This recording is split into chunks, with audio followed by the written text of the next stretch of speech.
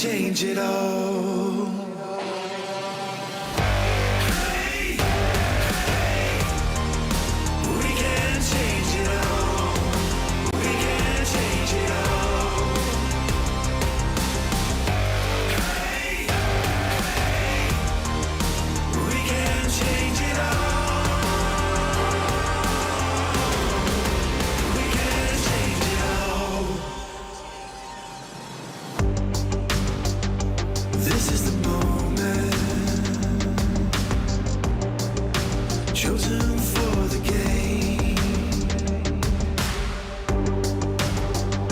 Live for the glory, fighting through the pain, fighting through the pain, through the pain, through the pain, fighting through the pain. We can take it all. Hey, hey, we can take it all. We can take it all. Hey, hey, we can take it all. We can take it all.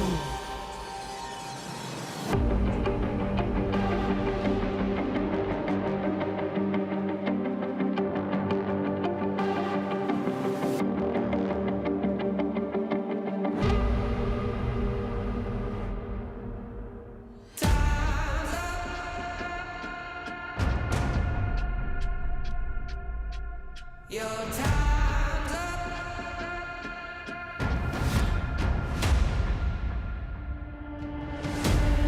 I've been waiting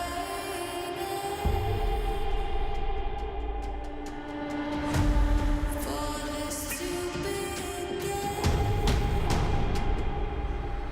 Your time's up.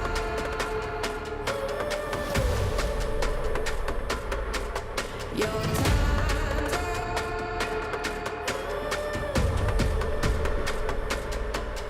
Your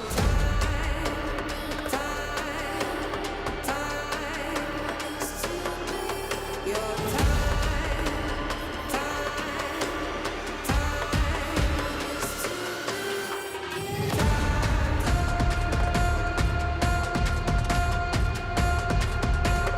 to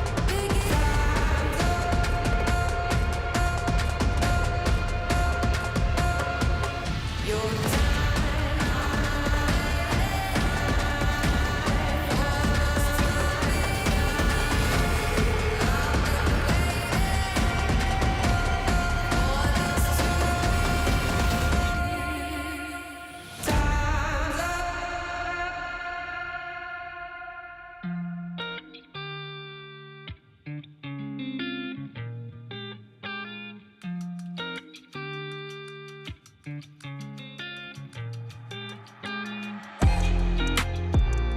All right, sat here with Imperial, and we're going to go over some potential CS2 patches that are coming down the pipeline. Have you guys been playing CS2 at all? No? Not yet. Just a little bit. Just a little bit? To see the new maps. Yeah. Yeah. See how pretty they look? Yeah.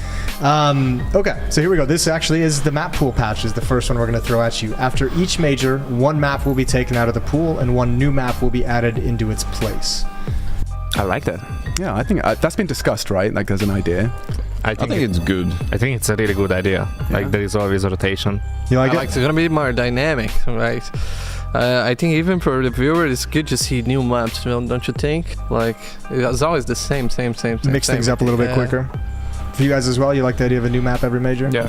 Yeah, I think yes. But I think it would only work if like the major would be the last tournament in the season. I think they've made that change now. Yeah, exactly. Right. Okay, so it could work. So now that can work. Yeah. That makes sense. Okay. Well, I think right now they don't change a lot. Don't you think? Like the rotation is not switch for how long? There's no set time to it. It just changes. Yeah. They just change randomly. I think if they put like a schedule to change every 3 months or 6 months would be pretty good. Every player break would be nice, but it's difficult to make that happen, but What map would you guys pick to come back in, just out of curiosity? Cobble people? Train people? Train? Cobble. Cobble? Cobblestone. Cobblestone fast. And for me personally, Cash. I would vote maybe for Cash. I want Season back. I do too. Season was there, the start ECAA like pucks, and I love that map. I think it was very good. I literally played like one puck on that map. I never played that. And Train also good, but I would rate Cash more than Train. Okay, cool. What about Tuscan? No love for Tuscan? I love Tuscan. Yeah. Tuscan and Train, I would like. Train is a good one. I kind of miss Train. I used to be a Train hater, but I kind of miss Train. This one we call the Valorant patch. I'm going to break this up into a couple chunks because it's big. Gameplay-wise, we're going to take the matches, instead of MR15, they're going to be MR12. You're now able to run around and move in the buy time area in your spawn and CT or T spawn. And then we're going to change overtime to MR1 instead of MR3. No, it's not good. Everything you say is not good. No. Don't like any of that? No. Don't like MR12? No. Don't like MR1 overtime? No. Nah. In my opinion, I hate it. I don't know the boys, but I don't like. I don't think I would change that. I like the MR12. I think the only thing I like is actually the MR12, and the only fact is I think it's better for viewers because like if there's longer matches, I think it's gonna be way more enjoyable to watch it. But other than that, no, doesn't look that good to me. You know, you remember the beginning of the Sword? Like they had a different type of competitive. I don't remember the name, but it was like it was MR13, I think, and you would start with like 10k. So there was no equals at all. So it was more aggressive. It was more fun. And don't like running around in CT spawn. That could be something, but no. Yeah. Just a blank no. There's no real use to that one, is there? No. Running on spawn. CS is just better than that. I don't like any of it. I think MR12 is not enough in CS. Yeah, for the players, but I think for the viewers it's a good thing. Yeah. But for the players, I think it's really not enough. Added a one-tap rifle to the rifle tab. Comes with 12 rounds and costs 2,400. The R8 revolver uses shotgun rounds. Reduced the auto sniper price. Gosh, you're asking for chaos. Like what? Like I'm trying to think. Like a Kar 98. Like crossbow or what? No, like a one shot. Like it's like it's to the head one shot, but it just doesn't have the. So would you have like a harpoon or what? Yeah, like an M1 Garand or something. You know? Okay. Okay, I see. Like Mosin. Mosin or something. Yeah. Reduced auto sniper price. I think that could be interesting. Sure. Just in having more color to the games with guns that have scopes at least. Cool. And it would be probably new meta of auto sniper, new price, like silencers meta. OT. I think BO5 is like that's the worst. You know, like if you get to play all 5 maps, like from viewer point of view, I think must be crazy. If you actually want to watch everything, like. Can you imagine explaining that to a friend that's not esports and be like, yeah, man, come watch Counter-Strike. Bro, I have 8 hours to watch this, man. Yeah, I did that. I brought my mum to Cologne. First Counter-Strike event she's gone. That grand final went 5 maps. Oh my She God. sat there and she's like, okay, so when does it end? And I'm like, about very interesting. 8 hours from now. Get comfortable. Have a nice seat. Update number 3, seeking cover. So this has to do with the bomb. So we're going to introduce bomb pressure waves. When the bomb explodes, it creates a volumetric pressure wave, which expands around corners and spaces and into gaps in the walls. So if you're caught in the pressure wave, you'll take 100 damage and die automatically. Won't change too much, right? Because it's not CS for me. How's good the wave's gonna? How do you know the wave where the wave's gonna hit? Explosion. So like Inferno and Ancient already. Sure, it just makes it like way more powerful. Yeah. That's kind of you can hide behind a wall. No. Yeah. I mean, But I mean, if you're talking like a real life thing, then it's. Like you should cover, you know, if you hide behind something in theory a bit, you know. Yeah. Less damage. Right? Less damage. Yeah. I like it. Don't you like it? No. Like people would have to hide better and. I already kind of enjoy it on Ancient. Inferno is too like cruel. I think there's like a round where like I'm trying to save, I run to other bomb site and I die. Yeah. Like, hello? Yeah, the amount of times I'm like mid-box and it's about to blow up on A, and it's like I'm probably not safe here. I think Ancient is the only map that you can do Ninja Diffuse on now.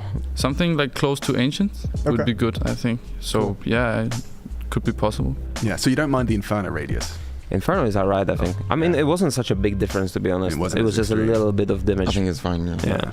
The Nostalgia patch is patch number 4. The Diffuse kit, the price is reduced to $200.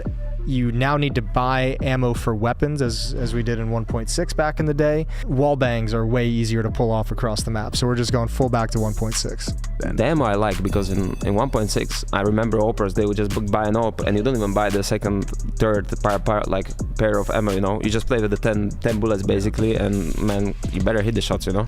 I would enjoy having that added. Really? Yeah, okay. I think I would. Making the economy different, I think that would be good. Might be able to like buy one magazine and still afford a flashbang or something. Yeah, exactly. Like that would be very interesting to see at least. Yeah, it would be much harder to control the economy as well, because you don't know how much bullets they bought. Yeah. And diffuse kits are cheaper, which is nice. Yeah. I see a lot more diffuse kits out there in the world. I like it. Yeah, you would like that as a coach. Yeah. I like these changes actually. I like it. Gonna wallbang, you need a lot of bullets. Yeah. Like gonna span on the smoke, so. I mean, in 1.6 it was like awesome to play because like you have a lot of cool things to wall bang, like the walls, the boxes. It was quite okay, but I would say maybe to make less than in 1.6. I think the wall bang is a little bit too much. Have you seen some of the broken wall bangs on CS2? It's too much. That is. I think it's a good balance right now. To be honest. 1.6 nuke spam was a little much, a little too much. Yeah, it was not a little, it was a lot. So you from outside can spam A side, A bomb side, everywhere. Like I like the like basically 1.6 wall bangs. There isn't this nothing clip where it just spams like 4 people to outside. I mean, you had to learn all those wall and bangs. It's impressive. It is impressive. Yes, 100%. I guess for the opponents, it is. You could argue there is no counterplay. I guess you don't go. No, wait. I mean there you just spam every corner, and I mean you just hope you kill him, you know. Yeah.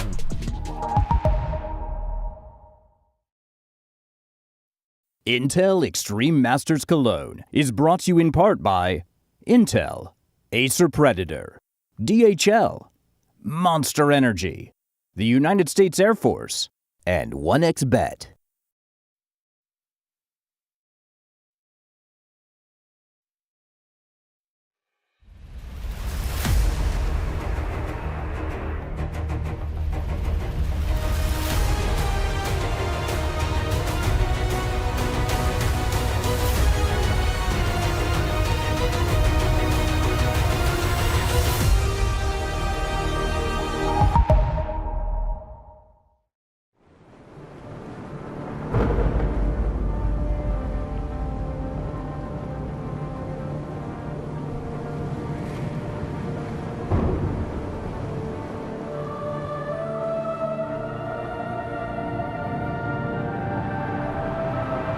Rafa really making history.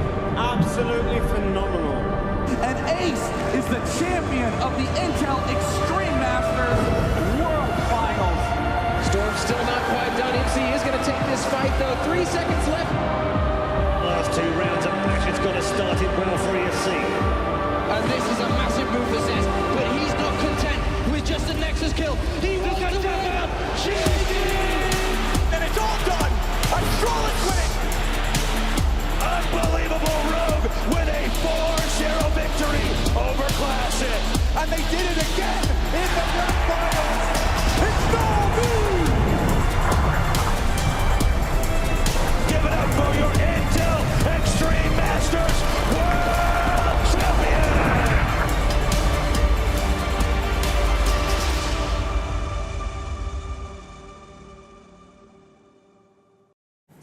Welcome to the group stage of IEM Cologne. Unfortunately, we've lost some great teams, but hey, we've got a lot of good ones in return.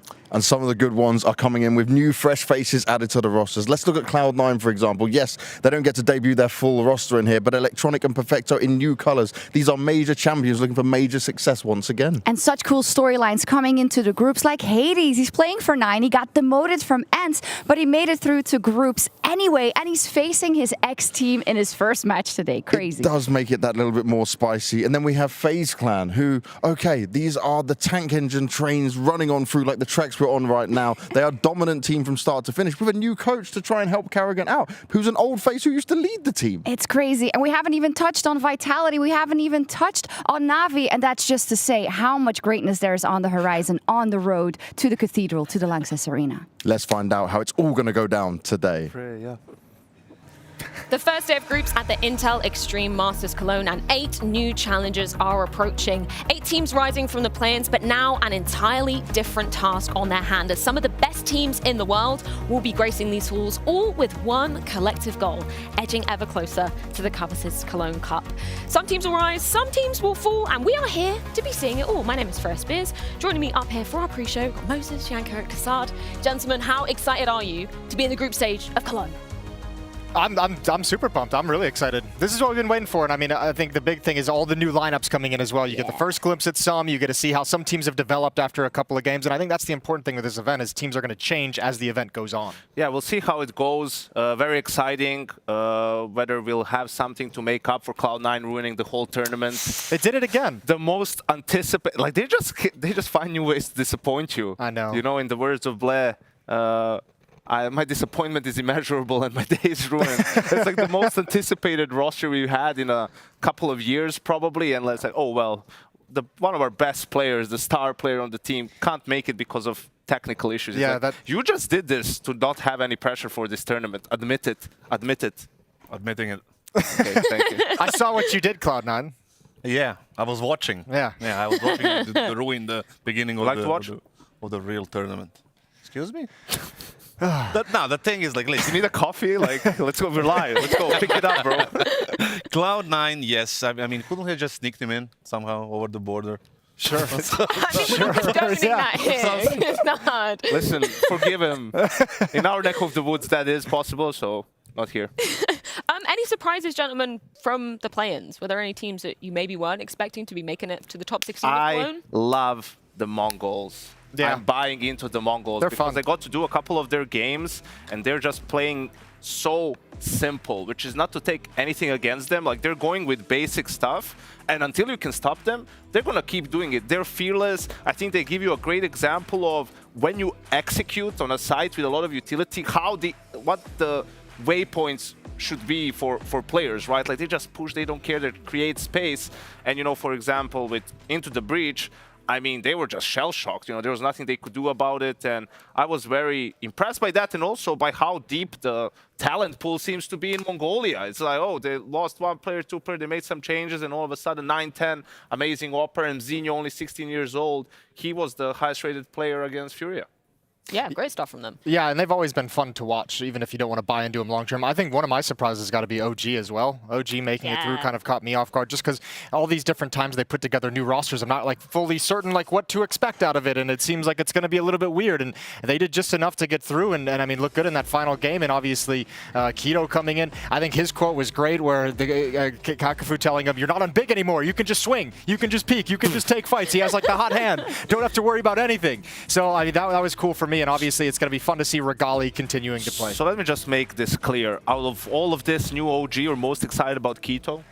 No, that's not, but that was just the quote I took, you know? Why are you trying to throw me under the bus like that? You're like a tank engine coming in along these like tracks. that this morning. You know, it's one of his mornings, right? He does that, but you just don't pay attention to him. You don't know my mornings. He's talking about tank engines, Thomas is out. Yeah, man. Is that like a British UK heart is broken. Is that like a good reference? Or? That's pretty decent. I'll take it. I haven't seen a team more disorganized and looking more poorly than Into the Breach in a long time. Like, unfortunately, they've had some issues. You know, playoff team from the last CSGO major out of contention so early. So, yeah, that's unfortunate. Yeah, you were pretty hyped about the 2 new additions. I thought they were going to be better, yeah. like with Neofrag and Beamas, they can make this happen, but no, they need more They had a couple takes before the play-in stage. Yeah, Torzi was another one of them, Janko. Do you want to defend yourself up here? I said Torzi, you know, Dexter was holding him back. I think now under Shui, just like in Mao's NXT, it was all the in-game leader. Verbatim, that's exactly what you said. Yeah, we'll see. You know, he obviously had an amazing couple of games, right? 20-0 in opening kills, of course. I think like these teams should be paying me money. Like, if you want your player to pop off. Just tell me, I'll criticize him off the broadcast, you know, and he'll do great. But I think it's just, for him, you could tell he was way more aggressive. And when we saw him first time in Katowice last year, that was the takeaway, like, with Torji. He's fearless. He doesn't care. It's a bit... You know, you wonder if it's overly aggressive, will he get punished? But that wasn't happening, really. And I think we'll see in some of the later stages against some of these maybe more veteran teams, he will end up being more punished. And I guess one other player you have to bring up, too, is just someone who, like, found, like, a new lease on life. Mezzi with Fnatic. Like, the burden of leadership taken off him. He popped off in the play-in stage. That was awesome They promised 40, right? He delivered 39 in the first one. That's pretty damn good. Besides the Mongols, they are the biggest surprise right here, right? Yeah. Obviously, Mongols #1, the way they played is just like Janko mentioned, is like so simple. They're like budget heroic in terms of trading. They're super good in these basics, so that's why they won. But like I said, Fnatic was also a big surprise, and Mezzi, and obviously Afro, and you know Dexter. And Roy and Krim. No, I mean that's and Karn's in there. Yeah. Don't forget about Kita. Kita, yeah. Samuelson. UK boys. Kito in OG as well. And Sam Matthews. And Shout out Fnatic. Maybe 2 times. I don't know. The fashion that they made it through in was most surprising. But maybe Kassad can actually say something valuable here. Tell us a little bit more about Mezzi, because you were his coach the first time he came in. Is this all due to you? Yes. Well, no.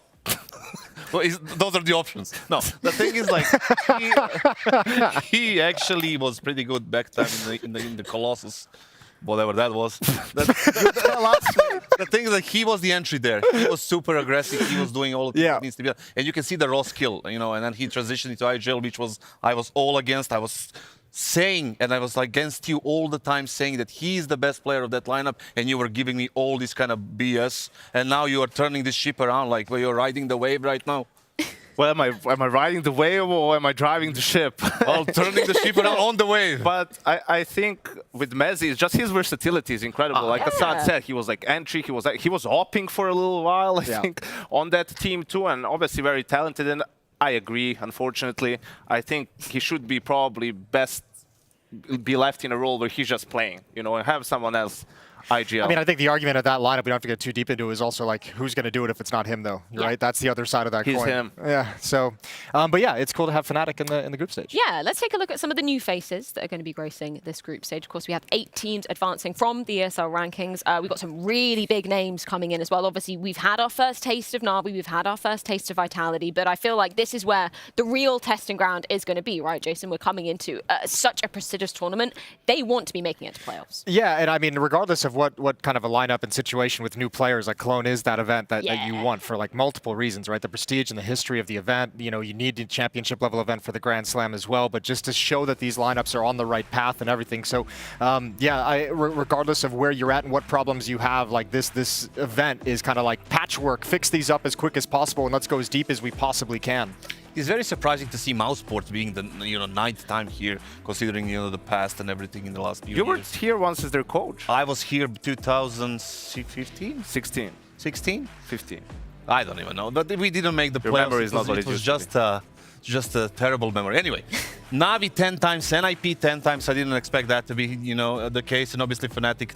I mean, Na'Vi have won it twice, right? They've got a pretty good percentage record if you're gonna take it like that. Yeah. I think also, obviously you have teams like FaZe, full of veterans, right, with Carrigan and Rain. I think Carrigan was at every single one. So was Rain, And then you have, some of the teams that are here for the first time, like GamerLegion, who also haven't played an official since the major.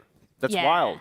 They're going to get stomped. That is pretty wild. And they've come in with some changes. Well, they had 2 players for most of it as well, so that's an issue. Yeah, they've kind of been poached. I feel like you kind of get that, being an underdog team, doing really well at the major. People are going to pick you apart, and I feel like they felt the mercy of it. It was the conversation right out of the major. It's like we all kind of knew it because we've seen it happen so many times. Like these young teams that did really good at the major, it's like, well, that guy's going to get picked up by somebody. That guy's going to get taken away from you. That you're going to lose him too. And now you just have these teams that just, get scavenged, get vultured, and had to find some quick way to recover. And I don't know if GamerLegion pulled it off as gracefully as we would have liked. So it's kind of like, okay, let's see what you've got.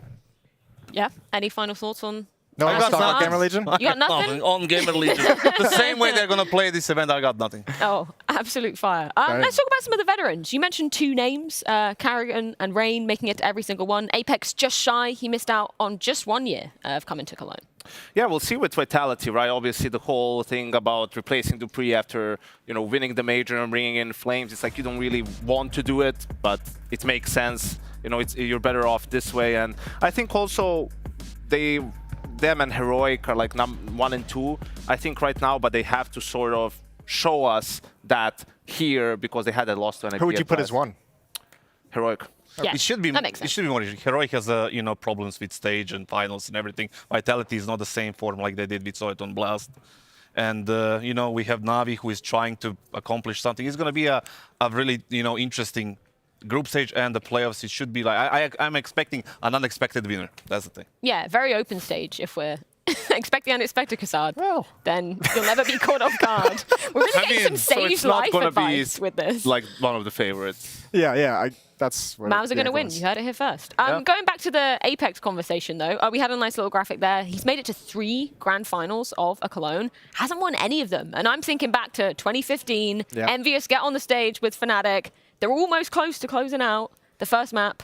And then Fnatic take a timeout, and it's like, psych, actually, we're going to come back. And they win literally 3 rounds after that. And they stick like 4 op barrels down Apex's throat. Yeah, that's so funny, like that moment, because you just look at how far we've come. Like that was Apex just tilt beyond repair, taking all, and I'm gonna peek like through double doors when they have, it's overtime. I think when it happened, they have like 16 kills. There's like 4 ops waiting for him, and he's not even an opper. Like you just wouldn't see that. It all started, I think, with the Crims 1v3 on the B bomb side, right? And Crims still around, still kicking, and we'll see him in the first game. Yeah. Nice. Absolute madness.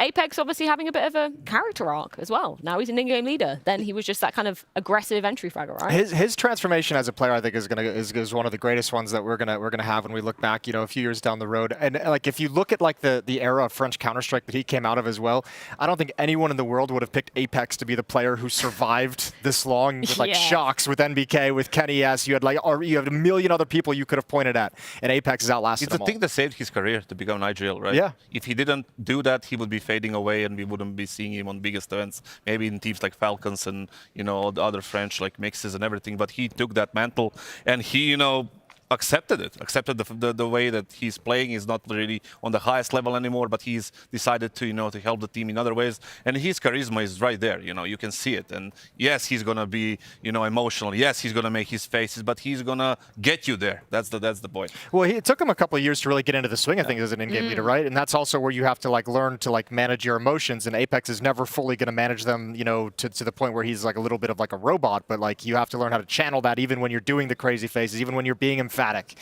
finding ways to make that work within how your team is going to function, and he's accomplished it, so that's sick. Karrigan as well, making it to every single one. I was just having a quick look. Copenhagen Wolves back in 2014, TSM, then Astralis following year, MOUZ coming onto FaZe. He's been on a hell of a lot of teams, hasn't he? Yeah, he really has been.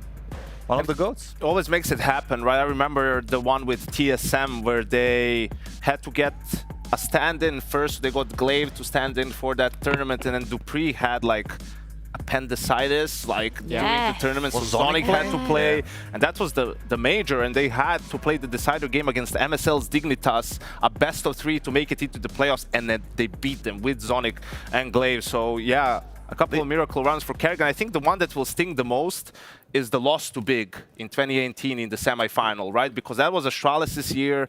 Astralis wasn't there, or they lost to Navi in the other semifinal, right? It was FaZe Big, where Big was somehow managed to get there, and if FaZe beat them, they had a good track record against Navi. That would have been the Grand Slam. They would have been the first. That was the Grand Big Slam with Smuya, right? When they were playing the finals and they lost to Navi at the end. I mean, yes, that would be a great final. If they made it, it would be like one of the legendary games. But we did have legendary games here anyway, so. Yeah. When we talk about legends, I mean, this is where legends are made, right, gentlemen? And I've got 2 more legends that we need to be checking in with. So let's head on over to the commentary booth where I believe Scrawny and Launders are waiting. Gentlemen, how are you feeling about groups today? Well, first of all, thank you, Freya. Yeah, legendary in our own right. And groups, I'm ready to get this one started. I think it's very interesting, Mo, that we got the 2 youngest teams coming out of play-in here now now progressing to groups. MOUZ and, of course, Mongols. And the Mongols, yeah. So many rookies here playing at Cologne. I think it's something like 30 in total. And we talk about the Mongols, like their entire team is one of them. And players like Muzinho, players like 910 have come in and have just been integrated so well into this roster that they're starting off fast in European CS. The rotations look good. Their aim is great. I mean, they're on par with some of the teams. Well, they've passed some of the teams they beat. I'm thinking myself as well. Jimpat, obviously, it's going to be, I think, tough for him because all of a sudden you get a MOUZ that's obviously looking at IEM Dallas, the fact that they were able to get into the finals there. You turn around and you're thrust into Cologne. You're making this uptick from the MOUZ NXT roster. There's a ton of hype behind you. And what I saw originally was like a bit of pressure. I think pressure on Jimpat, not necessarily crumbling under that pressure, but also I think the stakes are now higher, right? He's got to get ready and he's got to adapt quickly because he's got teammates that have been sat around waiting for wins. He's got a teammate who just led a roster to a major grand final. And so he better get up and running quick. I also want to give a shout out to Headtrick because he is, I mean, he's turning into just like a straight up tier 1 opper. So that's somebody that I really want to watch. And they called him Clutch Trick yesterday because of his game. It got a little messy, but he made it happen in the end. Right now I'm looking at like this Headtrick config relationship. And to me, it's almost it's a bit comparable, not in level, but to Nico and Monte. Like it's just this confident person who wants to achieve a bunch with a new We Play Academy League turned main team opper. It's got promise. Yeah, let's find out what Kassad has to say about that. Tell me. Yeah, straight after you, Kassad. What do you have to say? It was a bit of a reach to compare Nico and Monte with. He had to hedge. He was like, oh yeah, there's Serbians. I mean, but I can see where he's coming from. The duo against the duo, but it's like one is driving like a Ferrari. And the other one is like Fiat Punto or something. Don't call Nico that. What do you mean? Nico is the Ferrari. That's the joke. Yeah, speaking of newcomers, Mongols, obviously one of the teams there, beating Furia to make it. And they beat them also in the same stage of the tournament in Katowice, right? So it seems like it works for them. And listen, with Furia, it was also one of the more like roster that we wanted to see what's going to happen. Fallen finally in Furia, and obviously they're going to need more time to get adjusted to the change in playstyle. But I have to say, from some of the interviews, I hate what I'm hearing. Like I absolutely hate the whole, oh yeah, Fallen is doing a little bit of his thing, then Art is helping like with the, we're taking the best of both worlds. No, stop. You need to stop. You need to get away from that. Like, doesn't matter that Fallen, some of the maps were weaker for Imperial, so Art is doing more. It has to be a clean break. You let him come in, set everything up, do it his way. You help him with that where you can, but this like back and forth, like I hate it because I know Fallen. He's a super nice guy. Like it's almost impossible to have him say, "Hey, listen, let's just do it my way." Yeah, we're doing it my way. He'll say, "Oh, okay, we can try. Let's try it." Like he'll always like do a "let's try it," and then it's like you're not getting the change that you needed. But it's not only him. Just get the coaches. Like work together. Doesn't have to be the bad guy. Coach can be the bad guy, right? Oh yeah, and because that were great for them. Well. I mean, they're like best friends, Art and Gary. It's like the thing is, like, I mean, bad guy you and Jason. Bad guy. Come on, that's again a reach. But the thing is, like, bad guy in a sense, like, we cannot do this anymore. We need to do like the other way, right? He did an interview with us after the game, and he was quite open about what happened, and he was like talking about specific situations on Inferno. They ran out of time, and he said like, yeah, I called them in the middle of the round to put pressure on Banana, but they didn't really do it, and it's like some things like that we need to get used to and need to start doing it to understand the map better, and he wouldn't run out of time and grenades and whatever, right? So he was quite open about that, but yeah, I do agree, he's super nice. He just needs to stop being not that nice. That's it. They're going to look better down the road, but I think at the end of the year, we're going to look back on that Furia change and be like, I really think that Furia messed up not going for Biggie Zara and Skulls. I think that would have been a smarter way to go long term for that team. So I still have some faith that Fallen can get this team pointed in the right direction. I think they're going to improve. I don't think it would be as good as if they went Biggie Zara and Skulls. Yeah. I mean, any other disappointments for your money, gentlemen? We've talked about the highs. Liquid? But I mean, yeah. Haven't even talked about Liquid. Complexity. Do it, Jason. Twist that knife. They're not an NA team anymore, so I don't feel obligated. No talk about complexity. Perfect, great. Yeah, both of them. That's both disappointing. And I mean, complexity. I think the real disappointment there is like something with this Elite edition is just like not clicking whatsoever because Grim has just fallen off the face of the earth. It's not like a dip in performance. It's like a disappearance, which has got to be frustrating for him because it felt like he was starting to get a little bit of a groove. I think Halzerk had a few like low-key harsh words to say about the loss, saying people were getting quiet, the atmosphere in the team in those crunch moments was dipping. So, I mean, it just seems like there's something that's not really working in the early stages of this edition. So you have to be worried about this future. You have to be worried about where this team can go from here. It's the leadership.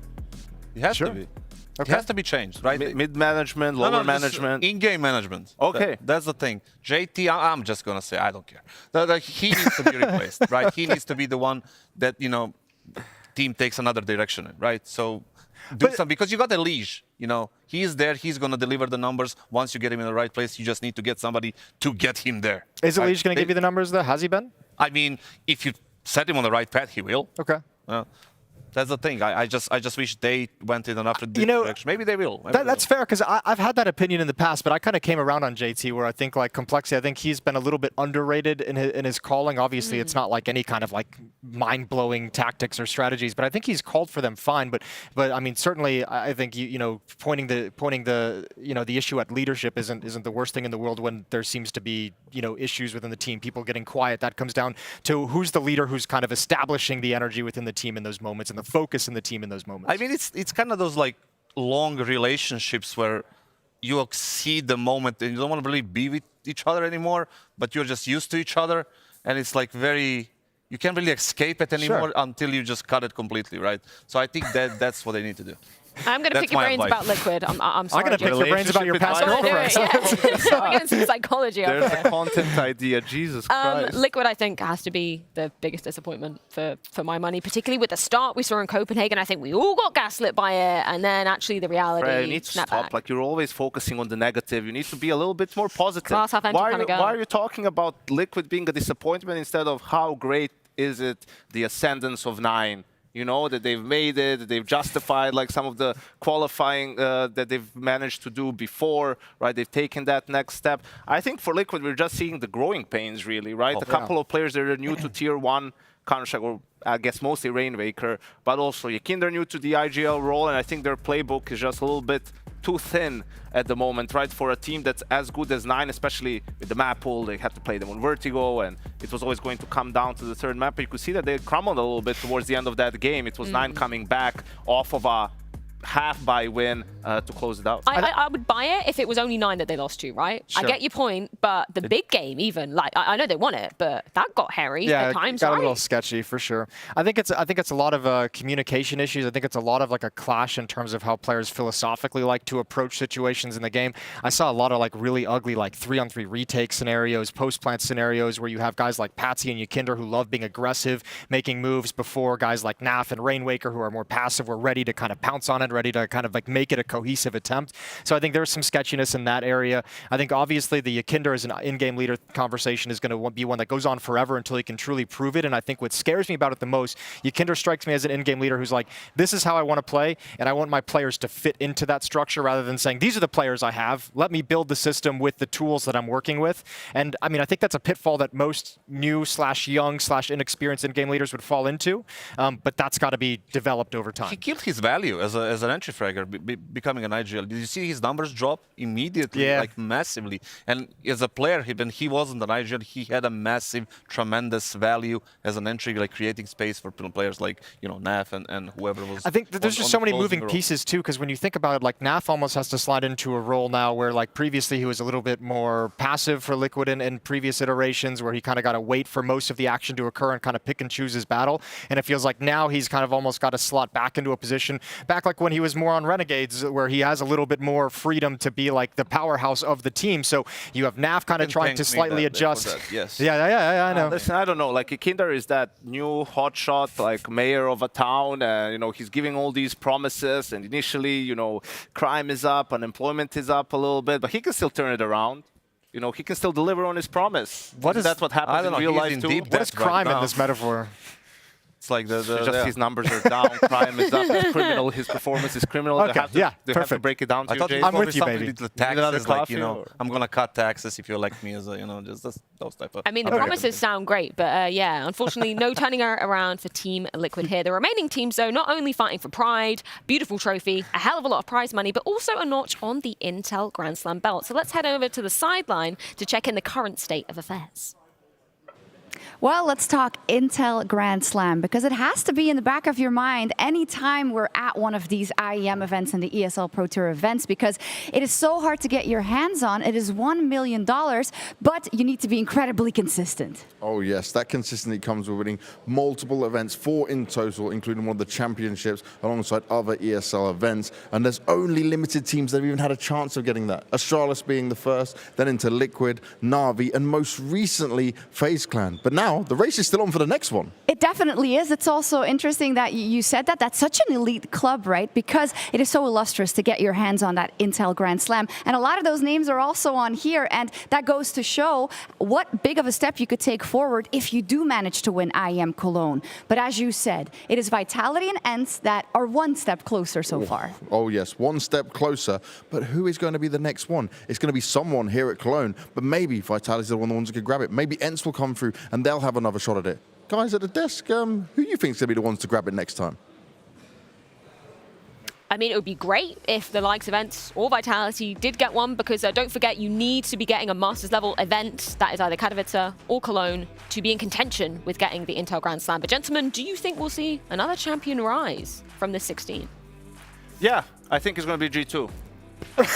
No one expects Any logic? No one expects no, it. Opening day jokes. They were poor at Blast, right? But Very that's the point of Blast. You go there to suck, so you can be good here. So you get through the initial, it's like the pains level of event new is equal to the season. level of the team. Right, and they rise to the level of their opponents, Freya, and they're in a very difficult group, right? That group looks like it's already playoffs of Cologne. The other one looks like it's the playoffs of the Blast Major. The G2 winning that would be the worst thing ever. Because then they would be like, oh yeah, we got it back. And then another year of pain and misery and my tweets. And nobody wants that. Nobody wants that. Nobody wants that at all. You know what I do ain't winning want, anything. gentlemen? Schedule. We do have to touch upon it because we have 6 best-of-3s going down today. 3 on the A stream, 3 on the B stream side of things. We've got the A stream kicking off with Cloud9 versus Fnatic. Then it's going to be G2 versus Astralis, followed by MOUZ Na'Vi. Jason, do you think G2 are going to come out on top of an Astralis that's been looking pretty good? Yeah, that could be a sketchy trap game. That's the perfect kind of game for G2 to lose and disappoint. And then obviously you can see here on the B stream, Monte and GamerLegion, 9 taking on ENCE, heroic Mongols to round out the day. I just want to say I like that James mentioned ENCE. I think this is another opportunity for them. Okay, they did it in Dallas. They finally lifted the trophy. But here you need to build on that, right? I feel like you need to make the playoffs, especially considering their group, right? It is the more easy of the 2 groups. So I think for ENCE, that would be a great way to stay consistent and also build on that moment in Dallas. I love ENCE as a team. I love watching ENCE right now. I think they're such a fun team to watch. I think they've got so many cool tools. I've enjoyed watching Snappy's leading for like a year or 2 years now. So ENCE is such a fun team for me. Well, Jason, I'm sorry, you're going to have to hold your excitement for a little bit, because that is our second game of the day. Our first game on the B stream side of things is going to be GamerLegion versus Monte. But coming up on the A stream, it's Fnatic versus new Cloud9.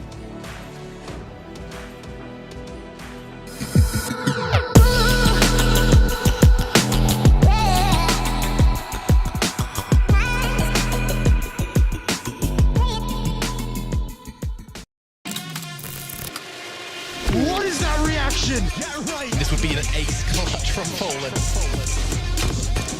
Oh my! Oh boy! FaZe Clan, the champions of ESL Pro League. Poland's here. Oh my God! Yeah, are you gonna be kidding me? What a map! What a map!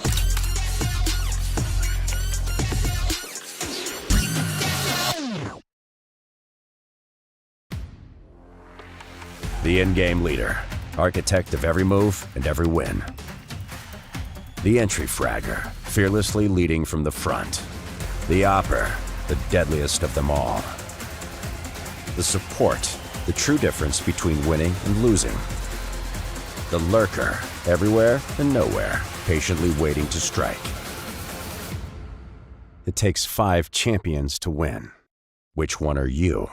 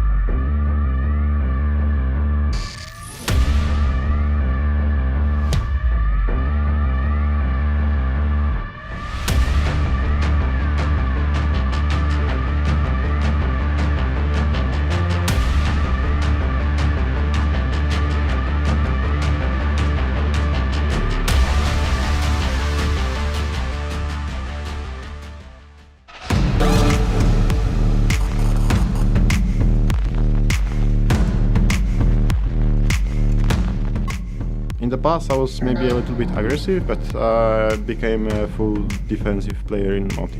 But of course, when I need to go like into the fight, I will go.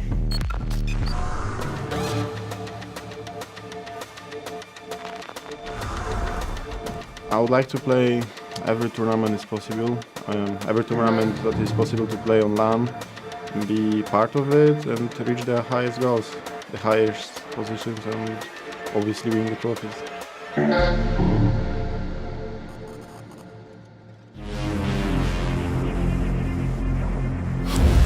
What is your calling?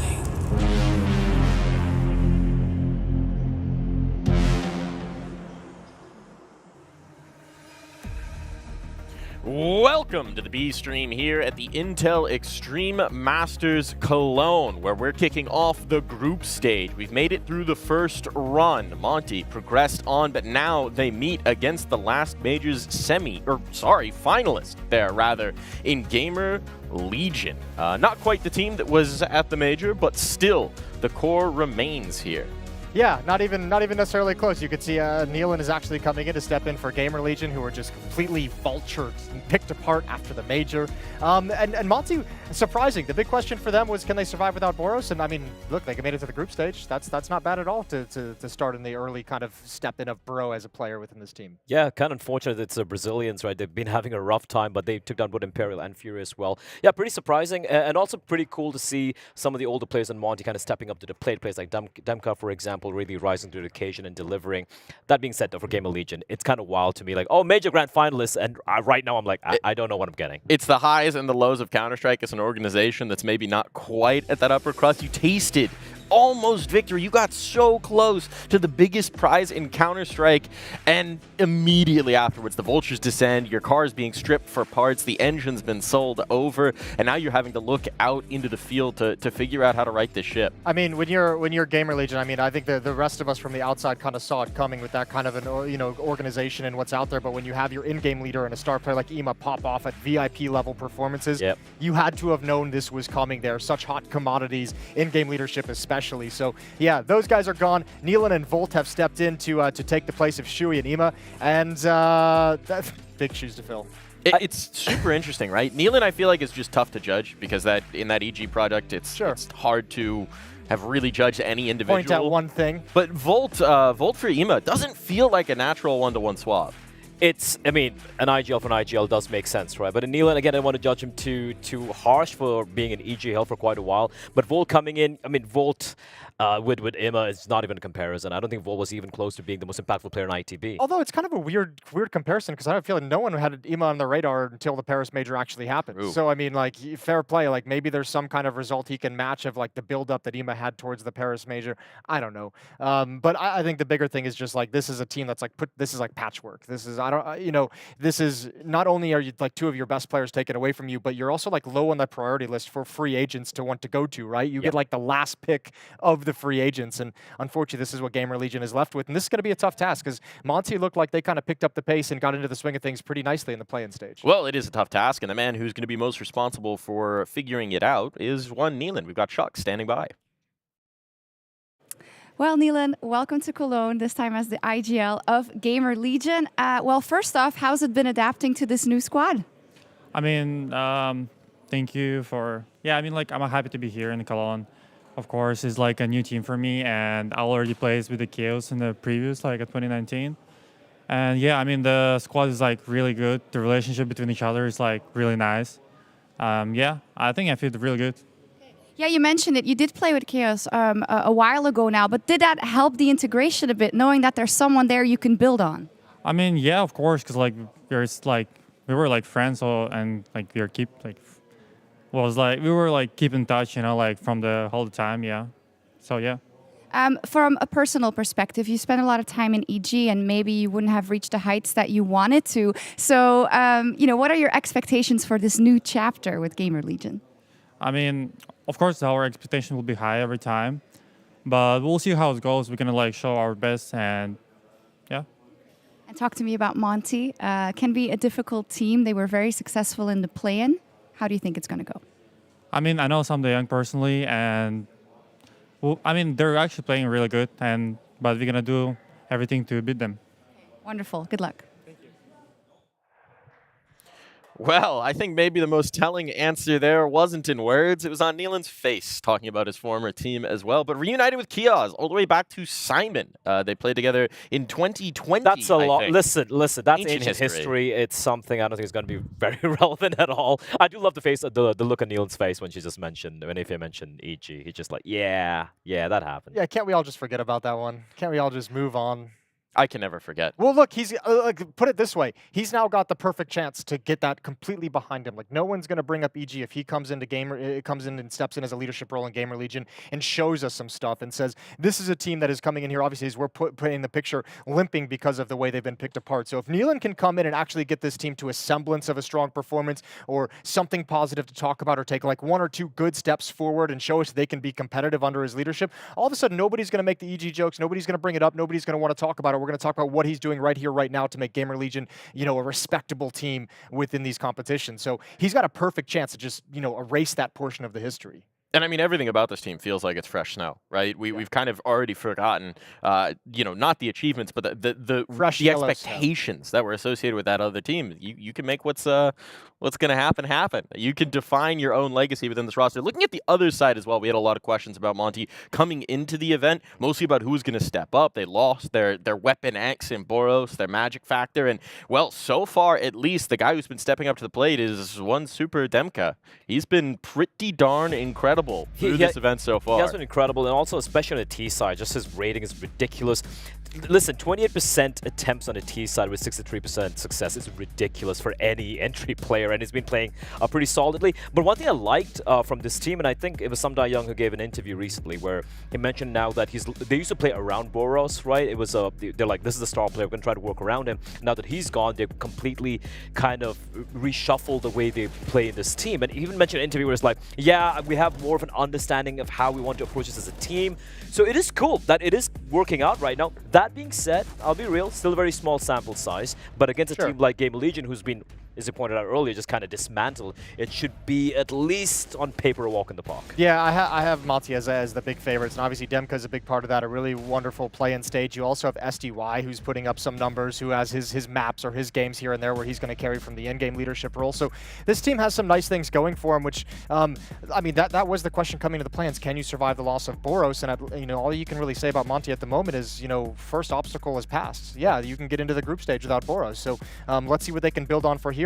This is a nice way to start your group stage run against a GamerLegion that should be a little bit of an easier opponent than some of the guys you're going to face down the road. It does feel like maybe you had the lottery draw in terms of you're looking at the teams that were automatically into this stage of competition. It's like a murderer's row, and then you've got a slightly remade GamerLegion, maybe a little bit of a friendlier face. But it will be interesting to see. We're going to be getting in towards the series itself. Is there anything in particular about this matchup, looking towards the veto, looking towards the maps, that excites you? I guess the veto would be GamerLegion did used to like playing Overpass quite a lot. Now, obviously, with the new IGL coming in, we have no idea how this one's going to be playing on out, right? But Overpass is a map that against Furia, Monte would look completely lost.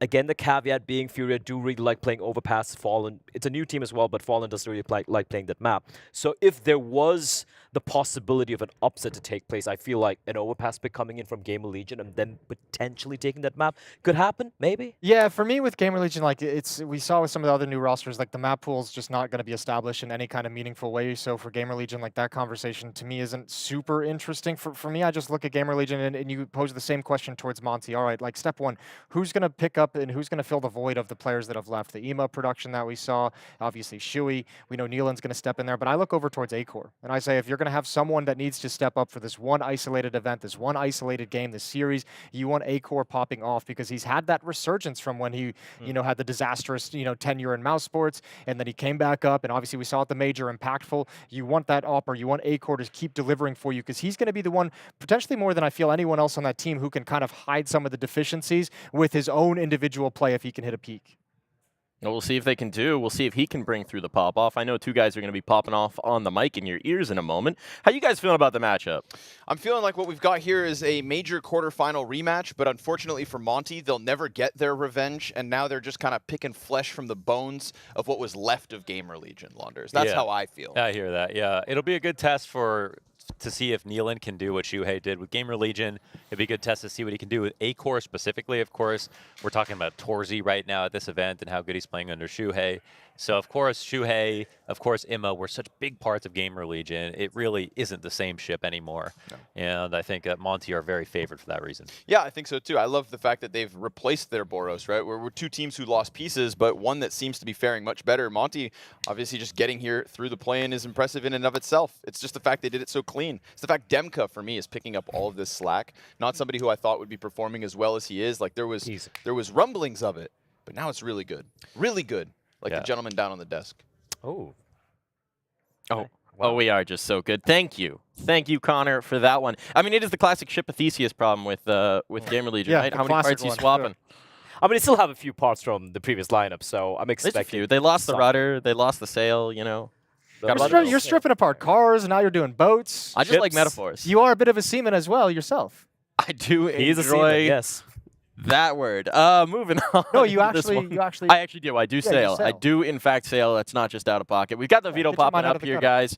So we got the Inferno. We got the Anubis ban. Anything weird here so far? Nothing, the usual standard permabans. Like we're discussing for GamerLegion, you know, with Nealon coming in, is he looking to completely revamp everything on a new system, you know, or is he planning to continue with the pieces he's got left to work with from GamerLegion? That's the question. Important to note as well, like since we already touched on the fact that this is Connor mentioned this is a quarterfinal rematch from Paris. One thing that Monte didn't have there that they have now is their coach standing behind him, is LMBT. So True, he's going to have some assistance, and I know that was a big talking point for this team, not able to bring him to the major. So having him now is a little bit more of a luxury. Gives them a little bit more room to work with. And as well, looking back at that, right? I mean, these guys were the grinders of the online season last season. They played everything they could get their hands on, but they didn't have that LAN XP. Now, having played on that big stage, I mean, they are infinitely more experienced. I mean, they also played quite a lot of online events after this with middling results post a major as well. So they've been on the grind. For GamerLegion, not just is it a new lineup with a new IGL and a new player coming in, replacing the star player, they haven't played a single game ever since the Blast Major grand finals, which is like, what, two and a half months of nothing? Well, they only had like 2 players on the roster since this is like the day after the major as well, so a little bit of an issue there.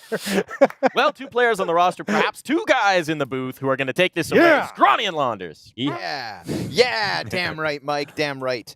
Blah. And who was that guy on the end? The Yanko? Oh, wait, sorry. Jason O'Toole. Freya. Oh, yeah, right. Yeah, something like that. Welcome, everybody, to the big tool. Day 1 of the group stage. We've cut the fat. We've gotten into the action. We got Monte versus GamerLegion, which, if you were back at the Blast Paris Major, you'd be watching a quarterfinal. It's not the case. We got a new leader in Nealon, who has left us in North America to our own devices, coming back into this roster. And hopefully, for the sake of GamerLegion, looking to maintain some of the success they were able to put forth at the major off the back of A-Core, because he is the last remaining most impressive piece. No Ime, no Shui. Yeah, that does put things into perspective. I would give us a shout out here to Volt, coming from ITB. Yeah. Oh, as someone who I think is an excellent player that will make a great team even greater one day, who is sort of a rookie at the moment. Welcome to Cologne. Let's see how it goes. Waro 2K has had a solid uptick in performance thus far at the event. That's somebody who I think once they got to the big stage, and even throughout the different multiple stages of the major, wasn't turning as many heads as Boros. You know, the Waro op is a lethal thing, and we are feeling that in Cologne. The P250's already clapped. Oh, and it's going to go ahead and find 2 more. Wow. Krasno and Bro close it.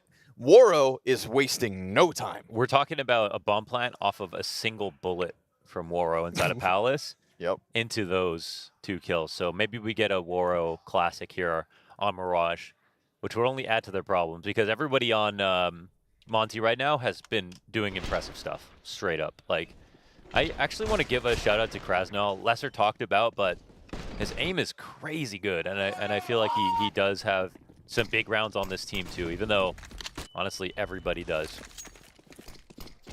It's just really nice to see all of them pick up slack from the departure of a big name and a big impact player like Boros.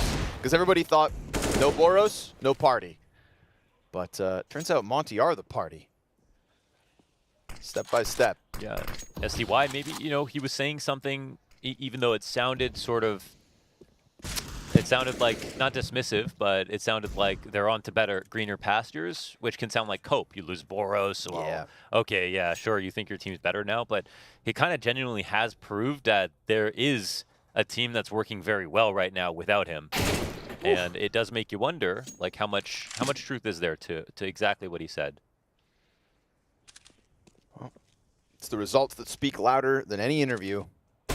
And the results are that Woro is not missing. He just took a scout shot to the chest, blasts away Acor, and that's who, of course, we're leaning on here in this series. If there's any positive remnant of the GamerLegion in Paris, Acor's the most known entity. His opping was instrumental, but we know Shuhei gets the best from his oppers. We see that already with Torzi. You mentioned it in the pregame. Oh, I got CS quiz for you because I can't remember. Yeah. When Acor played on Mad Lions, who was their IGL? I'm so sorry to do this because I just can't remember, but I know Bubsky was on the team. Bubsky was on the team. Woro 2K was on the team. Oh, yeah, Woro 2K was on the team. Yep. Wait. TMB? TMB? Does he IGL? Because he was on the roster. Did he win it? I thought he came in after. Okay, now we got to check. Now we're getting crazy. Supercomputer in your hands, folks. Shout out the ESL casting setup, may I add. Standing desks, 2 monitors, full PC setup, and program in the middle. Makes me feel like a cyborg. Bomb pops, Monte convert it off the back of more clean kills from Woro 2K. That AK looked as successful as his P250 because the only thing it hits... Bubsky, Asilian, Shush, and Roy. Headshots. Roy? You did not just say that out loud. Acor, Asilian, Bubsky, Roy, and Shush. Okay. That's a very different team to the one I was thinking about. So with that Flashpoint 1 win, does Shush just have more money made than any of the Heroic players? He must. That's a big, yeah. That was a big amount of money. Yep. Fat stacks. Okay. For your boy. Scout still for Acor. Kiosk is dead. Dude, Woro's, he's doing something here. The way he sits is so relaxed, too. Just gaming. Yeah, that's like how I sit at my couch. His best series at the Major was hands down the one versus Navi. He told Simple, he warned him. Yeah. One day I'm going to come knocking. And knocking Simple's socks off, he absolutely did. Outside of that, wasn't crazy. But again, I think he's thriving within the slack that Boros' departure has left. Man's eating. You know, 'cause it's not just the opping Woro, it's the out mid AK entry Woro. Acor looking for it. That scout could still get problematic, but it's losing its teammates, and it missed its golden opportunity at popping one next to the bricks. Galil's got him locked in. Krasnal and Bro gonna close. Monte, easy sailing. Very cool to see a Danish rifler on this team as well because... So unexpected. Yeah, it's so unexpected, and most, like, Astralis couldn't even figure out how to use Astralis talent players, you know what I mean, to incorporate them into their roster. So it's cool to see them take that sort of risk. And there aren't that many aggressive Danish riflers besides Config. Bubsky was one of them, Benchki, of course. And Magisk, I guess, is up there, but not, or Dupree, I should say. You mean 5-time major champion Dupree? Yeah. Kiosk, here's him coming. Stuffs Bro on the approach, but unfortunately the fallback for the A setup is just kneeling on the stairs, so a ton of space. And SDY clean kill versus Volt top middle. Now, this is the kind of matchup where I feel like Monte may just be rubbing their hands together in delight at the prospect of kicking off the actual group stage versus the remnants of GamerLegion. I thought SDY was going to be the caller for this team because, you know, he came from Navi. But I think he was made to call, man. His team has been playing so well under his leadership ever since. Ooh, kneeling. It's a one and done, and it's Woro over the top for the 4th. That's guns for the first time cleared out of the hands of GamerLegion. Monte not breaking a sweat. Yeah, that was a clinic, basically, throughout all of Mirage, and it's been a great map for them. Their defaults just look so sound, and they're moving fast as well. And we talk about SDY, you just want to mention him as an in-game leader. It looks great. You know, career player previously for Team Spirit. Still the longest standing member that organization has ever had. Would have been playing underneath Chopper for the majority of that, if I'm not mistaken. I feel like time spent with Chopper is underrated.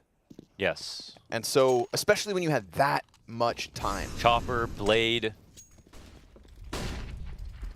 Those are big. Feel like you're naming bikers. Yeah, true. Bro looking for the entry. It's the lesser guns. There's nobody in the bomb site. Nobody down beneath the palace. So it's an easy plant as long as Bro can cover, but he does get attacked, as does the bomb planter. He'll pick up Isaac, no problem. Now, ticket player's gone unchecked. Oh, imagine they just walk. All right, man. Why? Levitate, levitate, levitate. Wingardium Leviosa.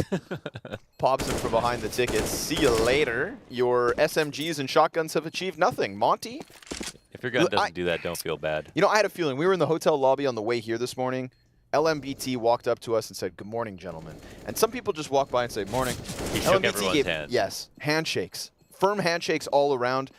And he has joined this team, right? This is something they didn't have in their Paris run. He wasn't able to leave Ukraine.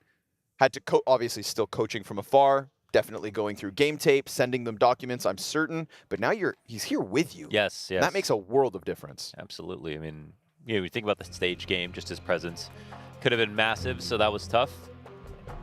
But here we are. We're at Cologne in the group stage. Monte 5-0 versus GamerLegion.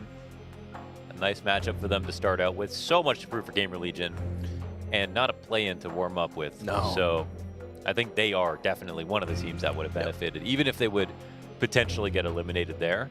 No shame in that. There's been some big names that have been left behind already here at Cologne. All right, man. Sure, dude. Cool, bro. Wall ride.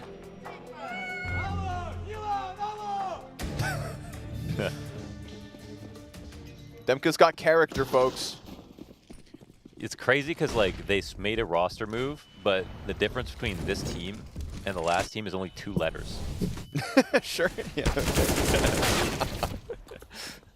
How long you been sitting on that, dude? That's analysis. Isaac, oh, poor guy's under pressure. Utility way too much. Demka gives him the little window jiggle. Dude, I mean, Monte looks sick. Yeah, they do. I mean, we've been casting their games. They've looked sick, and we're just like, well, how sick are they? And they, you know, this isn't even one of the best teams they beat, you know, potentially. So, oh, who's going to stop them, dude? Who's going to stop them? Acor just wants to save the op. It'll now be known. Beautiful second kill. We're kind of waiting to see what Acor can put forth. So I think, yes, it's a save, but it's nice to see the mechanics there are sharp. Yep. It's going to have to be, I think, if they're going to slow down what's been a very aggressive and very in-your-face pace from Monte so far. Some of the best movement, some of the best peaks for, like, mechanical peaks. Not like player skill peaks, or like stats peaks, but like literal peaks. PEEKs. PEE, yeah. Yeah. Yeah. Of any player. He's got those sliver peaks, shoulder peaks on lock.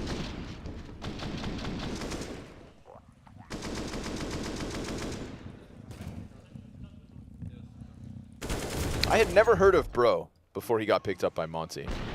I kind of stopped keeping tabs on Astralis talent.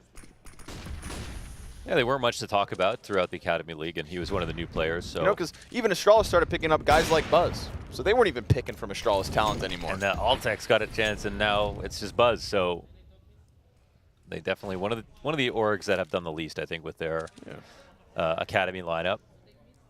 But at least they've helped out Monte. Yep. I have no expectations for Bro, so this event was just me getting to know him and his style and his skill.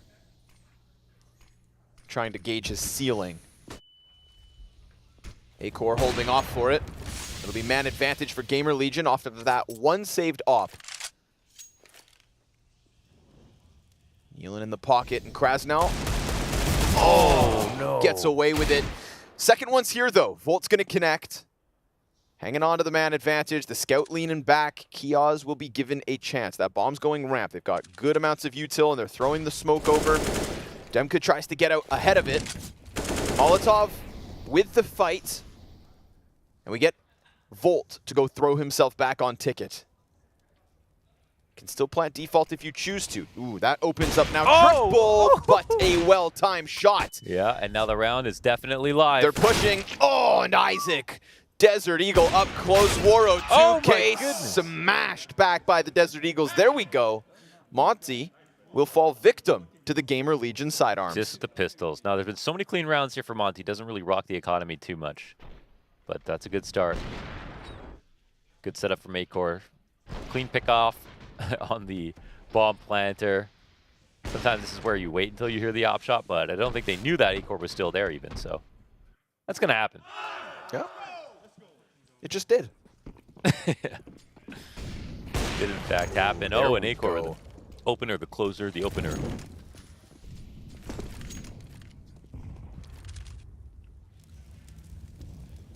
That's what we like to see. If there was a third piece to be stolen from the GamerLegion major run, it was going to be Acor. But he is still here. You know, I was kind of looking at Acor and Knock as like the standout oppers there. Like, who else is good? Just because of again, Waro 2K is maybe a bit of an underperformance on the playoff stage. But if we're looking at those three oppers, Acor and Knock, we're trying to lock horns. A lot of good op players out there. You got to be something special. And there's nothing special about a B hit in a 3v5. Volt leans back. Demka gets no opening. Now they just kind of feel stalled out, but they're still here, hoping somebody maybe gives them an opening kill. Maybe the market player, maybe the guy down on site, Krasnal, now alone, has slid out, catches them off guard, but it's a easy trade frag back and a clean second for the GamerLegion. Man, that's a twofer, and you know what? It's the 3v5, and that's all because of Acor, baby. Started it so fast. Yeah, clean pick in the mid, and there's always something to be said about can you read the rotation really well? Can you read the next peak really well? And even though the shot looks easy, he like figures out Waro's going to be posted on Palace at this moment. Boom, takes him out. Monte will take a timeout before things get too scary, which is really nice. You know, why wait too long? Why wait until it becomes 6-6? You know what I mean? Yeah, don't. Everyone does that.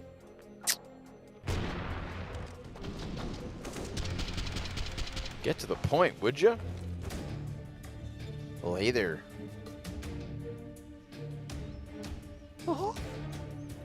That's you when you get CS2 access next week. It's me right now. Oh, next week. You leaked it. Whoa! Oh, my goodness. I'll play with your hearts.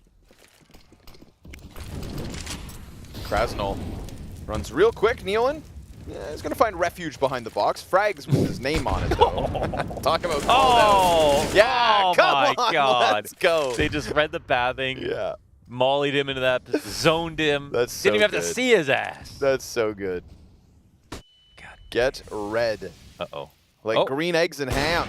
Acor. He's owning Waro. Wins the op duel versus Waro. Waro's been forced to cool off since the pistol and the AK entries out middle.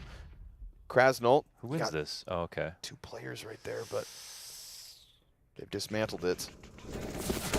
Uh-oh. Kio's kind of caught facing down the ramp. Draws Volt back onto the catwalk. Bro's going to be busy for a second. They haven't really pulled him all the way out so that Krasnal can help. He just has to pretend to fight real. Oh, my. There's a message.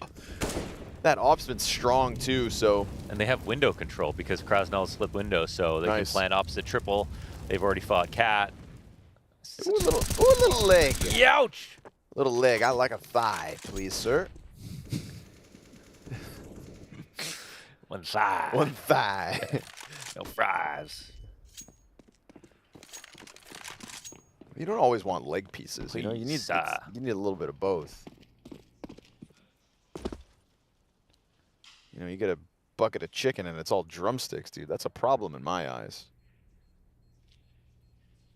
That's a problem. You got a pretty good life. That's what I'll tell you right now. It's true.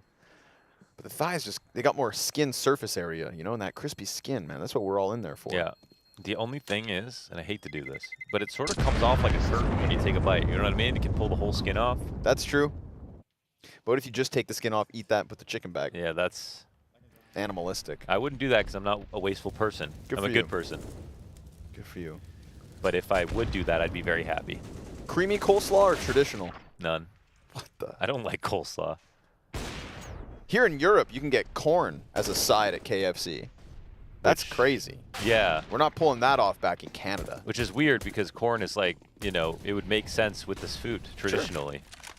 But you guys are doing it right. You're not doing that many things that well. No, I'm just kidding. You're doing everything right here in Europe. That's why we're here. Give me that op shot again. Oh! Woro's going to win it this time. But Good. you know what? He has to walk into his angle every time. So Yep. shout out to Acor for that. Yep. Acor trying to position himself where he needs to be, when he needs to be. You know, we don't always get like a true head-to-head battle of the oppers, but if we're going to get one between Woro and Acor, I'll take that.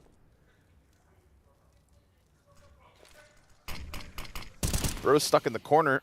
Is that going to have a gap? No. He'll be okay. Bro's util's 0 for 2 in this round. Yeah, but the ideas are good. Like, he did that in Connector Sure. as well last round and just screwed Nealon over Oh, through yeah. the smoke. All right, well, then we'll give it to him because that was beautiful utility. So he's allowed one flub. Oh. Eesh.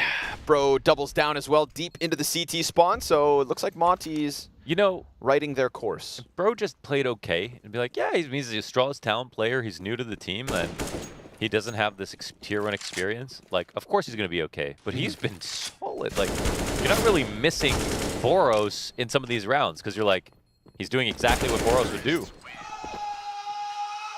And I didn't know if Boros... Like, if Boros did that, we'd be like, damn, that's why you pick up Boros, you know? So that's pretty impressive from Bro. I'd say he doesn't need those nades because it's Boros. The Monte bounce back from the Boros loss is something that I thought was possible, but I thought it would take another bigger name signing and a lot more time. Very fair. I mean, I had no idea what to expect.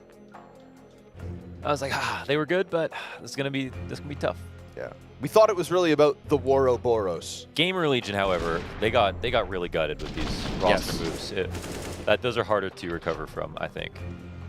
Like, I mean, literally, your star player in your IGL. That's tough. That's tough.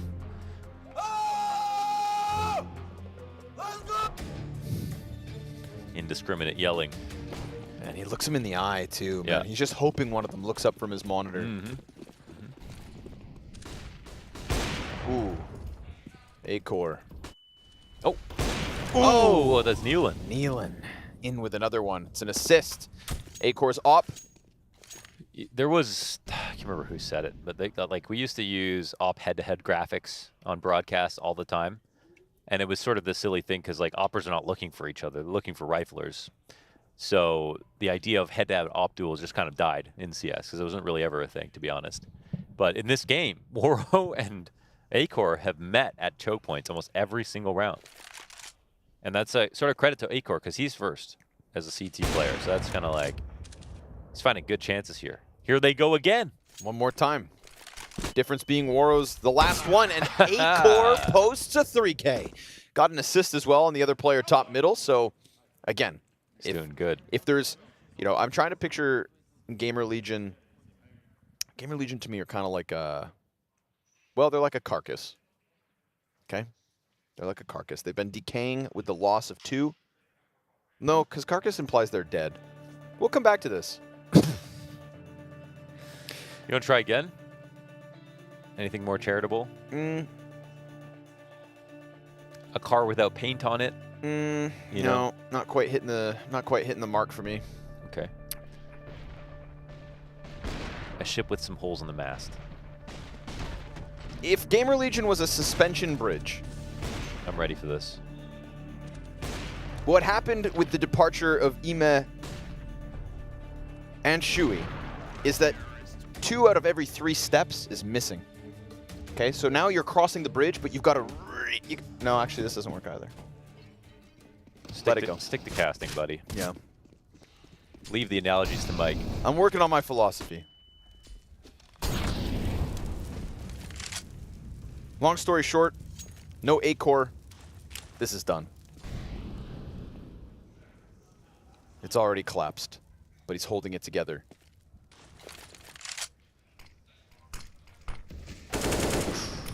Kios, love it. Sticking around. He knows they're coming. They're going to keep following through. So this has, I think, been a trend from Monte. They haven't really given up on too many of their attempts once they're committed in the first wave. And that wave just keeps flowing forward here. Nealon pressuring out from Ticket. Loves to throw himself into action as the IGL. Demka and SDY are going to bring this one back, though. And now GamerLegion banking on A-Core's op once more. Bomb is still floating outside of the ramp, and Isaac is now extended into the site. This could catch them off, especially if A-Core serves up another distraction. That's a good grenade to take down half the health of a rifler, who's now just stuck in that backside. You pop that head up. If you so much as move. He can, yeah, he can kill him through the box, so let's see if he takes the shot. Oh, yeah, wow. Wow, that's clean. Oh, my goodness. Counter pick. Oh, wow. Almost got Waro again, but now it's just Isaac, okay, in a 1v2. And they know there was hot action over on the A side. Bomb got spotted again. They know Isaac's got to be around here, but the spray doesn't land. No, they were so aware, because he's the one who threw the frag grenade. So that he knew he was out by triple, out by Ticket, had to be somewhere, couldn't have got too far off. And this one pushes the economy of GamerLegion into the dumps. Good recovery. That was man advantage for GamerLegion. And also a solid hold, but Monte just waited, and guess what? CT's walked into the crosshairs. And it's also the fact that the Monte story coming into the Paris Major was the sheer amount of games played, officials played, the amount of grinding they did. They're still that team, you know. They still have worked on so many small things and have a break, which I think actually is a huge benefit to a team that has sort of spent so much time trying to make as much progress as possible. It allows you to sort of consolidate in your mind what you need to think about, de-stress a little bit. You know, yeah, their full strength is probably wasn't shown during that period of time where they were so exhausted playing online cups. To prove they can swing the broadsword the way they did in Paris, and then to be given a good amount of time to just step back and sharpen it, making sure they come into their next big LAN. Off of what SDY said, possibly better than ever by replacing Boros. Some thought it was impossible. Yet here they are, smoking GamerLegion. But here's A-Core, right place, right time again. They've got the ramp flank. B is clearly not the right spot to go to now, but Monte don't know that just yet. We'll see if they change course. Oh my goodness, Isaac dies through the smoke. Demka. Shot. That's a big miss by Waro, excuse me. The bomb gets dropped, though, in a decent spot. This will come down to Bro. If he finds an opening on the A site, they can attack this. So Nealon has to be very careful here, man. And he's stuck there with 18 health. They're going to be coming in a second. Top mid player's dead. That could have been another saving grace if it wasn't going to be Nealon. Do they have time to plant the bomb? 6, 5, 4, and that's it. Oof. Big oof. Monte, I think, unfortunately, that flank and the missed shot from Waro just threw everything up into the air. Yeah. I think that's, for sure. You don't want to overthink it past that because he's holding the flank. That was a pretty easy shot. So that one goes. But GamerLegion pushed A at the right time. They had A-Core set up on B. They had a smoke to delay for time. So in terms of ideas, they definitely were one step ahead versus Monte there. We didn't really get to see what was going on in the apartments. I'm not sure if they stalled out over there, if it was immediately grab the bomb and run. I didn't have my finger on the pulse of the clock. Yeah, like if they kept running. Yeah, like if they walked bottom middle and then had that realization. It seemed like they had time, but weren't sure. I thought so too. But sometimes you don't want to run an underpass because then the cat player will let you know. Good flash play here from Kios to kick this off. Oh my God, that's a massive find at SDY. It's a gun upgrade and instantly the 4v4. A-Core just want to chill, man. This guy is so brave. What's crazy is that SDY had an AK when he got that Tech 9 kill. He picked it up before he peeked, but wow, he did chased that him with just the to Tech run. 9. Yeah, yeah, and got him. Big brain SDY. His teammate died deeper, so. Deepa. I love the SDY arc. The fact that, you know, he departed from Na'Vi. Yeah. Felt like, because it wasn't even, you know, and for NPL 1-for-1, there were like questions there. Now he's found his own team and left his own mark on the space. Isaac, it's an easy cutoff of Krasnal, but as he falls back from Cat, that's going to put a bit of pressure here on Acor, who could lose track of somebody somewhere. SDY slides out. Acor reveals himself, and while Waro's traded off of the van, it's going to fall down to Bro. 1v2 to impress us yet again. And Hands no longer busy with the plan. Oh, there's Ooh, headshot on Volt. And the other CT's right there for the taking. Bro. Oh, get hype. Yeah, they're yelling down there. That was beautiful. They rushed that situation. He was going to take his first peek, but it came down to one fight. You know, when he goes to the 1v1, he's in the advantage. So you have to be very aware of that. That's why people will take time to double up on retakes, but you couldn't ask for a better play right here in a 1v2 situation. Sectioning off Cat and then Marketplace. But what you're trying to do is basically get him to be visible as you get closer, steal space, and then be able to trade off in the fights. But instead, they let it become two 50-50s. And maybe a 50-50 and a 40-60. But Bro looked full in control. Great on the entries. Great in the clutch, too, apparently. Looking like a Fiku. Yeah, for sure. That's a great comparison. You know, Fiku's only had one negative rating since this OG formed. Of all the maps they played back at Blast and now here in Cologne, Fiku's up to something. Fiku's good, man. He's cooking. And it smells great. Let's eat. Well, Monte are the ones feasting for now. 10 on the T side no matter what. Shooting for 11, but Acor is everywhere all the time at once. Bro clears out Nealon. Acor's lost inside of the smoke.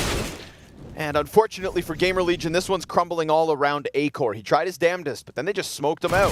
MP9 finds the kill. Back market. This retake, once the bomb is planted, if it's planted, is already starting to unfold. It's gonna fall on Kiosk.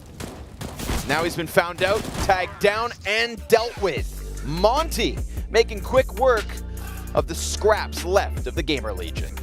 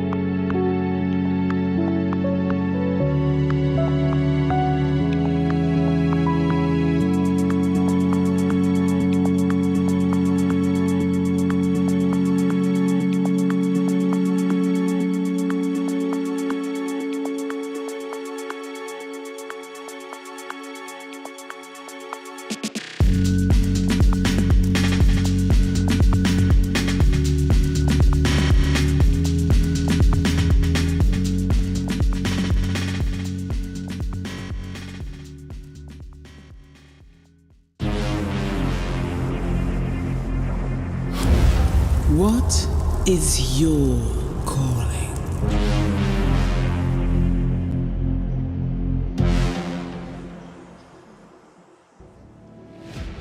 The Cathedral of Counter-Strike beckons, and it wants its gladiators to step forth. Fighting spirit coming out of Monte versus GamerLegion, who unfortunately only racked up 4 rounds on this CT side. If Acor wasn't in the middle of the fight, then unfortunately GamerLegion didn't win the round, and he tried to play everywhere from window to stairs to ticket to B. Even a couple cat peeks at the very beginning of the round. He played all 5 potential angles, and all of a sudden, GamerLegion kind of strapped for rounds. So if Acor doesn't go that much further above and beyond, somebody else needs to step up. Pound for pound, Monte simply better. Yeah. We get a big grouping outside of ramp. We'll see what Demka has to offer. He's been loud and rowdy and goes down with nothing. It's been Bro who stole the show at times throughout this half, putting himself up there with SDY and Waro. Isaac wants the jungle control, but there's 2 players here to deal with still. And bomb planted. No ticket push, no CT peek here from GamerLegion. Now it's starting to unravel. They're stuck. Oh my god, they dealt with that so well, man. That was like perfect protocols. Like GamerLegion should have immediately gone to do something else. Like they should have. That couldn't have been better. They organized so perfectly, close. They backed up in the window. They played 3 favorable angles. They came in to pretend to fight from the opposite side of murder hole, and then you see like, oh crap, like we're gonna have to fight full force team here if they want to get jungle control. And Monte said no. This was our plan all along. Come. Come die. Come. And they did.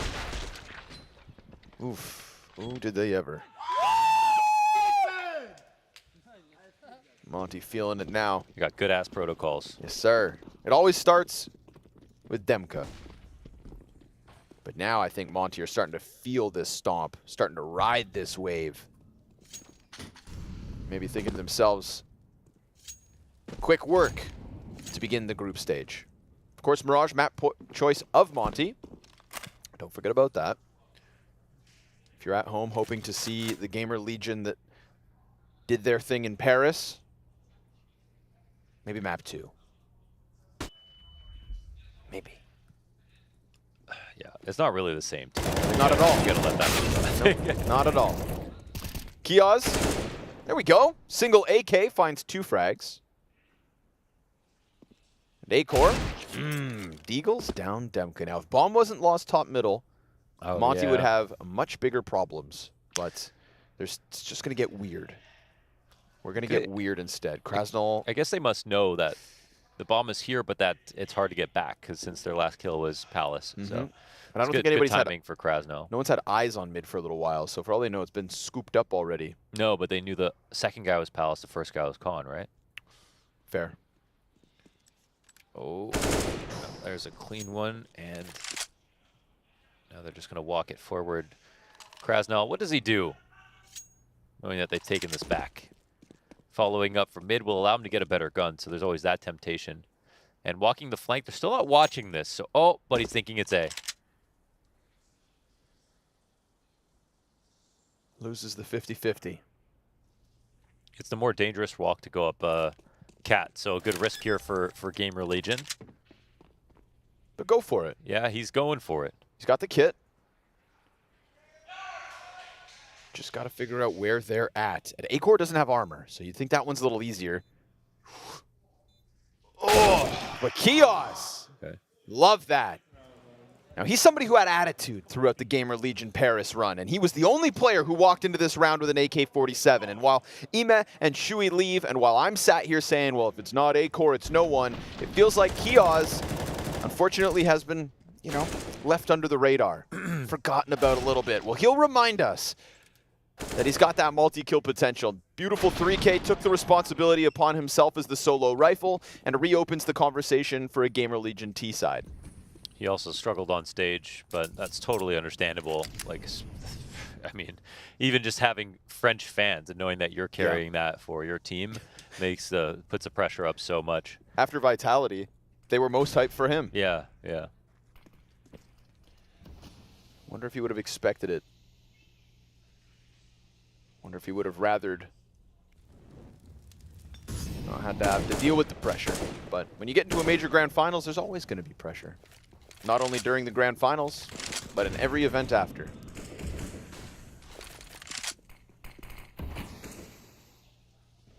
Big crowd in Cologne, Kiosk. You want that second hit, kid? Take this match back.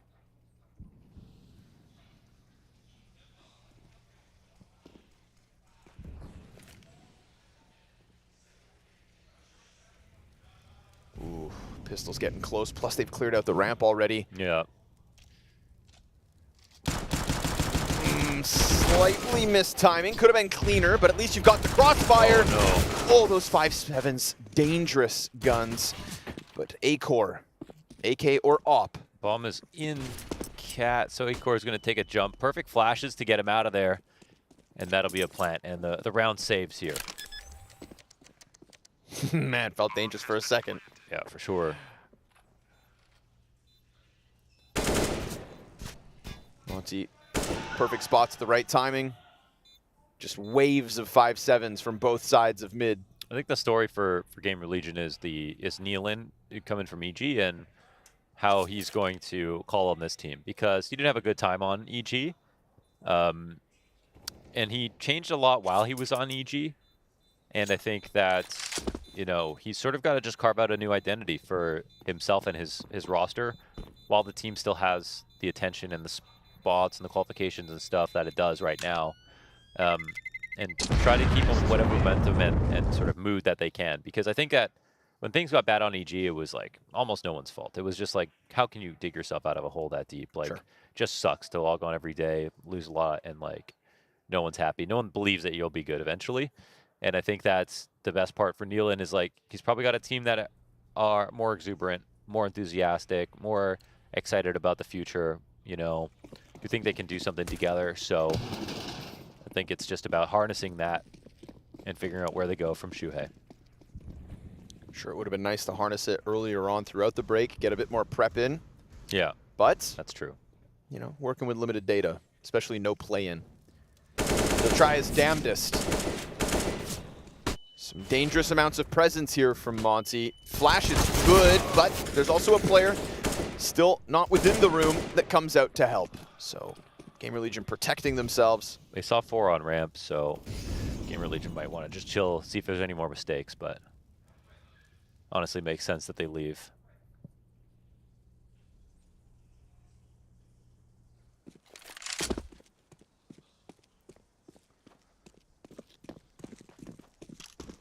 Looks like Monte are getting bored of waiting on A.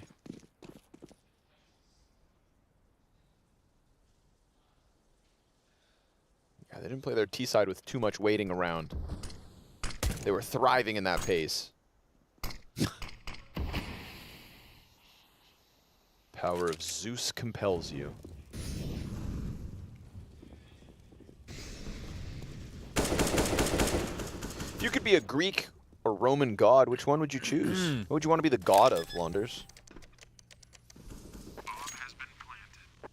That's a good question. The god of movement? Did they have one of those? The KZ god. That would be sick. Like, why is there no god of movement? Well, I guess it would be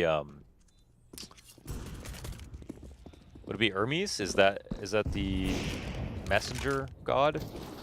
God, I should remember this. I really used to love Greek mythology, but he's the patron god of flocks, herds, and shepherds. Yeah. He has. So he's got wings, right? So he chose sheep. Sorry? He's the sheep god. Well, they're all sheep to me. You know what I mean? Yeah, I know what you mean. Sure. Herds, flocks, travelers, and hospitality, roads and trade, thievery and cunning, heralds and diplomacy. Yeah, that sounds like you. Okay. What about you? The god of laughter. Is it Hermes? Hermes? I don't know, man. I think you should get... I thought there was something you had to get checked out. Hachanido? God, don't get me started. Nice angle here from SDY. He saw that. Did he? I mean, 5-round game. No, I guess he was still a little blind. Yes. All right. Got to clean those glasses off. Went right across the windshield. Yeah, now he's nothing but a smudge on the cap. As A-Core holds top middle. It's a good time to attack B. No cap player. See what Krasnol's got to offer. Sitting in the sight. Back turn to him. Second player's up. Oof, he's hanging on until Volt gets the better angle from outside of the doorway. Acor's gonna topple Waro down bottom mid. Dude, Acor. Serve up a massive distraction that will disallow Monte to get back into any retake. A free B, but not enough to really go for this. So it'll stop shooting eventually. Dude, Acor is setting him up big, man. Also, that was a solid call from GamerLegion. I mean, they kept it real simple there, right? They get a cap player and then they attack B. And they keep mid control and all of that. So, love that, man. It feels like Acor could literally almost win this map right now because he's actually been bodying Waro a little bit. He's been getting opening duels. So, it does still feel to me like a bit of a one-man army. Yeah, that's true. We had a mind you, but I say that. Kia's got the 3K. The calls are good, and he's a one-man army. Sure. Yeah, one-man armies work if he's on one. And right now, he is indeed on top of the ball. So is the analogy with the on-the-ball thing because it's difficult? Like I was the thinking balance about on that. Yeah, I don't know. That makes sense. On the ball. I mean, if you're off the ball, yeah, you couldn't balance. So, yeah, I guess this is the nature of it being skillful. I also thought maybe it's like a ballpoint pen. If you're on the ball, it's working. The pen is working. Whoa. Right? I didn't even think about that. Yeah. What if it was just on the tip of the calligraphy pen, though? Is that the people who write like feathers? With feathers? An underpass kill here from Demka. This Kia's out. Oh no. Krasnov, Oh no. Really? Krasnov. Well, I mean, that's the risk to take, man. Couple pistols, right? And you know Demka's going deep. Demka gets traded out by Krasnov. Perfect indeed. There's guns to be had, but he doesn't press his luck just in case there's someone else. Man advantage times 2, more important. Damn, that was him coming to help his teammate, like you said, and the fact that Demka got a kill attracted their attention so strongly. He said, okay, let's try it. And now they're going to spend all this time chasing ghosts. He's back in the site chilling.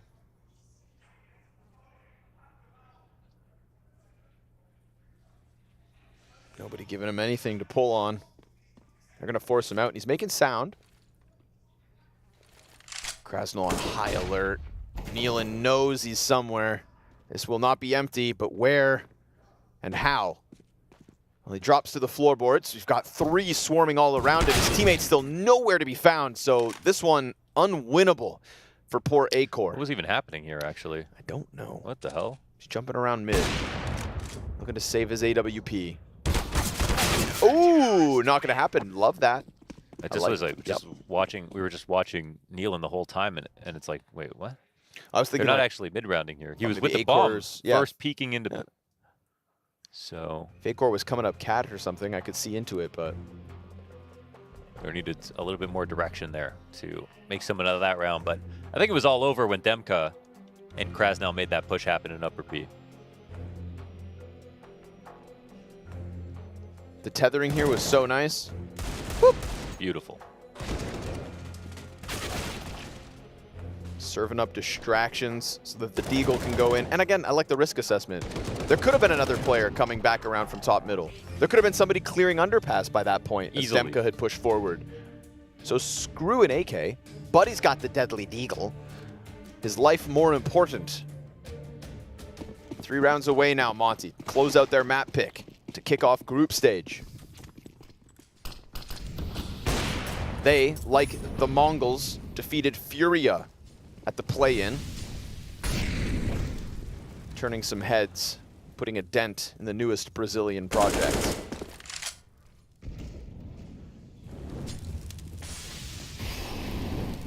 At the very least, GamerLegion sliding through mid-control pretty swiftly.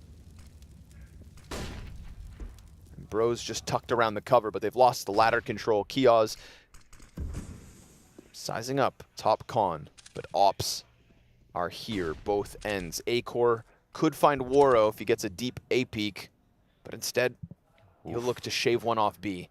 Ooh, and a missed chance, but Krasnal's stuck. Yep. Krasnov has no smoke as well, so dangerous for him. Oh, he drops it, actually. Okay. and then decides to float in between those two positions. Acor still thinking about maybe the triple peek. They're trying to set him up for more options, but right now it's a full passive setup for Monte. Look at the mini-map. They're really, really peeled back perimeter setup. And Demko will be spotted, but he's got good cover on the side of default, and he's still not dying. Woro's trying to hold this palace, but those T's are getting closer.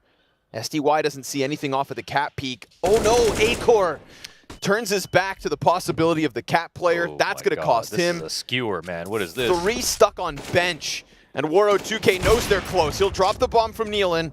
20 seconds, and Woro's not going to let them into this site. SDY comes out, more pressure off of Catwalk, and Monte will squeeze the juice out of GamerLegion for a 14th. Look at that one. They really put her out right there. That's tough. They needed to, I guess, smoke connector or continue fighting it. I mean, they had no one there to assist Acor. Maybe he should have watched the flank himself, but they weren't ready for that simple sort of re-aggression. I guess they cleared out Cat at first and saw there was one person jumping Van. So not expecting SDY to make that full re-aggression, I can understand. Yep. There's something there. But really, this came down to starving Acor for options into them doing this, which was not great scaling. Not a very fearsome attack whatsoever, and very simply played round for Monte to simply not die to Acor. Love it. Yeah, once they got to the bench, man, they looked like a bunch of bird feeders. Just sitting there, stalling out, letting the time go by. Acor. That's another one. Wastes no time on the trade frag. Gotta check the kill matrix on that later. Oh, what? But Bro somehow holds on. Bro up to 20 frags. He is a fragger. Now, the best performing player for Monte. Not something I expected, I have to say. Dude. But I will welcome it. When are we gonna stop being surprised about how good these rookies can get? And now he's opping, so we'll see. Is he a hybrid?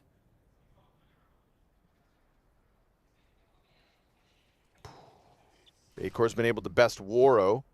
You'd think killing Bro would be easy. But Brous.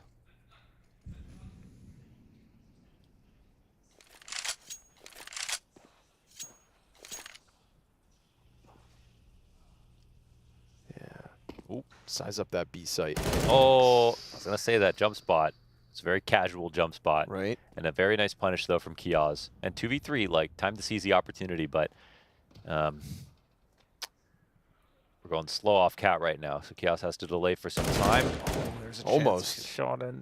Yeah. Does he think they could be MP pillar as well? Kioz is going to make this plan happen. This is a walk-up for SDY and a free kill. Deny the bomb. Yeah, there's no cover for that. If only it had gone down, and then maybe Acor can pull off something spectacular. There is still a slight chance as he finishes off Bro. 5 seconds to spare. He's got to clear this back pillar, and he knows it, trying to find SDY. But SDY plays that to perfection. He does. He Sliding really out market as we see Kioz try to post up on the deep market window angle. Just buying his time. Dude, SDY never looks shook. When I watch SDY, it feels like full control Counter-Strike. Just excellent player IGL right now. Someone to talk about. As mentioned, love his story. Valiant effort from Kioz. Krasnul getting a little risky. I also really, if he gets that bullet into Bro, then maybe. Yeah. That op rotating on 8 HP could have been his second victim, but we'll have Monte on the brink of a map 1 win. See if Woro can tilt the scales back in his favor ever so slightly between him and Acor. Acor definitely the best opper in the server this morning. But he doesn't have that op here in round 24. It's going to have to be the Isaac solo AK. Oh, it's so annoying. The 2 best players in the server are Danish. Again. How does this keep happening? Kioz pulled off a multi-kill on a very similar buy, and they've pressured Isaac down to low health. His job now infinitely harder. Bro's going to get blinded on the peak. He's down to half and burning, but still alive. Volt clears him out. Demka presses against the triple with Woro right behind him. We've got Cat under wraps by Krasnul. They're climbing over. Uh-oh. But again, that AK player's low. Any damage with Deagles here is excellent.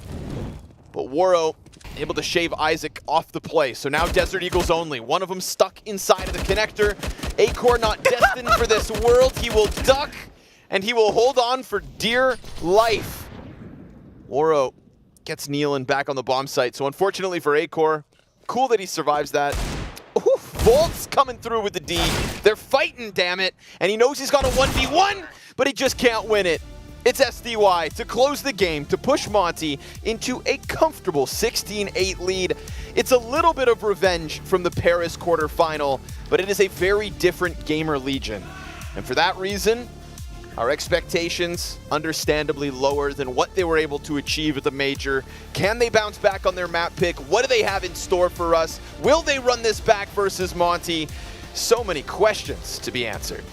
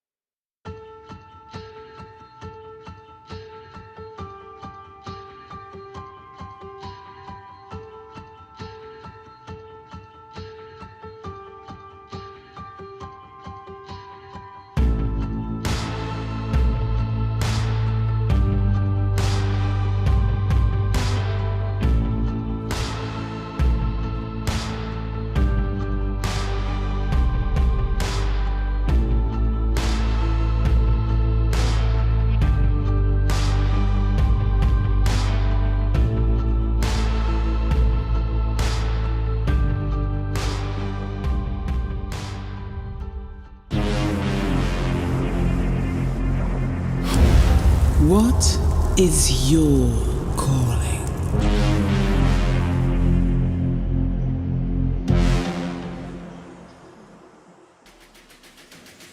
Well, quite a one-sided affair in our first map as Monte show. They didn't just come to play in the play-ins. They're here to dominate, and GamerLegion with their new look squad not up to the test just yet.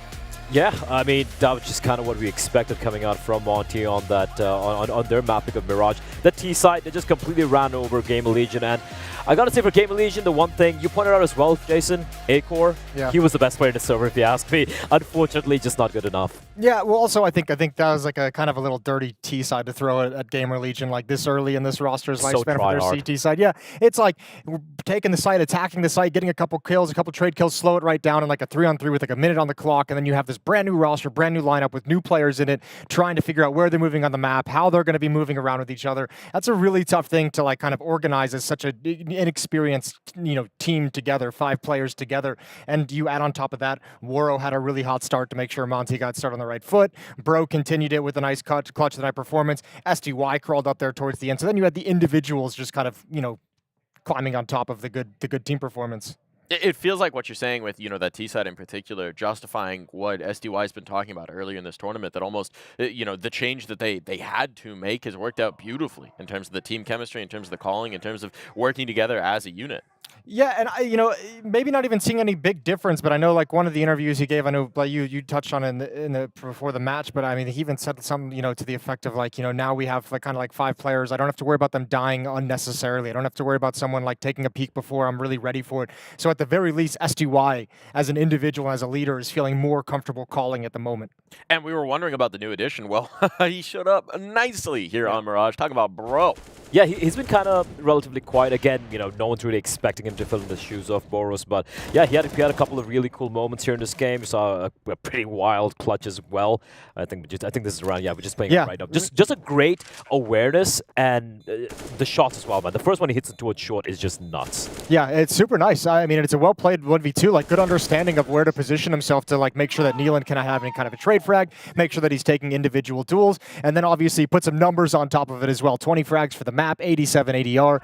That's not bad whatsoever, and especially when you consider now with Monte, we've talked about, we saw War with some good games, Demka carried them, SDY had a carry map. Yeah. Now you add Bro into it, so the team is starting to look a little bit deeper, starting to feel a little bit more fleshed out. I'm going to go back to the old games they had on Mirage. But this is just BS. That's not fair. Yeah. I remember like back on the T side for Monte, remember Some Young literally actually, I'm quoting here, telling Boros, just go connect her and kill the guy over there. That was their game plan. And listen, it worked out wonderfully for them, right? But this is like, there's so many more variations I'm seeing over here, just like you mentioned, like that the map control is really solid. They're some great pocket executes coming out from them as well, but also the ability to slow down and feels like everyone, almost like a hive mind, everyone knows they're on the same page, know exactly what to do. Comms look clean as well. We could listen to some of the comms coming out from the team. So overall, great showing. It feels like this season for Monte is about transitioning from being that, oh, we have crazy firepower, we're going to run at you, we're going to headshot you, we could be an upset team, to being that more complete unit where we're looking at them pound for pound and we're saying, yeah, maybe they can start to push the top tier, maybe they can start to really threaten. Yeah, I mean, let's temper some of the excitement and be a little bit realistic about it as well. Like, well, yeah, it's kind of impressive like that they've overcome the loss of such an important player that they had at Paris. They haven't exactly like played any of like the world beaters yet, right? They haven't played any of the crazy top 10 teams. And in a tournament like this, you're going to get a lot of, even against the better teams with new rosters, you're going to have those fun. We still have those X factors flying around. So I'm not ready to talk about Monte quite yet in the sense of like, this is now looking like a really promising team to make some deep runs. But all you can say is they're looking good against the teams that are put in front of them at the moment. They're looking very good. And to find out how they're feeling, we've got Shocks on the sideline for an update. Thank you so much. Indeed, I was able to grab SDY. I think he was running to the bathroom, so I hope I didn't keep him for too long. But he did say to me that he was super happy. I mean, the man has such a smile on his face because everything is going right on the server. He said, so happy, especially on the T side. We didn't make a lot of mistakes at all. And he said, I'm especially happy with Bro. He's fitting in so well. He's doing all the things we need him to do and actually more. So the confidence is running high going into Overpass. On the other side, of course, we have GamerLegion. Now, I wasn't able to grab them because I think they just really wanted to talk strats for the next map. But I gotta say, listening to them those last couple of rounds, it wasn't downtrodden. They weren't getting tilted or anything. They were focused, and I think they realized this is a journey. This is something we will have to build on, and of course, they can build on Acor, who had a fantastic first map, and we can only expect that to continue into Overpass. Back to you. SDY, full confidence and full bladder, apparently. Well, yeah. Sometimes take it away, blah. Some players actually play better with a full bladder, Jason. We want to go down that route? Hey, that I don't mind. Okay. You wanna go? Okay. Here's the thing. I did like what I saw from GamerLegion. Like, they didn't complete a rollover and just capitulate and die. They did put up a little bit of showing. And the good thing is, yeah, Acor was hitting almost seemingly every single shot he was taking with the AWP. Overpass is a map where Monte have historically really struggled on, even the one they played, I think it was against Furia, where they just got demolished 16-5. And GamerLegion, yes, we know new IGL, they've lost a star player and everything, but it is a map that the majority of the team has been very, very comfortable on. It's been one of their best maps so far. So if there was ever a chance of a potential comeback, Mike, it could be an Overpass. It could be indeed, and you better hope that it will be. It won't be. Acor delivering. Let's pretend it might though, Jason. Let's go down this road. Sure. Walk this path with me. Acor was popping off, right? We start to see some of the other players maybe coming online. We had some vocal rounds from Kiosk trying to get them a little bit more hyped up. We haven't really seen much from Volt yet, right? He's got big shoes to fill, stepping into to Ima's role. Haven't really seen that yet, but one map in, maybe the I think you touched on the important part when you start listing off players that aren't named Acor, because on Mirage, like Monte was able to kind of march in and abuse and bully that A-bomb site frequently. So you need like your riflers, your anchors to be able to put a stop to that. Because if you're just, think on the B-bomb site, if you're just going to consistently get bullied there on Overpass, like because you can't put a stop to anything on the initial contact, if you're only relying on Acor to making the right call of where he wants to position the op, you're in a lot of trouble. So like they need a rifler to step up next to that op, and then we can start talking about them putting together a good map. And it's also kind of sad, like for Acor, it wasn't like the team setting him up. He was just basically taking deals by himself and just trying to make something happen. And Overpass, it's going to be way harder. But also, I mean, put it in this context. I know like everything we say about GamerLegion is relatively negative, but it's also like, where's this team at? What is the, you know, we always talk about the goals of the teams coming into this, and with new rosters, it's not necessarily we're coming in thinking we're going to be the best team. We're coming in and thinking we're going to win the event. It's realistic, and this for GamerLegion with such a new roster, a new leader, it's got to be, let's find a couple things that we can build on. Let's find a couple things that we can move forward into the future that we're happy with. Well, we'll see if they can build on it after this break.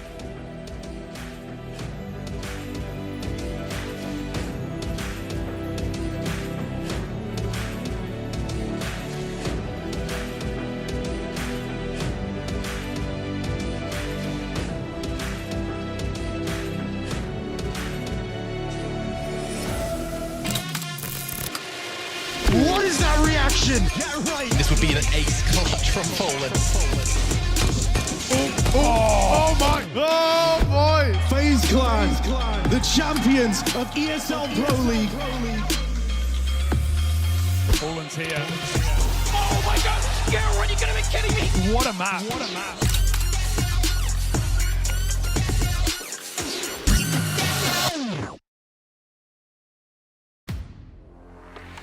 The in-game leader, architect of every move and every win. The entry fragger, fearlessly leading from the front. The opper, the deadliest of them all. The support, the true difference between winning and losing. The lurker, everywhere and nowhere, patiently waiting to strike. It takes 5 champions to win. Which one are you?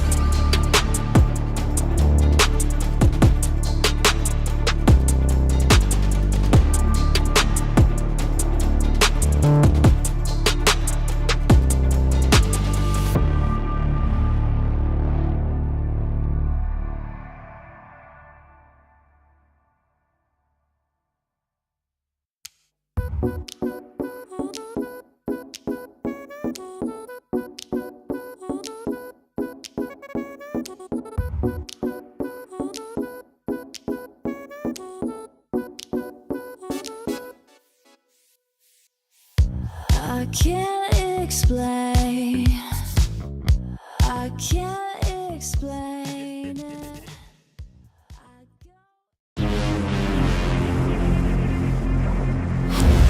What is your calling?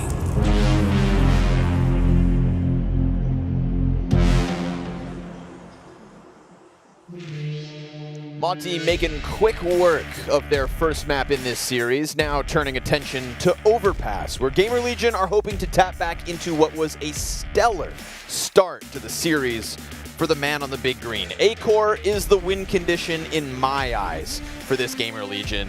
We had a moment or two from Kiosk, but besides that, Monte just hot from top to bottom. This is one of the matches they played against each other where GamerLegion absolutely destroyed them. But, you know, that was literally Shuhei and Ima at the top of the scoreboard versus them, and Boros had 5 kills. So, like, everything's changed. Right. Literally everything has changed in this rematch. And, except for you at home watching. Yeah, you're seeing the same thing. You're still here. Yeah, You're still here. You're here.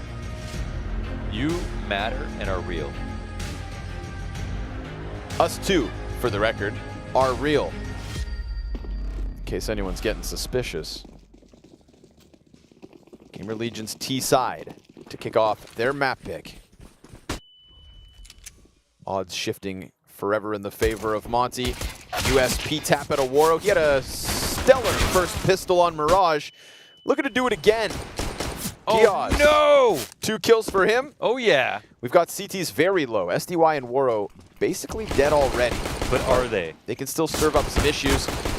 Krasnil now joins them on the lower end of the HP. This should be easy, you know, 33 health. Everyone should be able to die on Monte, you know? But look at this position from Waro. It's actually a good one.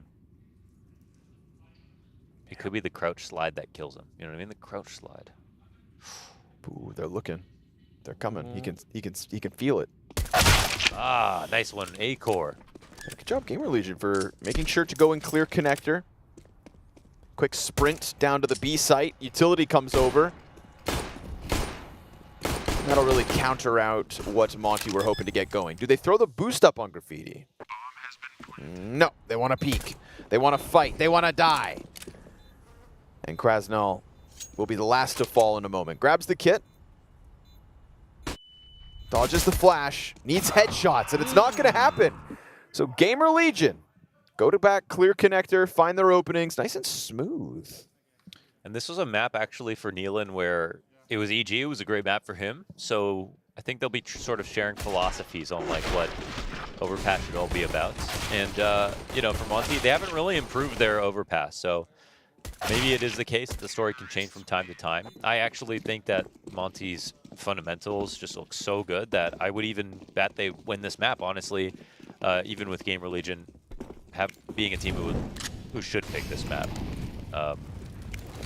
So I would call it an upset based on what we've seen from Monte at this event, what we've seen from Monte in the past, but their last 3 losses have been single digit on Overpass.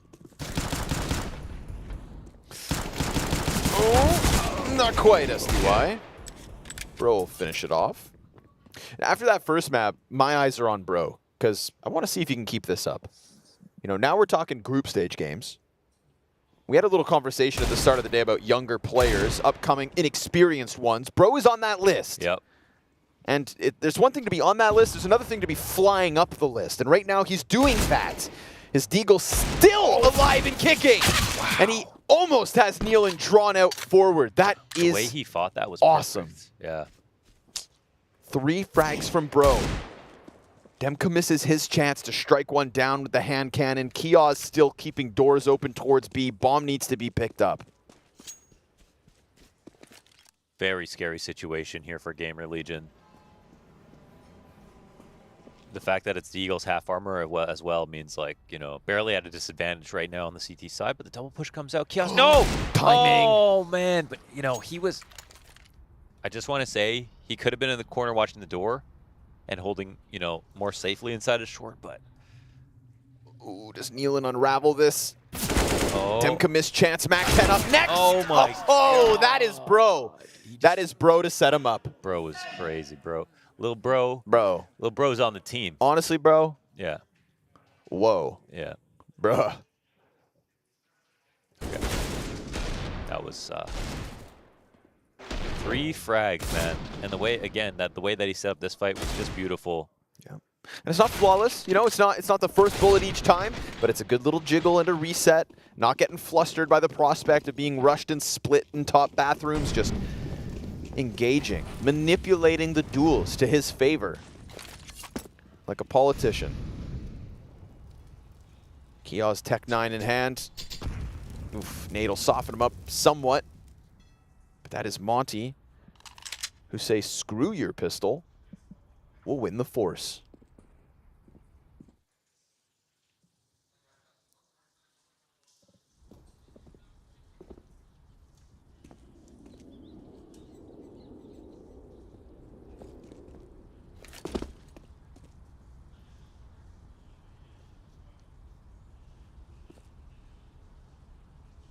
Volt getting busy here, looking to maybe wield the hand cannon himself.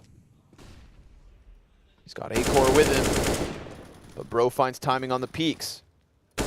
He's not going to give away too much room for free. Keeping up the pressure. Ooh, yes, it costs him. A-Core's got one of his own. Fountain player has good cover. Waro loses the duel to Isaac, who just keeps his head tucked beneath the fountain, goes and grabs an M4. Now, There's two of the good spots here for the CT. The rotations are actually good. The best guns they had have been picked up by GamerLegion. That's true, but this fast flank from Demka, there's no one in balloons watching this. Positioning is all right. They hand that flashbang down the line. It's going to let the rifles get closer. No mollies here for the T side. Kia is looking to flash in these two players. It's going to have to be MP9s to hold them back with the flashes. Tucked against the truck. Then the peak denied by Isaac. The flank comes through. They line up for the FAMAS. He's tapping away, and he dropped the bomb. No. And the SMG squeezes from the other side. No chance, no time, no force by win. It's Monte by the skin of their teeth. Man. They put themselves in such good spots. Even when they lost their 2 best guns, they had 2 on A with con control. GamerLegion just going forward towards the A site. And then Demka played it perfectly on the flank. I mean, he came out early enough. He had to hit some shots there with the FAMAS, and they couldn't deny the trades, too. There was some time to shoot back, honestly. And that's the other half of this, is that GamerLegion, like on Mirage, they just simply couldn't fight back in individual duels, like individual skill. And that was also the story for Monte. How scared everybody was versus Monte, why they destroyed Na'Vi on Nuke, you know. Even on an individual level, they were insane because they played so much. And that could easily carry them through the breadth of these rounds. All he needs one fresh of breath air. Got to be careful, or people are not going to remember where it started. Yeah, it's true. Maybe credit it to you. No. That was 100% Jacob Vinicky. Big pimp. But another force out of GamerLegion, so they don't want to let this one go. Holding a grudge like your girlfriend. They're leaning back and hoping somebody lets this all unravel. Well, SDY does indeed die. Krasnal's pressuring outside of the monster pipe. That's Tech 9's coming over, and he's got Demka to work with. They could just go take these fights. They're favored. Much more favored than this Tech 9 in the corner. About that. Way more favored. But Kios doesn't give a damn about the odds. Tech 9 double headshot into the free M4 follow through with the bomb and everyone behind them. Bro could go huge here. He's got 2 players lit, but he gets tagged. Kios, good target selection here from Bro, pushing in, trying to get more done. But Nealon turns around and the force buys work out. What was the compulsion to push Monster there? Confidence. Confidence, interesting. Yeah, they thought they had. Because like you got like 2 M4s you're sending to play a 5-meter fight versus Tech 9s who are waiting and running the whole time. So I just, they weren't like the last 2 guys alive, you know what I mean? So it was a little bit strange. 4 up on this round, and they were just DHL delivering. Great guns. to their opponents. Express overnight. Same day.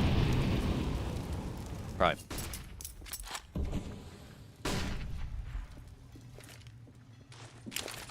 Nope. Nobody home for that nade. The Great Force Wars of Monte versus GamerLegion 2023. Many a man died on these fields. Yar. Krasnol looking to be the flash. More of a solution than a problem, but he's the first to fall here. Short. Oop, don't worry. Look at that worked out. Nobody died from the team flash. That's all that really matters. They're not coming short. He's got a slice of this bomb site.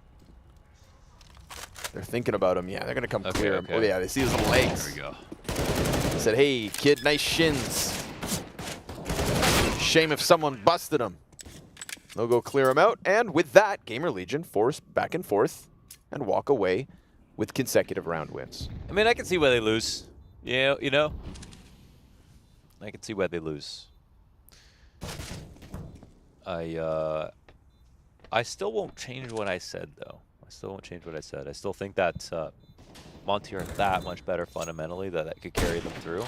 And I just think that GamerLegion, after some officials, maybe I would be more comfortable being like, all right, they're going to take their map choices, but it's just they've had to change a lot of no officials. I just, you know, the teams that were able to play the play-in, the teams that played the last groups earlier before this tournament, like, no matter how good scrims go, nothing can supplant officials. And I think that I'm always going to give the edge to the teams that got a little extra. Sure. Like an OG here doing so well, no, I think it's got to be the fact that they played so many matches at groups as well to help. Must be, yeah. I mean, we saw the uptick in performance of a team like Navi within the groups event. Yeah. Took OG a little longer. But when you look at what OG are working with, it's understandable that takes a little longer. And what they've achieved here already, I mean, that deserves respect. No chumps. Big fish.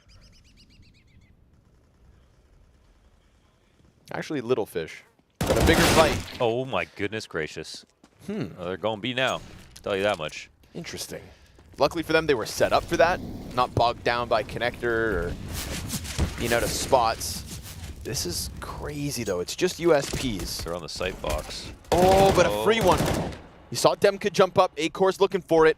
Connector players got the back turn. Easy cleanup here from Isaac down in Con. GamerLegion take a sigh of relief. Tiny bit scary with the running MP9 SDY into playground. I think that's one of the scariest feelings in terms of like receiving end is just when you get hit by like 3 MP9 headshots because of the rate of fire and just like dang, dang, dang. That sound effect is just horrible. The screen shake, dude. It's wrong. It's wrong. Yeah. That's why it is the best SMG by far. I agree. Okay. I gotta see what Simple plays in CS2. If Simple gives up on the MP7, so that's how you're deciding. Yeah. All right. I let Simple make my. Simple shapes my opinions. I'm gonna tell Vitality you said that. See if they ever send you another pair of shoes. You know, they sent me 2 One of the for same each foot. shoe.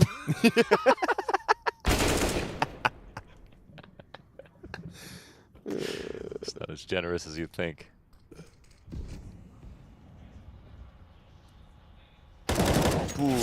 Oh, the high-low. What the hell? 2 M4s through the squeaky door. Kios thought it was a different angle. Sucker.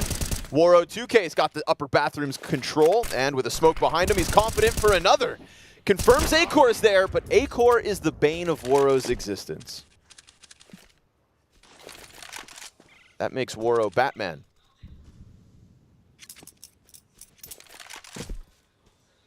I just blacked out. Wait, why? Oh, because of Bane, right. Yeah. Top 3 Batman supervillains?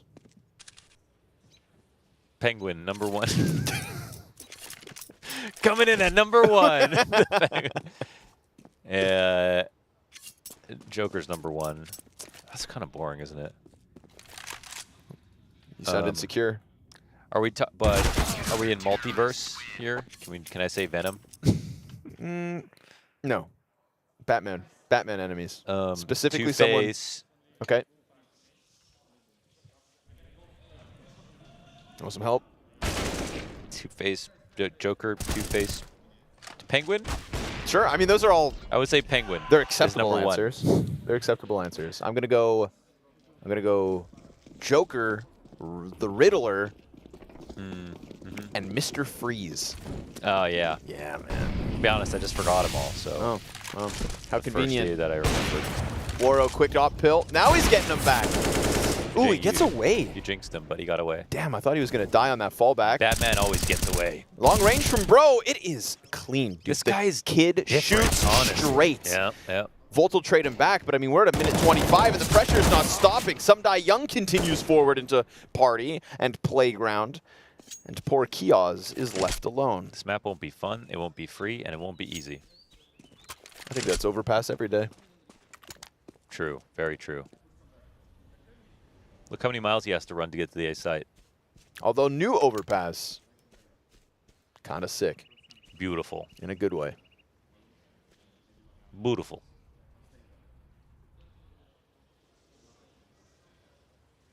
Kio's going to play this one quietly. There's only one set of eyes turned back towards this site. It's him versus Demka. He doesn't know, but damn, the other side of this site's so free.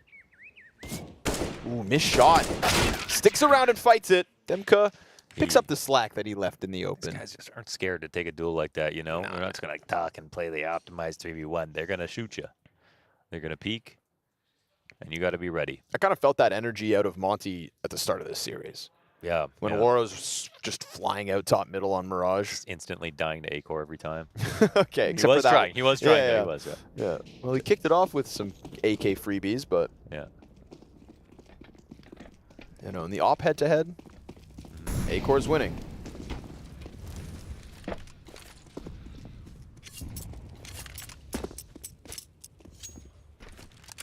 They saw nothing. They had some good scouting, man. They found Bro. Like, what? I wonder who does the scouting for Monte. Surely that's LMBT. Yeah, I would guess. Yeah, for sure. They're not like some, you know, super massive org with shadowy figures behind the scenes doing all the research and stuff like that. But who knows? They might have somebody on that duty. Maybe it's LMBT. I would believe it for sure. But, man, what a job, clearly.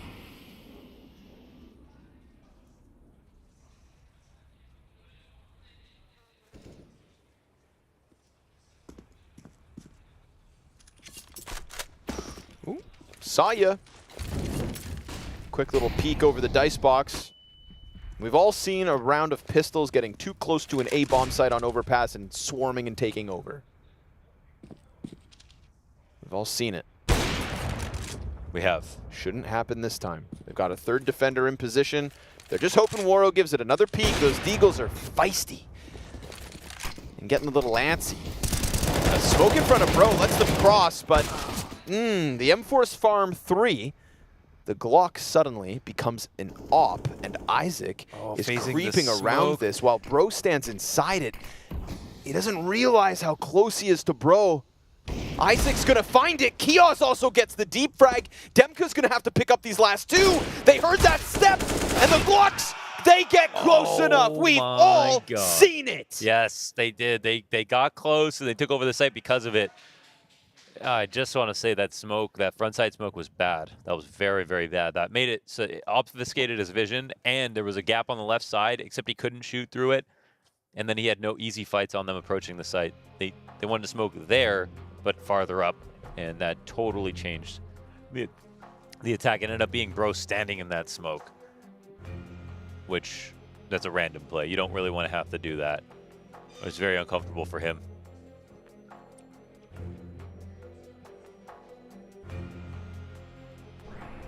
GamerLegion going to be laughing their way to the bank off this one. Kioz wasting no time sliding around behind Dice. Whew, not the easiest of shots to close with. No, it wasn't. It's a nice one. All right, GamerLegion, floor is yours. Some limitations here for Monte in round number 10. This T-side's racking up rounds. A-Core already looking for the angle into B, though. Ooh, this could catch him sleeping. It's a good trade back from Waro. And immediately, GamerLegion are going to disengage from that B site. They are gone.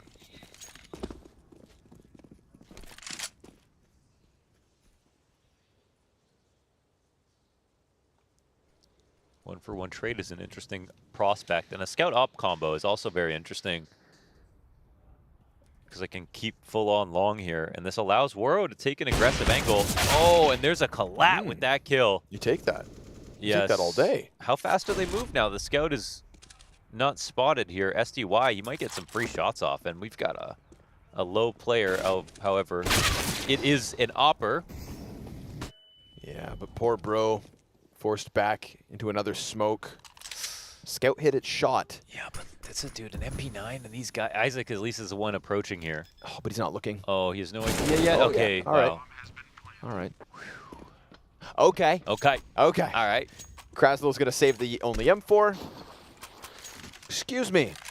An op. And we get 3 up for GamerLegion. That's good, yeah? You like his setup here? Are you talking about Skin-wise? the Prince? Well, that Prince is Waro's, I guess, right? Yes, it is. And but or maybe it it's does match his A-Cores, stuff. actually. I think that's A-Cores. Yeah, that's A-Cores op. Oh, okay. And then he's working with some red leather driver gloves. Yeah. It's okay. You like the color red? No, actually. I'm not a big fan of red. That's fair. Me too. I like green. Green's actually my I'm favorite wearing color. a completely red jacket sitting beside you, but that's good to know. And that's why I can hate it. No. I like green, and I like pink, actually. Me too. Pink's a nice Pink's color. top 2 for me. But it's like a touch of, just a small, it's a nice accent color to me. Like orange. See, orange, just a little orange in a jersey, just a little pink in a jersey, just That's a little. more of a fuchsia, I would say. Well.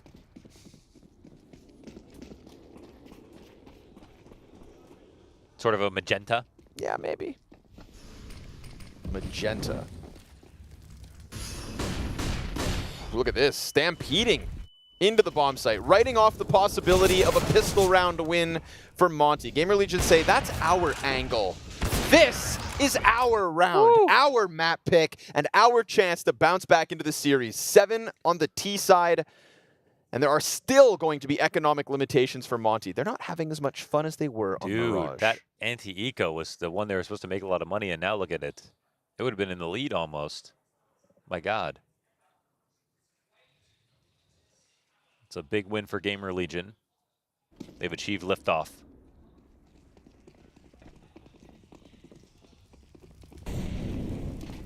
Like a NASA rocket ship. Those aren't going anywhere. Unless you can prove it. Whoa. Hey, oh. Someday young saw you. I don't know why that sounded like it was I was singing for Like a a second. nursery rhyme, Yeah. Oh, what the hell? I'm here to comfort you in the fact that both these Paris quarter finalists and grand finalists finding something to be proud of. Look at them go. Look at GamerLegion. Oh, actually, hold on. Before it gets taken away from them. Oh. Ladder player, A-Core. Why That's did A-Core make crazy. so much noise and do that? Right? That's for no reason. That's confidence is all hell. But like your bomb is just on the other. You know what I mean? Mm-hmm.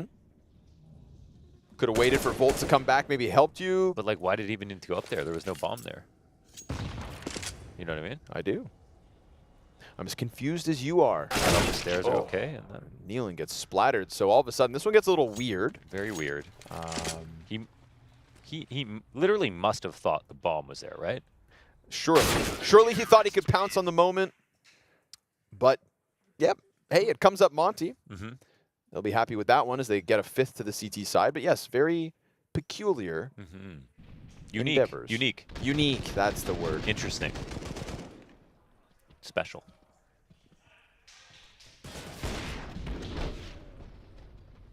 Nice wallbang kill. We'll give him that.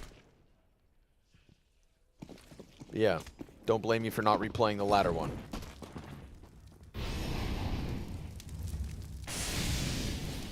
Peculiar.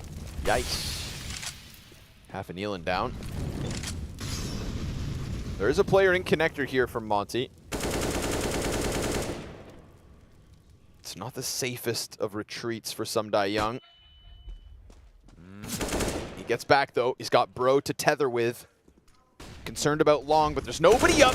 Oh, easy lineup for Bro. Easy indeed. Two players toppling on top of one another, and Krasnol's got Kiosk behind the pillar. That's a headshot for him. Wow. And a 4v2 for Monte. Pressure off short. Isaac's waiting for that bomb to come over. They're throwing util and just trying to flood forward, but Krasnol doing a fantastic job of defending this. It is a multi-kill round from Krasnol as they tried to take his bomb site, and he said, nay, nay. They wanted it bad.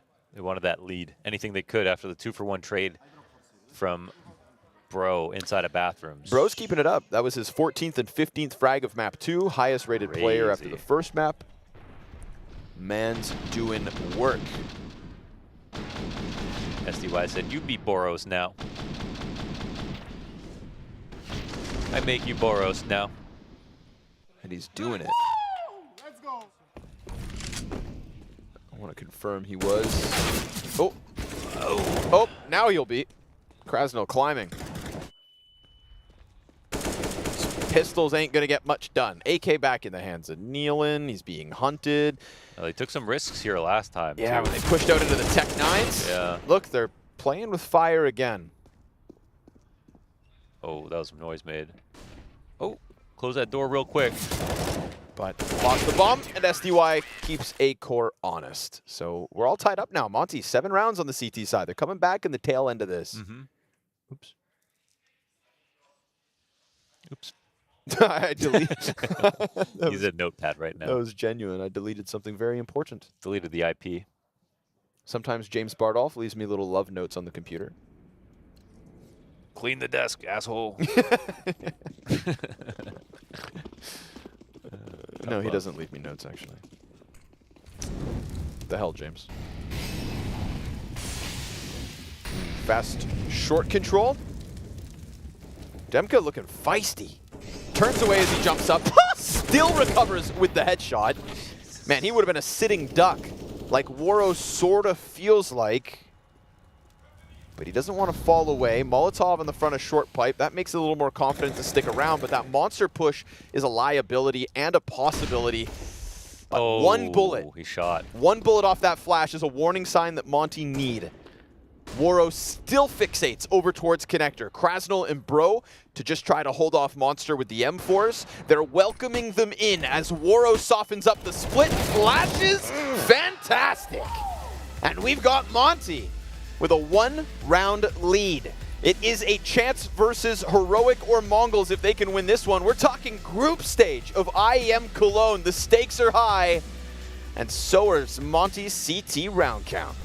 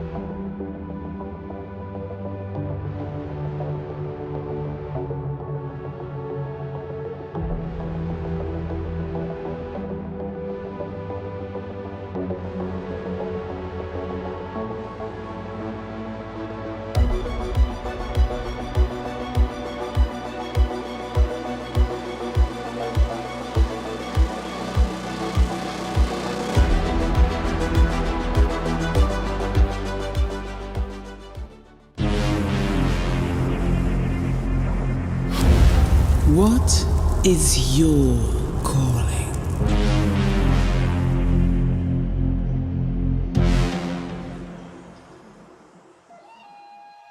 So Krasnal steals the show at the tail end of the half, defending that B bomb site like his life and his team's life here at IEM Cologne relied on it. Krasnal and Bro, not the two names that you immediately think of when you hear about Monte, and especially after the departure of Boros, but they are indeed the key contributing factors to a Monte 8-round CT side, 15 frags for each of them, and now it'll be them taking to the T side to see if they can close this 2-0 to put that gap between them and GamerLegion, who have been gutted since their finals run. The jury's out on what Monte will be able to do here and what GamerLegion have to offer. But what I can expect after Mirage and after the first half we just had is A-Core's op will be sharp on this CT side. That half of the A side I can totally... And he could be a problem. Yeah. Now, the other half, though, from the previous lineup was Imma, right? Yes. So you normally put your star rifler inside of bathrooms. Volt was not that on Mirage. I don't think he's not an Imma replacement in general. I really like Volt a lot, but not there quite yet. And so this might be a question for GamerLegion as to how rock solid this will be. But yeah, A-Core really, I mean, he was taking over, so. Ooh, but he's stuck in the open. Just kind of in the no man's land, right, exposed to 3. Volt, it's going to be tough. Let's see if he can put it up. Shoots at 2, jumping over, goes back to the bathrooms player. They're just going to gun right through Dumpster.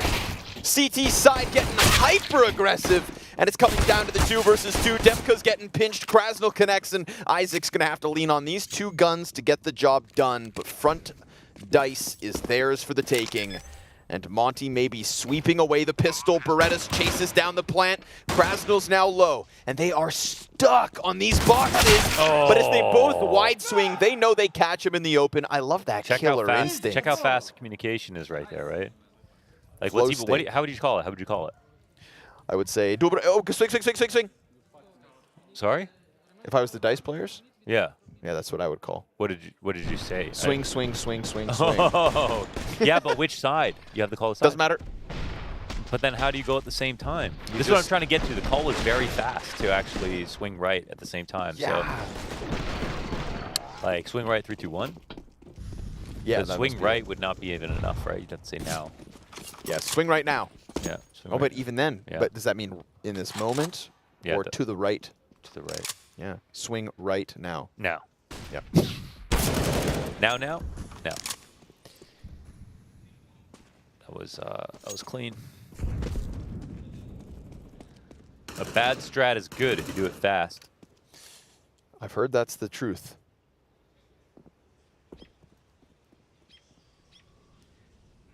And that was already a good strat, so it was great.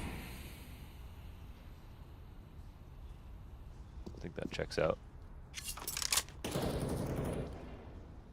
Well, Monte, they don't win overpass, but they play it a lot. So, for what it's worth, they've talked about it. We also can't forget about the nature of the start of that first half, the back and forth force buys that were making things weird. Once we got into a more regular trend of buying, Monte CT side, successful. Yeah, I think Monte did lose to themselves in a couple of those rounds. But that being said, T-side's harder. Yep. T-side's harder. So kicking off with a pistol, not letting those force wars unfold a second time. Does Volt have 7 kills and 128 ADR? He's got 7 kills at least. Let me crunch some numbers. It's time to go. 15 on the clock. Bro waits for the monster smoke to fade, and they still got time. Oh, wow, they got that in clean, actually. Easy, baby. The one player in Monster, they really didn't think it was going to be B. He was pushing the smoke to phase it, so we're going to go stack the A site. Smooth sailing. Wow, 10 rounds. 10 rounds, 5 alive. 5 alive. You remember 5 alive? Yeah.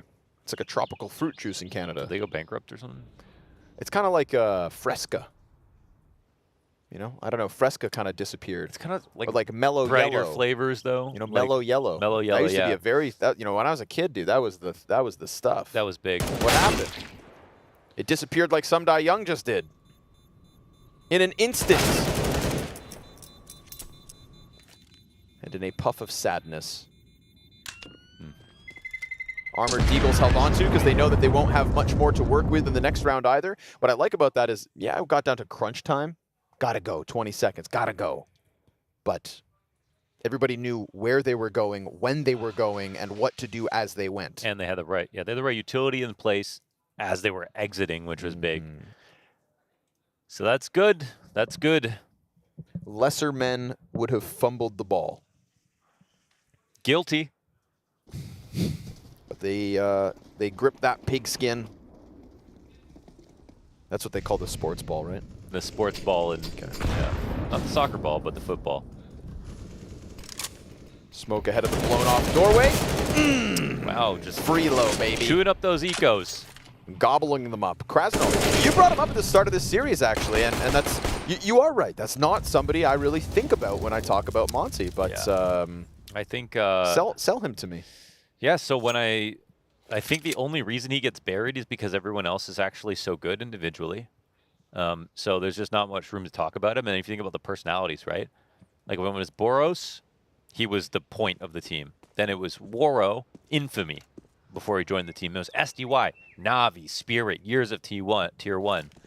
So when you go down that list, Krasnov just sort of fades into the background in terms of talking about the player. But actually, watch some of his games, and I'm seeing a guy who he's just a very promising Polish talent who has not been talked about a lot, but I'm really liking his gameplay. Now the thing is that he's actually an anchor, right? So his stats lines aren't very high, but if you go off of stats alone, you're not actually seeing the full story because he's getting the kills when it's his site. He's getting the kills when he needs to. And it would be great to be able to rate anchors against each other because like everyone can say Perfecto's a great player, but if you look at his stats, he's not better than most, even the worst star players in Tier 2. They're getting better stats than him. So you really have to watch, and I think Krasnel's just not talked about because people aren't looking, but that could change for sure. Well, we're looking right now, aren't we? Yeah. Big on the grass. And I've been really, for some reason, I've just really eyeing the potential for who is going to be on the best Polish team one day. Okay. You know, like I've always I'm glad you bring that been up. in Shuhei's corner. Yep. So. Yep. I'm glad you bring that up. It's like Polish Counter-Strike is having a little resurgence with just having 9 as a team in general. Yeah, 9 as a team in general. We talk about Shui, back on Maus now, obviously. So they've got the in-game leader talent, a fragging in-game leader. Krasnel is an anchor, Shuhei is the caller, Hades is the opper, and then you can fit in, you know, 2 other riflers just based on the spots they play. Yeah. And they have what is still in my mind, Goofy, the best possible stand-in out there. Snacks. He is still available. Never forget Stood Dallas. in with ENCE. Yeah, Dallas 2 years ago. Snappy said, my God, he still knew every single nade. He knew everything I needed. Best possible stand-in. And that's coming from Snappy. And Snappy and Lickety split is this push out from the monster. Isaac, good recovery. All things considered, the pistol! Oh! A 4K from Isaac. Is he done? Potential on the ace. The whole entire team here for GamerLegion. Damn. That was nasty, and the flash support was perfect. Had him lined up. The confidence to just go in with the sidearm. Starts beaming these monster push players. Wait. This is a minute. It's a 1v2. Hold on. Surely not. No bomb. This is good for the CTs to double swing like this. Though. That takes all the wind out of the timing. So I guess he's coming to short the long way, hoping they maybe try to flank around through tunnels. That's the one thing that he could find out of this, but ultimately they're playing in the site. Let's see if you heard the smoke. Oh. So he knows there's at least one right. They do have to be careful here. Sound Q gives it up. Waro's headhunting. Can he section them all? No way! Oh my God, the 1v4, he figured it out. This guy is next level. Oh! That's cool. Oh, that is gut-wrenching. Isaac literally nearly aced. Wait, did he just counter 1v5? No, 4 kills. Did someone else die on the CT side before Isaac I got that believe 4K? I think so. I hope so, because yeah, that the was first player, the first monster okay. peaker died. Jesus. If I can recall, That after makes- just having my mind blown, Yeah. that Waro makes that lineup happen. Wow, man, that's crazy. Yeah, Kia's dead already. And then the 1v4, straight up 1v4. Look at that little Oh, smile. man. Yeah, that was like over. The round's over. And listen, they give him that fight, that's fine. They give him that fight, okay. And then here they're throwing nades. Here they're throwing nades and revealing their setup to a player who's coming in walking. Jesus, man.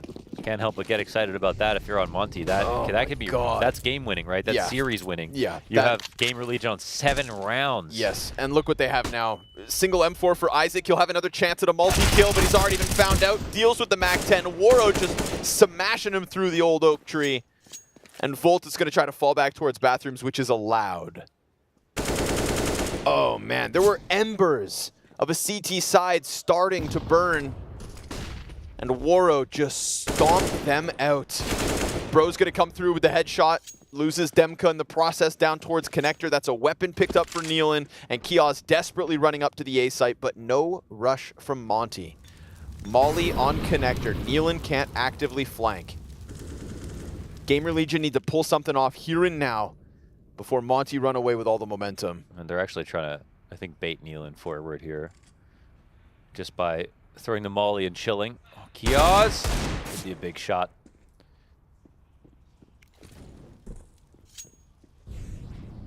And, oh, now the attack comes to Nealon. He thinks it's going towards A for sure.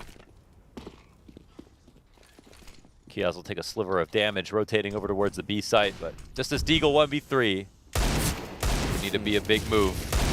Good damage, but Bro in the open has the better weapon, wins the duel. Man. And Monte keeps majority alive as they rack up a 6-round advantage. Yeah, they're almost packing their bags for him here. This is insane. That 1v4, man, at 12-7, 11-7. Oh, brutal. Waro 2K, baby.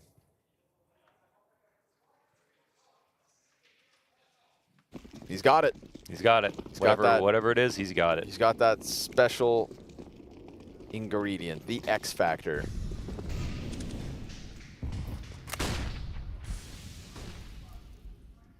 Takes a certain kind of person to go it simple on Twitter and then back up those words at a major.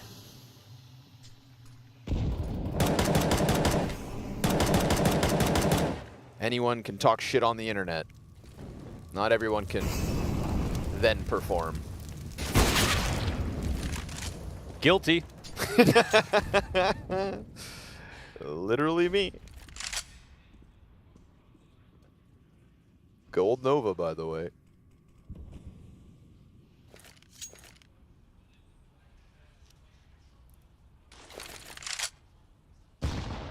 Good. Nice little nade. Kios can't do a damn thing about that. CT's looking at monster pushing. Okay. SDY and Demka here. Smoke fading. SDY caught out. Ooh, Demka disengaging. And Kios not going to give him that slack. Nice hunt. Sticks around. That's going to be his demise. Bro able to get his 21st on the board. Only eclipsed by Krasnal. The 2 players up.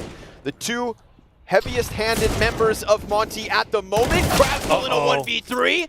And while Bomb's still back by Spawn, he's got 20 seconds left to work this out. He can grab that freely. Okay, so this comes down to Volt, who, is going to take a better angle here on. He's got to be ready. He's just right behind the pillar. Volt hears it coming. Krasnal, is he sharp enough? Oh, it's close. Ooh. Dangerously close to a 1v3 clutch. Ooh. But Volt put like, ones whoa, up. He's running. I got him sweating. 8 for GamerLegion. Nice push out through Monster. God damn. Not giving Monte all the respect that they feel that they've probably earned. It actually messes their buy up, even those frags. He's got a MP9. At least the save gun, but man, wow, without the save gun, you need another MP9 here. It's 3 rifles. Util on overpass. That's what you need. Whereas Monte, they're doing fine, honestly. That was actually the kind of situation where Krasnal should have gone to die to see how many kills he could get.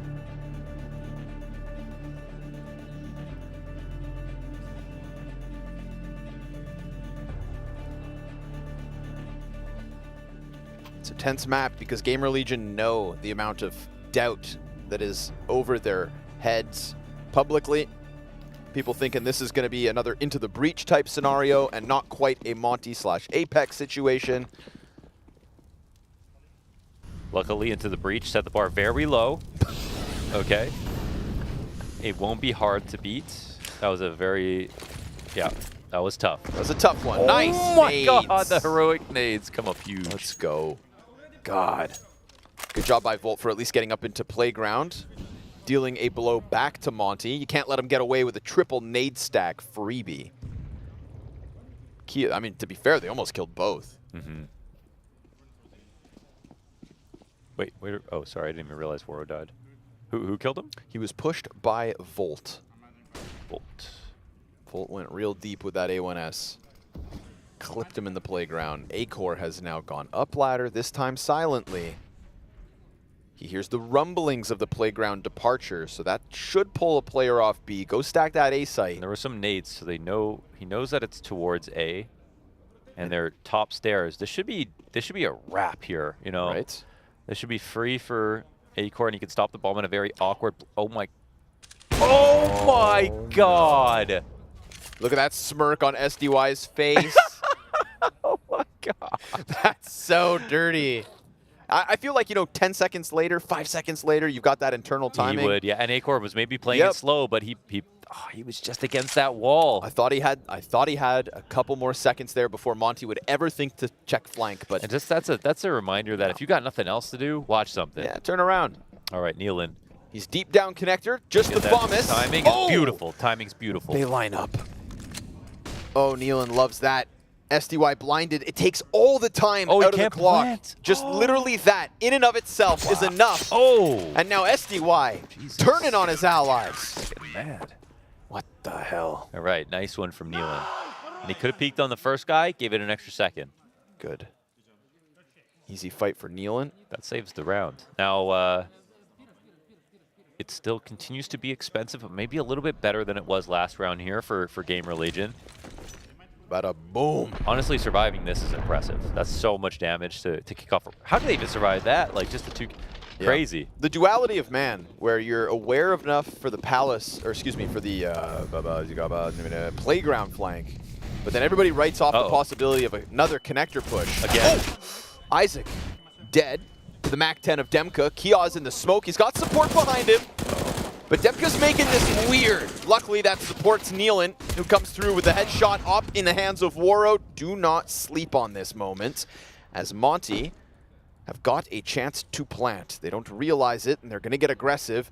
CT's jumping over the wall. Volt hits the headshot. The MAC-10 fumbles. Nice. GamerLegion fighting as they get to double digits. That was a nice bait where they're jumping, and I mean, Volt just covering that. You know, whether or not it was a bait, it was just clean. With the flank coming in as well, shut down options there, and yeah, Monte planted. They would have got full flanked. It would have been hard to fight their way out, but great option coverage here from the CT side. And now money becomes tight again. Tight this time for Monte. Wow, tragedy averted, and GamerLegion definitely back in this game. I thought it was over, honestly. Uh-oh, that's the op, though. Ooh, shot in the back. Yeah, not long for this world. Trying to get crazy. That's good, they lock it down. But that, yeah, the op down means they can start to run a little bit faster here. Volt should be on high alert. This is a great spot to play in the setup, and that's bomb spotted towards B. Just don't overreact, you know what I mean? If you're on the CT side. And there is none. Volt works it out. Comfortably inside of the A site. Bomb in tow for Bro.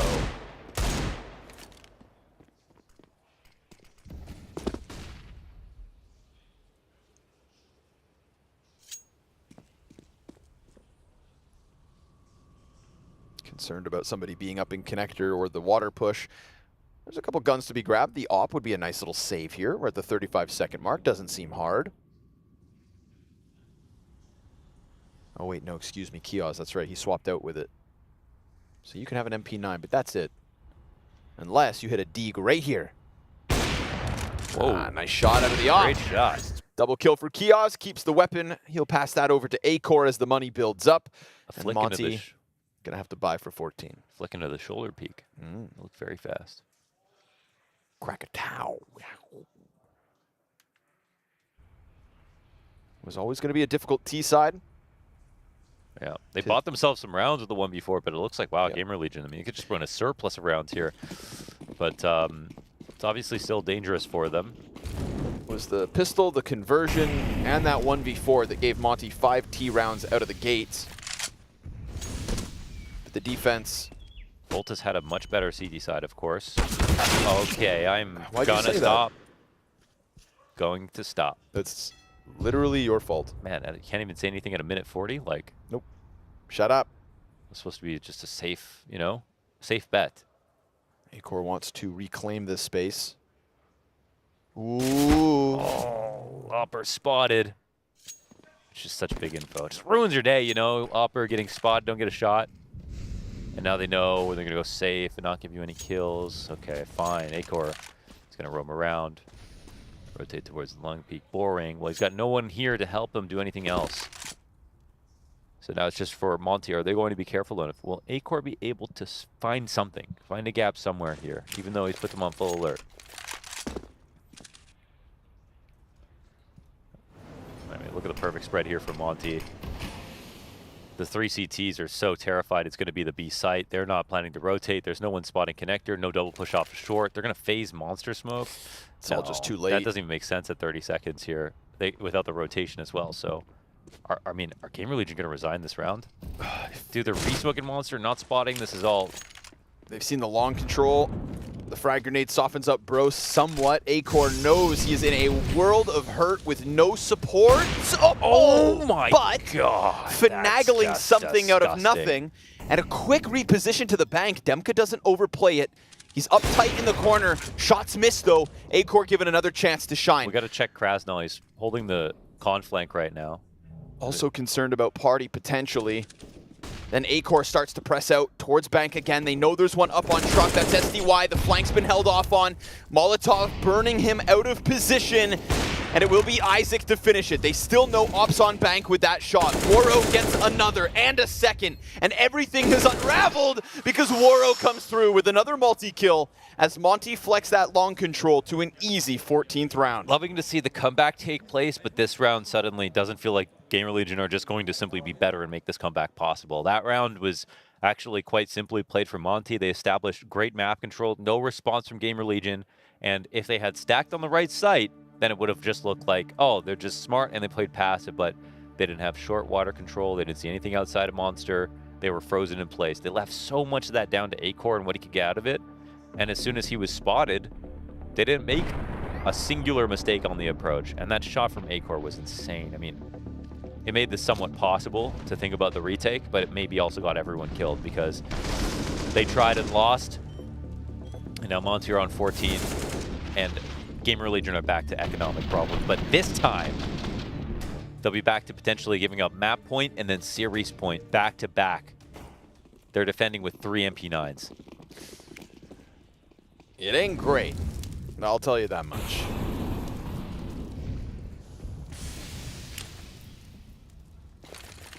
Single nade over the top. Both of them sort of miss, but also sort of hit. You choose. The glass is definitely half empty, okay? I don't know, man. Looks kind of half full. So the 3 MP9s. Are Monte clued in? This is one of the rounds where, like, your coach, your IGL cluing into the money is huge. Ooh. boost. It's also a weapon advantage here versus Kioz. Yeah, and an instant headshot from Demka. Just one tactic like that, and the map gets a whole lot smaller, a whole lot more uncomfortable. Those two MP9s looking a whole lot weaker. Monte gearing up to take this to 15, kneeling in heaven with an MP9. And the B attack is coming on. No one here on Monster side. Yeah, nobody by pillar. No early warning whatsoever. Nobody on barrels or short. Isaac, he'll have to be a hero, and he's been great. Have to be headshots at a distance. Ooh, Volt's starting to run in. He's got some water control, but the kills come out the way of Monte. Desperation sinks in for GamerLegion. Poor Nealon. Heaven with an MP9. I mean, he was never going to get a chance to contribute. It had to have been those M4s on the approach, but they all died so quickly because Monte are simply sharp. Krasnal, 26 kills so far on this second map. Bro has gone spectacularly on Mirage into phenomenally here on Overpass. This has been his series. And he never in any of my wildest expectations, because there were none, being uninformed as to who Bro was or what he could do, did I think that Monte coming to Cologne would be banking on him in a series like this versus GamerLegion. Yeah, and we look at 21 kills. Those are like almost all rifle kills, man. Like he had so many impactful rounds. So I agree, man. He could have just been the 4th or 5th best player on the team, and that would have been expected.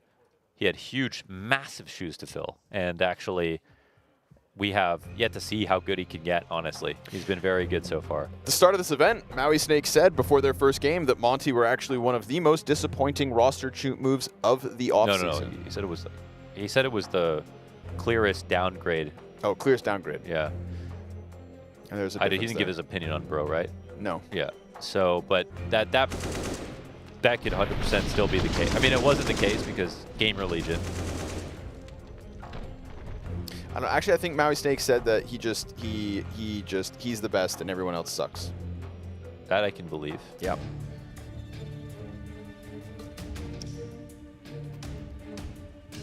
I don't want to put words in his mouth. Excuse me. The clearest downgrade. Okay, I'm glad you remember that. That's a. But I think that's actually GamerLegion has them beat in that regard. True. Yeah. Well, they weren't at play-in, so the statement still stands. Right. Play-in. You win again, Maui. It's a tough spot for GamerLegion to be in. M4 on Nealon, Scout ump. Monte strike me like closers at the moment. I'm sure they're grateful that they got the war machine rolling with the play-in stage, and that, of course, GamerLegion is their first opposition in group stage. They could very well be queuing up a chance to take down the world's #1 in Heroic. That's what more than likely lies in wait. Showing levels from every individual as well. Waro 2K's op finds another victim. And they see him far back on the A site, and pistols are probably not close up, so the approach will ensue. Good on GamerLegion to try to replace that presence in bathrooms. And it works. So far, so good. Nealon tucked outside of it. Krasnal's looking for him. He's going to find him. Now the M4 is down. They're going to bank on the pistols and the ump to close it. The frag grenade takes down Volt. Oh, it just hurts. It hurts for GamerLegion, but it feels real damn good for Monte. A small, slight slice of revenge for the organization that dropped them in Paris. Yes, it is the remnants of GamerLegion post-roster shuffle, but this is a very sharp Monte, and one that has seemingly found a solid replacement for Boros in Bro.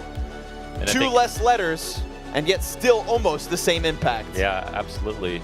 In different ways, more, honestly.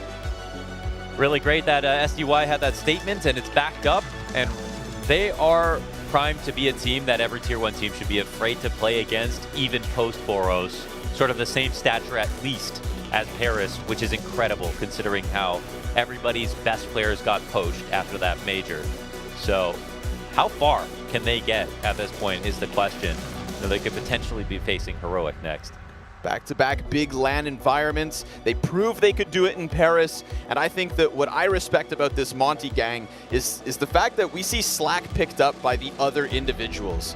Demka's looking great. Sumdai Young has not faltered. He said that this team could go far, and basking in the glory of a best-of-3 win over GamerLegion to start their day. I also like the energy Demka's bringing to this roster. We saw them fired up as they started to stomp on that first map. It feels like they ride the wave of momentum. The confidence is very real with this lineup, and I can only hope that Bro will continue to perform this well. We'll hand it down to the gentleman on the desk to unpack this series. The sun was shining bright on Monte this day, nary a cloud in the sky. Little to put doubt in their minds about this best-of-3 win. I mean, let's be honest, they smoked them. Yeah, I mean, clearly smoked them very convincingly. I do have to say, for the side of Monte, I like what I saw there. Overpass the map where they just completely capitulated against Furia just a day prior. So the fact that they're able to bring this back individually as well, I think this is the first time we're seeing Bro finally kind of seemingly coming into his own as well. And look, there is a caveat, right? Look at the teams that played. They played Imperial with two lineup changes, two players coming in, new players coming in. Furia with an IGL change as well and a new player coming in, and GamerLegion with a new IGL and an Opera and a new Rifler coming in. I still want to see them against a, shall we say, more established team to see where they really stand, but at least considering the fact they've lost Burrows and to have this new kid coming in to the picture, I think they've done a pretty decent job. Yeah, I mean, it's just like, again, it's like step one accomplished. You've proved that you still got some danger replacing Boros with Bro, and he actually had a great day today, but I'm with you. I want to see this against some more established teams, some teams that aren't coming in with changes. Furia, even though like they're still a very dangerous squad, there's an obvious philosophical clash going on within that team. So I think Monte's had a relatively easy road of it, so I'm not really ready to get all that excited about these victories, but job done. They've done what's been put in front of them, and you got to give them credit for that. They certainly have. And I mean, that kind of runway as well, building that momentum, maybe against teams that are a little bit less in fighting form, that helps you build that momentum. And this is a squad that we've talked about before, liking to play a lot of CS, liking to get those maps under their belt. And when you're winning, when you're young players showing up, and Bro, your new addition as well, that's really got to start inspiring the faith. And we'll see it in teams that were in the play-ins as well, and I'm sure GamerLegion is even going to have this impact as well. We've seen it with Monte as they've kind of gotten better. Like these teams that have made roster changes, no matter how much you boot camp, every player will tell you there's no competition for actually getting inside of a server during an official and seeing how things actually play out. That's how you get your most improvement, is playing officials. So as this tournament goes on, I mean, this is their first match since Paris, right? Like that's them. Some things are going to get better as they go along. And actually, I think you got to be happy if you're GamerLegion. I mentioned before this map started, it's about finding something that you can be positive about and kind of trying to build on that.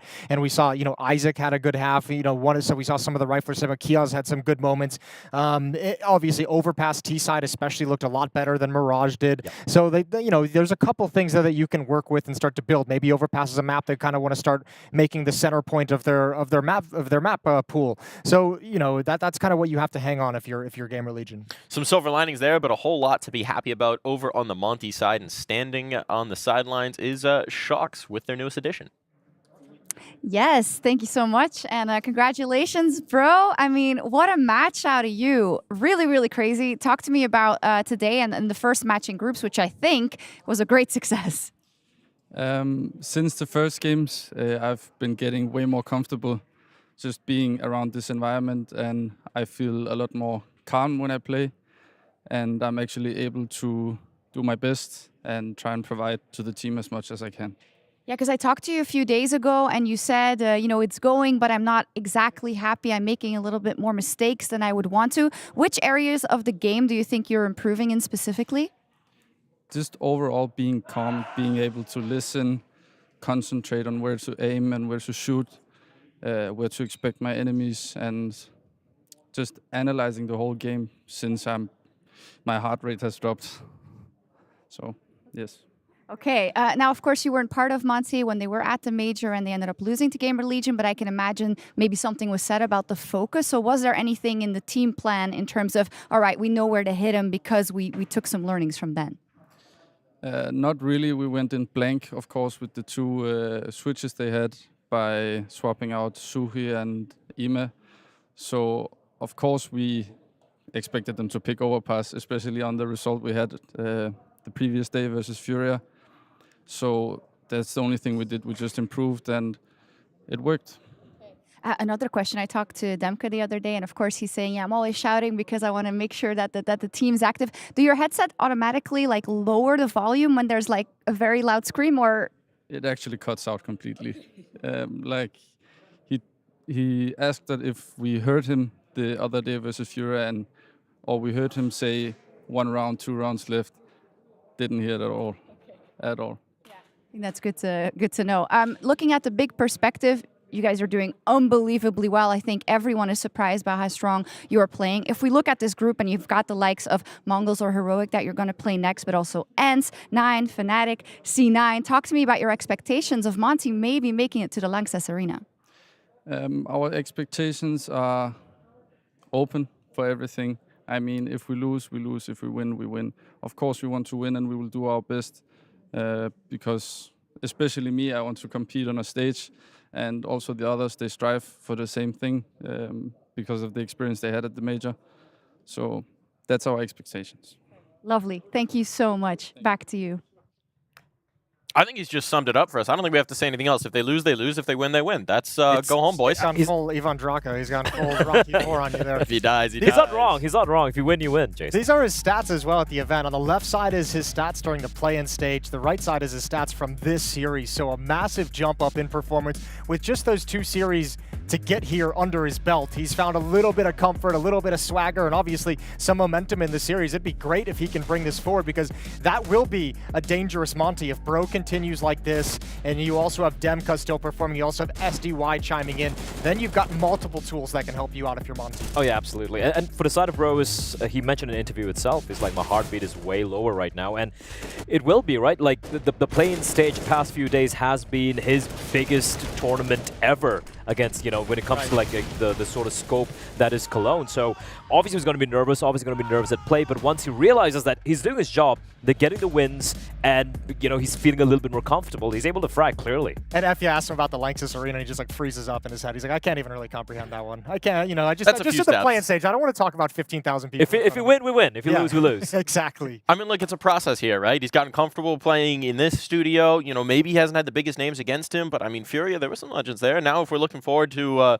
who could potentially be their next round opponent, it'd be the winner of the Heroic MongolZ game, and I think most people, probably have an idea about that one. Yeah. So, I mean, look, when there's that kind of a team against you, a legendary team, names on it who have really been showing up, that's maybe the next level of nerves to overcome. I almost feel a little bad. It's like, I want to see them get challenged. I want to see them play against a real team, and it's like, boop, world #1. and not just like any other top-tier teams. Heroic is, if you're like an up-and-coming team trying to figure yourself out and beat tested, Heroic are the worst team to go up against. They're going to give you absolutely no respect whatsoever, but maybe that's what you need. Maybe that's kind of a rude awakening as to how much is still remaining for them to, you know, to grow and progress as a team. I can't wait for this clip to get passed around if MongolZ pull off the upset, because you know that would happen indeed. But look, I mean, there was a ton to be very happy about if you're a Monte fan, if you're looking to see this team continue to grow with their new piece in as well. I mean, this frankly looks like, to my eyes, it's such a small sample size, but still, they almost look better than they were before the break.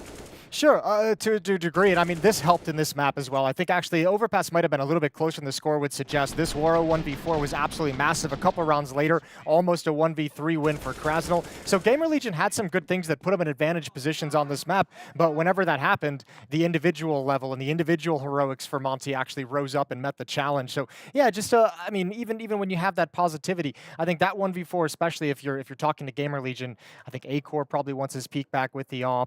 I think Isaac is maybe a little bit more chill after he gets his 4 kills. He was really kind of hunting for that ace, and those are like decisions that are born out of, you know, not having like the set team focus because you're not experienced together. You're running around a little bit. It's a little haphazard, and I think those guys would want some of those peaks back. Yeah, I mean, if you look at the T side from the side of GamerLegion, I was reasonably happy what they brought to the table. Right? 7 rounds or something they got on their Yeah, 7 rounds, very solid indeed. And for Monte, you could see how uncomfortable they were on the CT side, just going for unnecessary peaks, going for info plays without much utility usage or any protocols in place as well. When a CT side, that's when, that's the thing. If you're a new team coming in, new module and all of that, the CT side is always a problem, trying to, you know, understand what's happening all over the map. Timings of rotations, all of the stuff, right? Yeah. And it's going to take time. It's going to take time. I'm not going to be too harsh at all for GamerLegion. I just don't think it's going to happen in this tournament. Okay, that kind of answers my next question, which is they now have a lower bracket matchup. Now elimination is on the line for GamerLegion. There's just not a lot of time to ramp up here, coming straight into the group stage. That's going to be against either the Mongols or Heroic, the loser of that game, which we're probably assuming is the Mongols. Think for yourself. Do we feel like what we've seen from GamerLegion is enough here to give us some confidence in that matchup? No. I mean, it can be competitive, and maybe this one game gave them just enough. I mean, we just heard from Bro saying, yeah, we got blown out on overpass, yesterday against Furia. We knew they were going to pick it, and today looked much cleaner, much better for them on the map. So you never know what one day can do, but I think, funnily enough, Mongols is probably going to be the favorite in that match. I don't think it's funny, Jason. I think it's very it's kind of funny. I think it's reasonable. I think they're looking very good. I'm very pleasantly surprised with the way they played. But yeah, the Heroic Mongols can come later on today.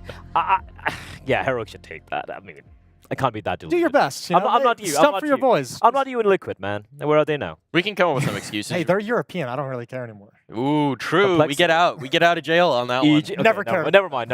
We're M80 fans now, baby. That's what it's all about. And it's going to be about the next match that we've got coming up here on the B stream. That's going to be 9 taking on ENCE. Revenge game for Hades when we come back from this break.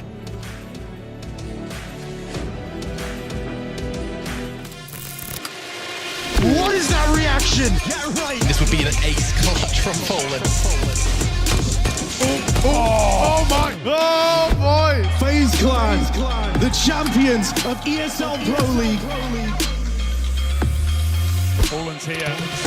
Oh my god! Girl, are you gonna be kidding me? What a map! What a map!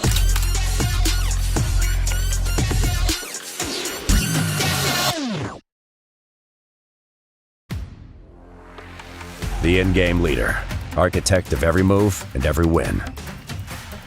The entry fragger, fearlessly leading from the front. The opper, the deadliest of them all. The support, the true difference between winning and losing. The lurker, everywhere and nowhere, patiently waiting to strike. It takes 5 champions to win. Which one are you?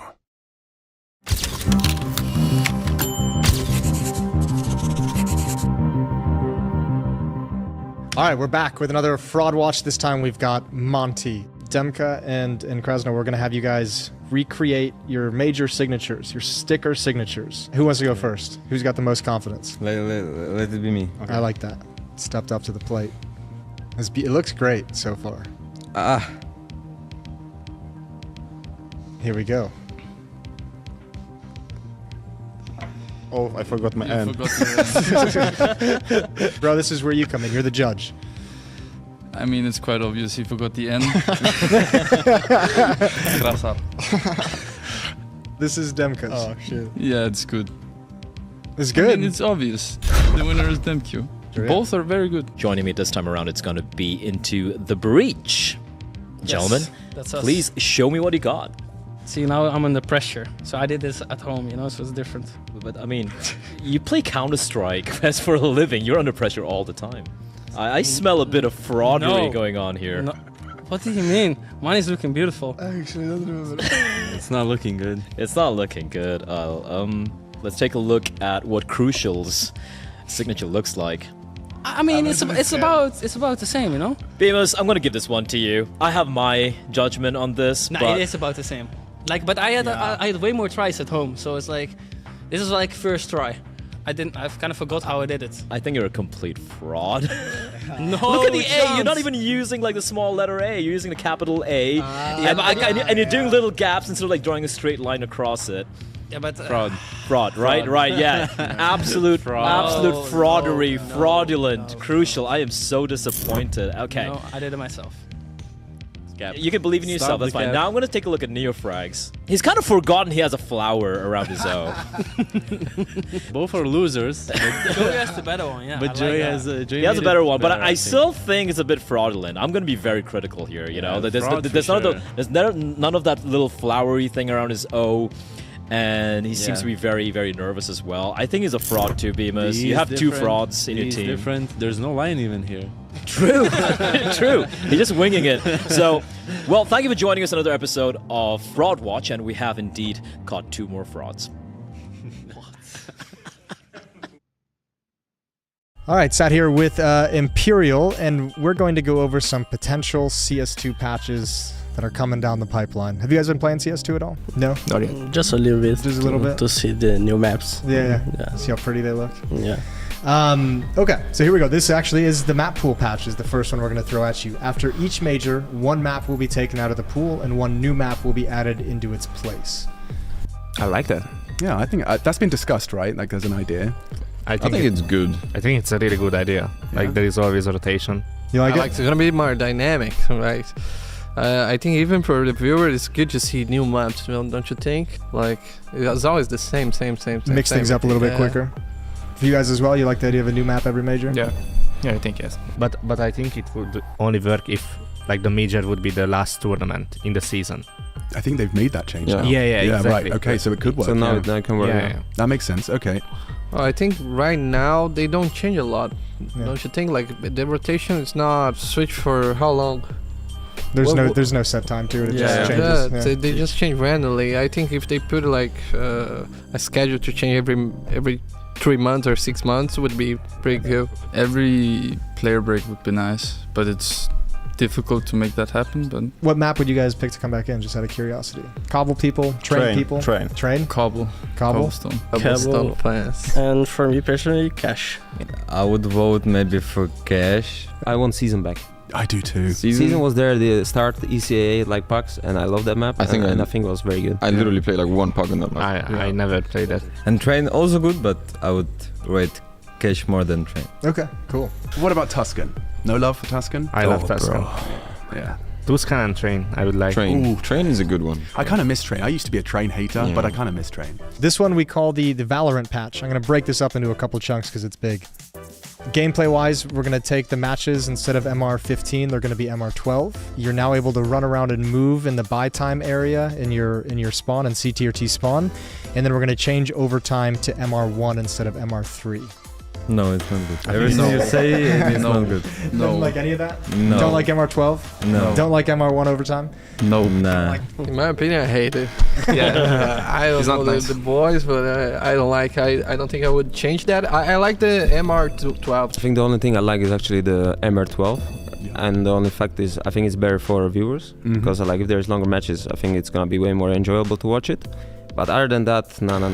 Doesn't look that good to me. You remember the beginning of the Sword? Like they had a different type of competitive. I don't remember the name, but it was like it was MR13, I think, and you would start with like 10k. So there was no equals at all. So it was more aggressive. It was more fun.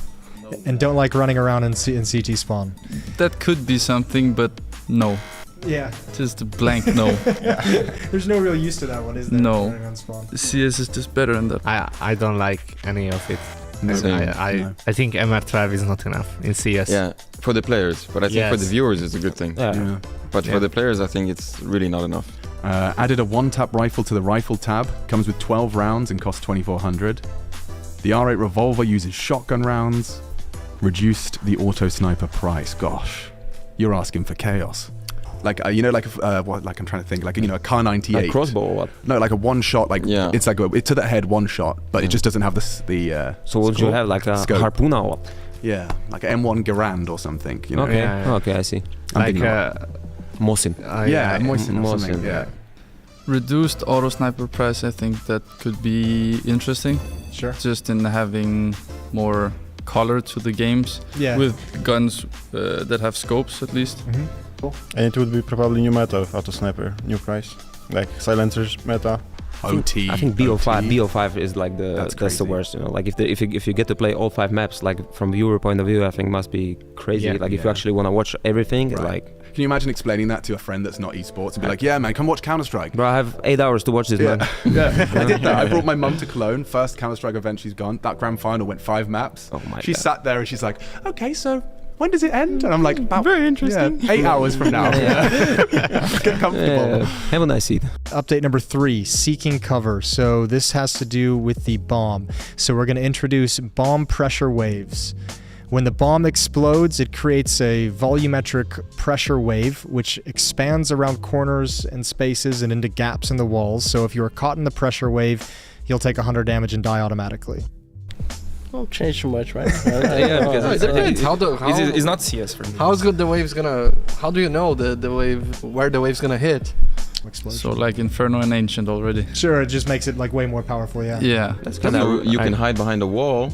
No. Yeah. I mean, But I mean, if you're talking like a real life thing, then it's like you should cover, you know, if you hide behind something in theory a bit, sure. you know. Yeah. It's less damage. Right? Less damage. Yeah. I like it. Don't you like it? No. Like people would have to hide better and. I already kind of enjoy it on Ancient. Inferno is too like cruel. I think there's like a round where like I'm trying to save, I run to the other bomb site and I die. Yeah. Like, hello? Yeah, the amount of times I'm like mid-box and it's about to blow up on A, and it's like I'm probably not safe here. I think Ancient is the only map that you can do Ninja Diffuse on now.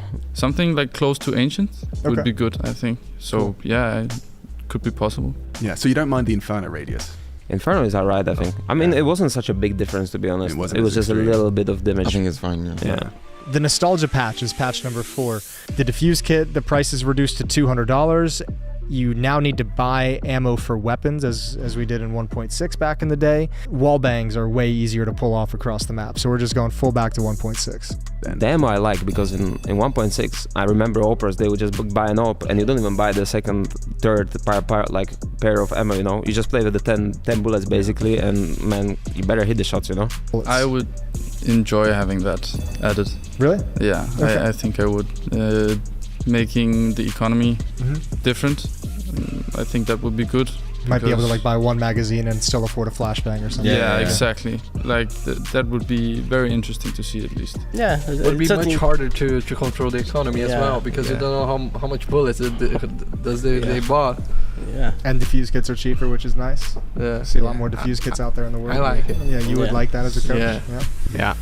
I like these changes actually. I like it. Gonna wallbang, you need a lot of bullets. Yeah. Like gonna spam on the smoke, so. I mean, in 1.6 it was like awesome to play because like you have a lot of cool things to wall bang, like the walls, the boxes. It was quite okay, but I would say maybe to make less than in 1.6. I think the wall bang is a little bit too much. Have you seen some of the broken wall bangs on CS2? It's too much. That is. I think it's a good balance right now. To be honest. 1.6 nuke spam was a little much, a little too much. Yeah, it was not a little, it was a lot. So you from outside can spam A side, A bomb side, everywhere. Like. Yeah. I like the like basically 1.6 wall bangs. There's nothing clip where it just spams like 4 people to outside. I mean, you had to learn all those wall and bangs. It's impressive. It is impressive. Yes, 100%. I guess for the opponents, it is. You could argue there is no counterplay. I guess you don't go. No, Wait. I mean there you just spam every corner, and I mean you just hope you kill him, you know. Yeah.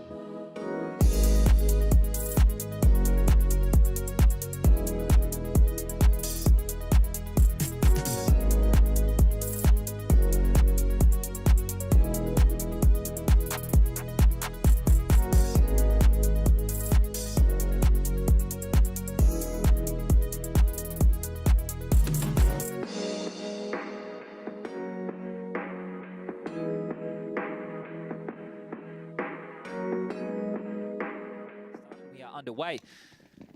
And let's get this one on, as the 1xBet odds are going to be favouring Cloud9 here. 3 players for Fnatic over towards B in the early stages, and they're going to get Biffy on ramp. Biffy. Technical term. Roy And Dexter, they are very desperate to take this fight ahead of the curve. Not worked out well for Dexter. Roy nearly two, but it's Electronic who's already secured the site. A lovely find through the smoke onto Afro. And so, yeah, sure, forced to start on the T side, but starting the T side strong. Cloud9 looking for their pistol. Need to tighten up some of these situations, don't they? Desk highlighting on the T side when they lost out in a 2-on-5 situation. Bit of a blunder. Don't want to let the same happen again here. Crims has already found the first incision. Yeah, and that means ramp might likely clear. Locked in cave if they can just isolate Buster. Electronic spotted out. Buster stubborn. Oh, they got the info. They know where you are. Oh! Mezzi doing the dirty. He has to find it now. Buster will secure it, but keeps the sweat on the brow. Cloud9 leave with the round. Whew. They never let it be too easy for Cloud9, do they? Another round with a big number advantage right here. Electronic picking up where he left off in the previous map on the T side. Popping a couple of domes on their way in.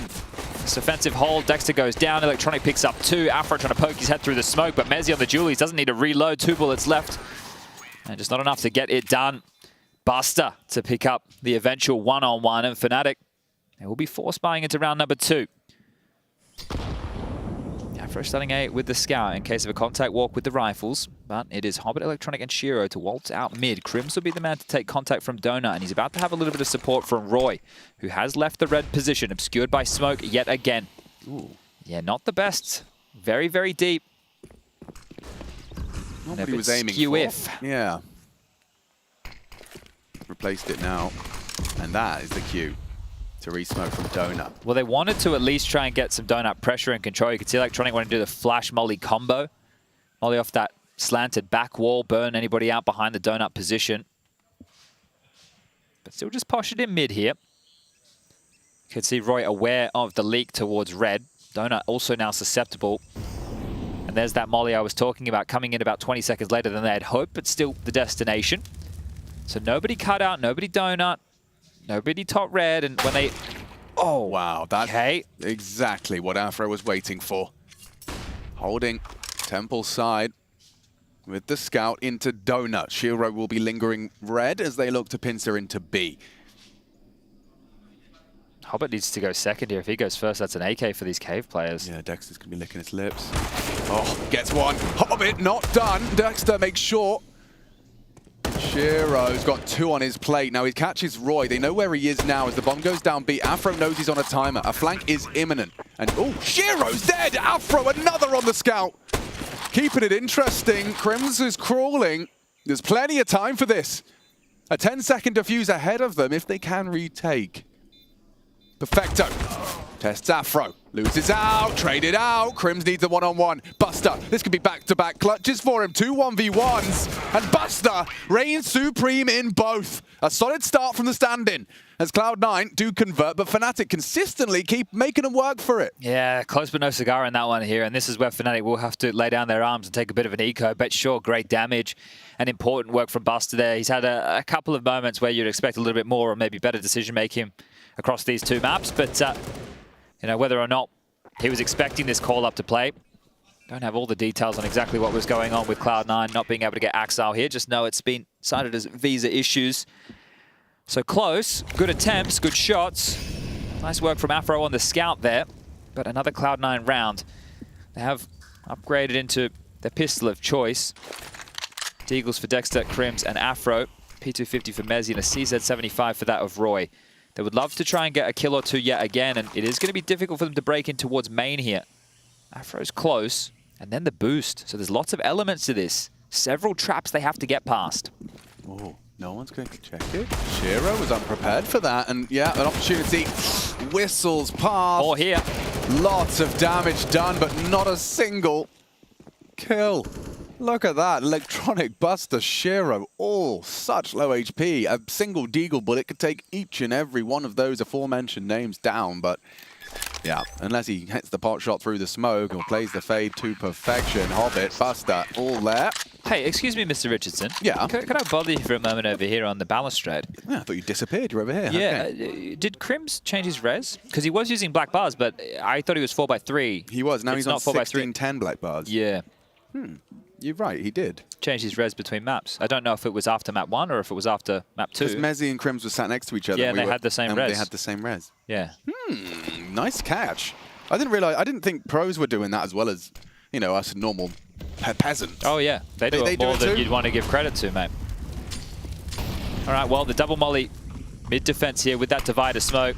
If you've been catching IEM Cologne so far, we've had so many discussions about the macro and approaches on Ancient. Cool T-smoke from Perfecto, just to ensure that when their smoke fades upon the doors, there's unlikely to be CT aggression. It's a nice upgrade, isn't it? Yeah, can't believe Hobbit's gone from a Mac 10 to an AWP thanks to his handiwork, and now Afro has to watch. I love this though, mid-control again and trying to finish towards B one more time, just contacting in.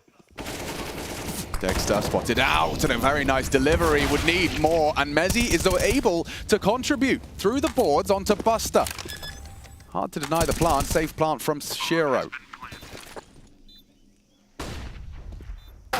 And more frags from Mezzi. Heavy contributions, Roy goes walkabout, and it's all Mr. Merriman. Hobbit in a 1 versus 2.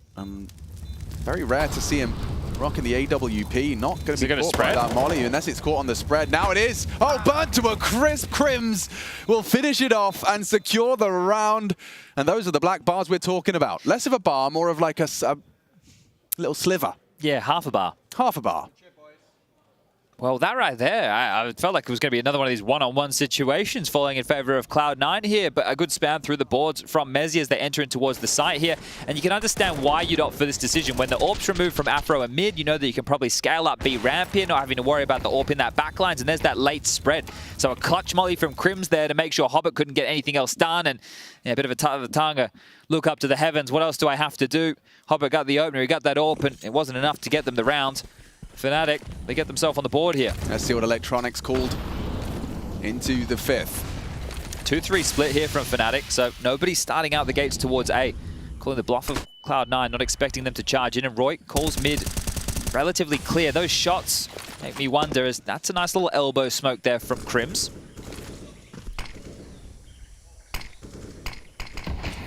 Not opting for the boost.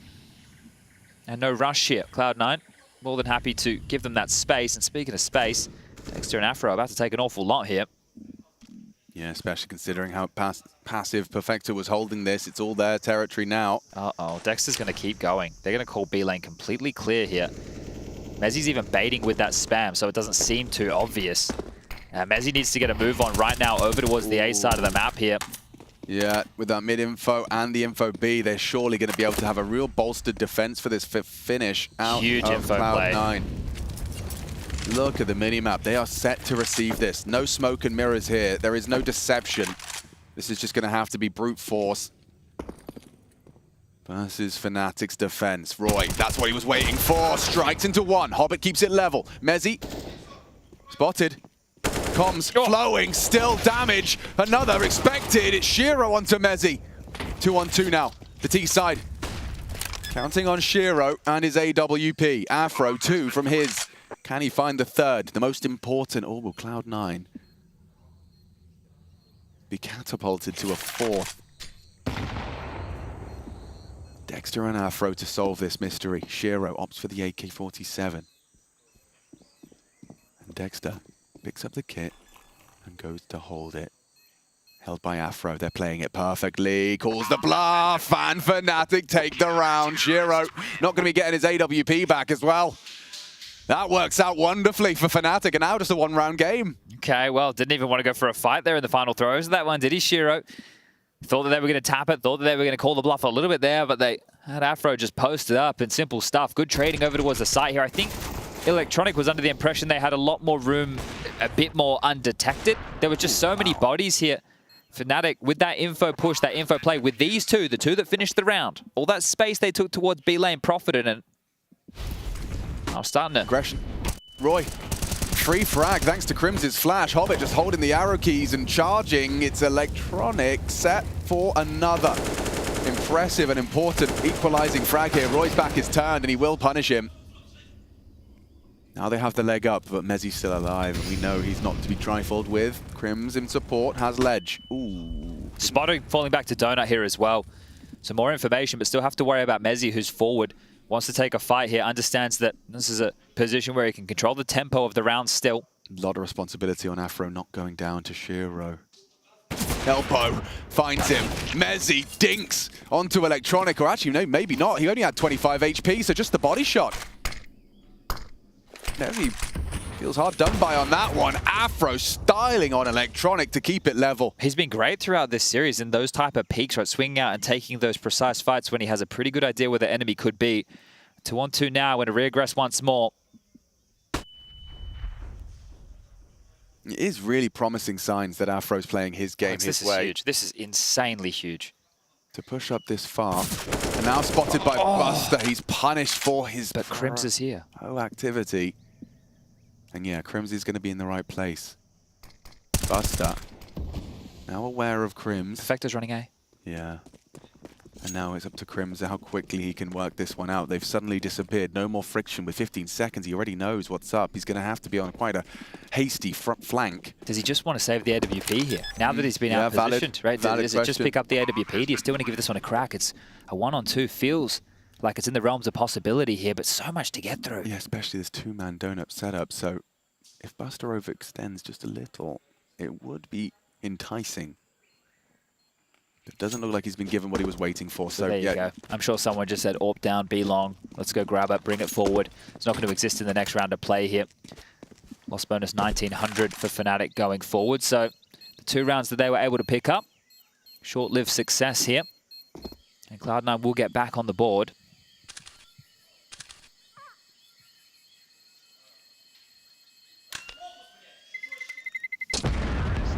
Shiro motivating the troops as they do manage to react out of that one and dig themselves out of trouble. Don't forget, yeah, it was that Shiro Electronic pair of frags across the map to recover the advantage. So what happened there? Mezzi not calming that it was possible they'd get across top mid. Maybe that was calmed and he didn't expect someone to overextend the ledge to take that fight for Roy, but just getting blindsided from behind right there. Because when you were saying it was so huge, right? The idea being that he can just sit there, hold all of lane and be ready for the doors swing as well. Like it was just a power position, but you can see just going a bit wide, looking for Perfecto, maybe a sound cue made, and this was how Afro's power position was overpowered. Searched a little bit too far, right? Yeah. Like he had done a great job and then got a little bit overzealous in that moment. So hard to fault him considering he was the man trying to draw that round back into contention here. But if you go too far, might get chopped off as they have retained that AWP. Sure, Afro gets it again. Timeout was called. A real investment here. Let's see how much they can get out of this AWP, and it will be starting over towards middle. Is it a run boost? It could be the run boost up ledge. It is. Oh, this is exciting. Afro, his aggression in the mix. No boost available. But no shot hit. He is in trouble now. Yeah. Oh, Hobbit should have him. Sprays to 50. Nade is shy. But they do at least manage to escort that AWP out. You'd like to just go B now, wouldn't you? Do a bit of a B execute. You can... Well, you should have been able to get inside. He's rotated here in time. Whoa, Afro, what have you got for us? A glass cannon.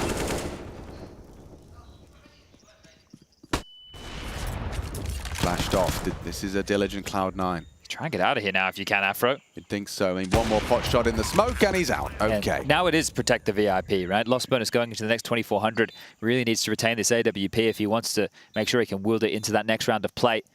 Now, if Cloud9 are aware of that, they might want to throw a body or two at this, but you don't want to give an AK over towards these pistols. And speaking of pistols, there's a Mezzi just around the corner here for Perfecto. How far is he going to push the issue here?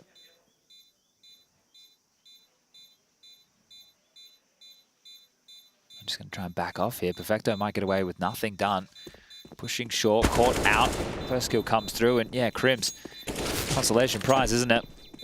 Taps the bomb. How's the kit? Pretty damn close.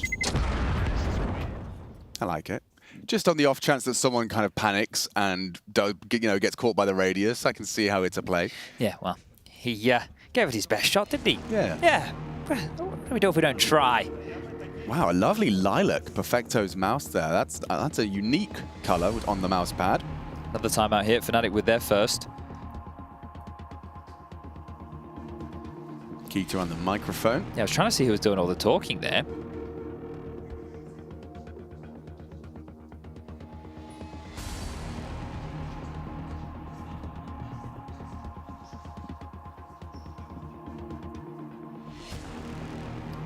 Have to wait and see what they prioritize here, right? With the mid defense, they've been doing that divider smoke, then the mollies either side. So you are going to need at least 2 Molotovs to try and get that mid hold, but well, they have just been able to afford that. So dropping those across to the correct individuals. Mid smoke lined up from Buster here for red, so insta window removed. I want to try and do something a bit poppier now, do a bit of a pace change, do something a bit more set. Hobbit selling what is standard in towards middle, and they're setting up this execute towards B. They have to get through Mezzy if they want to have the 2 prongs to this assault. Roy in support as well. Shiro lining up for the util. Smokes will be sailing through. Smokes up for now. Are they blocking cave? Looks like they want to smoke long here. Here's the go. Dexter readies himself for battle. Rejig of the setup as well. Roy, Dexter, Mezzy, all present. Afro catches mid. And Roy, Molotov down low. That's a big spray from Dexter onto Perfecto. Into the site, looking for the plant. Mezzy knows the lineup, does manage to deter and adjust into Buster. Oh, but from behind, he's ready for everything. Mezzy delivers individually. 3-5 the scoreline, and a gift for Fnatic. Stops Cloud9 from finding a 3rd consecutive round here. And for their 3rd in total, this is the 3rd map as well. Yeah, really well done here. Afro just catching Hobbit, trying to squeak across middle, and this is great from Mezzy, isn't it?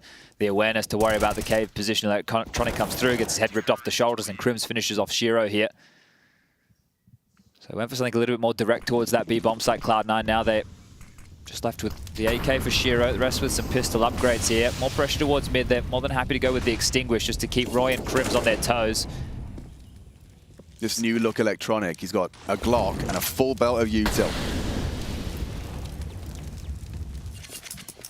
They are going to try towards A, but it's not off the rip, so out they come a little bit late. He wants to punish Crims, and Crims will have a nice angle to play around. Now, they have boosted Shiro up, which can lead to an uncomfortable duel here for Crims if he does leap through. The Shadow, Crims knows. He knows what's up. Electronic to bait, but Crims is ready to adjust or fall out. That's what he was waiting for. Roy's gone. Shiro nails it. Great one back, but still that rifle in play, and that bomb now down. Mezzy coming through donut late. Dexter, he's going to go down. No. Shiro's doing it all on the hero AK. What a call. What a play. Afro 1, trade comes through. Perfecto clean to the head. It's onto Mezzy. A frustrating round to lose. Oh, no! Oh, he thought he had it. He thought he'd isolated the one-on-one. Didn't quite finish onto Hobbit, and that is one way to steal a 6th round. Yeah, slashes of frustration right there from Mezzy. Get that kill. Probably has enough time to try and make that one happen. Yeah, Perfecto had no armor either. Hobbit even on the hunt here, and Mezzy, he's shake, rattle, and rolled right now. Just has to tuck tail and hope that he gets to hold on to the goods, and he will. Okay, well, just as it looked like Fnatic were trying to find a footing on their CT half, that happens. Whoa. Jeez. Tech9 drive-by there. 2nd timeout call for Fnatic here. Yeah. Oof. That one is going to leave a bit of mental residue for poor Mezzy. I would have said that, but I don't know if Mezzy's the kind of player that's really going to linger with. All right. Yeah, I think that's the kind of thing he's probably just said, well, that sucks, and he's already talking about the next round. Shit happens. Just not one of those personalities. Doesn't strike me that way. Of course, I'm not, intimately familiar with his psychological being, but yeah, as you said, that CT side was just starting to get rolling, and now a big FU handed to them by C9. Well, this is where Fnatic, with 1 saved and 4, can lightly invest behind it, get the guns out into the next. But what was meant to be the start of multiple rounds now sees Cloud9 likely to get up to 7 here. Buster watching A, and there is an A aggress from the likes of Crimson Afro here, who do cop a flash. Oh, this aggressive or peak, not to be. Mezzy with a saved M4, 2 massive kills. That's what I'm saying, Mezzy. He's not giving up. He's only just begun. And that preserved rifle, it could completely wipe the slate clean if they can respond in kind with a conservative 1 rifle round. Did they forget he was the cave player or something? Shiro wanted to just go straight. I guess they assumed he might go elsewhere with being the only rifle. Buster onto Roy, though.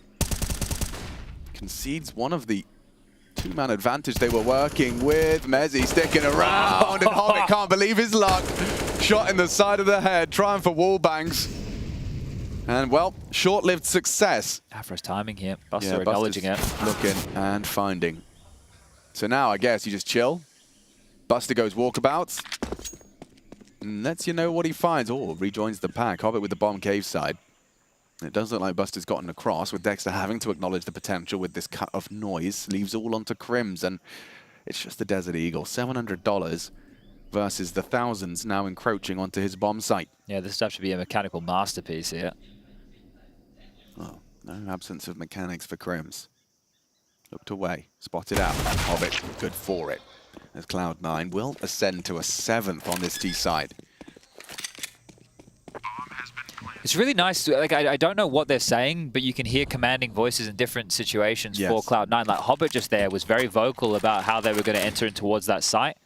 Like I said, I don't know exactly what he's saying, but it sounds like he is organizing the squad as Buster gets it done against Dexter.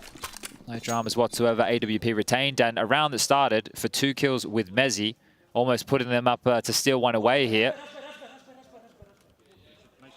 Why did... It sounded like he said rush B, rush B, rush B, rush B. Yeah, but why would he be saying that with such vigor at 15 seconds on strat time? Well... Unless it's like land strats, you know, you go, hey guys, let's go B! And then you go, guys, let's go A. Well, I think they're definitely going B here. Mac 10 leading the race here. What Q did they get? Pace Look change. at them charging in! And already met by Mezzi. Another, this time from Dexter, despite the flashes, the util. It's handled by Fnatic, and it's Dexter who racks up another. Finally, Shiro finds something back. But this one falls flat. Well, there was conviction behind the call, and everybody followed through. It's heads-up Counter-Strike here. Fnatic hit the necessary shots with the icon show and flashed.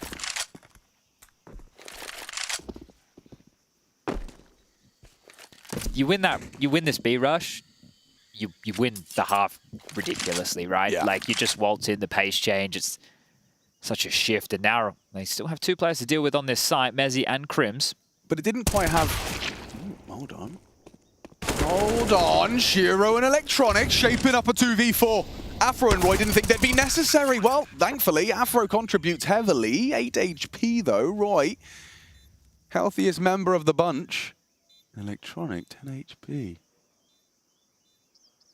He's isolated this duel. Afro, when do you move? Now, and into Electronic's warm embrace. It's Electronic picks up. Oh! Too much on the angle, and Roy will collect. I think he thought he had a moment longer there to deploy the incendiary. It could have been a round-winning incendiary upon picking it up, but perhaps just overcooking the pooch, as the saying doesn't go. It's hard to celebrate that if you're Fnatic, right? I know it's another round, but again, you lose so many people. You've got Mezzi with 3.8, Crims with 3.5. So the issue with only one player staying alive, there will be omissions, and they've made sure the AWP was not in a position of retention. So great job for Shiro and Electronic to get the bomb down and make this a costly round. They've set themselves up to still be able to break Fnatic into the next. A decent attempt. They didn't even get any space, right? They weren't even up the ramp. They just had to waltz in later. So it wasn't like they were left in like a mid-round position where they were in a skirmish. They had to brute force their way in. So some good shots. Cloud9 are going to call their second timeout now. Groove, let them get away with that B-rush call.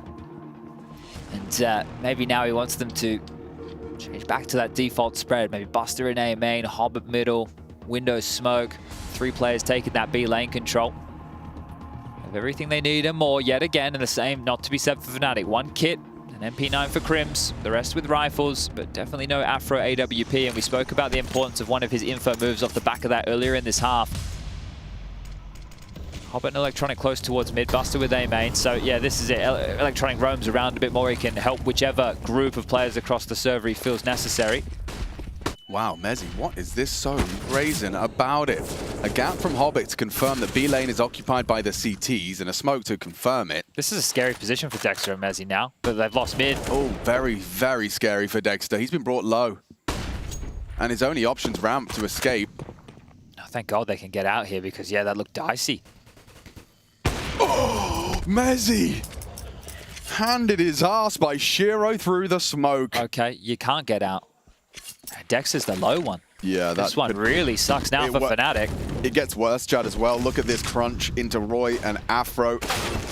Bails himself out of trouble. They both strike and both successful. They are very low. Molly could be perfect. Roy tries to take the chance. He gets away with it. And Crims has already caught Buster towards A main. They're all low. Wait, Dexter. Can't believe he's gotten another there. That's a lovely find considering his HP. Perfecto's going to win this. He's going to win this. Okay, this is going to be a one hell of a 1v4. A quick find in the first two. Faking out. Oh, he has no idea. Yeah, Afro should be able to spank his bottom, and Fnatic will take 5. Wow. That's a recovery. You felt like after the way in which that went down, this very quick access into B lane from Fnatic, information flowing thanks to Hobbit, but everyone winning their duels, Roy and Afro in particular, going to be happy with the way that one went down. Yeah, so they both were ahead of that molly, right, ready for the fight. So you're kind of, after that molly coming out with the peak, to check the other angles, but not expecting 2 players coming your way. Perfecto getting 2 kills quickly from just that cave precipice, but yeah, not ready for the swiftness of Afro there. All right, well, Fnatic, what's the look now? There's the window from Perfecto here. It looks like it's a mid-go. Look at all these bodies again. They're not going to go out the gate initially. Molly to deny the heaven jump up. Lots of util invested into this one. They've lost middle here. There's no B lane presence at all. It's kind of weird not to have anybody spamming or just sitting doors in case of an info play or push. Dexter and Mezzi aren't going to hear anything. They're not going to be pressured whatsoever. Look at Cloud9. This is strange. Just essentially all 5 players just sitting outside A main and middle. Yeah. It is a bit too quiet on B, is it not? It's quiet everywhere right now. So in the dark are Fnatic, but they're going to walk into this AWP. Afro poised and ready to receive. And that's the freest frag of the lot into Hobbit, ready to re-strafe in. He wants more. Re-clearing. Buster's overextended here. Afro's drawn the line in the sand. You will not pass this point. Perfecto boosted up though. Buster should have been a dead man. Afro's been great at those shots until that one. Yeah, that's a bit of a blemish. No problem for Fnatic. They spot out the last. It's Shiro with the bomb on main, and Buster's bleeding after his fight with Mezzi elsewhere. They could perhaps pivot. It's forced a rotation under the assumption that, yeah, the bomb's going to be going towards B.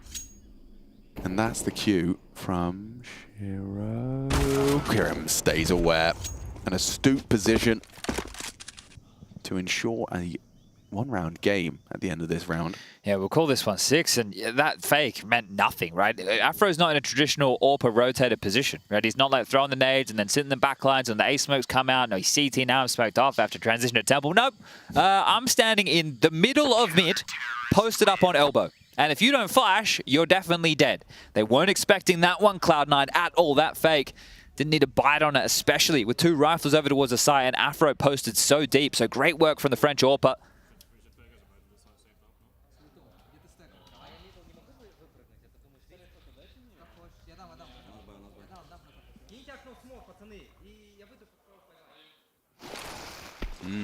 It is definitely not a one-voice team. No, they're doing this as a unit, right? Working out who can do what. Like, democratically. Oh, wow. Check it out. Hobbit straight through mid on that Mag 10. It's Crims that will find the equivalent. Trades out. Roy watching from the sidelines alongside Hobbit. 4 on 4. This is aggressive. Mezzi fancies his chances. Didn't catch a glimpse of anything, but it is occupied. It's Electronic and Shiro. Working towards this cave position. Mezzi times the smoke well. Electronic with the default molly for Rat side. And they will push through. Okay, that's going to shave some time on their clears off. They'll have a lot more time to work with now, as they already confirmed that cave not occupied Here comes the ramp push. Yeah, that's Buster's responsibility. Oh, Setting just up as I say nades. that, he's throwing out the nade. That's the cue. Oh, Perfecto. Very snappy on the Tech 9. And Dexter's aware there could be the gap through cave. Has to play this power position now. Electronic, he's already across to that tight corner. Going to be overlooked by Dexter here. Oh, perfect. A dream frag delivered to his front door. Electronic takes down Dexter. Crims has to do a lot more now. And strafes through. Shiro, perfect execution from the Cloud9 squad as an 8th round imminent.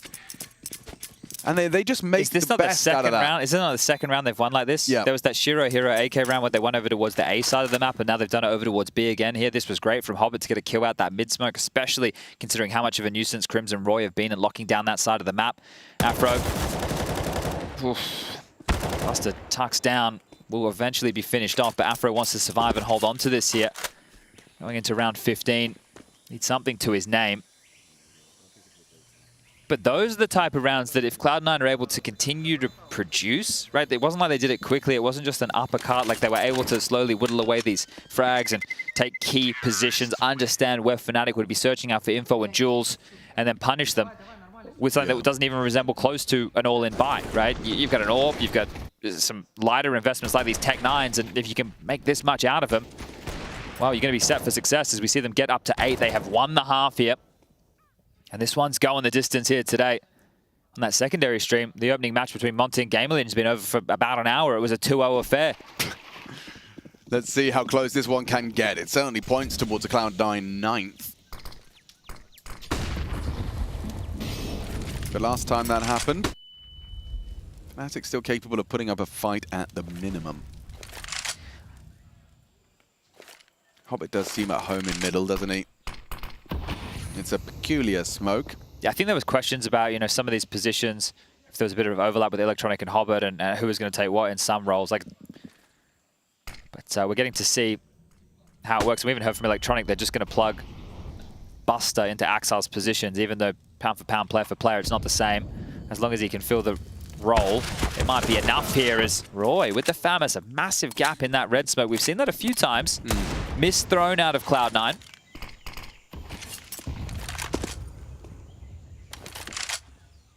So you've still got Buster holding that A lurk. You've got 2 players through mid with the bomb. Perfecto on his way to join them. So yeah, at the moment it really hinges on these next engagement through red. Afro's playing the off angle. Roy is also aware and alert. Electronic first duel. Afro, Profits, Shiro, trading. Not really a fight for a FAMAS versus an AWP. Needs to make sure he doesn't drop this bomb here. 29 seconds left on the clock. They need to group up. Crims coming to search through Donut. They need to push the issue towards A. Dexter around the world may have done this. Deagle doesn't find it. They're still coming. Dexter is coming behind him, sure, but Mezzi and Roy, they have to slow them down. 14 seconds. 14, 12. They still can plant. Dexter, the unknown entity, going for the safe plant. No time for him to disrupt that. But perhaps the element of surprise, Buster's moonwalking into him. There's timing on this. Buster's back is completely turned. And he's going to hold his trigger. Now he strikes. Shiro looking for the trade, gets the smoke out. Oh, gets the info. He knows what's up. A 10-second diffuser ahead of him, unless he can find the kit. Flashes through, ready for the duel. Shiro's ready to stand and bang. A dink exchange. It's 9. Locked in for Cloud9 in this final map. Looking to start the groups of Cologne off with a win. Fnatic 6 to work with as we swap sides.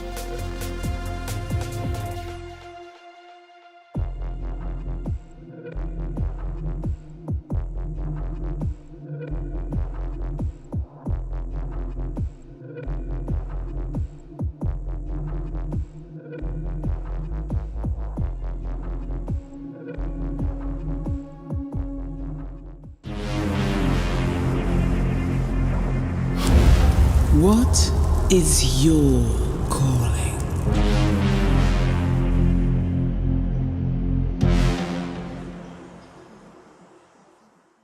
Sweetie Pot's with me here, my man. Firstly, congratulations on getting married, man. Yeah.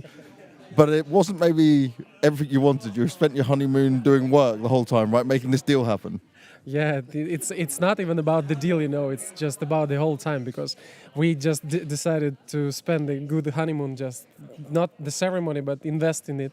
And all these 2 weeks straight, I just Slack, phone calls, emails, just Navi and etc. It was pretty tough. Okay, so Jack, whatever his honeymoon cost, just give him a little bump up so he can redo it again. We'll refresh the honeymoon period for you and the missus. But this signing right now, obviously for the community, we think it's one of the most hyped signings coming in. Electronic and Perfecto bringing obviously a lot of experience, championship level. But this is a big shake-up for your young boys you had together for the long ride, right? And what was it like to have to go through that process to remove Nafani like that? Yeah, that's exactly what I think about first, that removing Nafani is just making the major part of the team being separate from the period when we've got just the youngsters. Yeah. So now there's only Shiro, because technically Exile was the substitution for the main team, and then go down, and the Hobbit was the substitution also, like a veteran of the for the team. Yeah, now there is only Shiro left, and I can describe the feeling, because the growth of development is strictly concerned with the changes. So if you're just not doing anything, you will stagnate. It's not the growth. So for sure, only time will show is it worth it or not. But still, we're here in IEM Cologne in the main stage, so we can prove something, even with the booster. And I just want to emphasize the thing that this guy is also just didn't pay attention to his plans and everything. He just straight come to us and help. And I think we should highlight that he is really into this team still. And the thing is, big respect to Booster for this, because he comes in, he has to fit into Axel's roles, which is not what he's used to playing, and obviously there's heavy criticism that comes with that. But he's doing well. You won your first map, you won their map, you lost your map, but it's still growing pains as a new team. The one thing I do really like from this team is there's a lot of smiles on the faces, which we have not seen on your guys for a long time. But what's it like during practice? I think it's not even just the smile on the faces, it's the overall hype and the attitude towards the game. So with these guys, which got absolutely different things in mind, I think that they bring something like life. So yeah, it feels not just like, everybody say when you make a change, it's fresh air. It's not fresh air. It's just completely different point of view. That's why they just looking absolutely different, because they're grower, they are more mature, they just feel like, let's get them. So now they're ready and hungry more than ever to win and get this done. For Electronic though, obviously he's still very young despite how long we've spoken about him. Is he just taken into his way of in-game leading, or how did you guys plan this out? Because Groove obviously has his system, Blade's system's different to that, and Electronic's now somewhere in the middle. Groove living in this pro scene for almost 20 years or how much, I think that he can find the way to anyone. And I think that he just trying to configure the system. And I think that I do believe that he will find the way. Because if the Electronic will be more than good enough, he will take a step back. And because Konstantin is very experienced. Oh, yeah, that's why he living. He know when and how to make the right move. And this is why I talk to you, because Konstantin's brilliant, but he very focused on the game, very direct. I get a bit more the emotional side from things from you, right? A bit more the energy and understanding. When it comes to Jim, though, I remember you got Inters very buff. He was looking great, right? What are we going to do about Shiro? Gym time? I think that Jiro have got new hero. He is fully into Electronic. Yeah, and you see this guy is really got very slim, so I think we could find something changes with the body of the Shiro.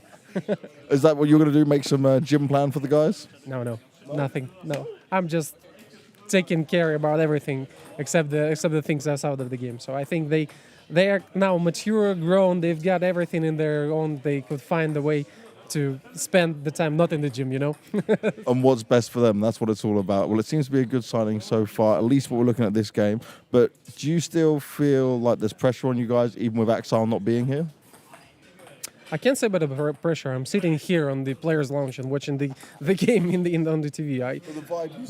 But even if we can just count the tournaments which these players won, I think that the pressure is the kind of not so drastic component, because they played on the scene, they played in mix, they play with the substitutions and etc. So the only thing that they want to do is just to prove that they really play a good game despite any conditions. So that's what they're doing now. We're playing 7-3 on Ancient, and I think we will continue to take the rounds. Now, lastly, my final question for you. I've got Electronic doing English interviews. I talked to him before, he's feeling more comfortable. Who's the next one who's going to be because your English is great, so who else are we going to get to do some interviews for me? I think Shiro is the best. Yes, for sure. He's constantly growing. You just take a look on the picture, which was 1 year, 2 years ago, and now he's much better in English. And I think one day you will take a full interview. Shiro, I'm coming for you. We've got to keep things moving. But good chatting up with Sweetie Potts. Thank you very much, man. Appreciate you always. And that, of course, with the manager of Cloud9. They're battling it out over on the A stream, but here on B, it's time to get into the action. It's time to get into 9 and ENCE. Yeah, it's going to be a cool matchup here. You know, Shocked asked me earlier today why, I love ENCE. ENCE is one of my favorite teams. I love everything about ENCE. I love the logo. I love the colors. I love the jackets. I like the pillows. They have throw pillows. You like the little tape outside the logo? Yeah. Is what you're saying. Yeah. Well, and then that's even before you get into the team itself. Okay. Snappy's a fun in-game leader. Sampias is a baller offer. Nertz is a great talent. Diha's criminally underrated. Madden's a beast. They've got it all, Maui. And they wear great jerseys. And they wear great jerseys. It's a great logo. I think that this has to be a game where ENCE just come in swinging. We saw 9 take down Liquid in the play-in, and that was a shock to a lot of us, I would say. Us specifically on desk right now. Specifically the North American desk that we have right here, right now. But this has got to be ENCE showing that Dallas wasn't a fluke. This has got to be them showing that there's no reason that they shouldn't be counted into, as a shoo-in almost to the playoffs. Now, there is one other fun narrative through here, which is for Hades. This is actually the first time since he left the ENCE roster that he's going to be playing up against them with his new team. It is, shockingly. And so Shock's managed to catch up with Diha and Hades before this game to get a little tempo check.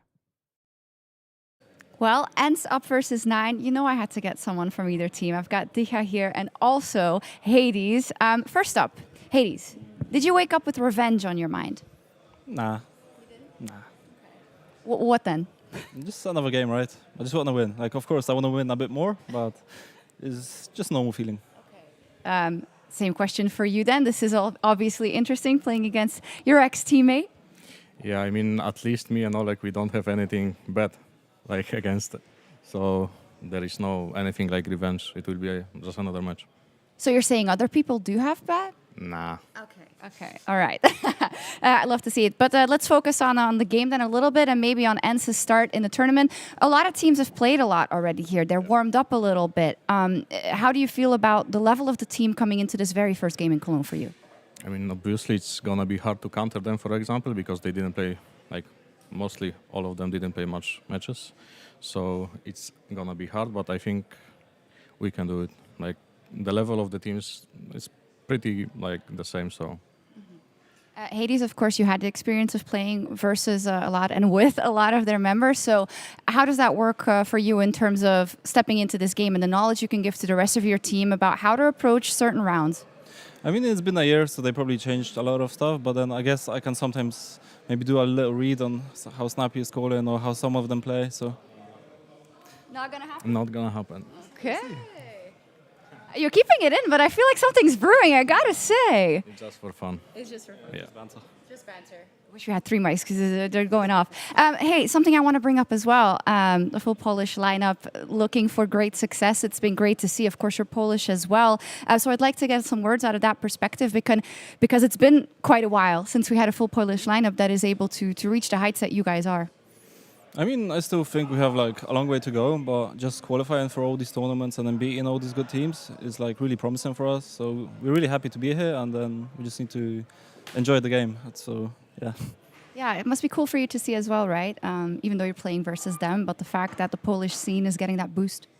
I mean, I was hoping that we will dodge this situation because I really want them to go like deep also in the tournaments. We are really good friends, and we are always talking after the matches, like before the tournament. So it's not really the best situation that we are playing against each other, but it's okay. Okay. I see that there's a lot of good vibes. So one more statement about each other before we go into it. It can be as spicy as you like, but... Nah, I mean, it will be a good match. I hope so. I will scream a lot. Scream a lot. Okay, Hades. Yeah, I will scream a lot also. We'll probably see some banter between the glasses, between both teams. So We're looking forward to it. Good luck, you two. Thank you. Diha going to be shedding a single tear while he puts his countrymen down into the lower bracket, perhaps? Or is it Hades looking for a bit of revenge? Got his old team in the crosshair here. Yeah, I mean, look, I don't care what he says. He's probably feeling a little bit of revenge right now, right? He's like, you always want to prove to the team that let you go. Like, even if you're not going to acknowledge it on camera, someone cuts you from the team, you want to come back and just dominate them. Yeah, no one really loves to put stakes onto games anymore if they're a player because they hate just the social media blowback if things fall, by the wayside. But you would know something about that.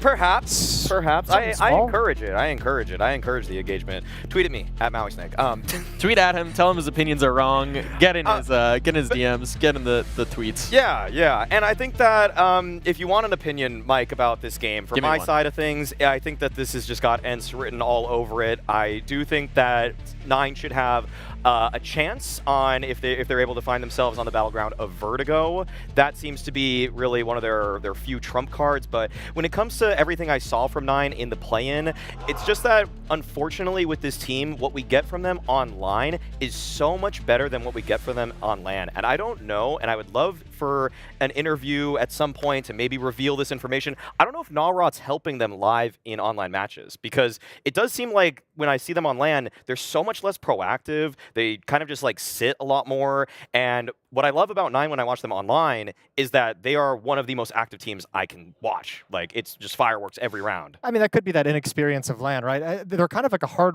team to read, considering like their kind of rise happened at the RMRs for Paris, right? Is where everyone kind of was like, oh, this is sweet. This team's actually doing some work. And then Paris was a disappointment. And then obviously there's nothing since then. There's nothing to really go off of. So kind of hard to read where they're going to be at and how you want to judge them. But yeah, I would chalk that up, I guess, maybe to just some inexperience at the LAN events, at the bigger tournaments. And maybe that changes. We've talked about teams coming through the play-ins, playing more games. Things get a little bit easier, a little bit better. But I'm with you. I think ENCE coming into this should be one of those matches, especially when you consider, you ask anyone who's going to win this event, they're going to give you Heroic, they're going to give you Vitality as like the 2 favorites. And ENCE should probably be in that conversation too. ENCE should probably be the next team after that, considering the roster changes after winning Dallas. They should be the 3rd team in that list. Like, yeah, ENCE has a real chance at winning this too. I have to agree. I think that ENCE should be coming into this with a lot of momentum. We just haven't really seen it persist because literally there was just a player break. Yep. So there wasn't anything for them to do after that. And Shock's low-key asked a question that makes a great point to this is, you know, you guys haven't played. You're coming into, this is your first match at Cologne. 9's now played 3 games, a little bit warmed up, a little bit into the rhythm of it. Is ENCE going to come out of the player break? We know sometimes we've seen teams have like that player break hangover. They've lagged a little bit, and first games are sometimes a little sketchy. So you'd hope that's maybe one of the things that you'd hang on if you're going to predict a 9 victory, that ENCE comes out a little bit slow. You'd hope, though, that they're hungry, right? I mean, finally breaking that trophy drought for a guy like Snappy who've been competing for so long to lift an IEM trophy on stage, that's an incredible moment. You know they're going to want to get back to it. And even that's like a weird conversation, because with teams, sometimes you're like, okay, they finally won a trophy. They finally won their first trophy. That can be the moment that pushes them over the edge and gives them the confidence to continue that level into the future. But then there's the player break. Yeah. So it's like, how much momentum can you really build off of a tournament that you win and then go into 5 weeks of chilling? One thing I'll mention, though, is that, you know, I think of player breaks, I think of Heartbreak, I think of like Team Liquid and how they fell off before the Berlin major. Yeah. But one thing that's nice about this ENCE team is that they're not just a momentum-based team. They're not just a firepower-based team. They should have been able to actually renew some of their plays, continue with that diverse strat book that Snappy's so ready to go to. And I think that a lot of their success is predicated off of the back of him and Saw coming together and putting together great ideas, taking inspiration from lower tiers of Counter-Strike, whereas Whereas, you know, some other teams that lose momentum after a player break do so because they were so much more individually driven. I'll just say this right now. Snappy's my favorite caller in the scene at the moment. I love watching Snappy call games because I feel like ENCE like never gets to a point where they get caught with like no ideas. Like they always find a solution. They can go down 6-7-0, 8-0. There's going to be a solution in there, and Snappy does such a good job of mixing things up between like more set tactics and more like organized and more strategery. You know, you like that? Strategery. And then switching over into like the uppercut, like the little bit more fast-paced contact plays. They've got multiple styles they can switch into, and that's a testament to the tools and the players he's got around him that he's able to do that with confidence. I mean, those players as well have just been rising and rising, right? We've seen Sunpius really blossom back into what he was when he was here in Cologne last time with Movistar, where he was the absolute star. He's come back into that form within this roster. We've seen players like Madden as well, who's at times been a little bit of an underrated piece here, you know, start to step up and gel in that Dallas run. So I think I mean, look, when we just look at the raw pieces, if you ignore the system, if you ignore the preparation that we've talked about, you still just have to favor ENCE pound for pound, player to player. Right, that's why we really are chalking this one up to be a likely ENCE victory, because we talked about the revenge arc angle. Did ENCE make a mistake picking up Sunpius for Hades? I think that question has been squashed. Like, Sunpius is clearly an upgrade. The T side from Sunpius back at Dallas was one of the top 5 of everybody as an individual, and so for him to get involved, it's not even just the op on CT side, which he was so known for on Movistar Riders, is that he was able to fit into so many of the strategies so well for ENCE, even with an AK in his hands too. Yeah, and like I think even too, like maybe they can go head to head. Maybe Hades can match up with him in a series. I don't think long term, but the peak of Sunpius is just so much higher. And I mean, again, it also helps when you have someone like Nerds who can open things up for you, who can make some plays with an AK-47. You just have so many tools on this team, man. I think D is so criminally underrated. If there was someone who actually came in and did like a Moneyball kind of situation in Counter-Strike, I think D is going to be at the top of the list in terms of like most impactful pound for pound for the money that he's getting paid. Like I think D is an absolute monster. It's actually wild that we've talked this much about ENCE. We haven't even mentioned really Nerds yet. He's blown us away at various moments, made some action happen. We got the Veto coming in here. Any surprises we're expecting? I think that Nine's got to be going with Vertigo. It's their tried and tested. For ENCE, coming off a player break, you don't really know where they're going to go necessarily. I think that they've shown that they have an affinity towards Nuke in the past. Anubis as well has been a good map for them. Yeah, but I think if you pick Nuke, you're kind of playing into exactly what Nine want to do. So I think an Anubis would also be pretty strong for them. So let's see. And that one is just a given. And this is also like one of the weaknesses of Nine is their map pool. We haven't even really touched on that. Like they have to ban Ancient because they've tried to improve it. It hasn't worked. Vertigo is really the only place they can go with it. And ENCE, as you mentioned, kind of walks a little bit into that trap. And there's Nine who also don't want to mess with the Anubis, where ENCE has beaten FaZe 3 times in a row on it. Wow. One thing to also note about the first ban here is that both of these teams do like banning Inferno out. And for Nine to, I guess, have the gall to actually ban out what is usually their worst map in Ancient, they knew that ENCE wasn't going to pull anything tricky in the veto, which is a bit of a risk because you don't know if ENCE actually worked on Inferno during the player break. So that gamble actually totally paid off for them, and I think that this is probably as good of a veto as it can go for Nine. I still have to side with ENCE in this one, but I think that this is pretty much like Nine having a chance. Yeah, best circumstances you could have got if you're Nine. I'm sticking with ENCE as well. I think this should be a solid game for them. And man, I hope it's a good game. I don't want to see them start slow. That would be like my disaster. That would be my nightmare.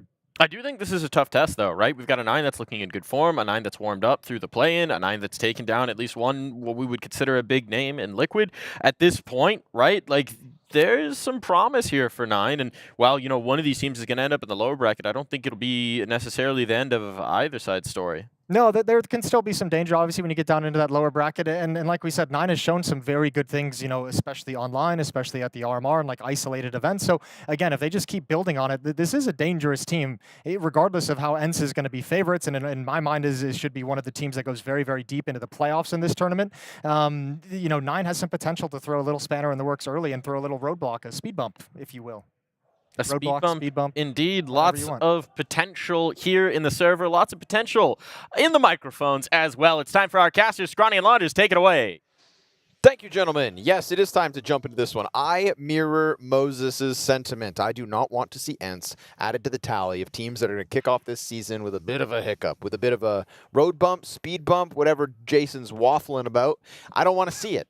Okay, I don't want any of that. I want to see the IEM Dallas champion type ENCE. I agree. And I think that lower tier teams are worried about ENCE as one of the teams that are taking every moment very seriously. They never look lazy. They still can lose because they don't have the same sort of tier of players as some of the better rosters out there. But like Snappy is like one of the best IGLs of the year, one of the best IGLs of the last couple of years. He's just been so fantastic, and I think that makes ENCE a serious threat. So we'll see. We'll see what what will happen here versus 9. It is sort of a good matchup for the reasons of the veto evening things out a little bit. Yeah. But that doesn't mean that 9 are favored. They've been doing good. They had a little bit of practice. They can definitely take this, but they'd have to kick it up. Currently sitting at the top of the statistics board for 9 is Hades. 1.06 rating across the play-in. Hades versus ENCE. Yeah, we'll see what he can do versus his old team. That's right, the old team.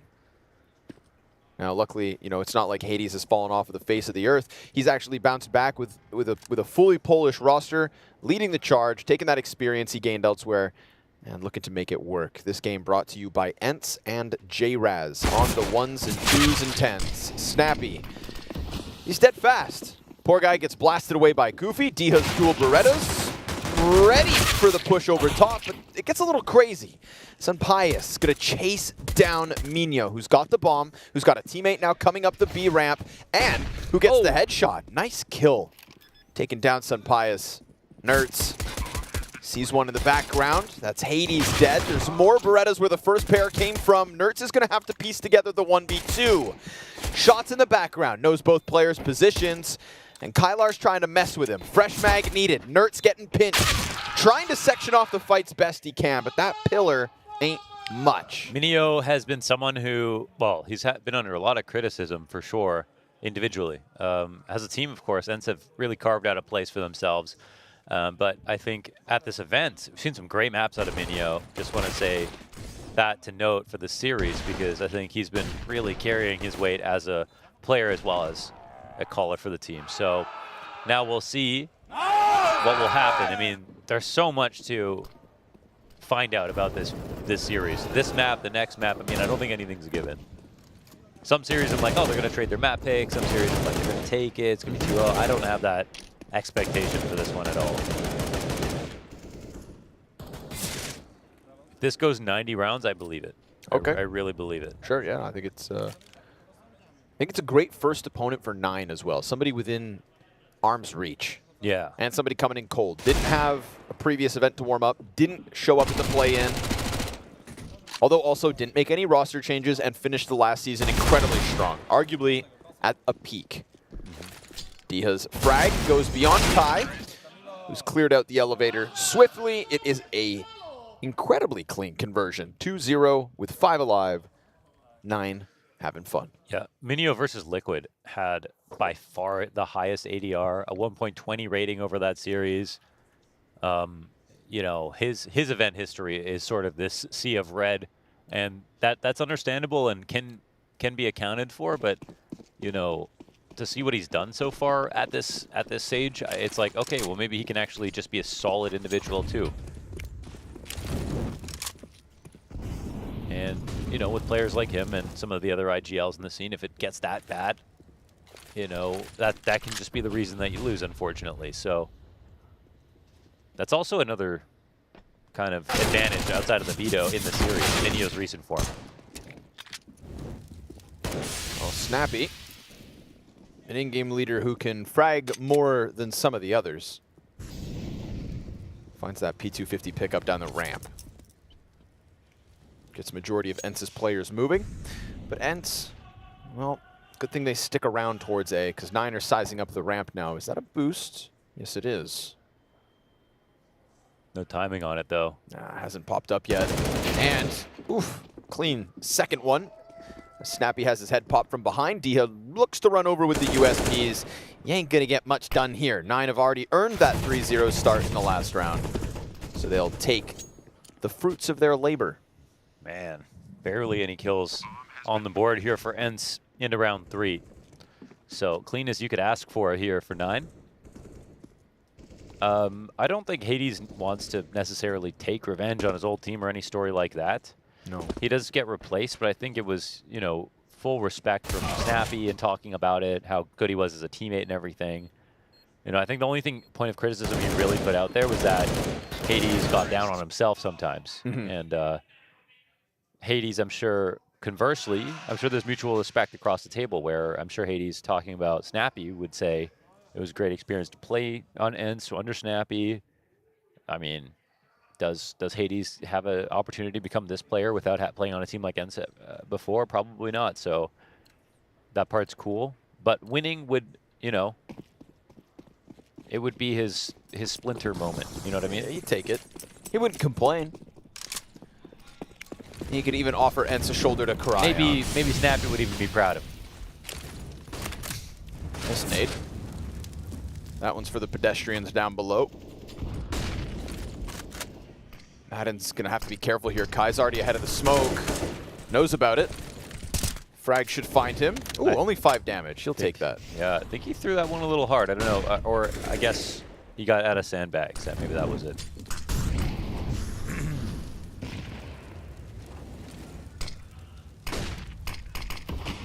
Well, a lot of progress is being made here on the ramp. Very quickly. We do have a good amount of retake utility here for ENCE, but, you know, try to avoid retakes if you can. No molly for him. And the re-aggro to sandbags, that might catch him off guard. They can't clear this. They've got to keep eyes on it. Madden will be given a phenomenal moment to strike. No, listen, they have time on their side. They're looking. They're looking. They don't want to fall victim to it, but they do. Good dink damage. Sunpius also peels Minio off the plate. Snappy regains vision, and they clean up. Ooh. Nice and easy. Majority alive for ENCE. Got a little scary with those flashes. Snappy standing in the open, everybody blind, but he recovers. And ENCE begin their CT side. Yeah, the flash sort of went both ways, so that could have been capitalized on by either team. And there was definitely a moment there.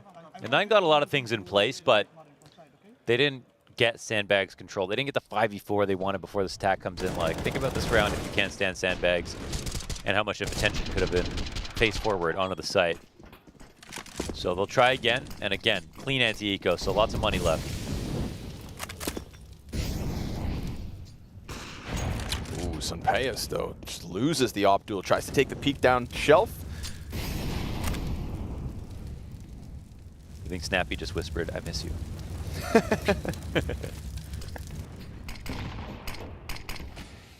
If there's anybody that I think, you know, Hades is going to want to outdo, yeah, it's got to be his direct replacement, and Kai is sharp. Nerds tries to slide in along the yellow wall with Snappy. This has got to have to be the last line of defense. It's the only line of defense.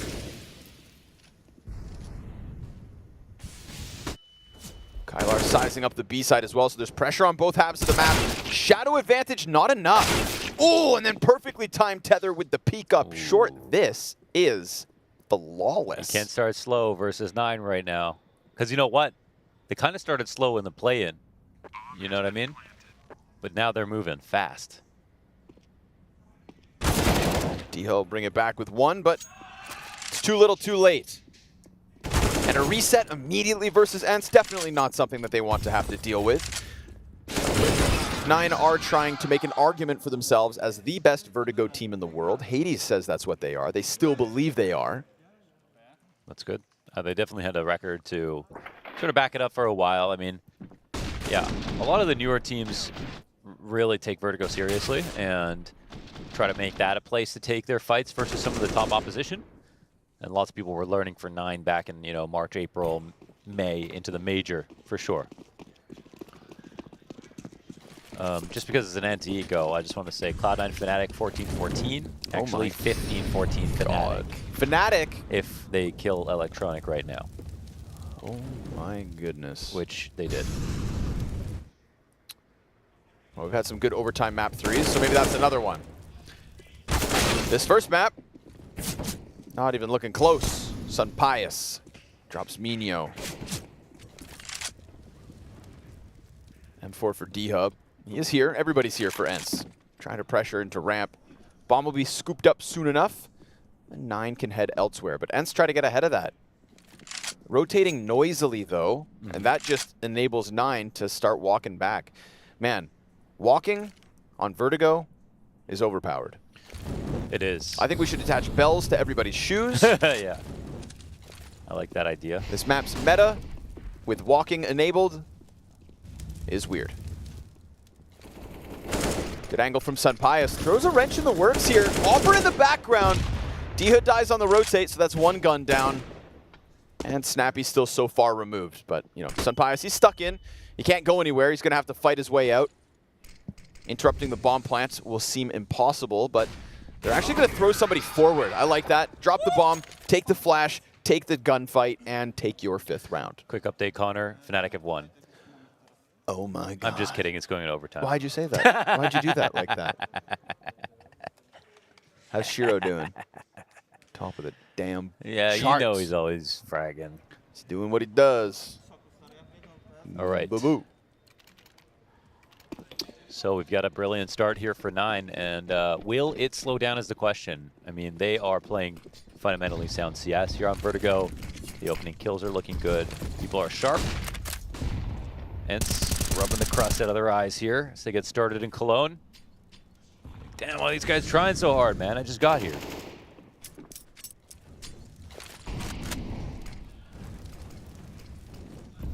At least nobody's dead in the first 30 seconds of ramp control. That's been a problem for ENCE a couple of these rounds already.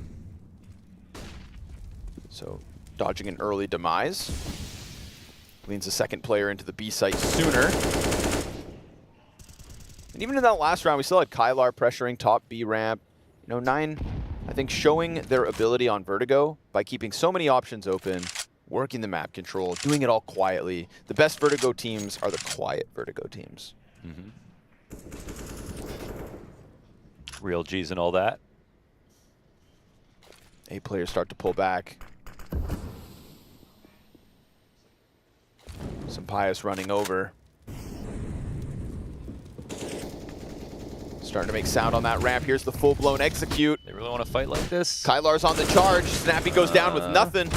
Oh my god, they're getting smoked. Didn't that look... Oh! I mean, oh. That didn't look good for ENCE though, right? Like, did they really want to fight in the site like that with the one boost holding on short, with the ramp attack coming in, no sandbag control, Madden just behind default by himself with a rifle, no counter smoke on Crane, no re-aggression on short, just... Uh-oh.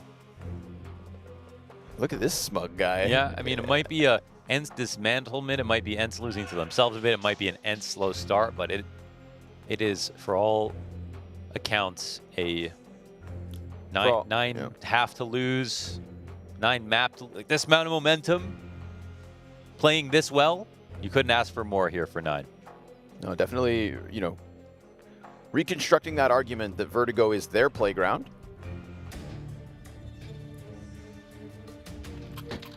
I think just the reaction of 9 in that last round, you know, you're up 6-1, just the nature of that massacre inside of the A site. They're seizing this opportunity with 2 hands. ENCE is going to have to throw something back. They even want the respect of 9. This T side's tearing him up. Get aggressive down the B stairs. MP9 falls back on 30 health. Minio tries to chase it.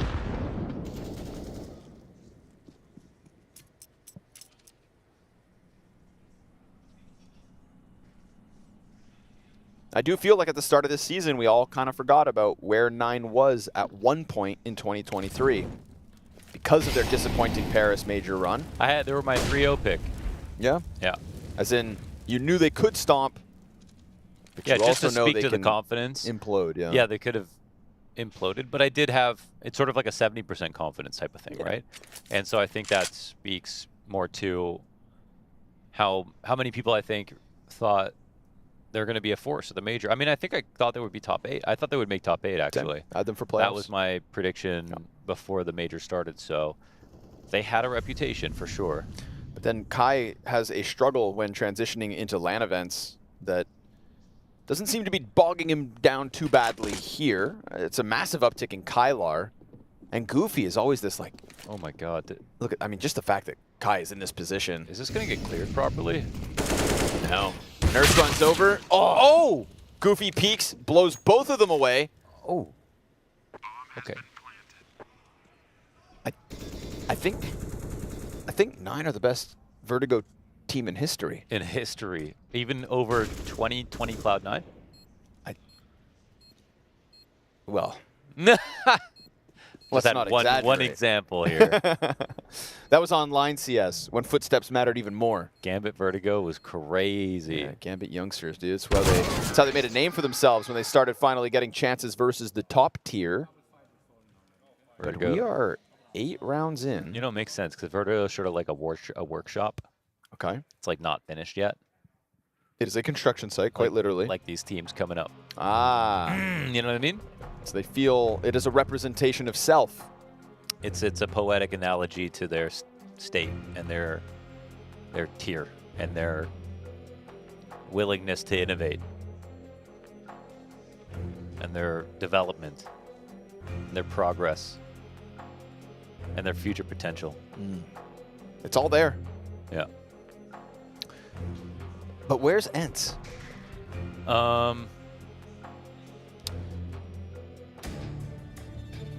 I've looked everywhere, but I can't find them. Have you checked underneath Kylar's boots? Oh! Hey! Because he's stepping on their heads. Oh, man, this guy. 10-1. Unstoppable right now. Oh. Come on, ENCE. For not to.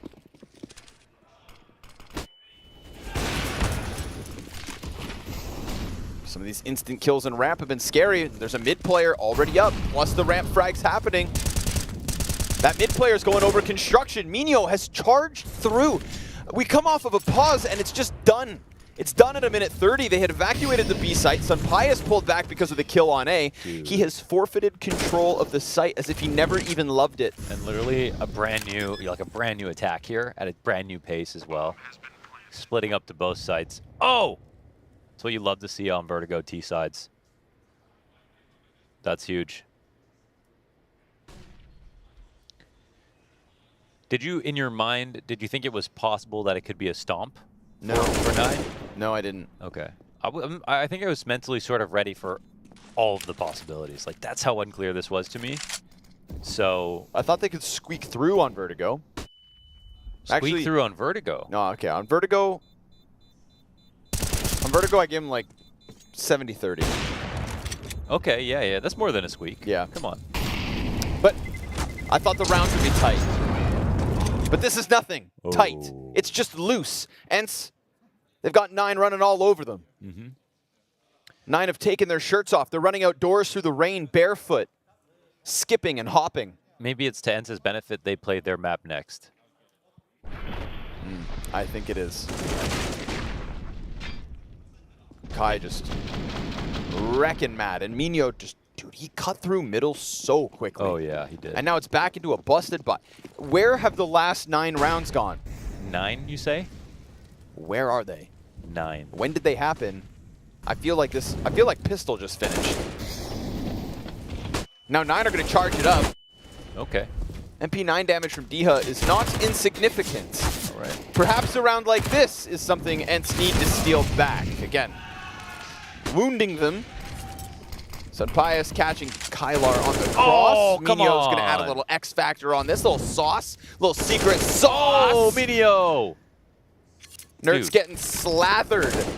ENCE getting battered. What if Minio has a good week, not just a good day? I will believe it when I see it. 11-2 right now, so it's a phenomenal series thus far. Hades is holding off on the flank for the time being. No rush. No rush at all. Oh. Cloud9 are 1 player perfecto away from getting losing. From being dropped by their sponsor. Like Snappy just got dropped by Hades. Up to the flank, just when you thought maybe these lesser weapons were going to pull it off. Sunpius 1v2, finds the free one. Minio playing around with nades, and Sunpius is going to just crank that dial, but he swapped out to an MP9 from an off. I don't know if he really wants that at the end of the day. So with no kit, he switches back to an AWP, but again, no kit. Yeah. And so that one, He could have gone for a deeper peek if he didn't have to double back for the gun, but he has to just swallow his pride and save. And Hades going, huh? You know. Hades shrugging off his ex-teammates like they're chumps. Said this is, well, that was definitely not his ex-teammate, but the rest of them. His mortal enemy, his successor. But a guy he's maybe never met, all the same. And a guy who might love him. You know what I mean? I don't know. What if Sunpius loves him? I don't think you should love strangers. Don't love somebody until you get to know them. Don't put people on a pedestal. You don't have love for everyone? No. No, I don't. I mean, maybe on like a certain base level as human beings, I can empathize with their emotions and whatnot. But okay. If you meet me for the first time, please don't assume that I love you. Okay. He doesn't know you. I'm open to the possibility of falling in love with you. He hates you. But I like to play hard to get. Well, you know it's hard to get over the amount of money that 9 have piled up right now. It's been a certified Hood Classic here put on by 9 T-side of Vertigo, and they're 9 feet tall standing on their money at the moment. Hades with 12.2K. Who had Kylar and Minio as the top fraggers of this map? That's how good 9 are at Vertigo. Their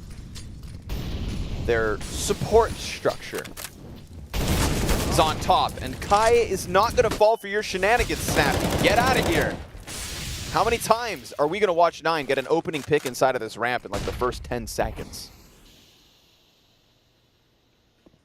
The answer to that question is as many times as 9 choose.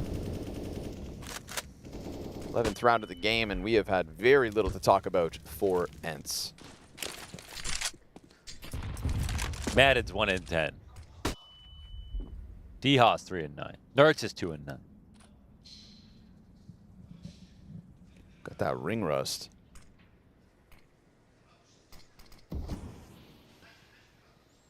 Rustier than the Tin Man. Make no mistake, you could watch this series and next map, this result would have nothing to do with that when we get over to Nuke. Could be literally the same scoreline with ENCE on top and no one would blink. But for the moment, it feels like nothing could stop 9. A great testament to their skill ceiling. Our analyst desk kind of unpacking the weaknesses in their map pool, but no questions about Vertigo, we can tell you that much. A couple more maps to this quality. We got a hell of a contender, but Hades best Sunpius again. Goofy has already got it up into the bomb site. Madden may hold off on short for now. Oh! Very critical second. Goes back for third servings. 9 seconds to the clock. Diha gets a double kill, but now we've got Hades in a clutch, and Diha comes through with all 3. Bro. Nerds not even needed. If not for Madden and Diha, though, ENCE still stuck on 1. That was beast mode rifling. No way they just pulled that off. The fact that I don't even know how you win on that angle with red health on short being swung on. You're supposed to be dead 10 times out of 10, not just 9. You hit the headshots. That's all. That was a sick. You just pre-fired it, right opportunity into the head. Disgusting. Disgusting. Disgusting, lad.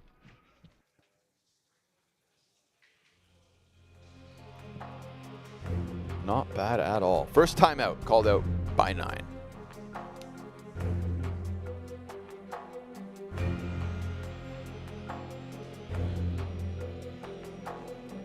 We're in Cologne, Germany at the moment, and I have to say, I love all the sparkling water around here. Everywhere. It's in the gym. It's in the hotel gym. And the gym is crazy. The hotel gym tap is sparkling water. In the gym is crazy. What are you guys doing? That's a violation. Of you guys human like rights. Burping during your burpees? It's in the name. Burping during your pull-ups? Here we go.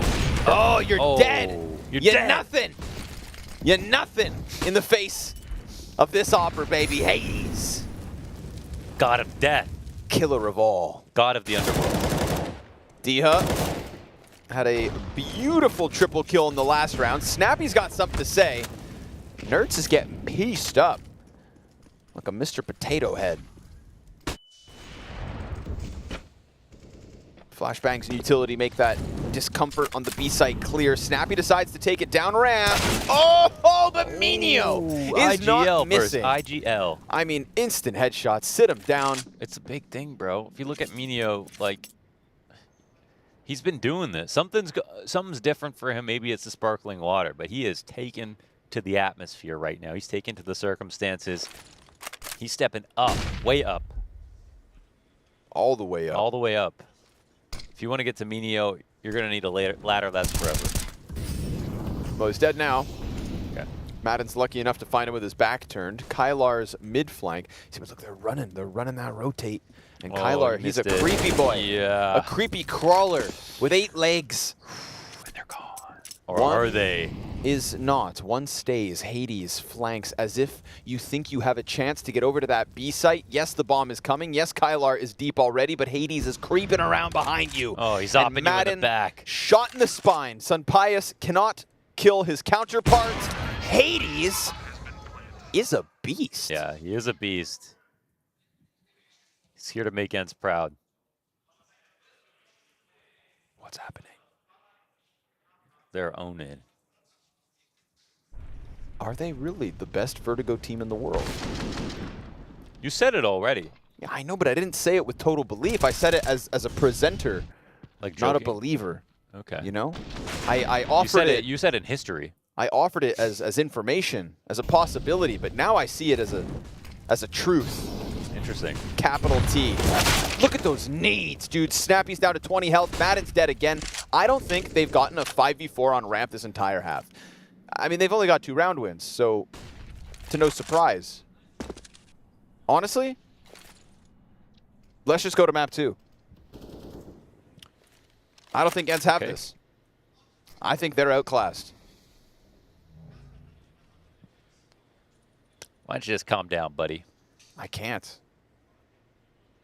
Hades is 11-3. Minio 13-5. Kylar 12-3. Unstoppable forces. Actually, no. Let's stay here on map 1 to just see how much of a whooping 9 can lay down. Not falling victim to the Madden hidden behind sandbags play.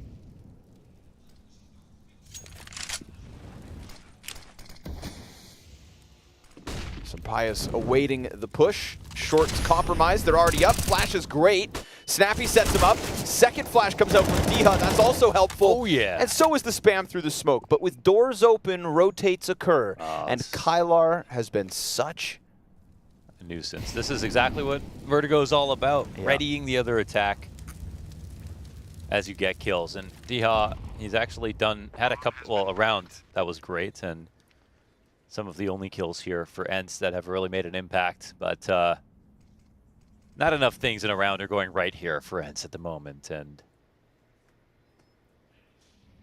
I think like ENCE in 2-3 days or something is a different team, right? But there's a possibility. It's a big edge to have. I think it's a big edge to be able to say you played here, you played a stage, you got to play potentially weaker teams, and you're sharp. Like for 9, it's about being informed, not about how good they can be. Because if they're informed, they can beat a lot of teams that are really good. So they weren't informed exactly when they first entered the server, but like after they beat Liquid, I think they're a bit ahead. Nuke, I don't think, this should still go to a 3rd map, but that doesn't mean that 9 are out. You know what I mean? Of course. So I think, again, ENCE have the fact that they have Nuke coming up to look forward to. If they had let an upset go on that map, well, this would probably have still happened on map 2. But they need to stop a fearsome 9 at the moment. And they don't have experience versus this team. Did they use all their timeouts? This is the last one. Oh, they're using them all on CT side here. My God. Launders, there might not be much of a T side to save them for. That's going to be tough. Hades having fun today.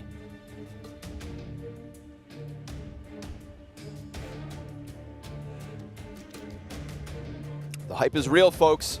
9 on Vertigo. Let this serve as a warning to the other competitors in Cologne. If you face this Polish powerhouse, don't meet him 50 floors up.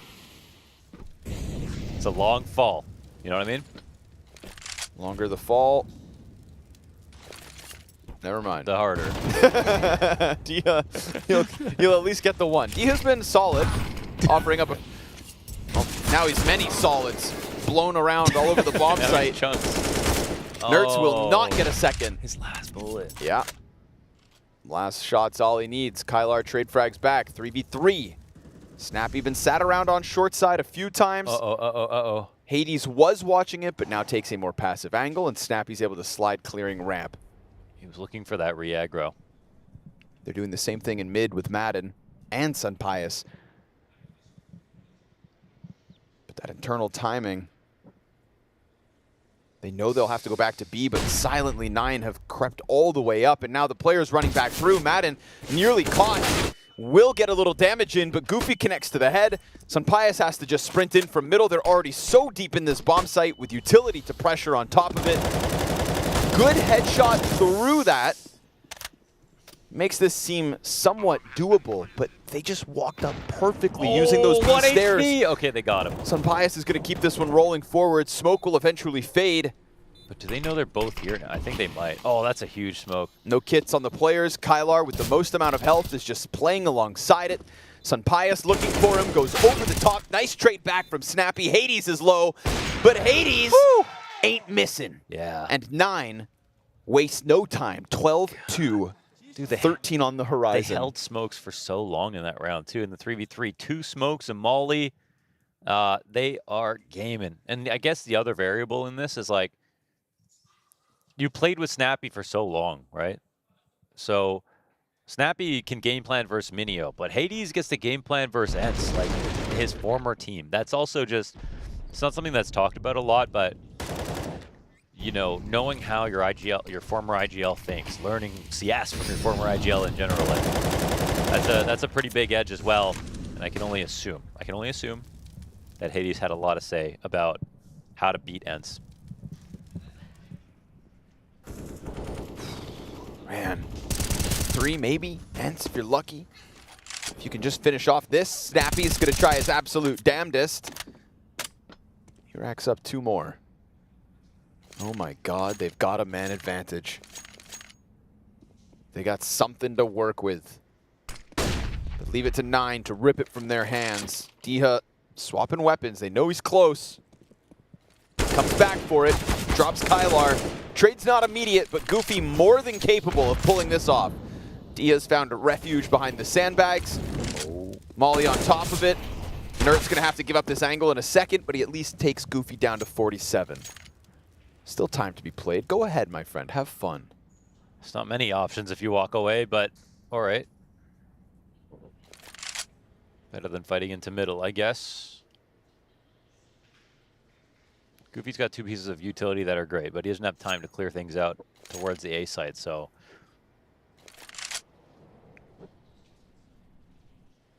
If he mollies out Nerds, I mean, it would make sense based on the map we're seeing.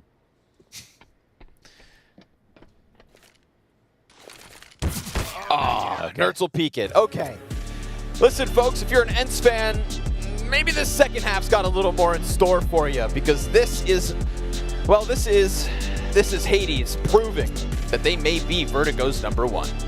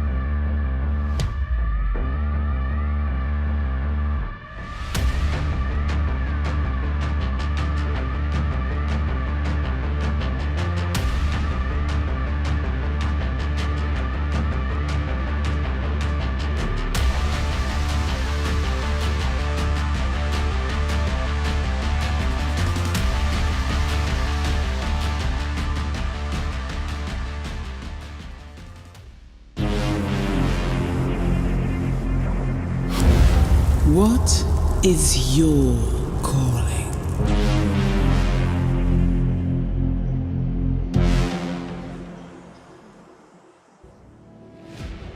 So ENCE were hoping to start IEM Cologne and hit the ground running. Little did they realize they ran the wrong direction, but they had to run because 9 were chasing them out of the server across Vertigo. I mean, simply better. And when I say better, I mean day by day here. 9 have been powering up through the play-in, dispatching of Liquid in order to earn this spot, and now slotting into a comfort zone that is Vertigo. The series is not over, but this first map is close to being done. And to reference that Hades interview, you know, one more notch here for 9 to prove that they are the top team at the moment. And, well, it looks like this pistol may be denied. Yeah. Okay. Almost certainly going to be denied. Unless Goofy has something to say about it, but 2v4. We take a 2v5. Oh, 2v3. Nerds gets one from downtown. Right. Yeah, obviously, you know, again, Hades is claiming that they all feel like they are the best Vertigo team in the world. Tough to say that when you think about the other Vertigo contenders. You got to take it to the world's number 1 and 2. Goofy, he's going to get there. Hold on. He's going to chase down the last. That would have been the ace from Goofy. Not that I think he would have won the round. Bomb was ticking quick. Let's see what he buys with the money. Okay. An M4. He instantly buys an M4 and drops it to Hades. What a nice guy. Wow. I guess, oh, because he can't afford armor. Hades said, this is my team. He said, Hades, hey, you should buy yourself an M4. Oh, you can't afford armor? I'll use it. Hey, all man, good. Hand it over. Those dual Berettas shredding through a few. So single M4 for Hades, made possible by the quadruple dual Berettas. It's the kind of game where this round is won, right? It feels like that. Yeah, Yeah. There you go. So we'll see kind of firepower they're bringing right now. How bad is it at the moment? I think for ENCE's benefit, it should be like if they can actually put together some kind of comeback. It's literally so stupid, but I'm thinking of it as just like warm-up rounds, just more rounds played to get some confidence to go into a map that they're unbelievable on. You know what I mean? Yeah, So a map that they should be more than happy to still play, even if it's after a whooping. But that M4, oh, it's found 2 already. Now it does hit the ground, but it does set up the pistols with a man advantage. Uh-oh. Snappy's not trying to mask this approach whatsoever. Oh! And D-Hug gets drawn in. Minio accidentally kills Snappy in the background, and Nertz falls. 1 M4 and Desert Eagles to get right back into the fast track. Was it an accident? I think so. He was shooting at the player in front and got him both? Got him through the tarp. He killed the first on purpose, then he was shooting at the second player in front and accidentally got the guy through the tarp. God damn. He wanted Nertz. Instead, he finished Snappy. I think. All that money made on that pistol round that got Hades this M4, and then Minio with a beautiful shot to kick things off. Yeah. Lady Luck laughs in the face of ENCE as they are now relegated to upgraded pistols. Oh boy.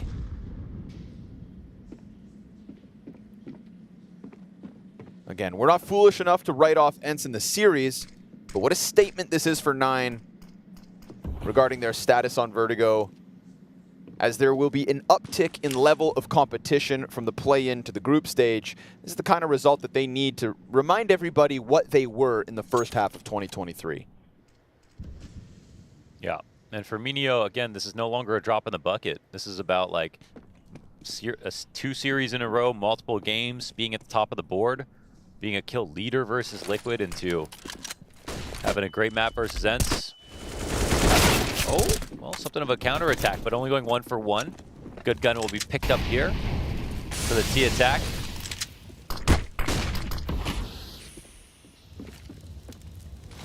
Yeah, and that worked out to be a pretty solid body block on that smoke.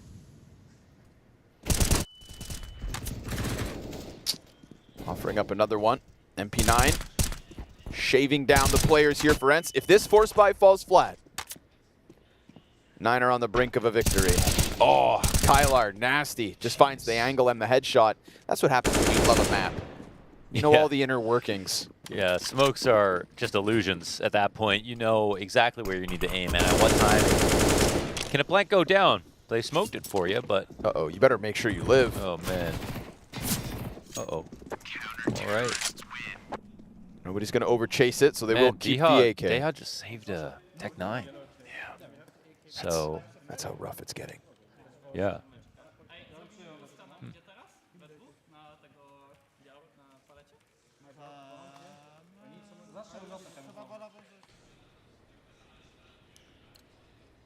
Impressive. Impressive, very impressive.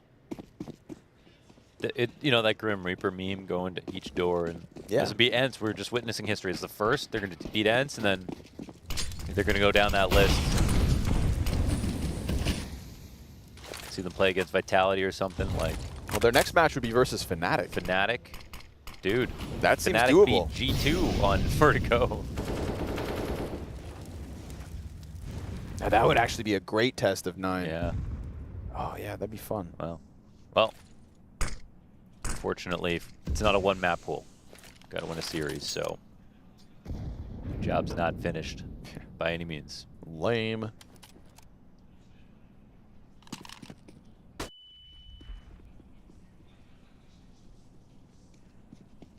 Gonna try to take their sweet time with this.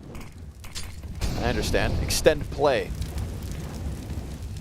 Snappy's roof's on fire. Teammates down behind him. Kai looking for the angle. It's a cute way to re-aggro. Just gonna phase this. 3 of them though. Sandbag smoke. I mean, this triple peek is so good. Matt is gonna take it back with a Tech 9 headshot. Snappy got one as well. But when they go for that peek, when the 3 of them peek like that, the layers to it. I mean, I love just low utility as the sandbag smoke is coming up. It's revealing the whole ramp, covering yourself at the top ramp. That's really nice, clean, and easy to do. You can do it at home. With ingredients you can find under the sink. Real weapons. In a video game.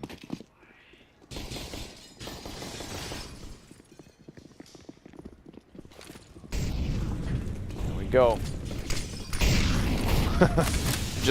I'm in awe of 9's Vertigo out of the gate. Snappy's Galil, Nertz Mac 10. Taking a beating on Vertigo in a best of 3. Team flash. Minio swings wide with it. Hades setting him up for success. Nertz is not here with the rest of the team, but they have gotten at least one. It's a dink on Hades, but still not enough to kill him. This is a masterclass from 9. Sending ENCE right back into the player break at this rate.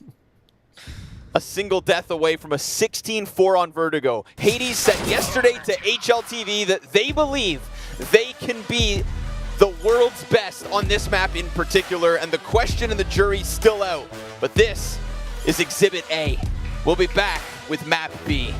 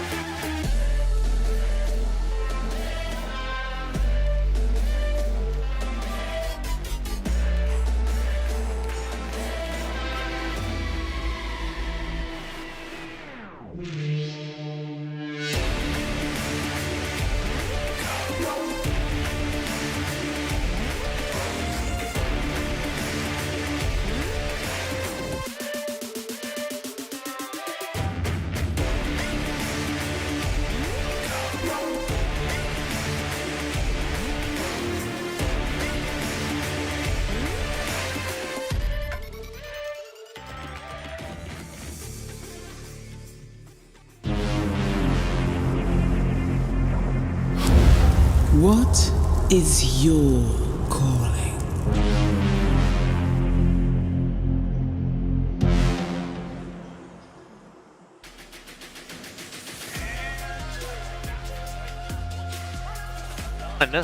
Domination from 9. Not quite what we were expecting going into this. Real clear cut as well. Greatest team in the world on Vertigo, perhaps.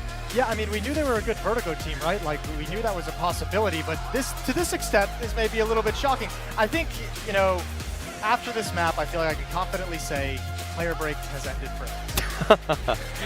You think? I don't know. I don't know. They got to prove it. They got to prove that they're off the player break. That was not the ENCE that we primed coming into the series. This is kind of worst case scenario right now for ENCE, where we also talked about the fact that in the veto, this is like the one veto that actually could work out for 9. And now, despite the fact that, to me, going into this, ENCE were pretty heavy favorites, I just don't think that they're the team that we saw in Dallas. I think, like, look, I don't even really want to touch on ENCE so much in my mind about this series because that was clear cold individually. They got absolutely destroyed in early engagements, complete map control pretty much every single round on the T side for 9. So talking about what 9 did really good, outside of winning those opening engagements, lurking in middle, having their extremities working really well, pushing into bomb sites and actions on the other side of the map. They played a really good, really clean game, and surprisingly as well, Minio was like the engine of a lot of this. And this guy is usually the bottom fragger for 9. And that's a scary sight for ENCE because you would think that the individuals on their side would have been able to dispatch him a little bit more cleanly, a little bit more easily. We've kind of seen this same kind of pattern repeat itself before, that sometimes when teams are coming into a tournament, after this is like the opening stage, think back to like the major challengers versus legends buff. It seems like 9 kind of have that on their side right now because Kylar and Minio are both popping off. 5 opening kills between the two of them, but this is a reinvigorated Minio as the in-game leader of 9. It kind of defies everything that we were talking about in the pregame. We're like, yeah, pound for pound, the individual should have the edge. Strategically, they should have the edge. The brain trust over on the other side. No, throw that all out the window, right? Yeah. 9, we're coming in red hot. Yeah, I mean, 9 did a great job. And I mean, Madden and Nertz is kind of like the initial contact anchors on both sides of the map. Like Nertz over at the B-bomb side had a really rough game. Madden was getting destroyed on A-ramp multiple times in different positions as well. Even switched things up, still getting wrecked. There was nothing ENCE could do to change the trajectory of that half. No, and this is, I would say, a little bit unfortunate on the side. What's up, guys? How we doing? Yeah. I was wondering. I saw that out of the corner of my eyes. They just really love it. Look, man, the camera loves me. What can I say, baby? Camera loves me. Yeah. I would just say, really, like, the main thing for me, the biggest concern is that ENCE are a good nuke team, and they have a great chance to bounce back moving into map number 2, but I know we're going to probably see some updates of what's going on elsewhere. There was a spicy result over on the A stream. We've got our sideline reporters, Shocks and Banks, standing by. Yeah, we do. Spicy reporters for a spicy update. I wasn't paying that much attention because I was watching this stream, but I heard a lot of noise from the Fnatic side. Just like that, actually. Yeah, well, it didn't start off that way. They thought they could maybe bully Cloud9 a little bit, you know. They went for the Vertigo, which is a tried and tested map for Cloud9, but you think Buster having to stand in last minute, Perfecto and Electronic never playing it, but it kind of bit them. It was a good fight in there, 16-13, but Cloud9 took that one. You think, oh my God, this new Cloud9, even with Buster's going to do so well. Then they picked Anubis. They obviously thought they'd had a good chance on it. They've done plenty of reps when it comes to seeing what Cloud9 have done. We heard about their practice schedule, just how much has been going on with this team. But then they had 2 days with Buster. And Buster did become a bit more of a liability. He's literally slotting in for Axile's roles. And, well, he's not Axile. What's this? Is this in defense of the Cloud9 loss to Fnatic? What's going on? I'm just saying right now that Fnatic looked good. And Afro had moments where he popped off. Yeah. But you weren't facing the full Cloud9. So I'm just taking it with a pinch of salt. I think that's a good point. I think on a good day, obviously, they could beat Fnatic very much so, and they actually had a lot of chances today as well. So that's to the credit then for Fnatic for closing it out, right? Yeah, they held their own, and they held their mental strength. There was many points where they could have been broken, especially on the last map. It looked like Cloud9 were going to have it. The fact that it even got to overtime, that showed really good. Dexter was catching them a lot of slow rounds. He mentioned in the interview that they've been practicing against Virtus Pro, who play in a similar style, this slow way. And they were just Fnatic at the end, throwing down smokes, waiting for Cloud9 to make mistakes, and, well, they made mistakes. Yeah, regardless of the circumstance, huge scalp for Fnatic. And right now behind us, it's Astralis taking on G2 as well. What's the update? A short update? Ooh, I haven't seen any of the rounds because they only just started when we're sat here. But I've heard a lot of cheers from the G2 side. Yeah, G2 in the do time sound we've been loud, so we'll here, wait and see how it goes. I'll come with some more updates later, hopefully. All right, thank you. Back to you.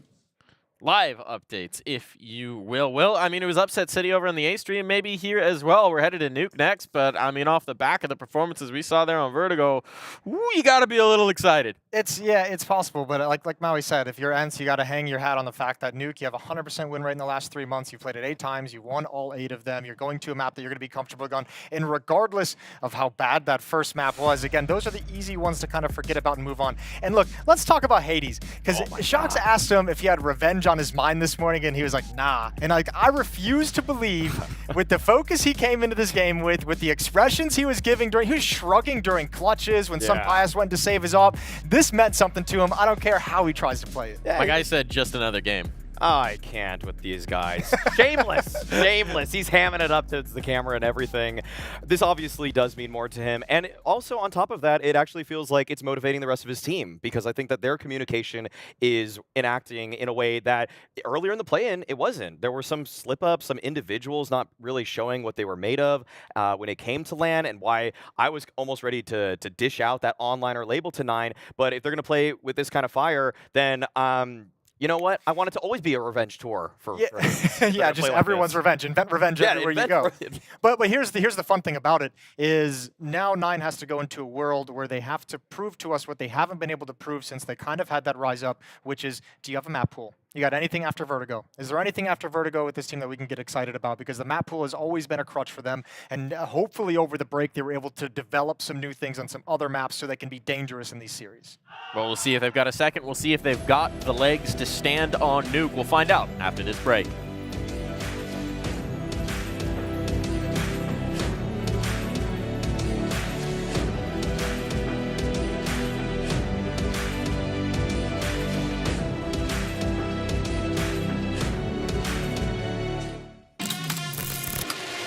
What is that reaction? Yeah, right. This would be an ace clutch from Poland.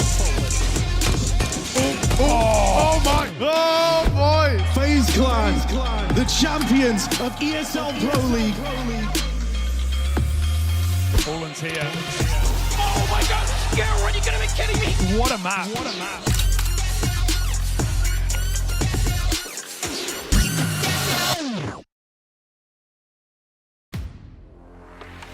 The in-game leader, architect of every move and every win.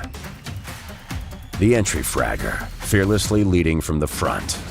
The opper, the deadliest of them all. The support, the true difference between winning and losing. The lurker, everywhere and nowhere, patiently waiting to strike. It takes 5 champions to win. Which one are you?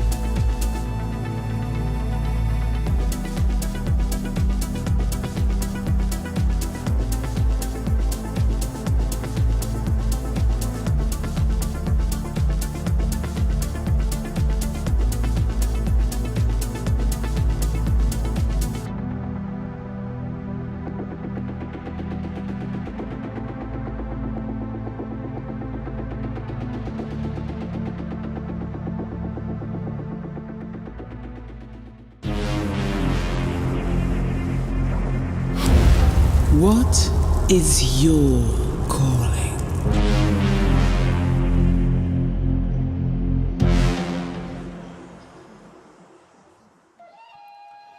Nuke between ENCE and 9 will either be a testament to a professional team's ability to bounce back after they've been whooped, or it'll be an argument for 9 having arrived to Cologne in style. Yes, okay, there were some struggles out of the gate, but they've dispatched of Liquid already. They smoked ENCE on their favorite map at the moment.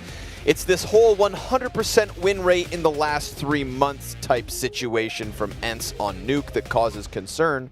But one of those 3 months was the player break. That's true. That's a good way to extend the stats and really scare people with those numbers. Yes, 2 player breaks a year. You know, 12 months is actually only 10. Dude, don't get good until the 5th month and before Christmas. Time your peaks. Yeah.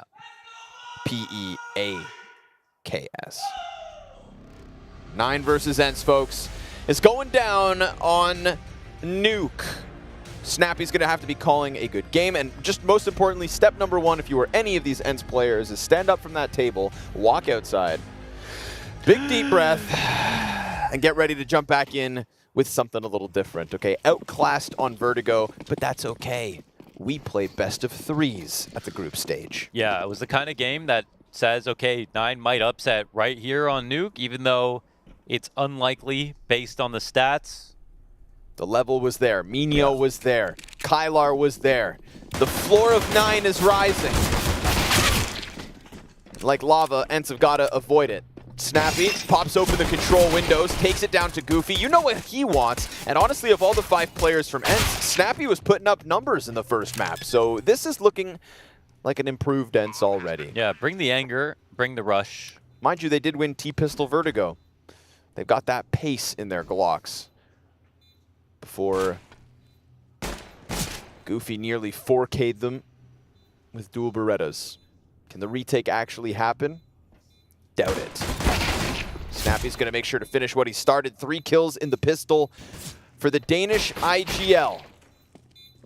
Hades racking up some damage, but it is indeed ENCE to close 3 alive. Big one for Snappy, and I think that's fires up the boys, you know what I mean? Like, things did not go so well on Vertigo. Time to start off fast. Because if you have a slow-paced pistol round and you win, yeah, you won, but you tried hard. You know what I mean? Doesn't feel quite as good. Get to the point. Better to get a C, better to get a B+ without studying than it is to get an A- and study all week. You know what I mean? I do. I subscribe to that. So you heard it here first, kids. Believe in yourself. Very important to not lose this kind of round. And they're coming through this. Ooh, that nade. Okay. Made it scary, didn't it? Nertz is low. He will still lead the charge. The entire pack of ENCE players moved it out through ramp. It's a very quick rotate from 9 downstairs. Yeah, amazing rotations, I said, you want to play fast? So will we? Uh-oh, bad smoke. Uh-oh. Meet us outside. Or rather downstairs. Scout shot from Hades. There was already damage racked up thanks to the nade. Kai's trying to get away with the side of the smoke. He will, in fact, catch Snappy. Things are getting a little sketchy. You know Nertz doesn't want to fight. He's got 5 HP. Scout into the face of Madden. Oh, Kai takes it down, the little that was left. And now, Diha, you have to do it all. You thought the B site was yours for the taking. CTs don't swarm immediately. Gives a chance for the pole to get off site. And he charges one down with the Galil. He's given himself a little more room to work, creates ambiguity as to where he's gotten off to, but he didn't move far. And Hades, that scout looks sharp. Kai's going to put a smoke up on the bomb. Hades can take the wider angle, and it's 9 to force by right back. If Hades literally doesn't hit that, it's over. That bomb can be denied, defended by Diha, and he had to fight his way out to control, but that was a smart play to try to do. Kyler gave him a chance into the round, but 9, these rotations, man. They didn't second guess it. They say, we don't have that much to work with. We're going to come downstairs with you after Minio does some damage and gets his first kill on the ramp. Or sorry, just some damage on the ramp. He actually did over 100 damage, but between the Deagle and the HE. That's a hype round to stop the little momentum that ENCE had. And I think, like you said, they won the T-Pistol on Vertigo too. Same thing happened. Yeah, same thing happened. Uh-oh. You know what I mean? Ruh-roh, indeed. If Snacks stood in, though, he could save him. For either team. One of the best IGLs out there. IGLs, what? Stand-ins. I'd believe in his calls. Two. No vision confirmed, although there's... Luckily there's that third smoke. Hades can't see it. Footsteps heard, though, so that's audio information called. It's actually a lot, yeah. They actually slowed down a bit, so... Oh my god, okay, okay. MP7. Yep. Some say... Some say... Greatest SMG. The greatest SMG, some. A vocal minority, I would say. It's me, I am the sum. But the few are very smart. And the sum of all these parts down on the B site could end up upending the 9-hole. Hades, from up top. Double kill Dink, though. Dink from that distance. Diha and Madden combined to clear it all. Nerds has confirmed that one's gotten down secret. Kylar could have rushed single door to stop it. Yeah, but they confirmed one's outside. Mm-hmm. Climbing back above the site. Diha has the health that needs to hold on. And Kylar's got the element of surprise here. Slips out, sees Diha, but it gets away. Oh my god. Diha's able to turn in time. Kai makes sound. They know where he's at. And Nertz comes down the vents. He's predicting exactly this. It is little bits of health for Madden, who got that dink from control into sight. Very critical to hit Hades like that, because Hades has been causing problems for ENCE. And there it is from Madden to close it. ENCE go back and forth. Oh, the antics don't stop, baby. And this is a round where ENCE get into secret, where 9 get lots of information on that. And the 2 rotations to Lork should be good enough to stop them, but the where they rotate into is not good enough. They're a little confused. The player who is standing at Tetris on the lower site, looking at control, is worried about decon, so they don't have a complementary setup with the 2 CTs that are there. They both feel like they have to watch both angles. That's how you know something's gone wrong in the planning stage. So this is the opportunity for ENCE. They know this map better. They're better at nuke.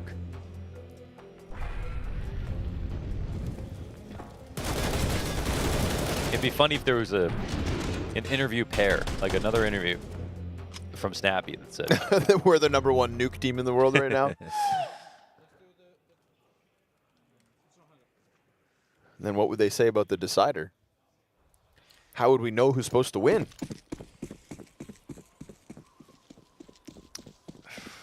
ENCE are pretty good at Mirage. But they are. But are they good enough today?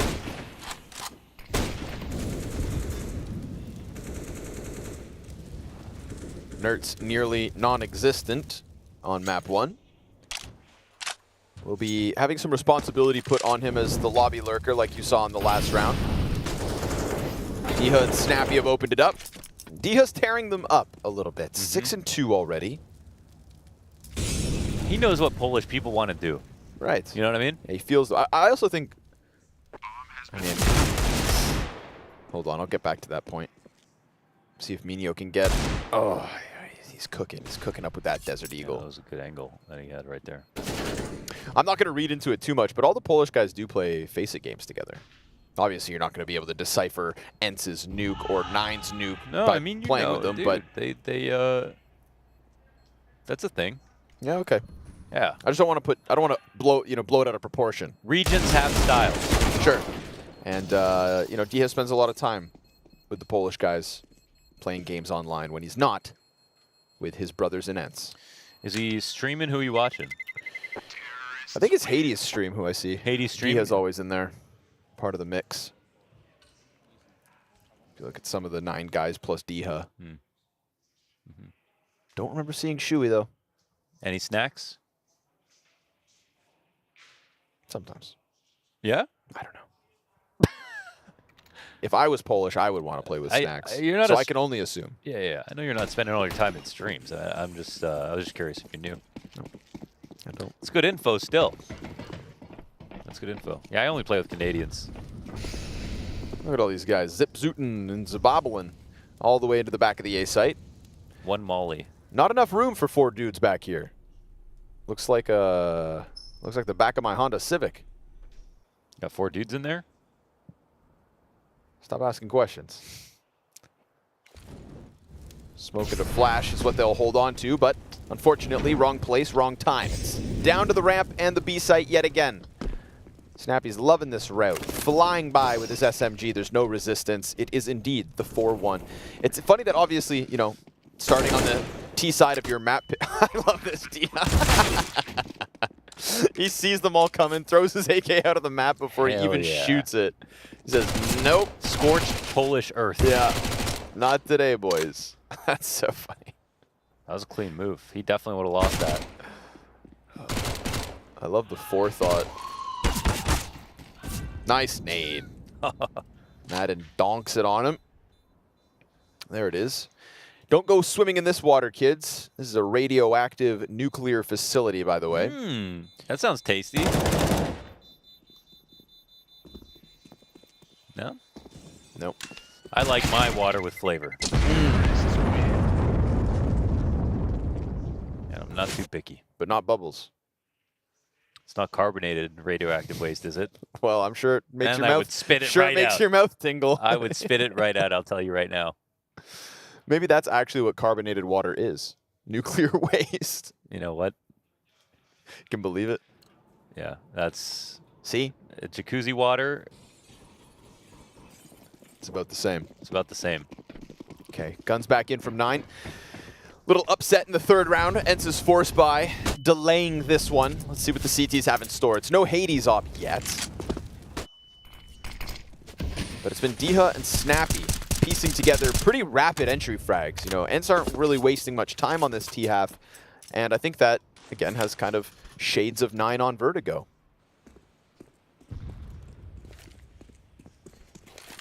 Map pool dominance.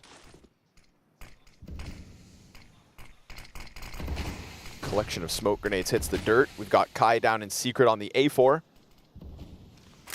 What's the route here from ENCE? They could just pop through these.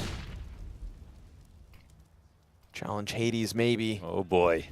Kai sits down beneath. A lot of heads to pop here, and he only gets the one. Hades decides not to pull the trigger yet. Wants to try to follow as they're making a racket running downstairs. What's the rotation looking like if you're 9? You want to drop one vent, but it's lit on fire, and Minio has that long angle cross from the base of ramp.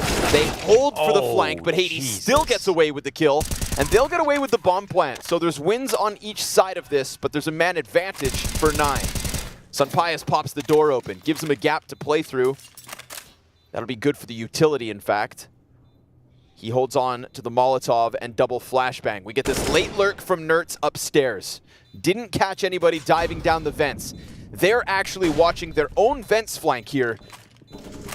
And he tries to creep out towards Goofy. Attention has to be turned back towards the bomb. Sunpius has been pressured back, and Snappy sprays down Minio off of the bomb defuse. This is a strong post-pant position. Oh, yeah. They knew what they had and what they needed to maintain the goal of lighting that bomb on fire. Yeah, they kept the tension there the entire time. After Hades got his first kill, it was, oh, okay, maybe 9 will move in now, but overall, ENCE had really great spots beyond that and made sure to keep control of Decon, which is where the money was at. Nice.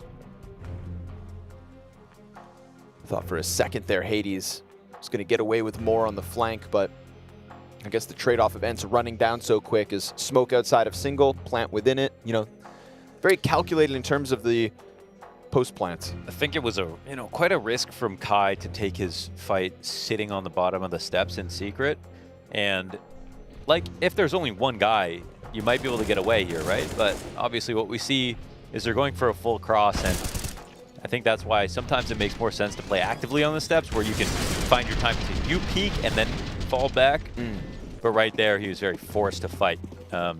It almost worked as a bait, though, for Hades to get involved. Almost. Almost. Just didn't slow him down quite enough. Not quite enough. Well, ask and you shall receive. Shoot your P250. Madden fires back. Yeah, they want the ramp. Yeah, they've been flexing this since the pistol. Ramp into B over and over.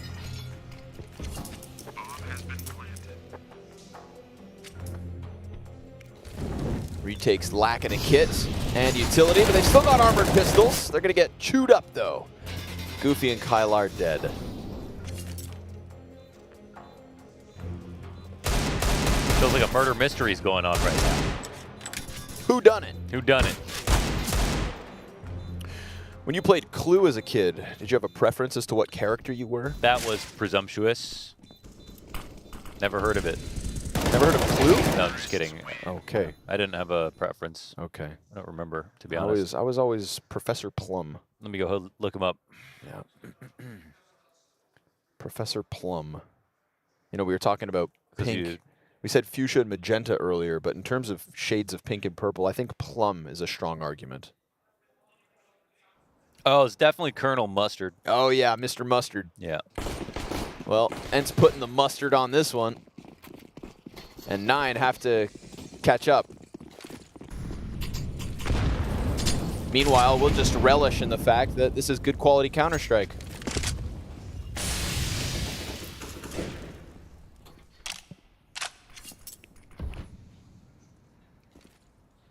Dead already, though. Your guns make no difference here. Wow. Wonder how much of a blowout we can get. Back-to-back maps like this. Mirage the decider. That's when the gloves come off. With the pace of some of these rounds, I feel like Mirage is going to have some electricity if we get there. If. Kylar's cooled off, but he had 11 kills in like the first 4 rounds of Vertigo. Yeah, like relax. Now 0-7. Minho. Same boat. And there's plenty of room in that boat for all 5 of the 9 players if they can't kick it up a notch. But at least Minho's able to kill one and fall all the way back down to the B site, wasting no time to get up into the lobby. Goofy catches Nertz with the bomb. Dia's on the recovery alongside Snappy. These two cause trouble. The 9 aren't fans. Minho down in vent, Hades up in heaven. He'll strike down D-Hub, fast on the ladder. Oh, no! He got a little scared there, didn't he? He's opened up a route though, Hades. Flash to try and clutch this, gonna drop down with it, blinds himself in the process, and Madden just strong arms him to the back of the bomb site, 7 rounds to 1. And shame for Minho, actually made a great play right there. He did make a great play. But then he found the timing where it was really early, which is scary, but then when he got up, wasn't looking at him, and then he just started shooting all around. You're supposed to just shoot him in the head. Shoot him in the head, yeah. Easier said than done. Yes. It can be awkward if your movement's not on point to get off the ladder, and as you can see from Snappy, he backed up into view. But that was a chance for 9. Ooh. Pistols up close. Trying to close that gap, but Kai's going to get flushed out into the crosshair of Sunpius. Snappy catches Goofy. All is good, except that. Kylar shoots him down with one of the Deagles. Nertz, MP7. I knew he was one of us. Yeah, what I just the had hell? a feeling. So there's 3 of you now, Simple, Nertz. And me. And you, yeah. Yeah. There's somebody else. I can't remember him right now. Wow, you don't even remember your own kind. It's been a while. We are rare. It's an expensive gun, you know, I'm not surprised. It's not that expensive, Mohan. It's only 15. Only 15. It's not 17? Nope. Oh, okay. $1,500. You know why they lowered the price? Not because it's bad.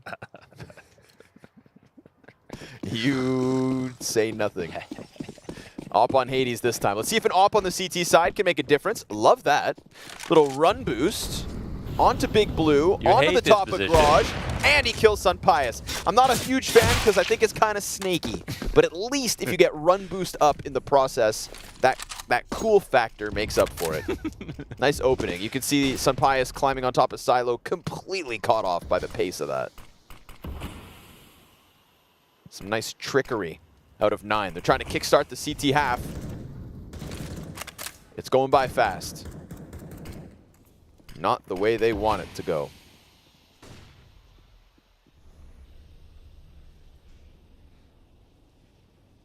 Man, Snappy's an animal. 14-4. He is frying. And he was the guy keeping them in it in Vertigo as well for a few rounds. At least trying to. And came through with the 4K on the pistol round too here. Madden stuck between 2. Smoke on Squeaky's going to make this easy. Snappy wraps around out through huts. They turn towards him, and they'll clear him out. Nice flash assist for him, and Kai's pressure down ramp. There we go, 9. There we go. There we go. They mauled him. It looked competitive on round 2. And but since then, ENCE took a hold and built up a bank, got 8 rounds, T-side nuke, and you know what I mean? Like, this is so much better. So much better. I mean, Moses put it the best on the desk.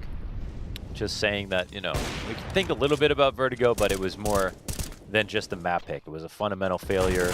Too many opening duels lost. They couldn't hold the mouse. It was too rough of an ENCE to judge them on. Again, though, opening kill goes the way of 9 outdoors. Still plenty of time to put together some kind of a CT half. Well, maybe not plenty of time, but some. It's majority ENCE no matter what. The cross to secret allowed yet again. This time, some spam pressure, and Kai plays it safer in garage. But that also puts more responsibility on the others to hold B.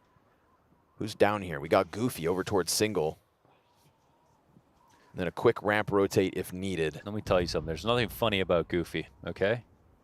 I take him very seriously. Yeah, when this guy gets started. Minio's gotten into control. Exchanging shots, Minio, perfect timing. Baits, yeah. Gets in just when he needs to. Pop up. Goofy trades. Goofy looking to close it. And Nerds is just lurking around in lobby as he has been for most of the half. There's no openings elsewhere. He's going to have to concede it. It's 9 with consecutive CT round wins. The lower rotations are very good. It's never one person and then a late second rotator into the attack. They are meeting ENCE down there very often with the right amount of people. But ENCE are still winning rounds because they're so good on the map. But that CT rotation is harder than it looks. And I think ENCE and I have called a pretty great game from that perspective. I think that we've seen an emphasis from ENCE in terms of when they hit lower, going down into single door, right? That nice post-plant setup they had with the Molotov to close it. So I think that's like a justifiable change in 9's defense too. Before we see them in rafters, we see them towards control. Goofy being down in single door that quickly, you know that's the point that ENCE want the most, and you take it from them. Nerds, he'll finish off Hades. Can't do much about that one, but laugh it off. It is a 3rd for 9. And a nice variation downstairs. That's my point. Yeah, good Keeping variety. It fresh.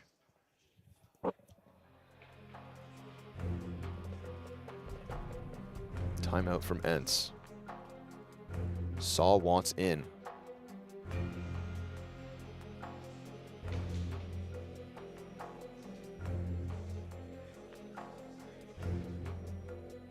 Cool to see that across this series we've had just Snappy playing.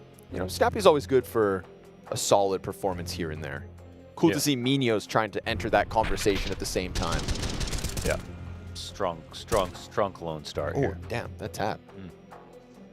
Shadows. Counter-terrorists win. Danger lurks in the darkness. And that danger was Nerds. Cost Hades, but he'll be back with an op, no problem. Inside of the credit card, op of Hades.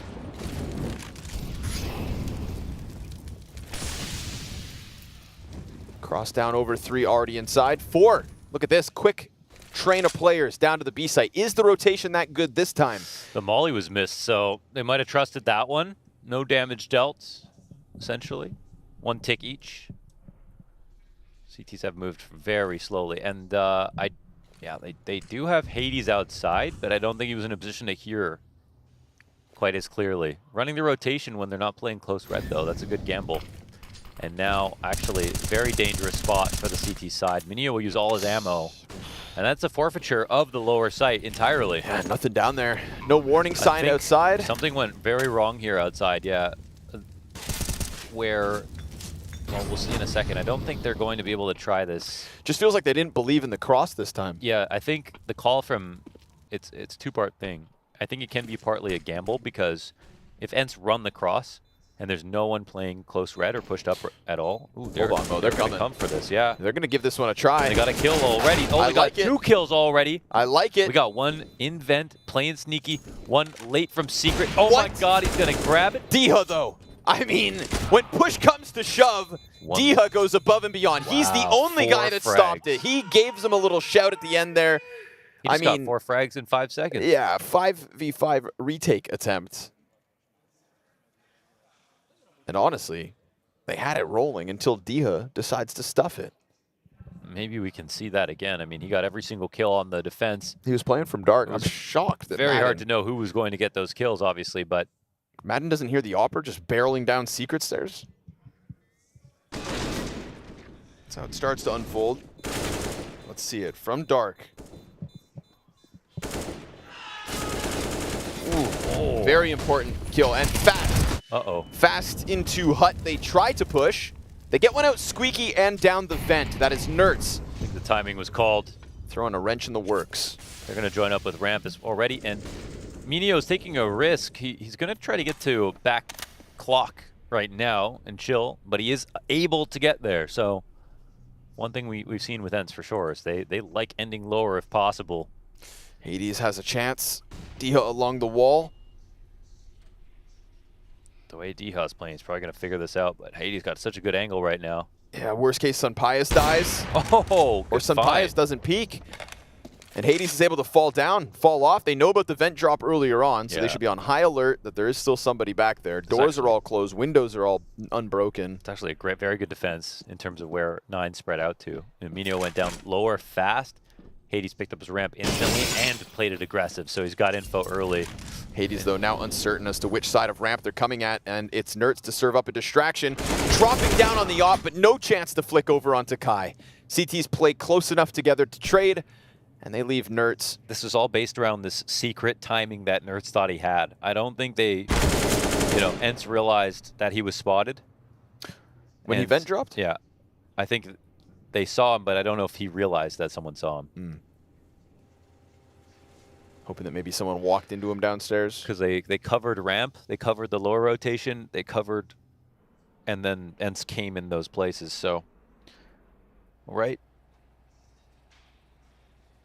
This one fizzles out and Nertz will save again. But still, I mean, we're at the tail end of this half. We're starting to get a defense out of 9. It's just far more interesting if they put it up at the start. Still 9 on the T side of a map that ENCE don't lose often. You're calling it, huh? No. I would never. What's just nice to see is 9's B rotates are healthy. Yeah, they played well even in these rounds they lost. Yeah, we're finding things to praise and be proud of for 9's Nuke CT side now that they've been able to hold off what was a very aggressive start.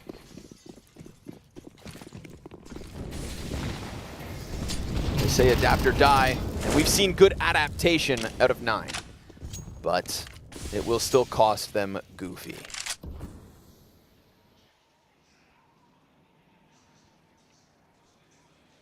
Seen a lot of walls of smokes and secret presence. No heaven wraps. 1 vent drop last round. It's also the only round we saw that aggressive of a hut hit. Good timing here for Kai, could bode well, but Madden slipping around it. No chance to react to that one. Madden too sharp. Hades presses into hut. They know that this heaven play now compromises their A setup, so they got to do something about it. And unfortunately, Minio's still so concerned over in ramp room that Madden's going to have a field day here. Yeah, we've got no move here. Well, there's hut, which is a good start, and Kyla's going to sort of float back to, I guess, double up with him. Front hut can watch heaven and be safe from Mini and actually put on a sequence, but it's going to take some good shooting. Let's see if he finds the timing as they put some pressure through. Kylar still looking. Clean first one. Second hut player, though. Hades.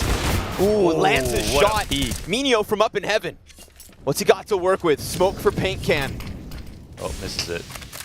Still, at least puts out the fire. He can play with the timing, go for the peak, but that box player is going to pop up the moment that Vent confirms him. He's also not thinking about it one iota at the moment. Seems concerned with front silo. The bright side is Diha's not planning to peek until this round's over or until his teammate takes the first bullet. So there's that shot, and it's a good shot. 1 HP for Sunpius as he puts a cap on the round. That's 10 for ENCE. And this one starts out 4v4 with the goofy frag inside of Mini. Yep. Which is going to happen to your squeaky player sometimes, but after that, taking over outside, it was all about Madden. Goofy committed to the cause as he burned. See, the thing is, even though Madden gets found out by the upstairs player, he gets into heaven, so his teammates coming in Mini, think about the fact they don't have to clear that. Just focus more on Hut and backside. Oof. One final chance here for 9. They go into a lobby crunch. Classic. Deagle headshot out of Hades despite his 20 health. He'll get traded back by his counterpart in Sun Pius. Minio's already downstairs. Do ENCE follow through in the hallways of basement? Kai, ooh, almost caught out by Snappy. He'll go for his second and instead fall to the Opper. Can Diha manage to finagle back a 2v3? Kylar's flank with the lesser weapon. This little MP9 shouldn't get much done unless Diha gets around into main first. And Sunpius just killed Kylar. That's the flanker dead. MP9 from Goofy at this range could still kill Sunpius, but Diha's his bigger problem. Shadow, not spotted. They don't know about him. He's down beneath. MP9 is good. Goofy from just down under gives Hades and Co. a little more to work with. 9, it's 5 on the CT side. Mirage looms on the sidelines, but ENCE have returned fire.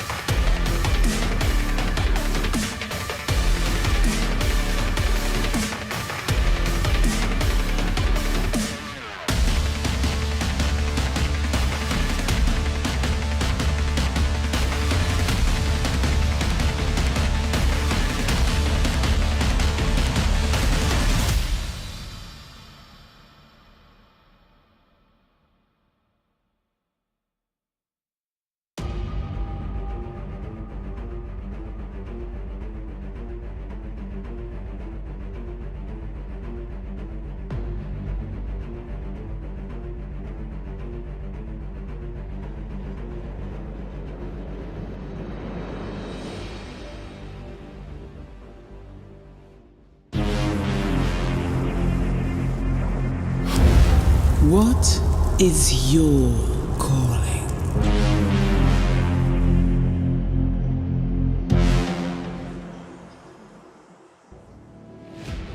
Well, it turns out 9 picked up 9 opening duels successfully, and yet only walk away with 5 rounds on the CT side. That's 4 versus 5s at least that we get ENCE rocking the boat with. And it's nice to see a little energy out of the boys. They were oddly quiet on Vertigo. Yeah, it's easy to talk when you're winning. But it seems like there's an uptick in mood as ENCE have a 5-round lead on a map that they have not lost once in the last 3 months. Well, when Captain Snappy's fragging like that, my God, can't 16 help and but 10. get excited. Also, shout out Diha, most powerful pole in the server so far. Very true. So far. So far. T-side lies in wait. Snappy quickly drops down into the B-bomb site, just in case that ramp rush followed suit. But they'll take ramp and pause.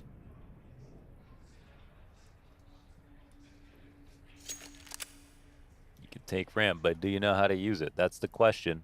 They got the 2 rotates down lower in the lurk, so it's actually a good amount of control here for 9. They're running around. Dual Berettas catching one. Chance at a second back behind those vents. Yeah, Diha's gonna hold on to everything. God this is damn, Diha. When do ENCE ever yell like that? When Goofy and his team yell first. I don't know. People yell at ENCE all the time, right? But they... Hades made it... Listen, Hades made it personal with some of those pop-offs back on Vertigo. I've never seen Diha take off his headphones. That's awesome. Well, yeah, this one may That's not... what you always wanted for ENCE. Yes, remember? yes, you were like, literally. these guys don't get hype. I hate that. Yeah, I was always... Hate's a strong word.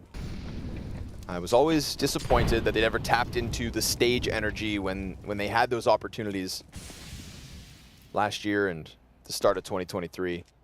Let's see if they keep the energy. You know, Sunpius brought a little bit of flair, I think, over somebody like Hades. But that's what I'm saying. Even Hades on 9, like, you didn't see that with ENCE. He said there may not be revenge on the line, but I didn't, now that this game has started, he wants to make a point, leave a mark. And he's been tagged up by this scout. Sunpius just dominating the outer yard with Madden here to clean him. Knock him down, clean him up. Madden's definitely a sleeper as well in the sense that, I mean, they played that, you know, amazing match versus FaZe at Dallas. Madden was a top performer, you know, and he has a lot of supportive roles. So that's always very impressive to me watching Madden play. And he's been on this team for a long ass time. That's true. I remember back at Paris as well, that's when Snappy was going on the record saying, yeah, we're trying to get Madden into more of a star role. We want him to take more initiative. And there was a straight up uptick in his performance at the first stage ENCE ended up playing. Turned heads, definitely. Madden at that event specifically. He always did strike me as somebody who just does what he has to, what's asked of him. That nade, a bit too far, but it still couples nicely with the spray down from Snappy. He gets some critical damage in, and the scout shots of Sunpius have been sharp already. Such a great hold here from Snappy, honestly, with the damage, and what more can you ask for? Oh!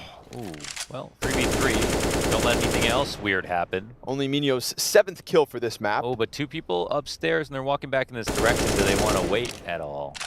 At an event where Minio has been a real performer.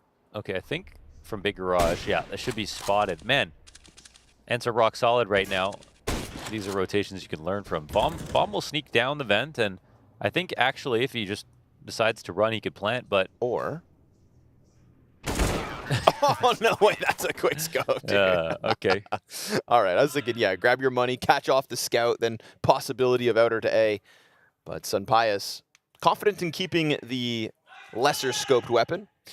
Still posts up some pretty critical damage, but it is really Snappy to soften them all up. Takes the confidence out of 9 on the ramp hit. Big snap, man. Yeah, I'm gonna go watch some of their nuke matches, to be honest, because rock solid in terms of the rotations. So perfect. Everything's so perfect. Timings are great. Of course, Diha is hitting shots, and you know, him upstairs so critical. Him on T side was critical, but this is a well-oiled machine that doesn't look like they just got mopped on. I told you guys. You did. You did say it, Launders. You said it. You said it with conviction and confidence.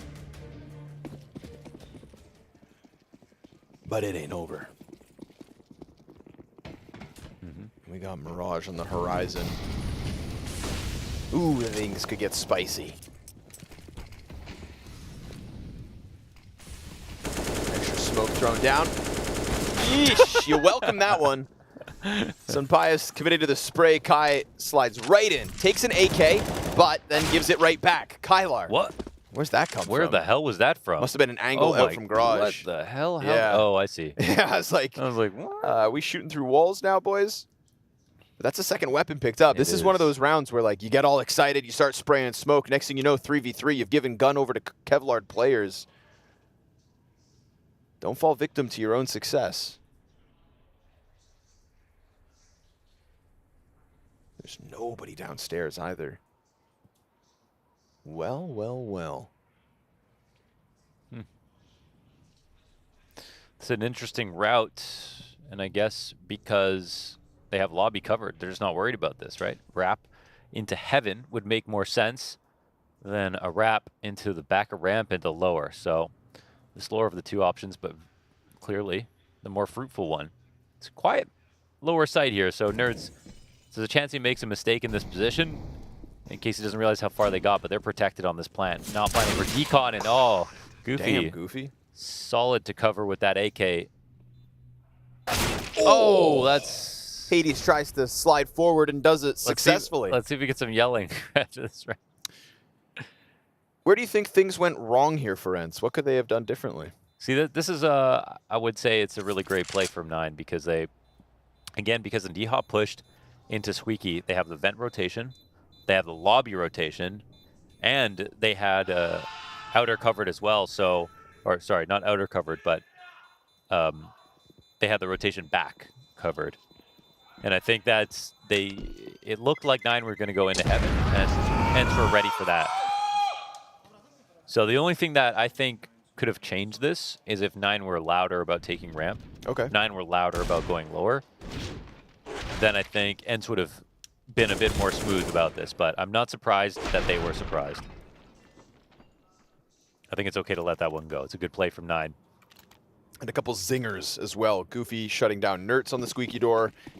Hades closing in Squeaky. That really reconfirms that the door's been closed already. 9-6.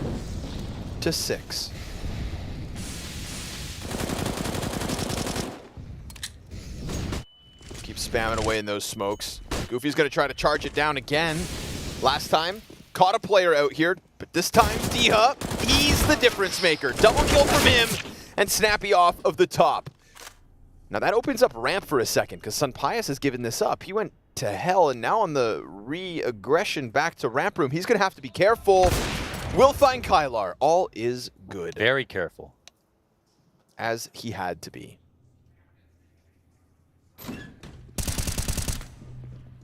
Hades will soften up the opper.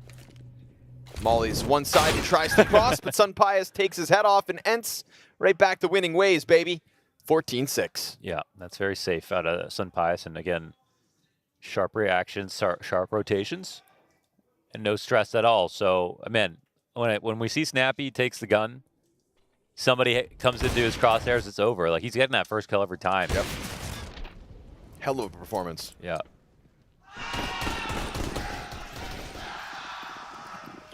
Woo! We got some heat in the studio right now. That is, Astralis going crazy at the moment. Kylar's going to try to Mac 10 through. Fire on his feet. Nerds his counterpart. What is happening? SMGs jumping upon one another. All that really matters is there's a man downstairs. They've gotten away with it. And that's... It's not the bomb, though. Not the bomb. It's actually just one guy, Hades, on his own. Another smoke in front of... Yeah. Oh, yeah. Nice shot out of Hades. That serves up such a devastating distraction. Maybe. Bomb falls back. It's on Goofy.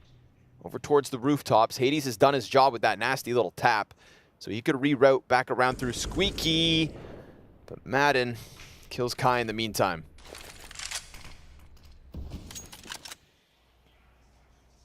Hades does join his teammate. Wants to secure that bomb. They can cross it, they can go downstairs. No sweat there. Looks like they opt to. You know, Diha is not the guy you want to run into right now. You know, Diha is kind of mad. He's looking for Polish players right now. Yeah, he's on the You know hunt. what I mean? Yeah.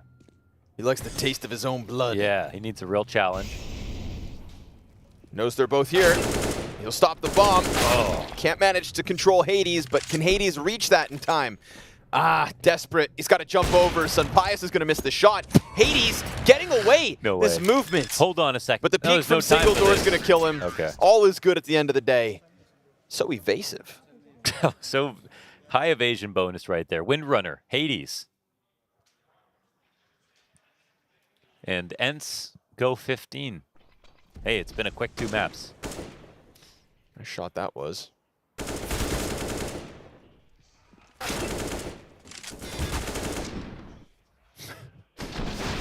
I can't believe you just zipped through with the bomb, jumped over 2 hop shots. If I'm Sunpius, I'm so annoyed. Hardcore parkour. Yeah, bro, calm down. Stop running. But running from defeat Oh, that now. nade was so beautiful. Every step of the way. 9 having to face a stark reality that this is no longer Vertigo. This is no longer their house. It's Diha's. Diha, Snappy, Sunpius, Madden, and Nerds. Kill count in that order. They're going to try to challenge into ramp while Minho gets dinked and falls back away through Secret. Diha's taken up to the rooftops. He'll finish off what Nerds started. And of course, there is still this push down ramp. It reconfirms all 3 players. Madden's in the open. Okay. Can Nerds provide a multi-frag? Goofy, his first victim. 2 more to take down. He closes doors and waits, but Hades through the double door doesn't give him a chance to recover. And so 9 aren't done just yet. They'll buy a little life. They'll buy a little life here. And yeah, Hades is definitely the player for 9 at the moment, even, you know, into Nuke. But they're so far away from the finish line in this game, and you know, there's no reason to think that they could bring this back based on what we've seen so far. Just even comparing ENCE's T side, and honestly, like 9 played CT side pretty well, but ENCE's T side was blazing. Like, they were so sharp about every move, very quick to know what site to go to. That usually being lower, but move with conviction, hit all their shots. 9 sort of have that in place, but they're clearly a little slower. Their rotations can't keep up with ENCE's. Senpai's doing a fantastic job being careful on his rotations, opping, and again, like, snappy for me and Diha. But Diha impressed on both sides. Flies. Maybe he was never talking smack. That's all he was.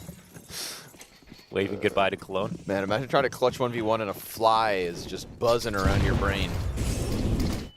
As if intrusive thoughts weren't bad enough. Flies are real. It's true. Self-doubt's just in your mind. Grow up. I'm just kidding. I didn't mean that.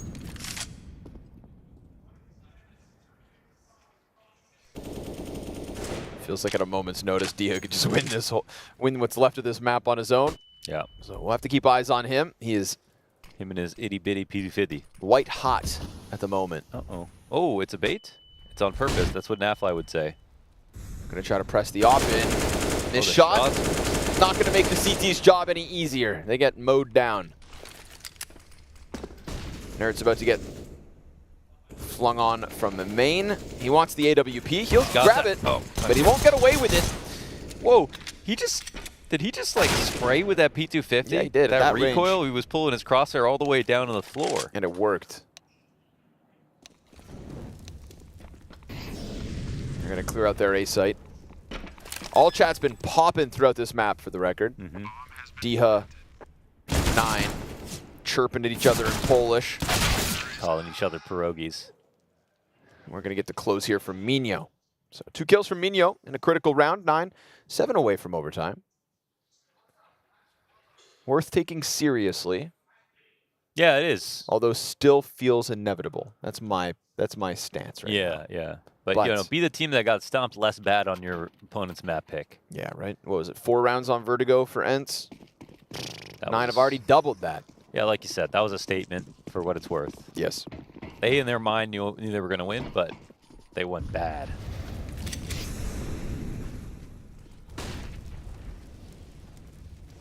Just pistols. 1 set of armor on Madden. And a booby trap that has been set towards the ramp room. Wow. The J Hall. You walk around that corner. It's the cheerleader stack. It's the house of cards. Roll the dice. Roll the dice, 9. Go take a peek. Go take a look. Oh, no. Oh, my God. No, don't. That's going to be insane. No one's watching, eh? That would be so... Oh, all right, let's see how this goes. to the side. Let's see how this goes. Oh. It's a warning sign. Oh, he's done. No way he expects 3. Luckily, Nert's running away. Puts the others on high alert. Nino's going to come try his hand. Lurk part 2. Because, like, yeah, guys, there's 4 of them there. Good on him for taking down 2. Heaven Rap should find players in the A side exposed, and 9 are just being careful because they know that they've got a chance here. They know they've got enough. He saw another Goodbye. Squeaky as well. Farewell. You dead. Go join the ramp push down to the B site. The bomb goes, and it's all good. 9, they played it safe. And honestly, when you're trailing like this, can't blame them. Can't blame him. Better safe than sorry.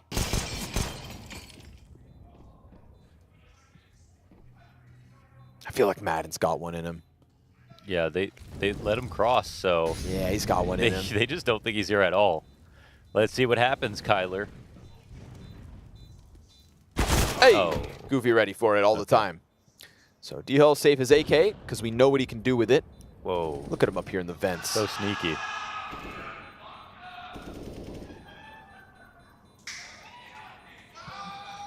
Astralis beat G2. Damn. On map 1. Did that end up getting close?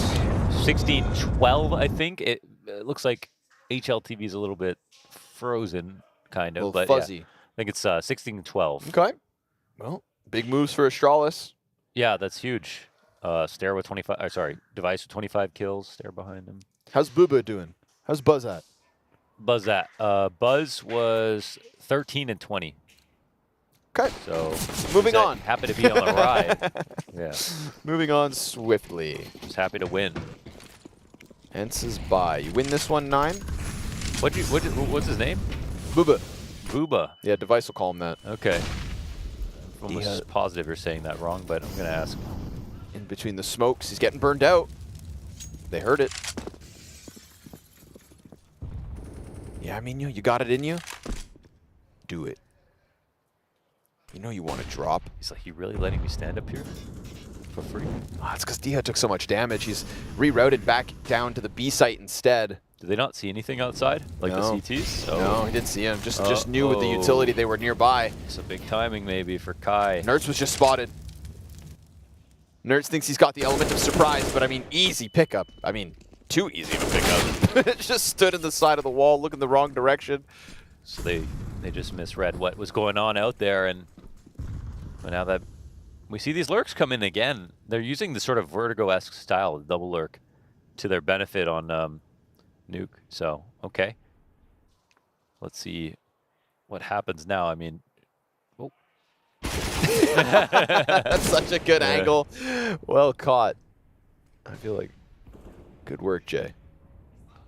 Diha's going to find Hades downstairs. This one's not wrapped up yet. Even though it felt like just for a second, 9 had it all in control because they're getting these funny flanks, it's getting to the bomb site that's still going to serve up an issue. Yeah. And especially when you have 15 seconds to spare. And you can't get control side. D-Hawk could end this right now. Yeah, by he's low. himself. He's low. But the bomb is going to come through secret. Oh, they open the doors. They clear him out. Then they get the vent kill. Snappy on his own. He's found the timing. Yes, Get him off the plant. It's exposed. Oh, but Kylar turns it. There we go. Goodness gracious. Exposed. That spray down happens, bombs dropped, and it's ENCE laughing their way to map 3. Now that suddenly they're realizing they're going to have to dig deep to close this. Yeah, Their but- money's still a problem, and 9 are in double digits. This is now just a real map. That's real scary. The thing is that, am I crazy or is Zihan already on 30 kills? Diha? Yes, he is. 30 kills already. Mm-hmm. Wow. 30 and 14. And his real power is how it's not just one side, you know? Right. He's such a two-way player. That T side was fearsome. Sharp on both sides of the stick. Yeah. Call that a toothpick. Okay. Nino.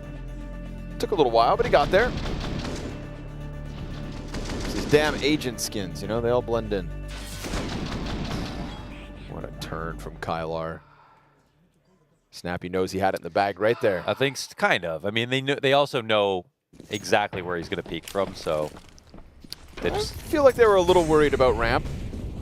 Oh, did they not know where he was? He didn't know. Okay. He didn't know. Oh, okay. I was a little nervous. But definitely head on a swivel. He was ready to react. Sticking the landing, though, that's the hard part. He pulled it off. ENCE will have a scout on Sun Pius, a collection of upgraded pistols. It's so lurky, and it's working. Snappy coming up. Not enough deagle damage there. And again, this affinity to just roll it down the ramp.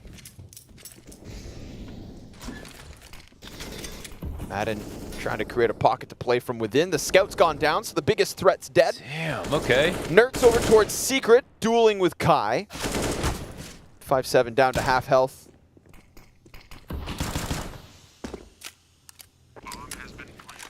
Kai stuck around as the bomb goes down. Looking to get anything to save it. Yeah, they possible. can pinch it. They can pinch it. Diha's going to come help him clear this. The smoke's still fresh. And oh! Hades is the perfect moment. Where there's one pull, there's three. Yeah, Nert's trying his damnedest to get something done, but it's an 11th for 9. And we absolutely have to take this seriously. Overtime looming. What could have been a very quick and easy close after the first 15 has been stunned. Yeah, this would be quite an upset, Nuke, if it's even possible to win this. Not only in the series, but just to take it over ENCE. What if they said, we're the best Nuke and Vertigo team in the world after winning this? That would be crazy, but... Then I'd just say they're wrong. Yeah, the resume is pretty damn good for ENCE, that's for sure, but not... Considering it's 8 wins, it's not bulletproof. There'll still be some proving to do here at Cologne for all these teams. For sure.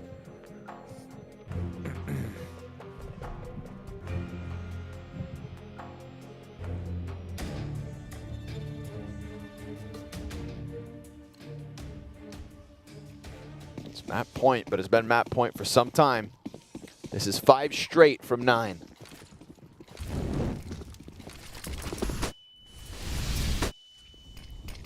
Sun Pius, top secret. Not something we've seen. There we go, Diha. Said it every round. He could just close it on his own, and he sets them up successfully with the opening pick. You can see the rest of 9 scrambling outside to try and reclaim a kill, and they walk right into Sun Pius. Diha will not give them room to wiggle. He will hold on to Garage as the smokes fade, goes for a re-peek and dies out to Goofy, which means we've still got... Oh, man, it's this lurky style that makes things so hard to follow for 9 and for ENCE, you know. I think it's kind of giving them some opportunities. So we'll see if the CTs get floaty and they can't figure out what's going on. They're still worried about outside at the same time. Getting active though. Trophy room clear. Oh, and then the ops coming in. Are Sun they ready for the Pius. Sun Pius push? Not quite. They're moving out of dodge. Is he going to back up into this? Yes, he is. All right, Kyler's down. 4v2. Just take the landing now, ENCE. It's your best situation so far. Oh my god. Sun Pius backs up. And that opens up the ramp. Yeah, they do have the connection now. There's not even a need to. They heard one already inside of the A site. They get down to B. It is a fast vent drop from ENCE. This could very well be Nino reopening the possibility as he just pops Nerds the moment he comes around the side. We've got 20 seconds left. Hold on. They know the rotations have been pretty active. If they clear out the vent, there's a chance that they go upstairs. I dare you. I'm not joking. I dare you. Goofy swings the double doors. Madden still playing over towards single bomb plant. Tapped once in front, and Madden opens the door. No, They reveal it. They fumbled Jesus. this. All right, guys. Yeah, things get a little weird. Thinking maybe they could go back and split it.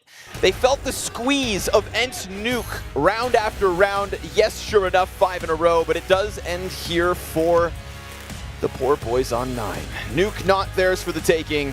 It is, of course, Mirage up next, the decider between these two teams. They trade with their own map picks, and they'll leave it all on the line after the break.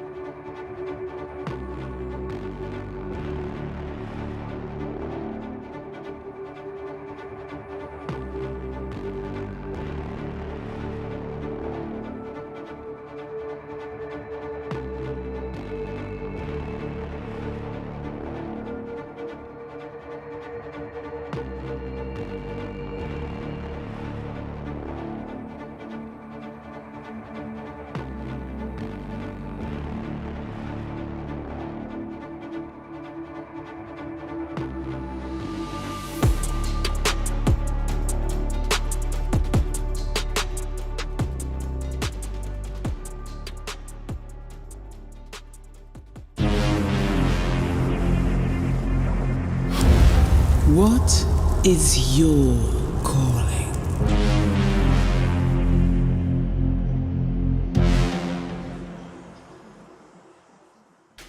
Well, they had us worried for a moment there, but it seems ENCE has, in fact, arrived at IEM Cologne, and now they're ready to make their mark. They take Nuke pretty solidly at first, a little bit of a comeback late, but for 9, that was more cosmetic than anything. Yeah, a little bit of a jukey comeback, just get you a little excited for the prospect, and yeah, that was always going to be a little bit further than grass, but this is more the ENCE that we thought we were going to see today. This looked like an ENCE that was much more comfortable on Nuke, as we kind of expected from the veto process, from seeing their map history on it. And man, they had no real issues. That T side was off to a running start right out of the gate. Basically everything that Snappy called was more or less working. He had some slow plays, some ones where he was kind of letting 9 doubt themselves, where they would actually make a bad reaction. There were some fast plays, of course, as we knew were going to come out in ENCE's playbook. And honestly, I feel like this is where, to me, I'm starting to see some of the cracks in the gameplay of the individuals of 9, where they do a lot of, in mid-rounds especially, if they lose an opening pick on maps that aren't named Vertigo, they do a lot of just kind of solo walk re-aggressions, and for top-tier teams, they're just going to punish those kinds of plays. You got to make sure that you're coming up with something that's together, as a unit, that you're going to trade off of each other. And unfortunately for 9, I don't think the series is going to get any easier. It's almost like a really unfortunate effect that because they look so comfortable and so good on Vertigo, it like almost really highlights the weaknesses when you get to the other maps where you're like, man, on Vertigo, this shit's all great. It's all working. And here, it's like, oof, that one's a little dicey. Snappy here, the in-game leader. Both in-game leaders putting in work on their own map picks as well. Snappy putting up 20 and 19. That ain't bad on top of a really well-called half. Yeah, that T side that you mentioned, everything was working. Even mixing up like Madden having some freedom to go outside and just kind of find an entry pick, just walk until he makes contact, walk until somebody sees him, and finding a pick in that fashion. And we haven't even gotten to Mr. Moneyball himself yet. Mr. Moneyball, Deha. I mean, this guy was crushing. We know that, this matchup might mean a little bit more. It's his countrymen. It's his boys on the other side. He knows he's never going to hear the end of it if he doesn't show up. So he showed up in spades. Deha is, without a doubt, the most mechanically skilled player in the server. I would say that he has been the most mechanically skilled player on ENCE, even when they had Spinks. I think that Spinks sometimes made some better decisions overall, but Deha, for my money, in this Moneyball, has been incredible when it comes to just a 50-50 aim duel. God, like, he can just light people up. Like, I've been saying for a while, the way that he aims reminds me a lot of Xantarez. Like, he's so quick, and he'll just two-burst someone right in the face. Okay. See, I wouldn't have gone with, like, the most mechanically gifted in the server, but I think what he does really well, I think his fight selection and his understanding of when he needs to make a play is so good, and he makes those plays to, like, benefit his style, like, right, his mechanics. He just puts himself in good positions for his mechanics to really shine. And, yeah, this is a beast mode game from him. He did wonderful, 31 and 16, obviously. And, yeah, this is set up ENCE nicely now to kind of look towards the third map to close out the series. I will say, we've said enough nice things about ENCE, so I'm going to introduce one thing of doubt as we head into map number 3. Down towards the bottom of the board, you're seeing Madden, you're seeing Nerds. They haven't quite shown up in the way that we maybe expect from them just yet. Is that a cause for concern headed to map 3? Not so much Madden, because I think he's going to have those games just by the positions and the role that he has and the function he does within the team. But Nerds, not a red flag, because, I mean, he was serviceable on Nuke, right, in their win. I'm going to forget about Vertigo because they got ran the hell over. But, I mean, look, I would like to see Nerds bounce back. They're going to need him when they get to the bigger games. I would expect that he bounces back here. I find that Nerds has a lot more comfort when it comes to Mirage, connector player, one of the most pivotal CT roles. And, well, if he doesn't, I guess that gives maybe 9 some way into this series or to actually steal away map number 3. But for my money, I feel like that Nerds that you're saying might be there, that might be lurking, Mike, I think he's going to handle business just fine on Mirage. Okay, so still full confidence in towards ENCE. I mean, there was a little bit of a comeback here, right? Really dominant Vertigo. What do we feel about Nine's Mirage? I mean, if you just look at the stats on HLTV, actually the win rate for Mirage is actually higher for Nine, but the quality of their opponents is lesser. So like it's a little bit of a trap if you just look at the pure numbers. You add that context into it. I still think this is going to be stronger for ENCE, and I'm still going to stick with ENCE to win this third map. But I mean, look, Mirage is kind of like Vertigo. If Nine can get some things going, once again, it's another map where you can really kind of exploit and attack the extremities while action's happening elsewhere, much like they did on Vertigo with lurkers in mid, with someone lurking towards the A or the B bomb site at various points. You can do similar kind of a style on Mirage. It's just about getting that going and getting some more opening kills going in their favor so that they really can find those gaps. The thing is, I just don't necessarily look at Nine as a team and I'm like, oh, these lurkers that we know and love on this team are going to actually wreak havoc on Madden and Snappy on both sides of the map. I feel like this is where it kind of goes back to the points we were making in the whole pregame segment that player quality, all things considered, ENCE should be favored in this. And for that reason, Nine's individuals, especially those extremity players, have to go so above and beyond in their positions that I just can't even envision that. And if they do it, credit to them. Yeah, fair play if they get it done. Yeah. So one more question here, right, before we head into the break. Sure, Mike. We're looking at ENCE. We were talking about them in the pregame as potentially being a deep threat in this tournament, potentially being a team that we want to see in the Lanxess, that we want to see potentially touching that trophy. If that's going to happen, what are you looking for in this map 3 to give you a little bit more confidence? Because this has been a bit shakier than maybe we expected at the jump. What's going to renew that faith in you? Nothing is going to really hurt my faith so much. Even if they were to lose this third map, I would still kind of say, there's time for them to warm back up into this tournament and make a run they're capable. But I mean, look, a Sun Pius pop-off is going to be really nice. Nerds kind of being reinvigorated on the third map and showing us a strong third map after 2 slow ones is going to be nice. Those would be great to see. We already got the Deha moment in map number 2. But I would look towards Sun Pius and Nerds and say, those are the 2 biggest guys. If one of them has a big game here, then you can start saying, man, if they keep up this form, if this is going to be a level that they're playing at, great. Give me a 16-8, then I'll have some confidence in. Double their score line. That's what I want to see because I think that they should be handling Nine. So off the back of those guys. Do you think they would handle them 2 days from now, if like ENCE had like 1 or 2 That's more the thing. BO3s, That's- like how much do you put up to it like coming out of the break a little slow? If they just get better every single map in this series, Yeah. then I'm not really going to be too worried about ENCE. Sure. I feel like that first map, 1, it was Nine's best map by far, as we've prefaced, and 2, it's just that they already look so significantly better on Nuke. I feel like they just had to like kick themselves into gear is all. Yeah, I'm with you. Well, we'll see if they can do that. We'll see if they can find that nitro. We'll see if they can find that energy. For now, it's time for a break before one more map to decide Nine and ENCE who moves on in the uppers.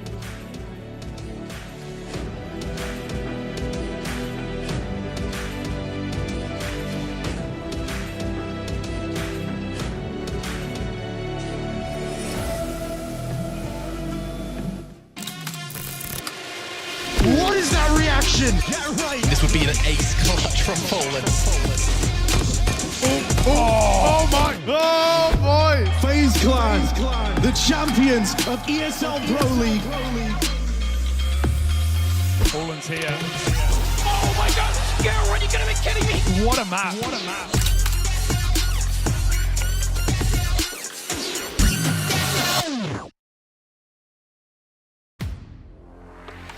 The in-game leader, architect of every move and every win. The entry fragger, fearlessly leading from the front. The opper, the deadliest of them all. The support, the true difference between winning and losing. The lurker, everywhere and nowhere, patiently waiting to strike. It takes 5 champions to win. Which one are you?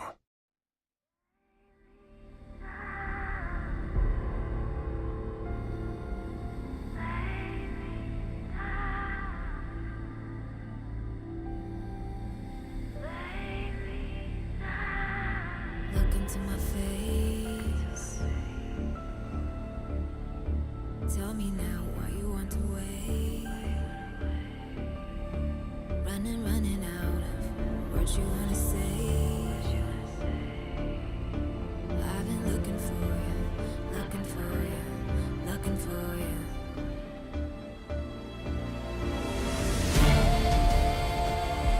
Take me down.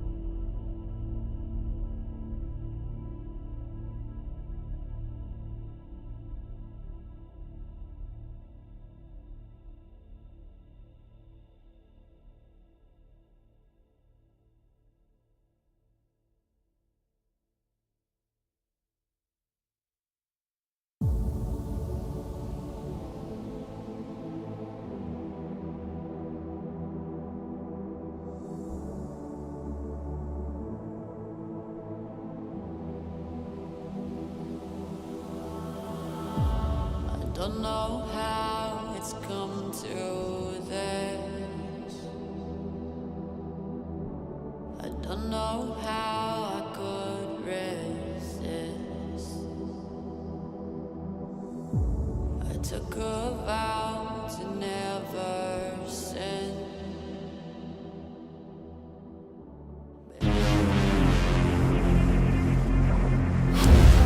What is your calling?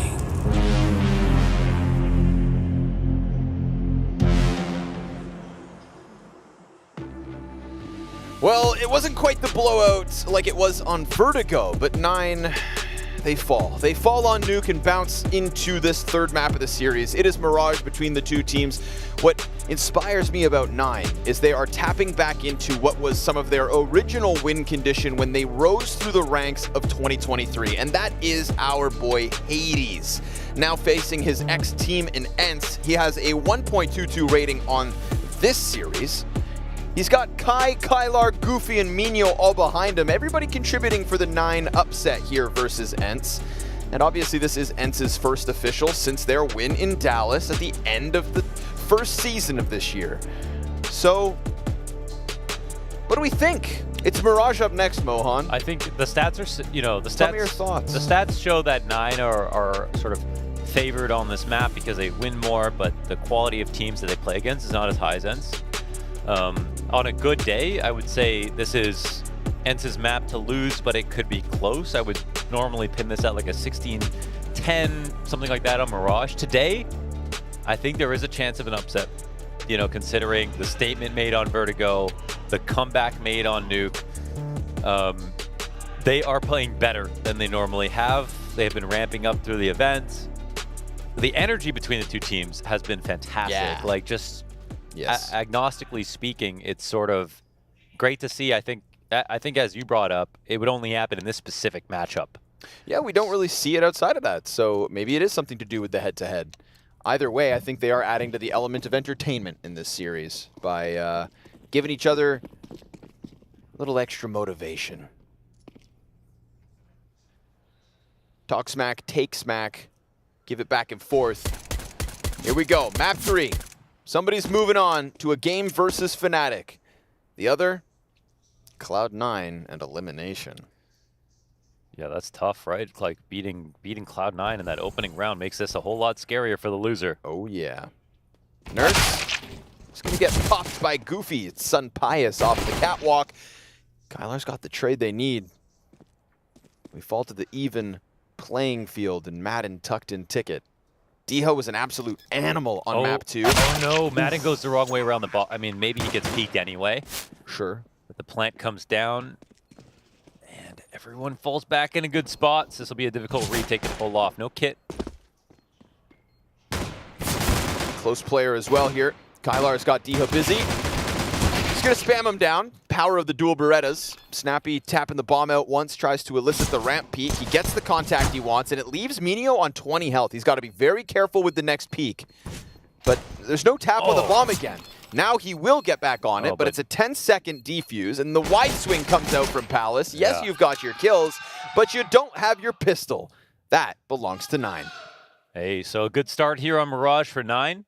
That'll take the edge off a little bit, but and actually it's been them to interrupt after ENCE have won the pistol 2 times so far in this series.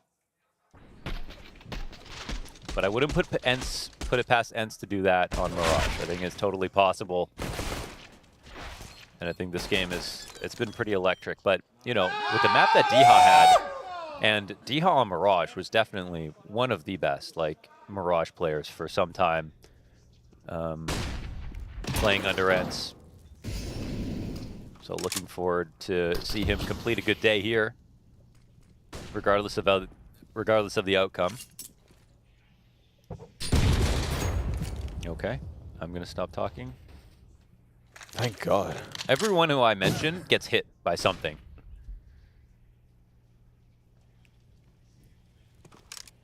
Yeah, talk about yourself. I'll hit you upside the head. You notice how Hades slaps himself when he dies in his yeah, he does. Yeah, he does. Stupid, stupid, stupid.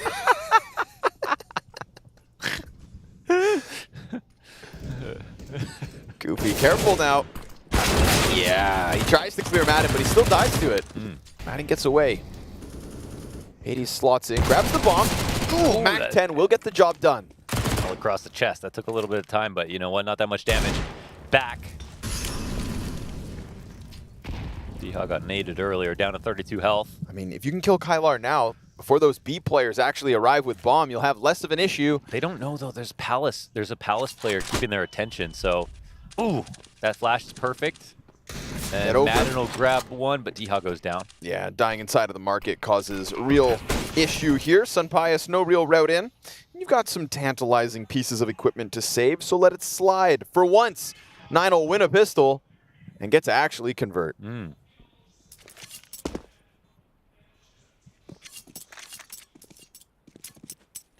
Mirage is a great place to end this series, and it's quite a special matchup because of the Beto, you know. Both get to play their favorite maps. Both can actually, you know, compete with each other on their favorite maps, and then Mirage is sort of right down the middle. It's not recently, recently so tough because, again, the break. Like you say, recently for ENCE, and it counts statistics from the past 3 months, but yeah, you know, a whole month off, and who knows where their heads are at, where they've improved or where they only think they've improved.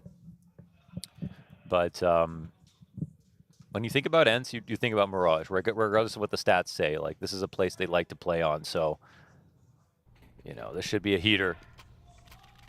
Yeah, give him a chance to recover with some guns like we got right now. M4 was bought up. A Galil in the mix, saved from the last one.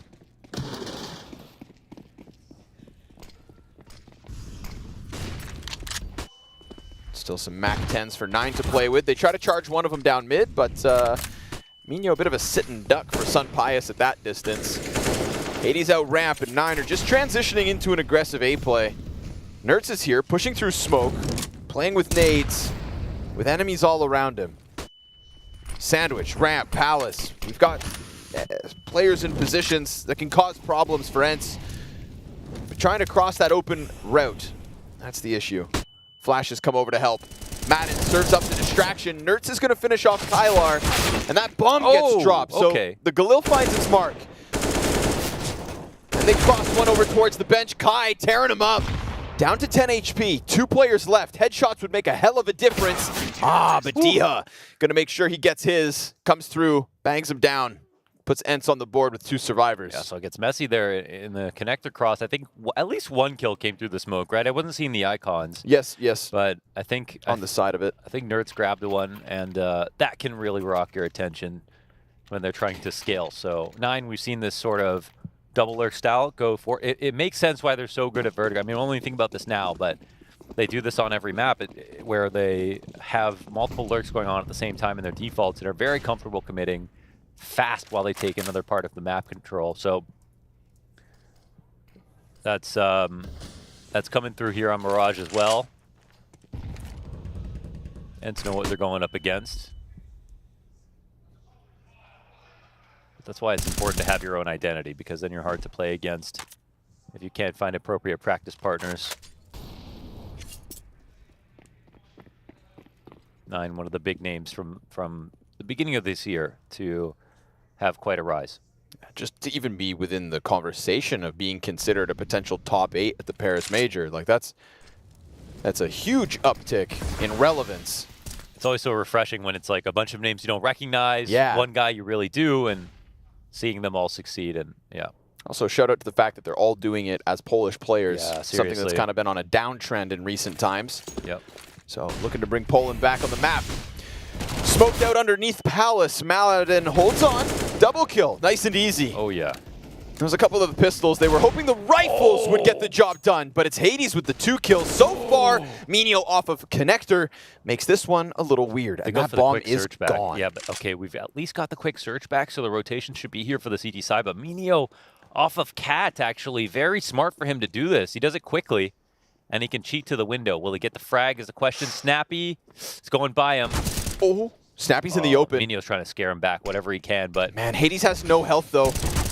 Minio now also low. Sunpius is trying to run over through the CT spawn. The 2T's stacking up. And Snappy keeps it clean as Madden makes it loud. And that's my captain. That's my IGL.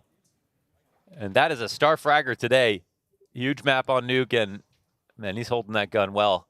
And even as they were getting whooped back on Vertigo, I felt like he was at least putting up most of the numbers. Oh, yeah. I know those kills all in vain, but yeah, shout out Madden. Obviously a little energized after his hold too. He gets Molotov, he smokes himself out. He emerges from the smoke with eyes squinted. 2 players coming at him, he knocks him down. Gets rid of those pistols.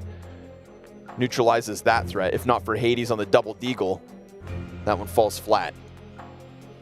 Timeout out of 9 before the save round. Seems a little weird, but all is good, yeah? Deagle. Boom! That second shot, very nice. Responding to Madden on the swing. Boop. And then Snappy closes.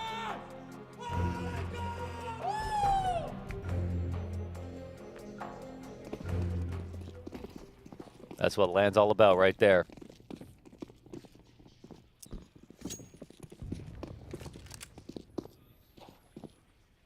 And yeah, the full eco. So the plan is going to come in for next. I mean, it's also don't spend any money here because this is how much money we're going to have, or whatever the case may be. Kyler, the only one to upgrade a pistol besides Hades on his Deeg.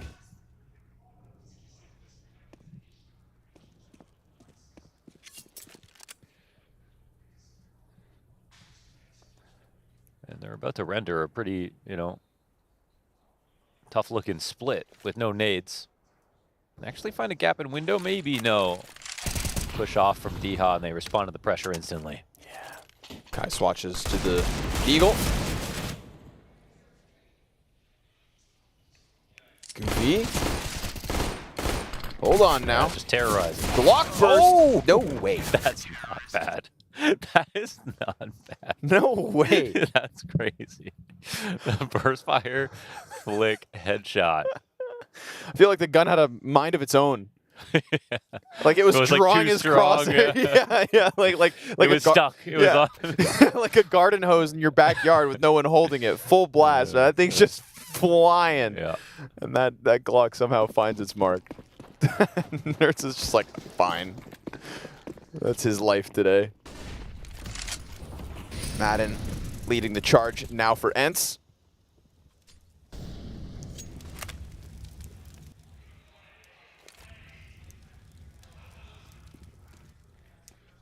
Bunch of players up inside of the apartments. Feels like ENCE are comfortable with the mid setup. We saw them dispatch of the MAC-10s when they flew out and played underpass. Now it's different. They move forward and leave that tunnel clear. Wary of the timings, though. Nerds with nade in hand.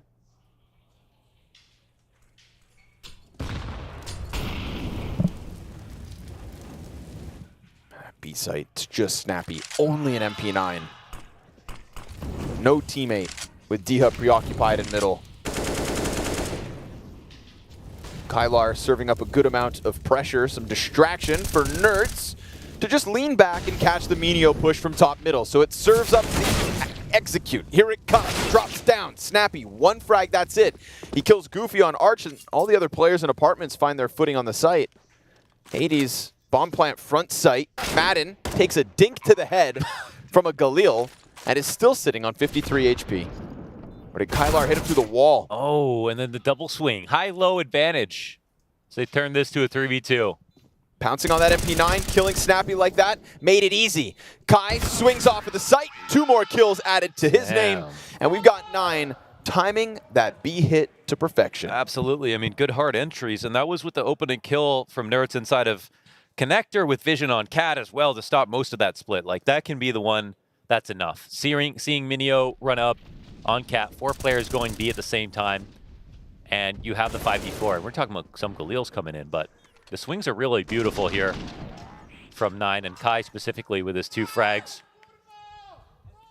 So in a tied match, ENCE will throw something together. 5 different guns, some good, some bad. Which ones are the good ones? Up. What's the worst one? Deagle. Not ideal. We'll call it creative. It's abstract. Yeah, it's hard attack.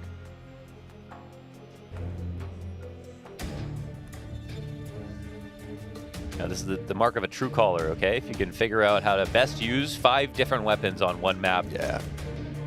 Leave it to Snappy, though, to figure it out.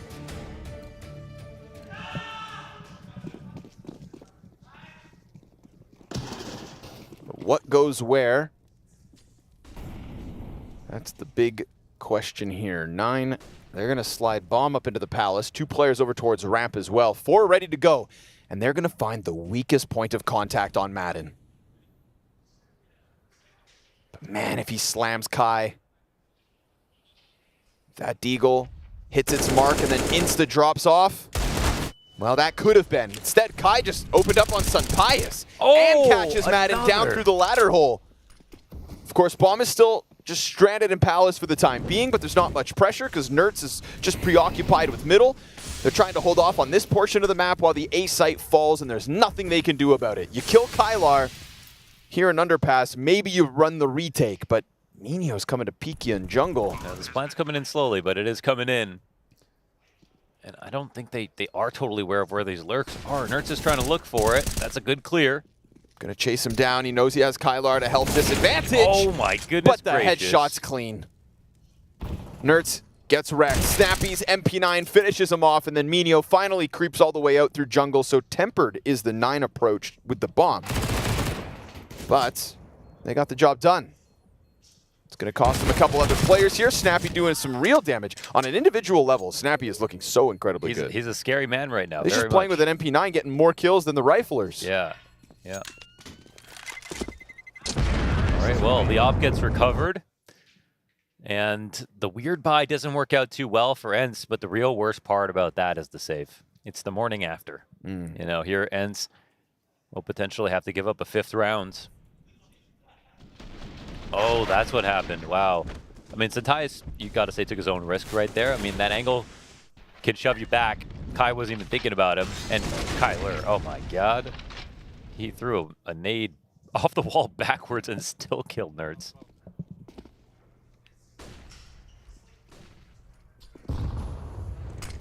Nertz was so sure he had that kill.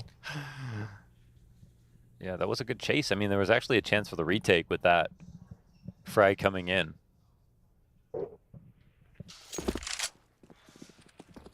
Oh, Snappy's MP9, we saw what it could do last round. Now it's going to have to do everything. 9's taking their sweet time.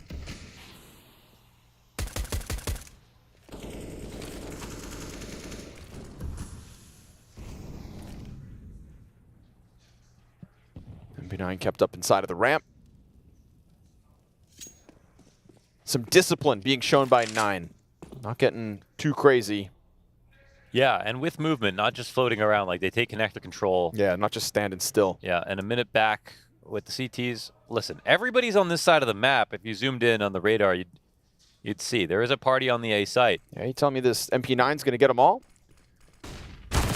It is one of the guns of all time. Nah, they line up and take some damage, but they should be able to cut through what's left now. 40 USPs. There's always been somebody under here, so they make sure to keep their eyes open. Diha, maybe 1. Maybe just 1. Here we go, yeah, here we go, here we go. Oh! He gets himself a second. Take what you can get. At the end of the day, it is 9 with 5 and no sweat. Yeah, that was pretty good. That was pretty good, Diha. Diha. Diha. Diha. Yeah. But it was 2 players with their backs turned. Some say even harder. Some say even harder. You know what? Yeah. They're wrong. Because when they're looking at you, they can shoot back. Objectively, you have a point. Comes back in for ENCE. These are 2 solid Mirage teams. Counter-Strike's a tale of 2 sides.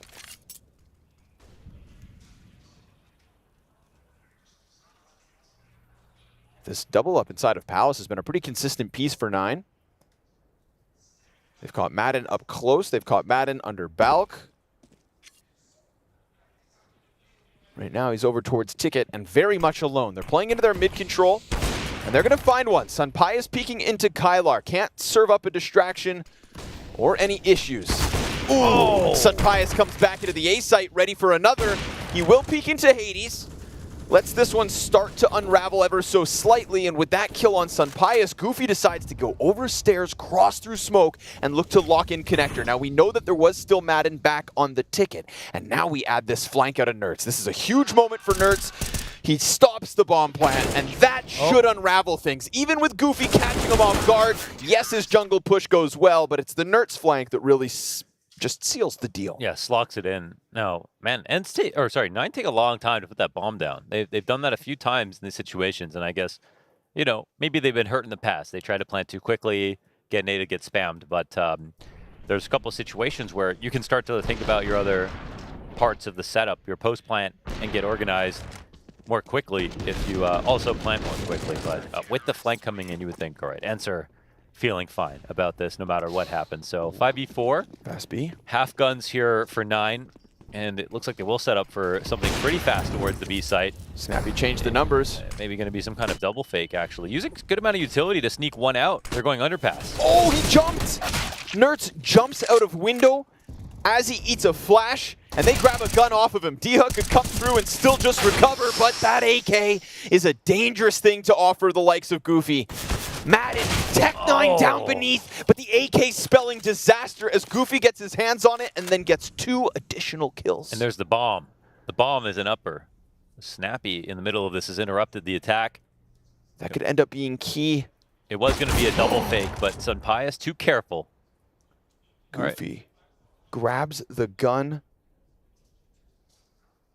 Sends a shiver down ENCE's spine. Snappy cleared off of the bomb. He's got to take it back, right? They know where Surely. Sunpius was rotating through, and so he's going to take it and dip. Yeah, I think you take this back. You go all the way to Palace, something like that, but you could even come back to mid, but I think it's, yeah, just get the hell out of there. And Sunpius has to respect the fact that he could come still towards B, so it's sort of a checkmate play, and Sunpius will come and clear this out eventually, but yeah, this is just sort of exactly what you do. He has a good amount of information.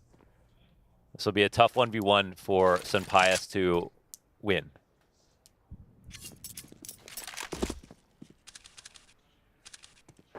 How's he going to make it happen? Switches out to the rifle. Still has a full belt of utility, so if Goofy plays it too passive, too safe, he could lose a line of sight, wow, Goofy get does burned not out go of a Palace. position. Instead, he plays it sandwich. And Sunpius, having switched to the M4, actually goes back to the AWP. Now, Goofy knows what direction he's coming in from. Oh, he's not even going to try because he has the AWP to save. He gives it up. Wow, that's really well done from Goofy. Great call. They decided to fight the bomb, you know, so there is that. Goofy sort of did exactly what you would expect him to do and just won his fight. I think that was the big thing. But he also had the HP and the perfect angle clearance to cover it. And, man, this is a Virtus Pro-esque double fake. It ends up being a different, sort of more creative 1v2 situation. But the way that they were actually going to have the bomb still commit through B after taking mid going underpass, I think Virtus Pro did the exact same strat back in the day. I'm actually thinking I made literally a YouTube video about this double fake. I'm not even joking. And that's what you love to see, because I think Virtus Pro have always, they were known as a team that were the Virtus Plow, very aggressive, like explosive. But in reality, if you looked at their strats, they had some of the most detailed strats of any top team. All the way up until 2017, even when things started to go south, you know, even after the Mercedes, you know what I mean? Oh, I know what you mean. Yeah. I don't see a flash assist there, but I also didn't see Kai throw the flash himself. I wonder if Nertz accidentally self-flashed as he jumped out through window. Well, they're chirping at him. That one's just for Diha, I guess. AK-47 from Nertz, hand-delivered to the bottom of middle. Said, oh, you want another round? Here you go. Still got to work for it, but damn did they ever. Headshots from Goofy, and momentum keeps swinging. 9. Recovering bomb, but just so, I'm still just happy that Goofy grabbed the bomb and dipped, left, ran. Wins the round based on that decision. Utility pressure inside of the site. Sunpius can't push out. Looking to get that AWP engaged. It's Madden and Snappy with the same 2 liabilities as last time. MP9 and Deagle.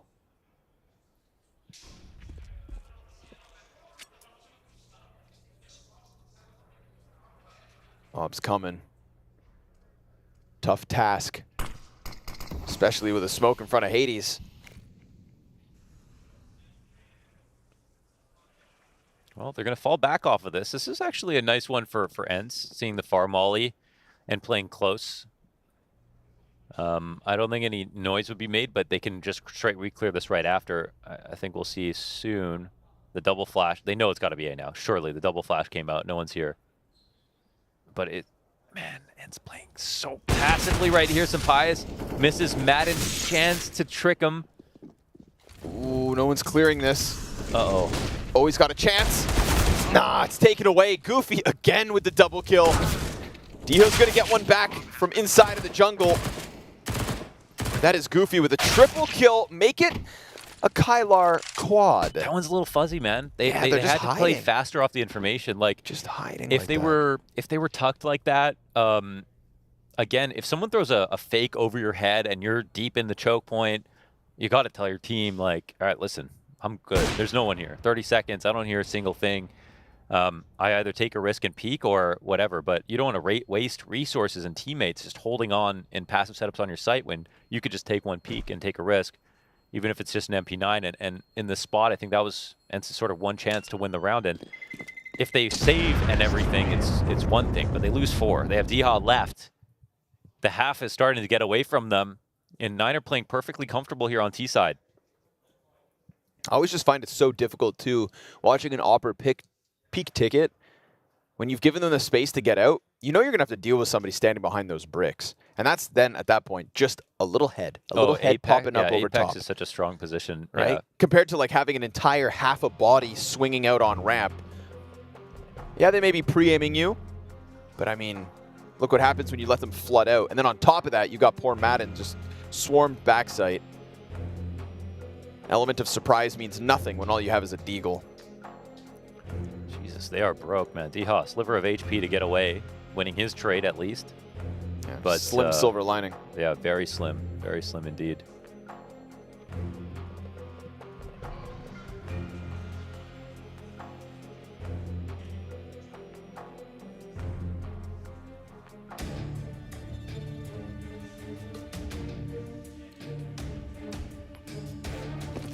Well, Nuke was a confidence builder, but turns out Mirage wasn't free.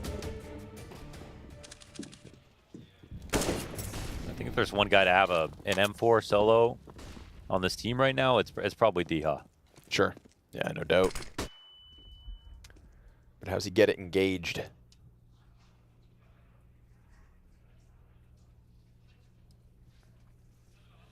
Underpass crawl will come his way, but there's also that threat of the top mid push.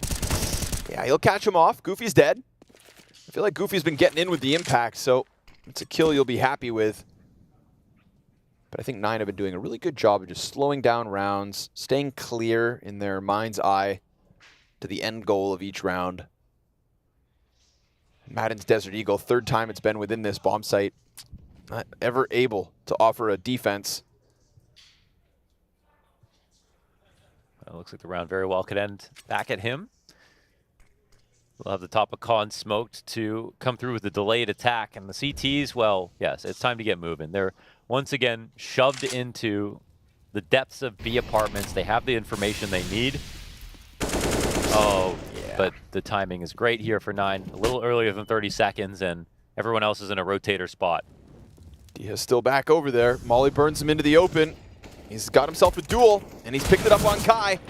He's still alive and fighting with a fresh magazine and a chance at a boost, but the connector holds going through. He decides not to go over the top, instead swinging it out, and this M4's torn him up.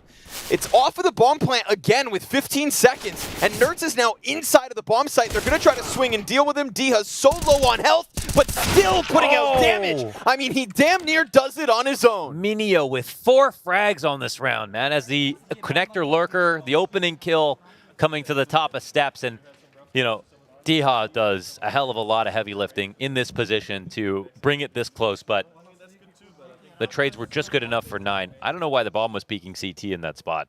That definitely was a chance for Diha to get into the round, but for Nine, all they care is they move on with a win. The buy was always coming here for ENCE. Could see Hades very animated after that one as the franticness of the situation would have been tilting to lose it to a single M4.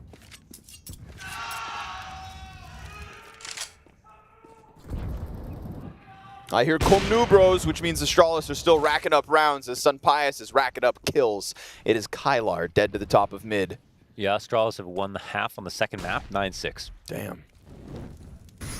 We've waited for the Astralis comeback. Kai phasing smoke. Nertz gets the dink in, but he's dead. Hades gunning for the rotators, dies out to Sun Pius. But there is no follow through here for 9. Oh, I mean, they don't have the bomb. Actually, scared him back. That might be like lucky for them because going A into these 3 players, that wouldn't have been super fun. And Snappy's going for the cutoff rotation. Again, very smart thing to do, but back to mid is equally wise. However, Diha, sharp angle. Never mind. I take it all back. Beautiful stuff out of him. And they were there about to have all 3 parts of the map covered. Yeah, Diha's not sweating, man. No, he's chill. I mean, all the polls in the server are doing well. Yes, that's, yeah. So you just got to have more. Just keep farming them. Yeah. Keep them coming.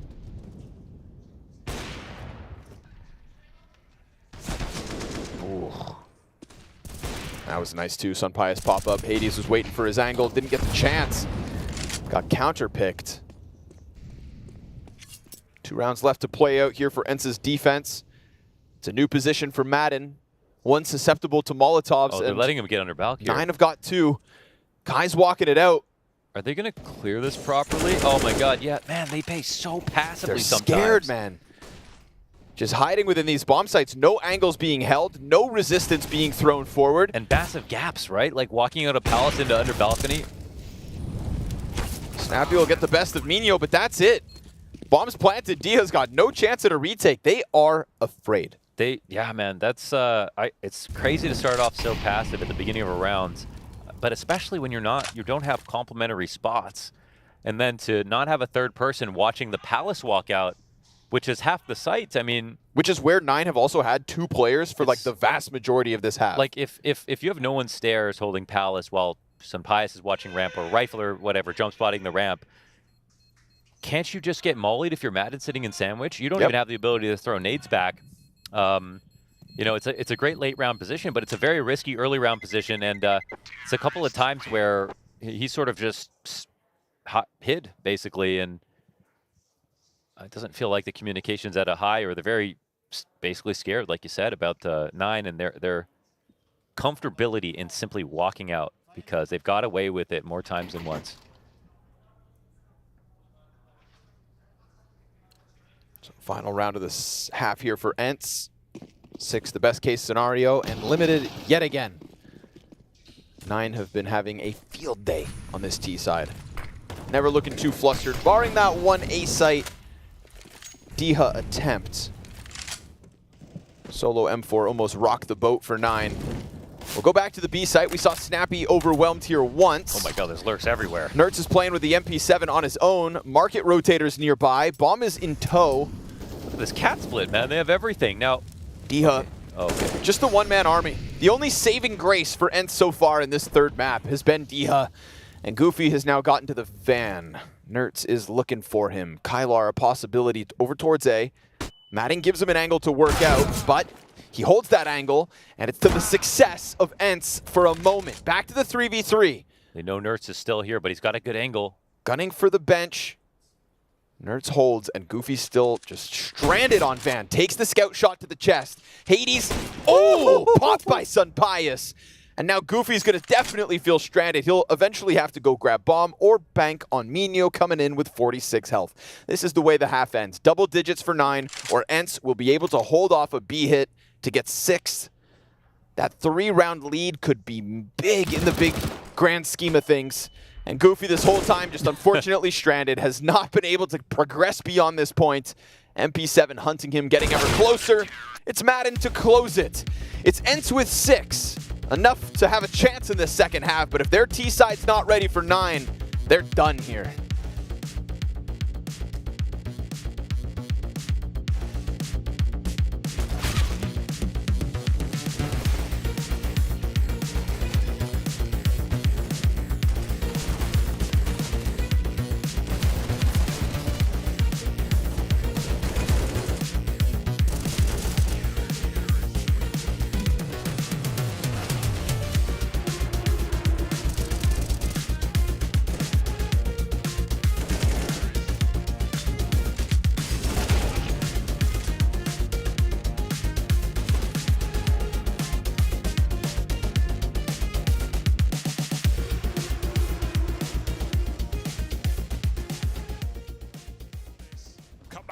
force by their own and respond swiftly for G2.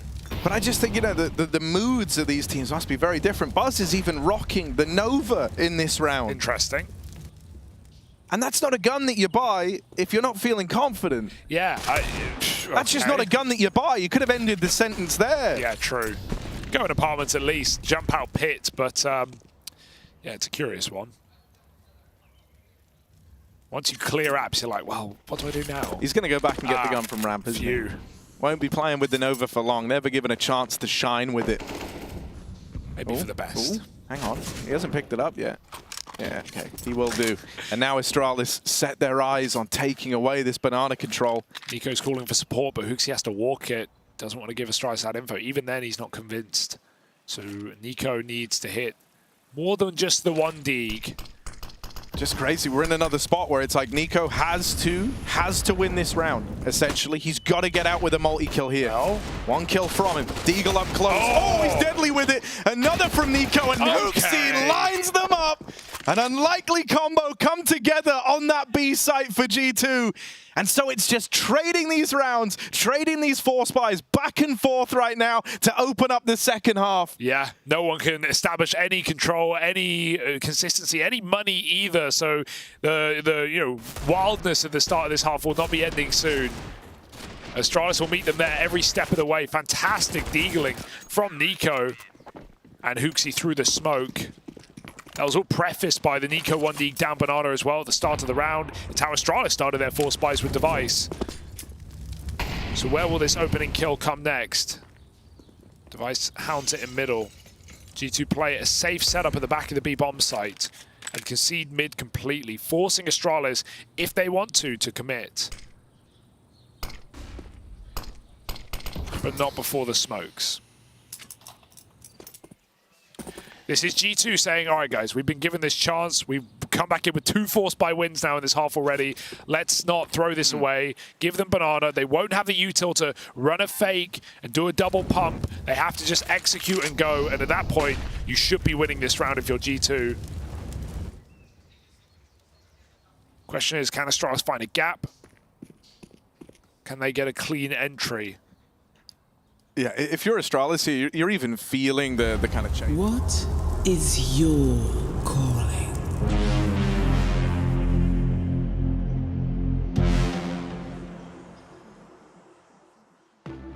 Final half of the series queued up.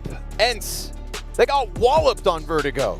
They brought it back on Nuke, but that wouldn't have happened if it wasn't for Diha. And here we are on map 3 again with Diha trying to post enough numbers and get enough openings for this team to even have a damn chance. Sunpius's op is firing up. Snappy's trying to pick up some slack. But at the end of the day, it is 9 looking like a well-oiled machine coming from the play-in with momentum and taking it to ENCE to try and queue up what could be a pretty solid run versus Fnatic, maybe Heroic, maybe playoffs in Cologne. They missed it at the major. Could they do it here and now? That is still yet to come. But step 1, finish off ENCE. You've put yourself in a fantastic position to do so. Everybody contributing from the 9 side, and weaknesses clearly in ENCE's armor, but they'll plant, and this T side could still just crush 9's hopes. They split up to get all the best choke points you could ask for. So some pious could be the beginning and end of this round. That's a ramp where they want to stay in. No, come forward with a clear. Oh, and Goofy out-patiences him, and now Diha from missiles, another strong spot. Man, Snappy's giving him a lot of room to work. Diha, Palace players locking horns with him. Snappy gets wrecked from the backside of sight. It's got to be Nertz and Madden. We've got a smoke on top of the bomb. Nertz lines him up, clears him off, and then Madden sees that the last one's still alive and kicking. Wait, he has to reload. But no time. Oh, Jesus. The bomb pops, everybody's dead. ENCE's hopes are slightly higher. Honestly, I was going to say shout out to the body block, but at the same time, they could have all just been fighting instead of sitting in the smoke, and Nertz was just trying to kill one guy. Did he get 3? I think he got 2 at least. Third one backed up. Yeah, tons of damage, though, either way, and definitely won that situation. And all they just had to go wider than the smoke, and it was just... Just felt like when, you see people trying to get through the same door. No, after you. No, after you. No, after you. It's like, no, I insist. Why would you choose to be blind? Look at this. Look at this pack of players, dude. I guess, no, Nertz did get 3. And the fourth player backed off. That's so ridiculous. All right, well, 9 tried to rush their way to a pistol win. Their fourth spies have been pretty lethal, though. We'll have to keep an eye on this one. Scout on Hades, Okay. MP9's in the mix, and all the players in the right spot as Minio just tucks in. Blinded Madden jumps across and dies. Snappy's low just next to him, but the bomb gets covered by Sun Pius, and the CTs stack up within their spawn. Connector control belongs to Goofy. It's a fast flank from Kylar that's going to still take some time to get there. Ooh, that helps. Snappy just spamming smoke and getting a little lucky. Diha's plant ensures that ENCE will convert their pistol, will move forward with an 8th round win, and will have a real chance to just knock 9 down a peg. You know, emotionally, I feel like ENCE, after what we've seen so far, probably feel a slightly defeated, maybe a little bit agitated. Maybe they're more forgiving with themselves because, again, it's their first game, but there's still a real chance, of course, that they pull this off. Their T side on this map. I was expecting more on CT side, 100%, but this could be the snappy masterclass that a lot of people were expecting.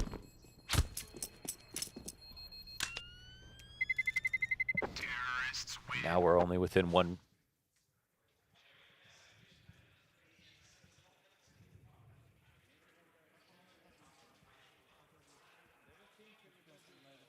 Conversely, this could be, you know, the side of the map that Hades really shows his value here to 9 and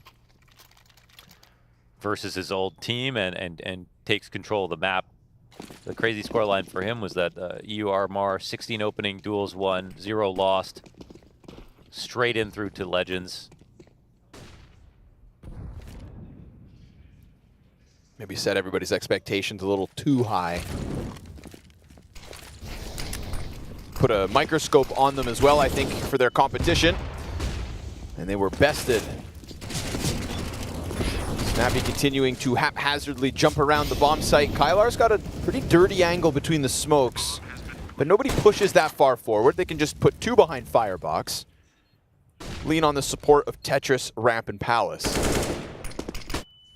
As AK looking to get problematic, and sure enough, anytime Diha's dead, ENCE have had problems. But it is just pistols. Surely these backside players can stretch flesh from bones. Snappy has 2 heads jump up upon him, and Nertz is going to give some cover too. Unfortunately here for Kylar, AK unable to get enough kills fast enough for this defuse to happen. Snappy just farming money and frags and adding rounds to tie this up. Yes, they do. Now we've got a real game on our hands, folks. 2 maps behind us, tied up on map 3, splitting pistols into quite an even map. Either team know they can win this on their best day. That looks so funny. Yeah. You know, too many times we get a kill and move to a new position. But what do you do when you have the best angle ever? Don't move. All right, here we go. For 10. Oh! Okay. That's sick.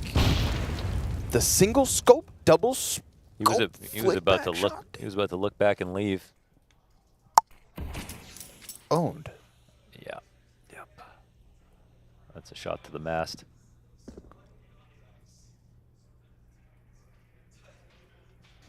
Op could definitely make the difference. Hades is the highest rated player across the series so far.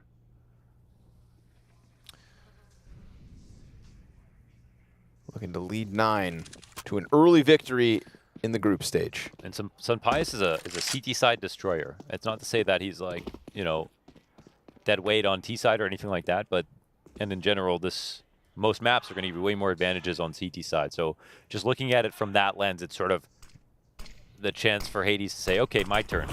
We'll see how much output I can get. Start strong.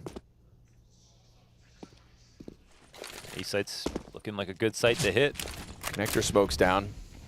Minio frothing at the mouth to try to charge out. Hades just shut down Nertz. Another 3 out of Hades, and then the lineup for the A1S. Madden will bring it back by a single kill, but I mean, Hades has done all he needs, and he could still just get another. Peeking around the sides of stairs, he closes. He said, yeah, this is my time to shine. Yeah, this is my half.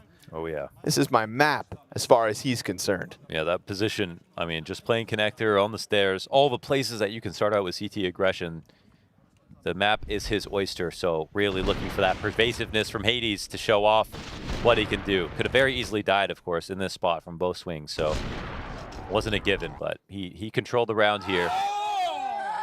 We didn't see the replay of it, but there was also that sick little flick towards ramp to kick it all off. That was a warning of things, you know, a sign of things to come. Hades does have a little more swagger with him, you know. It's These true. 4Ks come with little.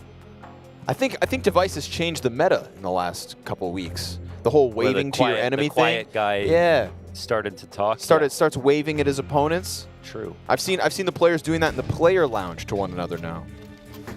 It's creeping through the BM meta. And it's not even BM. But you know what the message says. See ya. 9 back in the lead. Hades will be a force to be reckoned with. A real reckoning. Minio's nade. Flushes one. Yeah, moves him. Back across, and he sees it. He'll call for help. And immediately Hades is throwing that back around towards Ticket. Yeah, well, he knows how much Snappy likes the A site. But like, look at this compared to just hiding behind Ticket. Yeah, the setups so are much better. more active. Absolutely. Like, we could talk about that in a second for sure. Night and day. And everything goes well, barring the Kylar push up into the apartments. Wow. Hades, compared to Sun Pius, crouched behind Ticket, looking at his feet as 3 players come out from ramp. Look at the contrast. Yep. Look at the impact. Absolutely, and some of that is your own job to say, okay, I'm calling on this side of the map. This is my setup. This is what I want you to do, Madden. Some of that is miscommunication. Like, thinking back on that setup, and I've just been giving that some thought. If Sun Pius is watching Palace and Madden is sitting in Sandwich, if Sun Pius takes the first frag, Madden gets the second 100% because they swing out looking at CT. But the reverse is not true because Madden cannot hold, right? He has to stay tucked. So when they get out, it's already too late. So makes me wonder, was his spot fine, but he was looking in the wrong spot? Was there a miscommunication?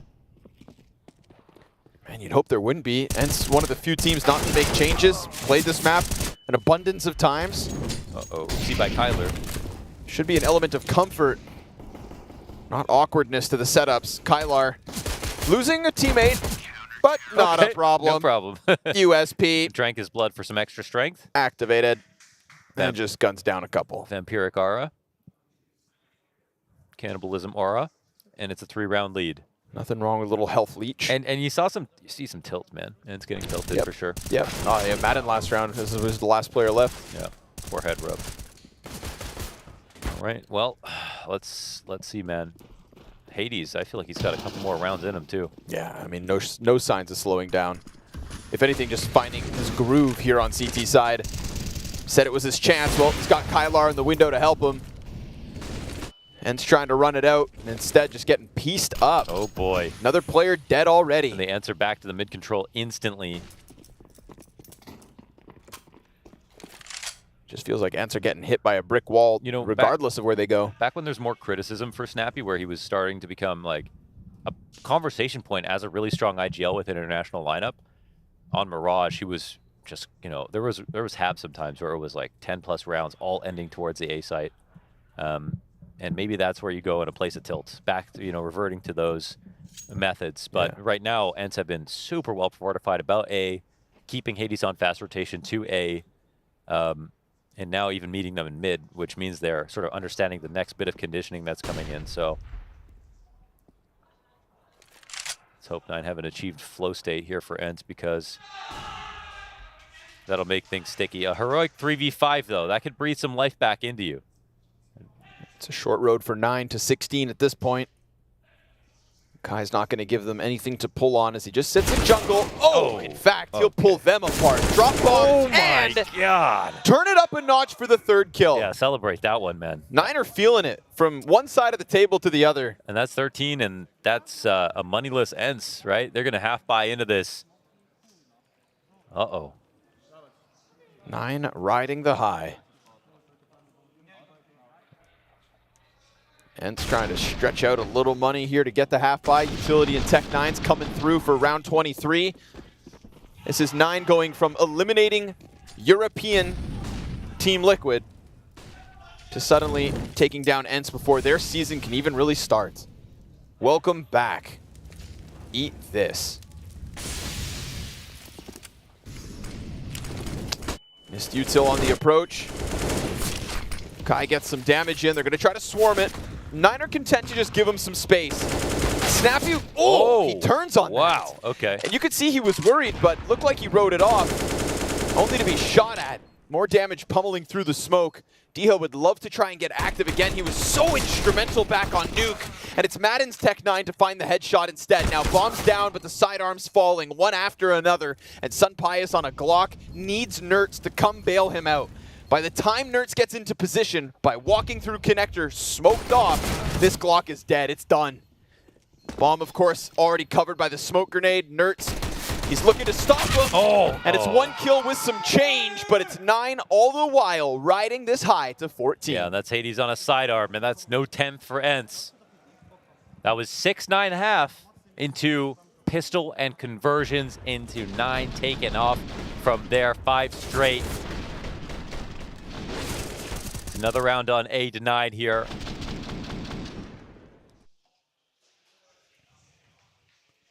You see what I mean? ENCE really don't like the B site.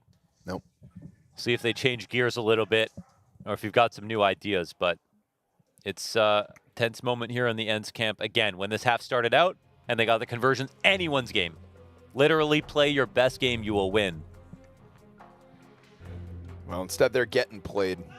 That was their first bomb plant of the 5 CT rounds in a row that have been picked up by 9. It's the face of all the ENCE fans watching on from the sidelines.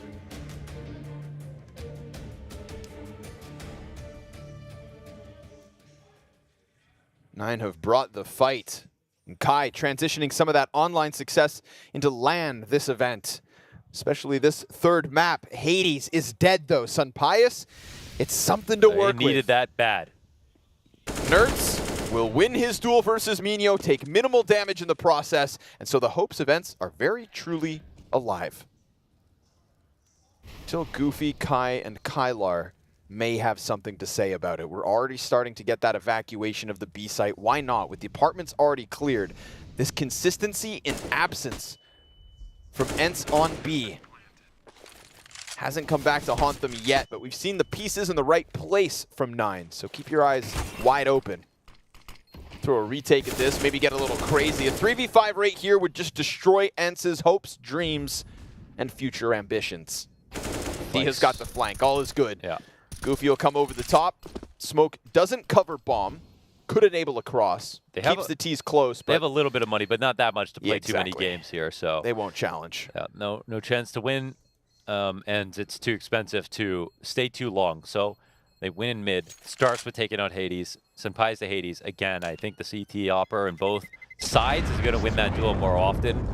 But not surprised Senpai can get one out for sure on this T side, and his contributions are going to be necessary at this point. You're going to need 5 players here for ENCE to pull this one back. 6 rounds needed to win the map, 5 for OT, but 9 can trip over the finish line. They've got another buy with the money left over and some pocket change to spare. Easy replenish. Back to middle. We've seen Hades here with teammates, but not alone. Had Kylar with him last time. He gets pressured. Nertz with the entry. Kai trying to spam, gets him.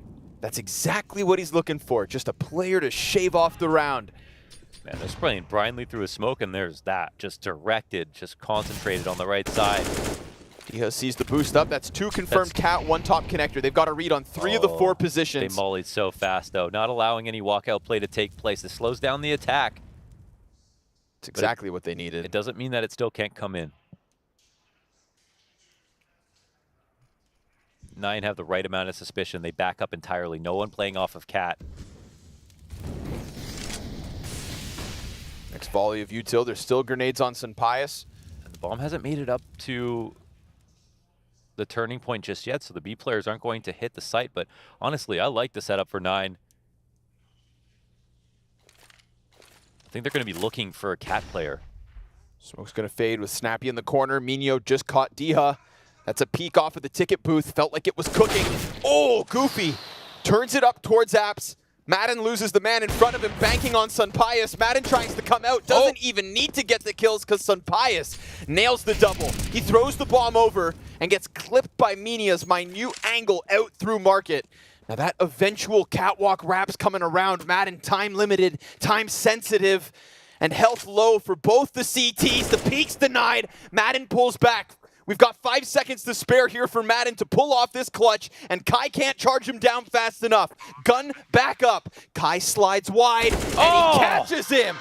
Catches him slipping and sleeping, and sent to 15 is 9. God damn, what a play attempt from Madden, but special credit for the read after the plant. That was risky to run up, but to know where your opponent's going to peek you from. Give them a little bit of information just so you can use it against them. That was the play just made for match point. And for series point at that. Sunpius, he got peppered down. He must have been so low at that point, but taking 2 shots while out in the open. That's where it looked like maybe ENCE could have won that. Overall, I like the setup from 9. It came to stopping the lurk over on A site, having 2 players back site, while ENCE might be coming in looking for a cat player. Yeah. And it's the 1 round you're going to see ENCE go B. We'll see if they try it again, but... And small detail, but I think it just taps back into this whole Minio's performing here in Cologne. His decision, while alone over on ticket, to take a quick glance down connector, boom, catches Diha. Catches him, clears him off, pushes more pressure on Sunpius. He's the same guy who then just clips Sunpius's wings over on Arch, that deep, deep little market angle. Minio is not always flashy, but I feel like he minimizes mistakes. Yep, and he's coming off a great first map as well. I appreciate a player that can stay alive and find his timings for impact. There had to be some prep on that round, man. They were so ready for that to end B 40 seconds out. So, okay, up A ramp we go. Oof. That's you hit that. Damage in versus Kai. That's nice. What the hell? No kill, but the A attack is about to take place again. Molotov right in front of them. Madden finds Sanctuary. 5 series points here. And I think we've got Hades on a deep angle towards B, man. He's not getting shoved off of this at all. So I think ENCE know they have to fight their way through. Sometimes they don't mind. At least for ENCE right now, there's no vision on mid. So there's that thought, maybe. But as far as 9 are concerned, it looks like they're going to start heading over even more towards the A site. Mischance. As Minio pulls back a little bit. Palace player kept at bay. Nobody towards jungle, nobody connector. Minio maybe trying to serve up something for Kylar. Man, he could shred them if this goes unchecked, but he's lost his closest piece of support. Kai's gonna start flanking with 20 HP, and the bomb goes down in the smoke. Kylar starts to activate. Hades picks up one from jungle, and now they know that there's a problem inside of the bomb site that's just nab man advantage. Kai's heard, and low health. So Snappy will deal with that one, and Kylar still continues to try to press out from that corner that he once preoccupied. Sunpius dropped to 36. Nertz is still up in Palace, but can't get anything going. Kylar's on top of the bomb, and Kylar gets cleared off of it. Another flash over top. Nertz can swing if he chooses to, but there's nobody here. This one falls flat for 9. They had their chances, but it's another round for ENCE. Yeah, there's no diffuse. And so you have the players from 9 sort of in the right spot. Hades starts at B this time around. The full A attack comes in. I think something in the back of 9's mind was telling them, okay, this is probably what's going to take place. But again, ENCE show tons of comfort sort of repeating on this site. They have the right entry fraggers for it. They're fine doing it even if it feels obvious, right? They didn't have a default that would tell them B was pushed this round. That could have taken place. So a buy comes in. It's a 4-round game now. We'll see where the game plan takes us for the T side. Fast. Another tempo change. Yeah, they Look get at up. that. That's a huge one. Goofy's dead. Sunpius keeps going. Some damage done, but it's actually to him. Molly's back and forth. Flashbang out from apartments. This scrambles Kai into the mix. Plays market. Yeah, the CT is looking a little bit rocked here. Who's going to benefit from the chaos, however? Deep push from Minio on A. huge amount of control. I think they really can wait for a reaction. If this comes down to Minio's push and he doesn't see anything inside of the A ramp, that is the right play. Now, Kyler's also peeking B at the same time. Whoa, okay. Unlucky timing, but it's okay. It's 4 damage. That's it. That's all. Bomb might walk into connector here. This could be a good call from Snappy. Minio's going to have a flank coming in. Kylar, tries to get ahead, but Diha so swift with the headshot. Minio's chance to shine. Falls off the flower pots. And so it seems like ENCE aren't done here yet. Okay, that was a really, really strong call from Snappy with the mid-control that took place into what felt like a cat attack with Sun Pius. So fast. Yeah, so fast. 20 seconds, he was already staring down Cat into the B site. And then from there, they had everything covered. One person upper B, late rotate back to A. Presence inside of middle. It was pretty much impossible. I was trying to look at it from Nine's perspective. Impossible to figure out what's open right now. What can we take back? So they had to take blind risks. That's when you know you're doing a good job on T side. This is the most complicated round that's been called from ENCE as we sort of reach the crest of this second half, and that's a good sign. They've earned themselves a save out of 9. They're making this game entirely possible again. Another clean one from Diha there as well. Looked like he was stuck for a second. Gave him the wiggle. Slammed him over the head. Pushes 9 into the economic dumps of a pistol round. I don't know. In these kinds of moments, 9 have been impressive. Oh, if it all ends like this. I'm not ready for it to end on a round like this. No. Not when ENCE are starting to get it going, yeah, right? But you're right. They are they're the team that ecoed twice. It's like such... Finally, I see some inspiring promise on this T side. I think no. And ENCE are doing well enough now. They've got their heads screwed on straight. They're fully warmed up. I don't think they drop around like this. I'm going to say it. Okay. I'm not willing to put anything on it, but I think this is a 16-14 finish, if not overtime. Hey, man. You said it. A little bit of your reputation's on the line. Betting on the best game possible here, because it's shaping up to be a banger. This is a sick open road for 9 to take a shot at Cologne playoffs. Just beat ENCE first. What's Fnatic after ENCE?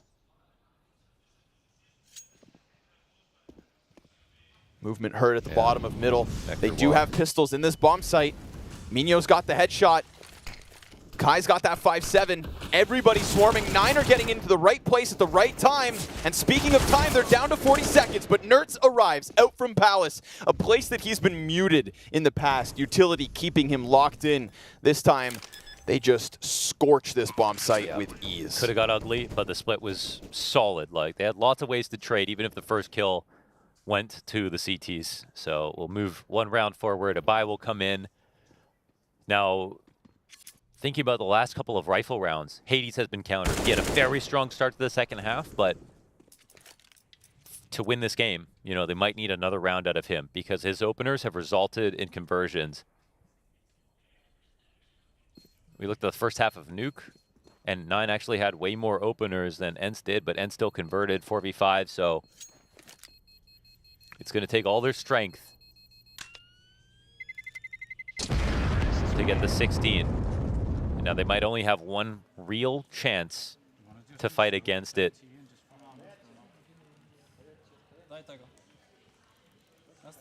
If 9 can make a lead, ENCE can make a comeback. That's what Snappy has to tell his team. And they actually will still have no money.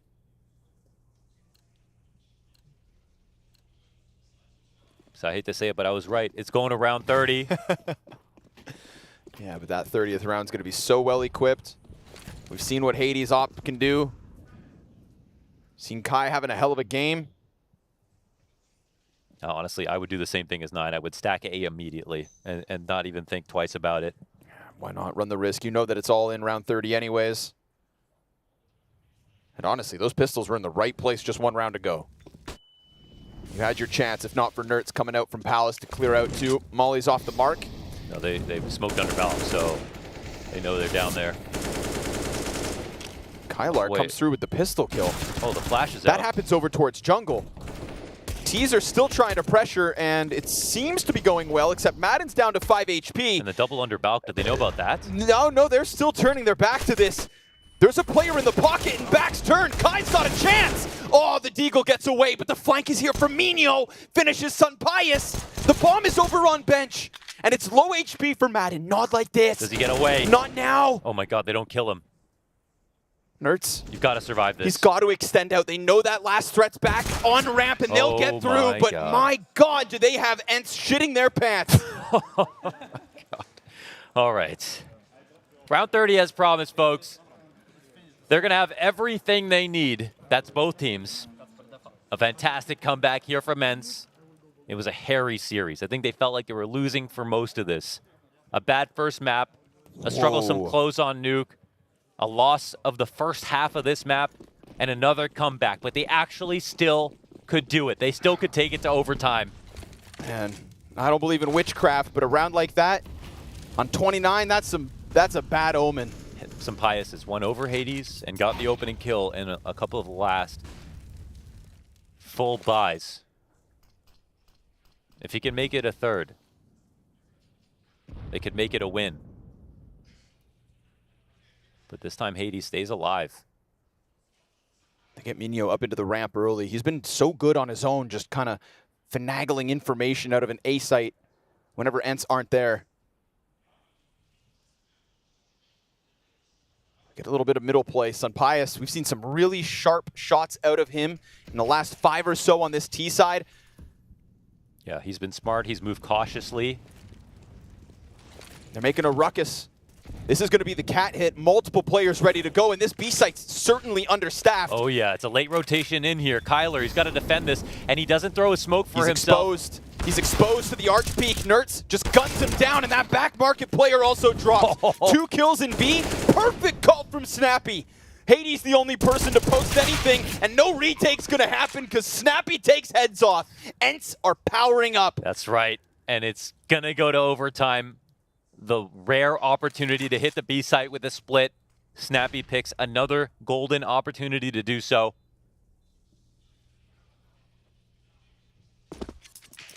And ENCE getting stronger. And Hades, he stayed alive. He got 1 kill in this round, but it wasn't the opener. It wasn't inside of middle. And there will be no retake. 1v4, no time to make this happen. Whew. Madden's going to close it. Oh, yeah. And he gives him the look. And we're talking about a team, right? If we want to talk about the run of ENCE to finish 2023, we have to talk about that map versus FaZe. What was it? 4 overtimes of just hold W action-packed Counter-Strike. This is a team that has had their success born in the depths of OT. So here they are again. Not the same ENCE that got smoked on Vertigo. Snappy's getting a little cerebral with the calls. Hades won't miss that chance. And neither will Sun Pius, but Kylar's quick up the catwalk. That pressure from Sun Pius these last couple rounds read into. Minho doesn't finish. Yeah, he had some damage off, but there's 2 players up and at him here. Oh, but there's nobody else near. But that goes for the CTs as well. Bomb will sort of switch places with Nertz. He's going into middle. They're going to try to plant front triple, set this up for him to win the round. God, but he only has 7 health. But if he goes unnoticed, that's all that matters. We'll see if this gets covered. Hades hit by the flashbang, so it's going to be Goofy off of Ticket with both the other CTs already up in connector. Oh, and Nertz finds the headshot. That's a huge clip off. If only Kylar had even just been less cautious, then Nertz would have had to walk that flank and he would have been 10 seconds away. Now Nertz is going to just apply pressure with the Molotov. He's lost the teammate. Snappy's still in the mix. Snappy's the second player to go back towards mid, and he comes out with the headshot to Goofy. Shooting through, but another defuse denied. They try it. They're desperate, but ENCE know where they put that bomb, and they can see the road to victory. I love the conviction and the call. Send Nertz all the way around to mid that early before the bomb has even been planted. That's thinking ahead and making the most of someone who's on low HP. Could have just been resigned to Palace, smoked out, and not got anything out of it. Hades missed an easy shot at the beginning of the round, hit a second harder shot, and even got 2 here, but that wasn't enough. ENCE continue on after making this comeback happen into winning the first round of overtime, and now the pressure is on 9 as they finally take a lead. Man, Little sketchy, though. How many people had their hands on that bomb inside of smoke? ENCE hold on, and they get themselves ready for the B hit. This one's gonna look fast. You can disrespect that smoke. Look at the Cat players actually pushing out towards mid as the T's take up position, but Kylar catches a headshot to Snappy. The rest of the pack is right there. They'll throw the boost up and try to catch them crossing. Hades comes through with the frag onto Nertz, and now everybody's scrambling to get back that bomb as it's fallen over towards the bench. Hades has to hold, and they get the split going. Kai to wrap around apartments. Catwalk's also in the control of 9. ENCE, you may have this bomb plant, but brothers, you're surrounded. And so Sunpius takes the longest angle, hopes to hold them off. Missed shot as he gets a glimpse of the cross. Fan player also spotted. Kai can't double down. We've got T's still rocking this boat right back. And Diha, well, he's holding. Right alongside Madden. Goofy can't trade. And that's a hell of a post plant from ENCE. Oh, that's the best round so far, man. They really locked that down. 3v5. A retake from every single position you could ask for. They had numbers advantage. 3v5 situation, and 9 cannot go 1 for 1. They can't even go 1 for 2. And Kylar got that instant headshot. Hades gets this instant clip. 2 players taken out of the conversation before bomb can go down, but Madden tears them up and pushes us into what could be the flawless T-side overtime run. Minio, not 1, but 2, aggressive down through underpass. Snappy's nade won't find its mark, and we've got 9 man advantage yet again, but Madden's on the hunt, and he catches one as Sunpius gets the other. They take it straight back. Kylar doing his own thing out on A. Nertz, he's found great timings with these Palace lurks, but he loses a teammate. And as that bomb comes back, Kylar could be in the golden spot, but he heard Nertz fall. Doesn't matter. Snappy giving him away. And Kylar now stuck between the last 2 T's. ENCE's 18th on the fritz. Sunpius reclaims another kill, and Nertz's position is unknown. They heard him fall off Balk, but the swing catches off Goofy. That uncertainty as to where he got off to now pushes so much more onto Hades. A 1v2 to try and get something for 9, or it's double OT guaranteed for ENCE, and 3 chances to close this. That's exactly what they get. Oh, they are falling apart at the seams. That's 3 straight for ENCE as we switch over to the second half, and they've only got to do it once. Wow. A single round, and it is tragedy for 9. An uptick in every single person's individuals for this map. The side of ENCE, that's that pack. 20 kills on Snappy, leading the team, 22 to 26 for every other individual. ENCE have arrived in Cologne.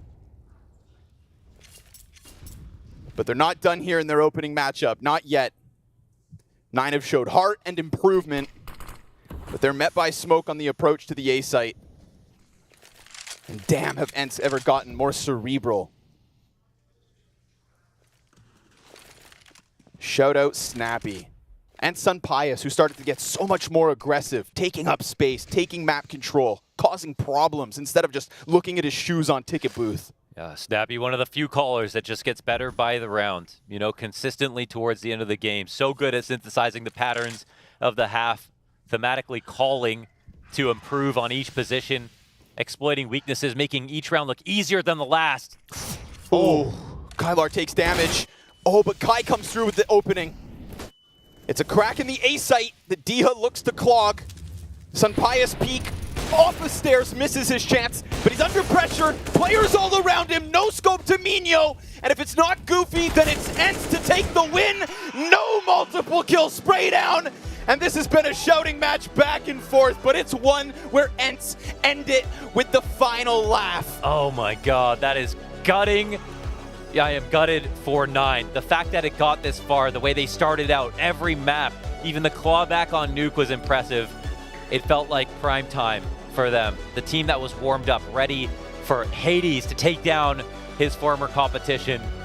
But what an incredible victory for a team to just show up to start their event, to do it in overtime, and it's not a small victory. You might look at the team and say it's 9. Okay, this is one of the tier 2 teams. It's good for ENCE to beat them, but no big deal. No, this is a big deal. 9 played extremely well, and Snappy still called a fantastic game and pulled his team over the line.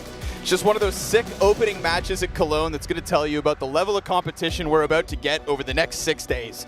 I mean, this is a challenger in 9 who had a downtrend at the tail end of the first season.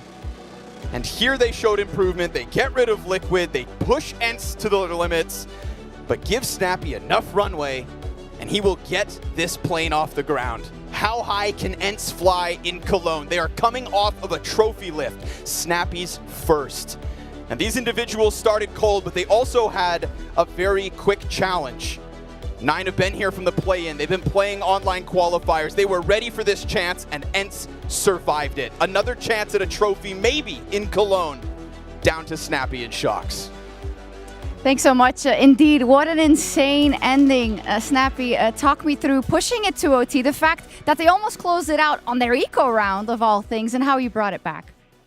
I mean, it was an insanely hard-fought match, but I think that we are proving event by event that with this core, we are one of our biggest strengths is the mental side. I think since the Rio thing, the Blast Major, we have fixed so much stuff in regard to that in terms of like making sure we are not losing to ourselves. That's like I always tell them, as long as we don't lose to ourselves, I'm proud. That's all that matters. And being down 15-10, getting 8 T rounds in a row, I think that says all. I mean, after you play, 5 OTs in Dallas, I mean, this is light work, right? Yeah, I mean, I would say this was an even darker situation, right? But I mean, I'm just super proud of the guys. We kept our cool, and everyone stepped up in the end, so it was good. And you know, I have to ask you, up versus Hades, of course, it's a heartbreaker for him. And I know there's nothing but respect between ex-teammates, but in a way, did you know, because you had IGL'd him for so long, did you feel like you had an edge going into that OT regardless? I would say that with us coming back from 15-10 to 15-15, we obviously had an edge going into the overtime, but I feel so bad, honestly, for the Polish guys, because I've been in their situation so many times, and I know how much it hurts. Hades is one of my favorite guys outside the game.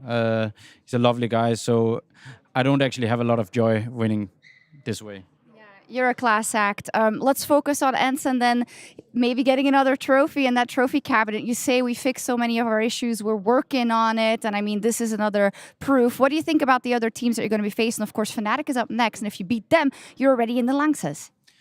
I mean, I think Fnatic has gone a bit under the radar. I think they did some pretty good additions. Like, I think Dexter is getting a lot of flack, not necessarily always deserved. And Afro has been upcoming for so long. So I think Fnatic is going to be strong. It's going to be a hard test for us, but we obviously believe we can win.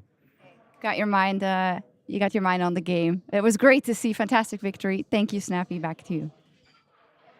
Well, sometimes the difference between champions and contenders is all in how you finish. And I think one guy who might understand that right now, standing right next to me, Madden, congratulations on that hard-fought win. Yeah, thank you. Thanks. Did you take pleasure in this victory? Snappy said he didn't, but you take pleasure in the victory. Yeah. It was a tough game, but I think after the FaZe game and the Dallas games, I feel like we got a lot of better at mental. I would say like mentally we got better, and then in these close scenarios, and then when the enemy has a lot of match points and stuff like this, we are just keeping it calm, and we managed to make it to overtime, and then the momentum was on our side. What would you, or how would you explain map 1? Vertigo felt totally lopsided, like you guys were getting pretty outplayed on it. Would you just say it was like rusty, or are they just a really good Vertigo team, or what? I think it's both of those things. I think they're a really good Vertigo team, and also it's kind of rough when you don't play for almost 2 months officials, and then when you come back, you kind of start sloppy. You just didn't do the routines you did before, and yeah, I think now it's just going to be better from this game. And yeah, it was just a slow start, and they were hitting their shots, and they play Vertigo really well. Would you agree with them that they say that they're the best Vertigo team in the world? Yeah, I think after they beat us 16-4 on the pause, we said, whatever, guys, they're just the best Vertigo team in the world. Focus on other 2 maps, and we're going to win it. And then actually, yeah. It seemed to work, yeah. Nice. I guess what I'd have to ask, I mean, we've kind of been putting you in a position now, especially after the Dallas win, where like we're kind of watching you guys come up, and in our minds, like aspirations for ENCE certainly have to be deep run in the playoffs. Have to be, you know, if someone asks you who do you think is going to win the event, Heroic and Vitality are there. For some of us, we're starting to say ENCE should probably be in that conversation as well. So for you guys coming in, is the goal the trophy here? Like, are you guys feeling like you're ready to actually lift the trophy at an event of this caliber? I mean, it's a hard question when you have so much teams like, as you said, the Heroic, Vitality, G2, Cloud9. With the new roster now, obviously Axel is not there, but it's really hard. And I think our main goal is just to focus on each round individually.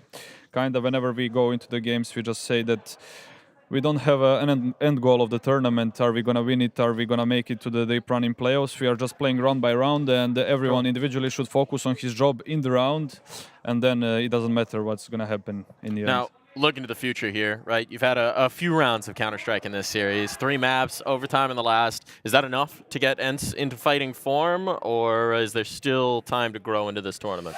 I think the more games we play, the more we're going to grow. It was the same thing in Dallas, I would say, but I think we got the feeling back from the 2 months pause now. There we go. Well, congratulations on the early win. Thank and I'm you. sure we'll talk to you again soon. Yeah, congrats, mate. Congrats. Congrats. Well, quite a showing there for ENCE. We were nervous. Never in doubt, right? Never in doubt, fellas. I knew Nerds was going to bounce back. I said it before. Even if he was starting badly on that map, I felt like it was just the T side. That's what he had to get to. He had to get to that T side. What about the other 2 maps? He said he was feeling comfy on Mirage, too. Yeah. He popped off there at the end. It was a perfect time for him to wake up. He was still pretty quiet in Mirage for the most part until towards the very end, and it felt like that was one of the pieces that started coming on for ENCE to get them to complete that comeback into overtime. Yeah, and I think the one huge factor I really want to credit with this is some of the snappy calling towards the end. Sure. The explosions onto sites after a little bit of mid-conditioning, the way that he actually outmaneuvered 9 in a couple of those rounds. That, to me, was one of the most impressive things, and it's really why we've been selling ENCE so hard to everybody, because when you talk about some of the best in-game leaders in the world, we have for so long not said Snappy's name, and now he has inserted himself into that conversation. He has. And one guy who kept them in the conversation here is Mr. Moneyball himself. It's Deha, our Air Force Aim High head-to-head player of the match. Yeah, I mean, this is a disgusting series from him, and obviously 31 of those kills came in map number 2, which even propelled them to get to a 3rd map of Mirage that they're able to take out and win the series. And this is just what he does. He just, like, this guy more than anyone, I feel like, embodies like the kind of impact a player can have inside the server. Even when he's not dropping like his 30 kills, the kills he's getting, even at like 15, 18 kills in a game, are really, really important. He just knows where to attack. He knows the pressure points. He knows the weakness, and he's wonderful at exploiting them. And this is a fantastic showing from him. I'm glad that he was able to take this one because, I mean, Shocks couldn't really get anything out of Hades and Deha before the game started about the grudge match, but they were yelling at each other this whole time. I mean, we're above in the rafters watching this game, and we can just hear right beneath us the screams between both these rosters, and a lot of it's Deha and a lot of it's the other Polish guy. Taz even tweeted out they were screaming directly at Deha. So, I mean, putting up a game like that in that kind of environment, again, it's like, we don't believe you that this game meant, like, you know, that was just another game. Oh, yeah. We just don't believe it. You got to prove yourself again and again that you're the cream of the crop, that you're the best one here. And I mean, even on Mirage, right? Maybe you didn't have the highest numbers at the end, but he's the one who was top of the board up until they got to that overtime point. He was the one keeping them in that game. Yeah, for sure. I mean, that's one of the things we talked about. So many win conditions for ENCE in terms of the players that they have. And in this one, it also took the win condition of incredible experience within this team to be able to close out the series. It did indeed. Well, that wraps up our segment here. We'll be back in just a flash. Sam will be taking over the desk to lead you through our final match of the day.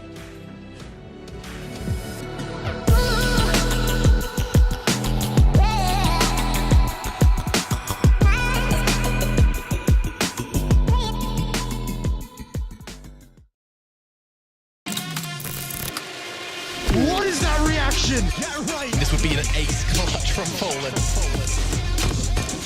Oh my! Oh boy! FaZe Clan, the champions of ESL Pro League. Poland's here. Oh my God! Are you gonna be kidding me? What a map! What a map!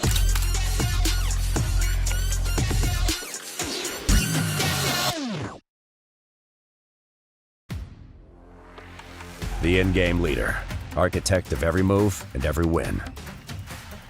The entry fragger, fearlessly leading from the front. The Opper, the deadliest of them all. The Support, the true difference between winning and losing. The Lurker, everywhere and nowhere, patiently waiting to strike. It takes 5 champions to win. Which one are you?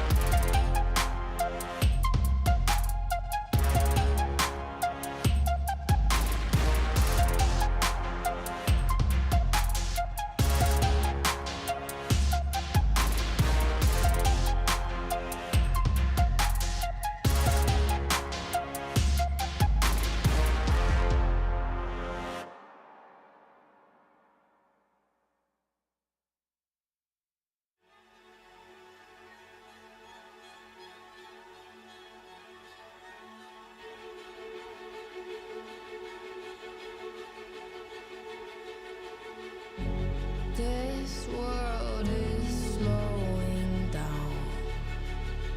How can I fight it? How can I listen when there's no sound? Now, I've got one question. Why does everyone keep telling me to talk to you? Because I don't want to talk to you. Yeah, exactly. Okay. Now, is that to do with me, or is that because of the microphone? Is it this thing? Yeah. This thing? You didn't do it. Well, what's the worst thing that can happen? Like, if anything, it just means that the people at home understand, because you're the light of the party. Whenever you're walking around, your teammates are always laughing. You're making everyone laugh. You're cheering everyone up. Like, why not share that with the people instead of just being the guy that's focused on the screen? Like, you have a super focus face, but that's all we know about you. I mean, it's only the people inside the team that can get the pleasure of the happiness I can give to the people. Yeah, because you have so much power, you have to choose wisely who you give it to. Yeah, exactly. Yeah. Okay. Cool. Well, thank you for giving me a couple of seconds. You can go to Stown. No, well, right now, yeah. He's actually run away. He actually ran away. Stown. What's up, man? I want to know what you guys are drinking. Why have you all got like neon green water in your bottles? It's electrolytes. Yeah. I mean, I heard it's good for you. You Yeah. get all the salt and the minerals salt. and stuff like that. Yeah. It's good. It's good. Okay, I thought it was like the heroic secret formula, you know? You had some guy in a lab who's been working on the perfect Counter-Strike pre-drink. How is the vibe for you, bro? Everyone's kind of saying that the break didn't feel long. And you know, it's been a long couple of years in this heroic project, always on the road, always having to your focus being pulled away from game as well. Like, you can't just focus on the job. You have the life exists and happens. So for you, did that break help you kind of maybe feel like a new chapter starting, or is that not something you're really looking for? You're happy to just kind of go again? No, I mean, I always like the breaks. It's Yeah. definitely needed, you know. You need to get some time away from the PC. Yeah. Visit the family and friends when you can. You did? Yeah, obviously. So that's really good. I always enjoy it. And I mean, it could be longer, you know, Yeah. but, you know, you also have to, like, all the other one who's having break is also missing the CS, you know, so you have to give them the competition as well. So, I mean, it's good to be back. Yeah. And well, I can't wait to see you back in that server, bro. Keep killing it. Thank you, man. Go take your pretty pictures.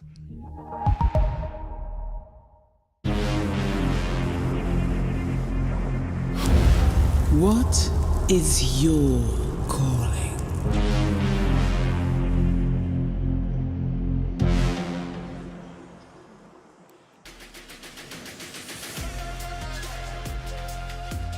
Welcome back to Intel Extreme Masters Cologne. It is the first day of the group stages. I have taken over from Mike. I am here now with Blair and Maui, and hot damn, I just have to say, if you are in the studio right now, the smart glass is probably the best thing that's ever happened, because I have been watching all of these teams. We saw ENCE and 9, the shouting at each other, the pointing. Over there's another game happening where Monte was thumbs-upping device. There was so much action. I love the fact that we have this banter between the two teams. And of course now, Heroic walking in here, Maui. This is a team that's going to enjoy the smart glass, because we know that Cadian likes to taunt his opposition.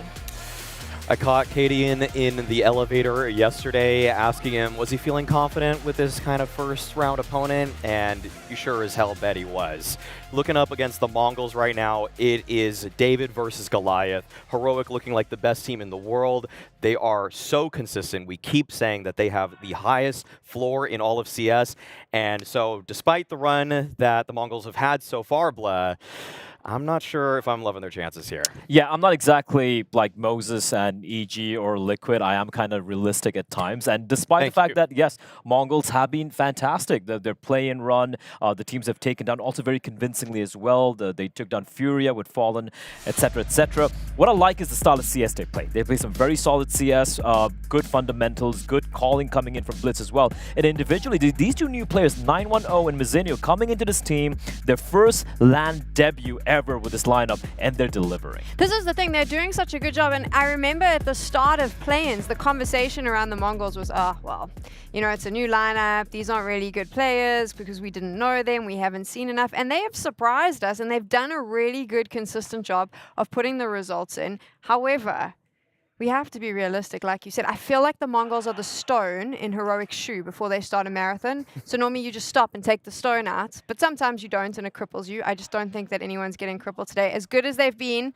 this is not going to be something that they can win. It kind of sucks for you, right? You come on and no one has any expectations. You have two new players. It's going to kind of suck. Then you play against Mouse, where it was a double OT banger of a game. Torushi drops 50 kills in a map to steal that map away from Mongols. Then they destroy Into the Breach. They destroy Furia. And now, like, congratulations, guys. Here's Heroic. This is how it works. That's their prize. That's their prize. Eyes on a prize. To be the best, you have to beat the best. And Heroic is one of the best. So, I mean, this is going to be the Mongols' battle. Can they actually do it? No. That's the answer. Yeah, it can be entertaining. That's the thing. Yeah. That's the thing. For me, this is more of a game to gauge actually where both of these teams are at. Coming off of the player break and the blast groups, we were able to see Heroic is already looking like they're in pretty good shape. And I think that the way that they like to approach Counter-Strike is always going to lead them to giving a team like the Mongols a very tough time. So for the Mongols themselves, what I really just want to see is that, you know, those two games that they won against Into the Breach, against Furia, can they stick it to one of the best teams in the world now? Can they actually make a dent in it? Because I don't expect them to win, but if they're able to even find, say, 11 rounds per map against Heroic, then you're going to actually start to believe that this Mongols team is competitive on the world stage, and they didn't just get a lucky draw against a weathered Into the Breach that were changing out players and a Furia team that's still trying to figure out their system too. Blair, you had a chance to analyze their game against Furia. How was Mongols able to win it? And what was it that they were doing right that they could use against Heroic? I think the one thing which really impressed me, we can just jump on it, right? It was the OT win over Furia. It was round number 3 of the first overtime. What I really liked here is the, just on-the-fly calling coming from Mongols. Let's see how this one plays out. We're going to see Hasteka is going to be a little aggressive towards Banana, and it gets caught off guard. Great aggression through the smoke coming in from Furia, as they will find him. Now, in a 4v5 situation, you can see a lot of teams maybe trying to go for an info play. See what happens over here. Blitz, he's going to be standing inside a cubby, and he's going to tell his teammate Techno 4K, his star rifler, so to speak, to push on into its mid. And this is so strange because there's no utility being deployed. He's not double swinging with his teammate. He gets taken down.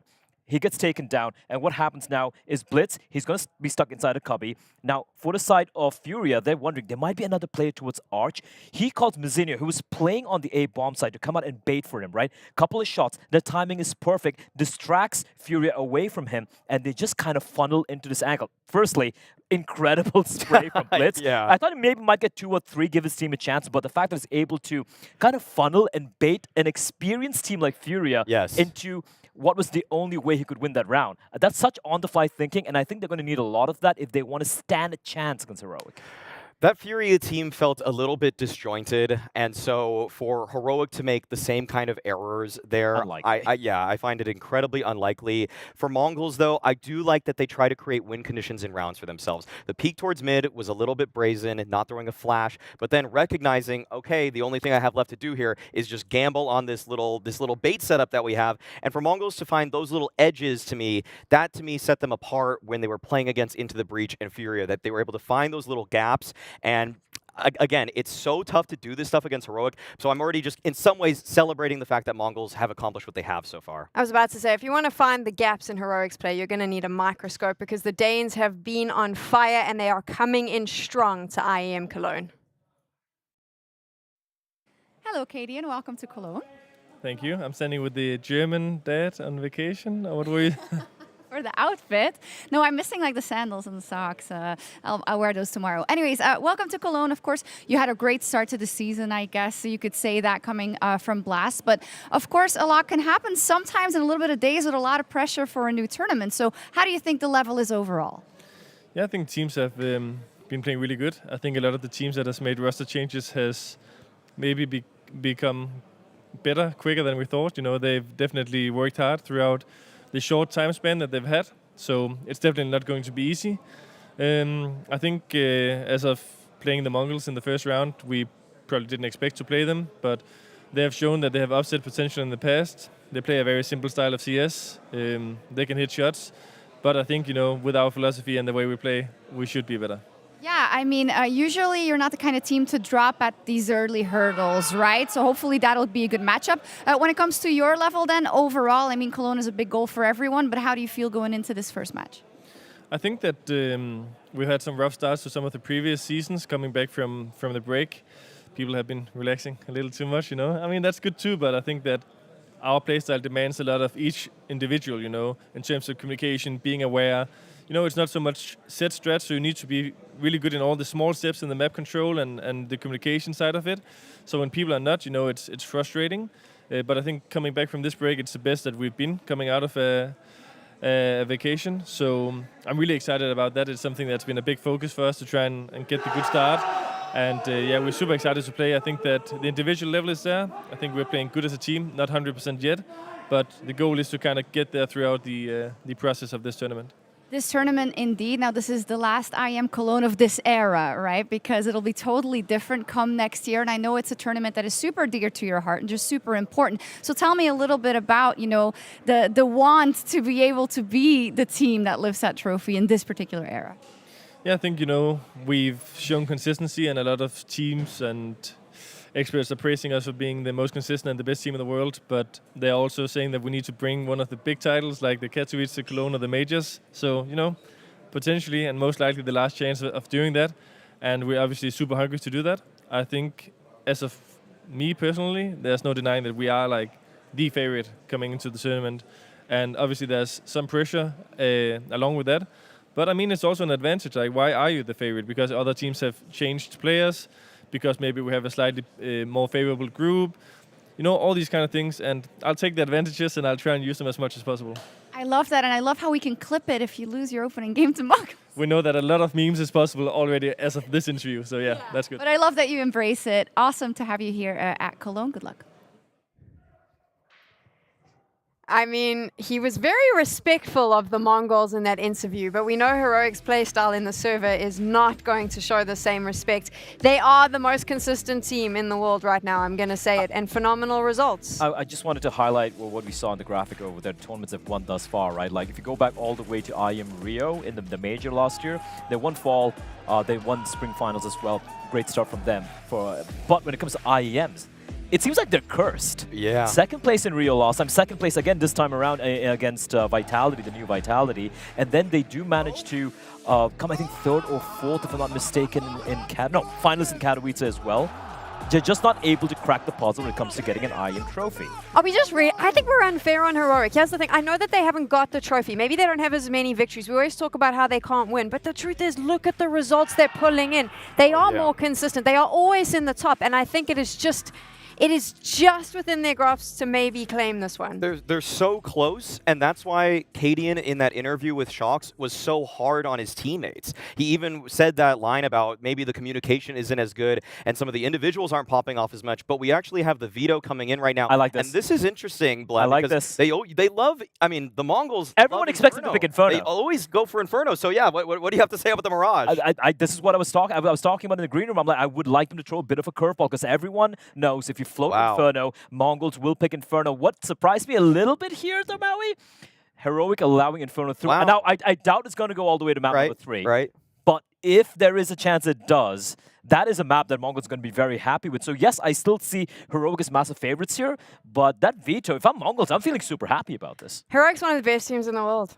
I'm just going to say, I don't think that there's anything to worry about. All right. Wrap it up. We're done. Okay, well...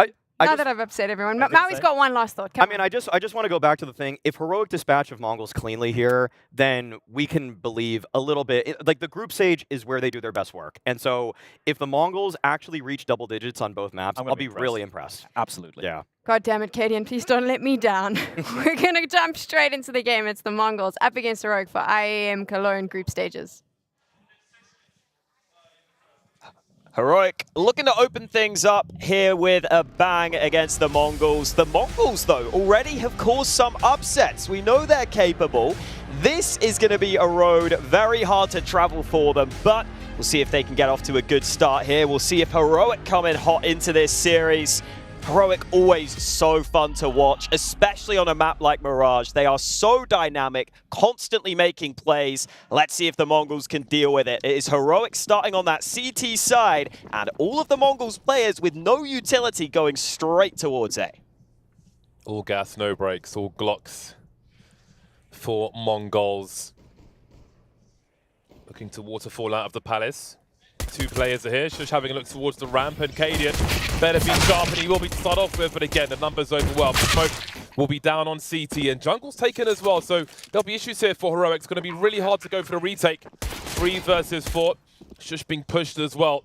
Yabi's got a chance now if he can find some right timing. But Mongols are repositioning, making this as hard as possible. Hatchmaker holding down 2 jobs. Headshot for Yabi, down to 7 HP. And it gets even more difficult. Shush, last one to fall. Mongols start off with the pistol round on the T side. I quite like that from the Mongols. You know that Heroic didn't get the chance to play at the play-in stage. Well, I say didn't get the chance. They didn't have to, I guess would be the better way to put it. But why not just come in early with a play where you quickly hit a bomb site, you see if the Heroic players are up to snuff early on in this one. And Mongols definitely have some sharp aimers. We've seen that throughout the play-in stage where they took down Furia in one of the biggest upsets we've seen of the tournament so far. They've got to keep it up against this Force Buy though, and again, expect Heroic to always be active on that CT side. They've currently got 4 players towards A, maybe trying to set a trap here. It's a big Force Buy, but keep an eye on those $500 Cadian has left in the bank. Those might be quite useful when it comes down to their full buy round. Stylistically, I think this is a very interesting matchup between these 2 squads.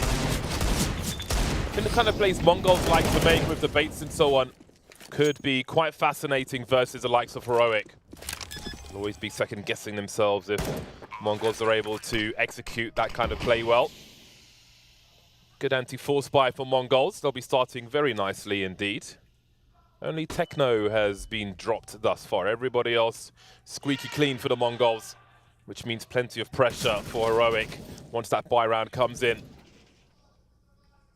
Yeah, we also got to hear quite a long interview from Cadian before this game, which I think is really nice. We're obviously seeing what level Heroic are coming into this tournament with.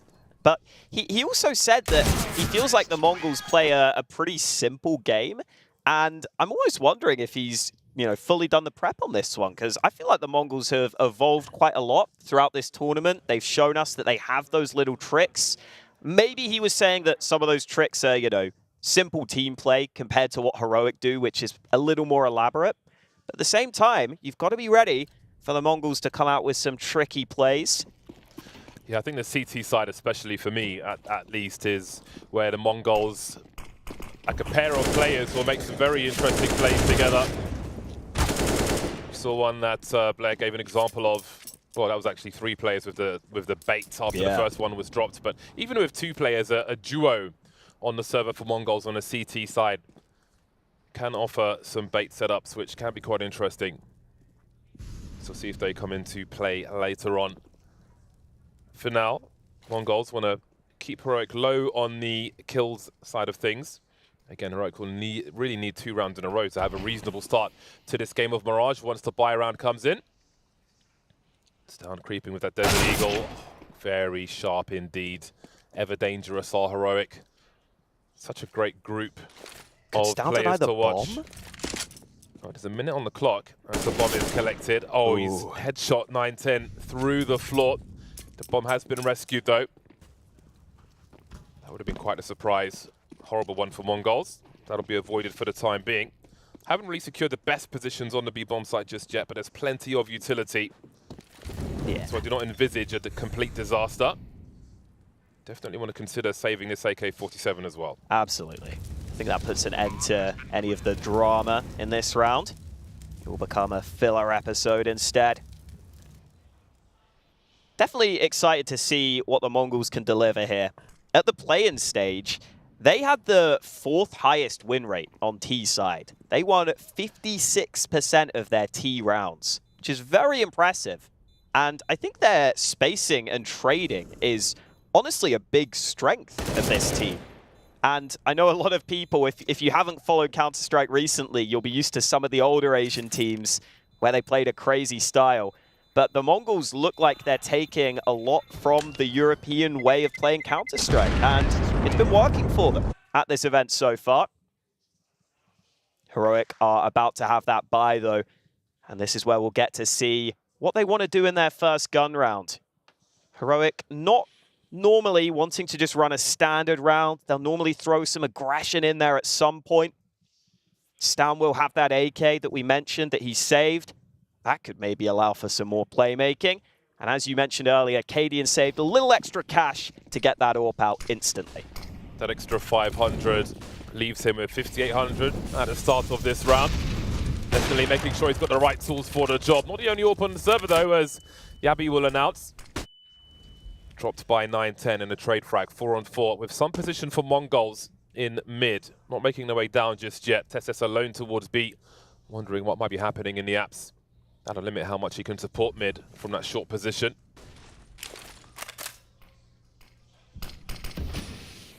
Smoking the choke point off as the window will be smoked by Mongols. Getting more aggressive now. Blitz showing presence in that mid position. Some wonderful plays from him. We will note that Stown is pushing Palace in the meantime. Not all the way though, just keeping a very aggressive angle. But B will be the focus. Looking at a 4 versus 2 situation here. TeSeS and Cadian have a lot to do. You can see TeSeS keeping an off angle towards that short area. If there is a swing there, he could catch somebody off guard. That's the bomb spotted immediately by Cadian now. He focuses on the balcony. TeSeS holding down 2 jobs, has bought time for his team to rotate. Shush is on the way. And he will need to get there quickly because Cadian and TeSeS have been deleted by Blitz. Oh my days. Blitz is coming into this one quickly. 6-0 as they force another round out. The in-game leader, the mastermind of the Mongols, ripping off heads clean as he enters the B site. That was brilliant. I thought the Mongols were in trouble because they had all their players in the apartments, so they couldn't really use their utility to actually move into the site. And normally when you're up against an AWP on that B site, not having utility to deny him is going to be a real issue.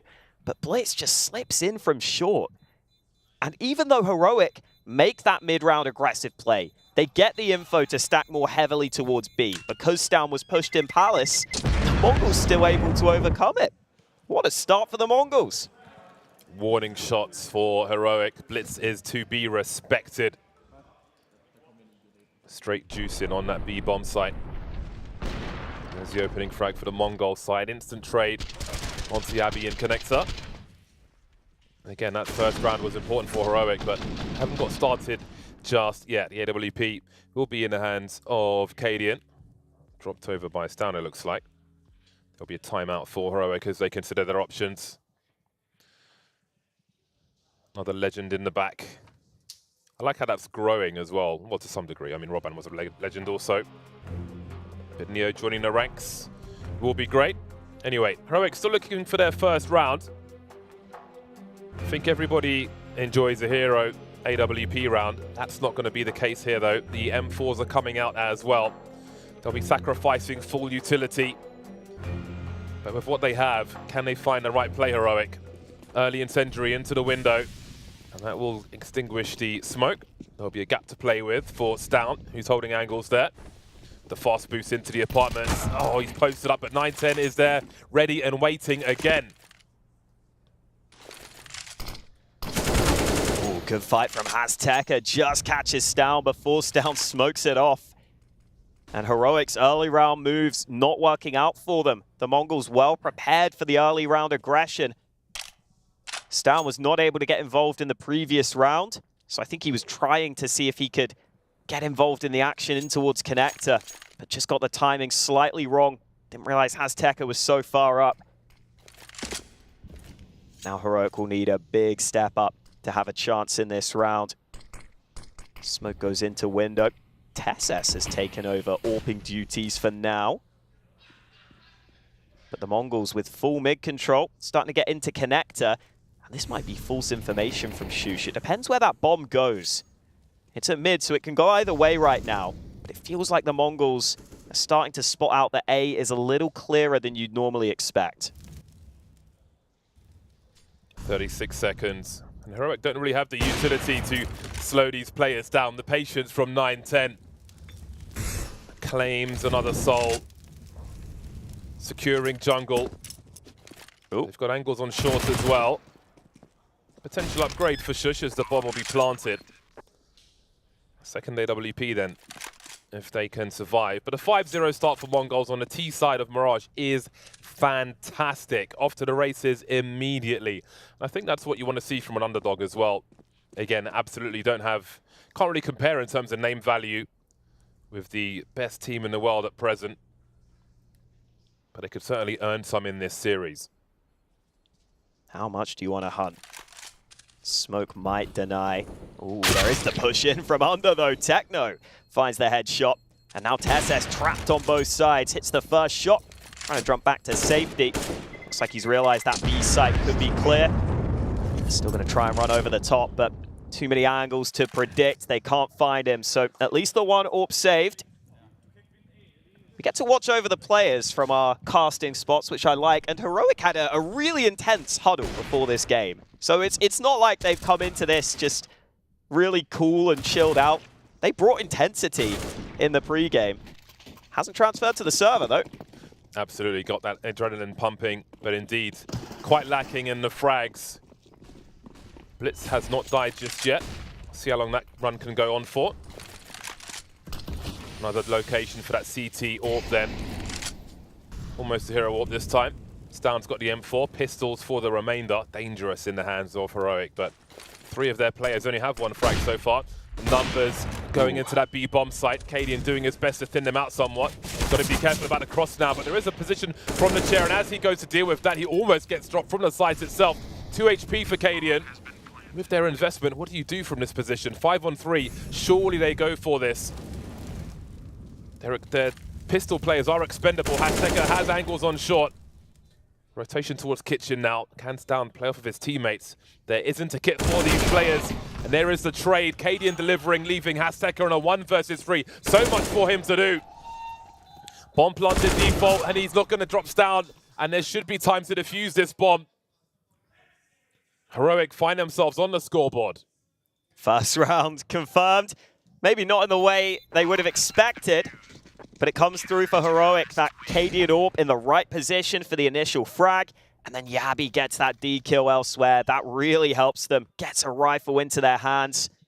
I like the play that Azteca tried to make there towards short, pushing behind the flames and trying to catch them out. This was a smart maneuver, caught Yabi off guard. His teammates were falling in the meantime on the site. Too much to do in the clutch. And Heroic always dangerous, and they've proved it by winning that one.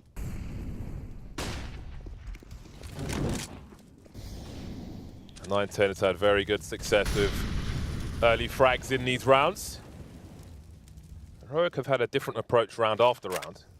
Single AWP for them in this one. TeSeS alone towards B, Yabi in the window.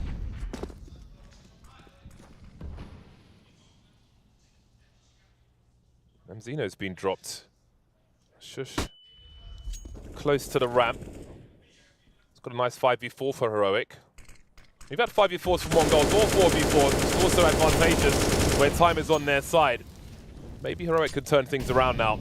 Start to claw back a score against this deficit. Dry peeks from Azteca, no pop flashes. Yabi will try to create some space. This could be a problem for Blitz. Certainly be his first death in a round. Instant trade from TeSeS, who has the angles now as 9-10 creeps through the smoke. Techno unable to run distraction in the meantime, and it falls to pieces for Mongols in this round as Heroic find their second. Yeah, they just never got the sting behind the push there. They got denied in some of those early fights, and you could kind of see as soon as they lost these first couple of kills how hard it was going to be to bring this back. Just great timing from TSS to trade his teammate, and then 910 thinks he has to try and go through the smoke, but just leads straight to his demise. Good timings and team play from Heroic there, but those B short players. But still money for the Mongols, and maybe something faster in this one. They're all grouped to B early. TSS has an AK-47. Right tool for the job if they come running. Yabi is here as well. This would be the 8th win in a row for Heroic, should they come out on top in this series. Feeling comfortable now. Nice angles from TSS. Spray through the box, will deliver a second. Yabi spots the shadow and punishes. Have they done enough? 3-on-2 for Heroic as they position themselves for the retake. Stound's not going to wait for his teammates though, and he'll make it blitz in the clutch. He has a minute 10 on the clock. There's no bomb plant pressure just yet. Doesn't even need to commit on this bomb site, but he will. Now where are they coming from is the question. He sees the elbow. That's half the info. Looking towards kitchen, but it's free for Cadian, who's already on the balcony. Oh, he's going for the tactical crouching as well. Let's get started early on that one. Why the hell not? That's Cadian for you. I think he was considering knifing. I think he thought about it for a second, but just take the kill in the back.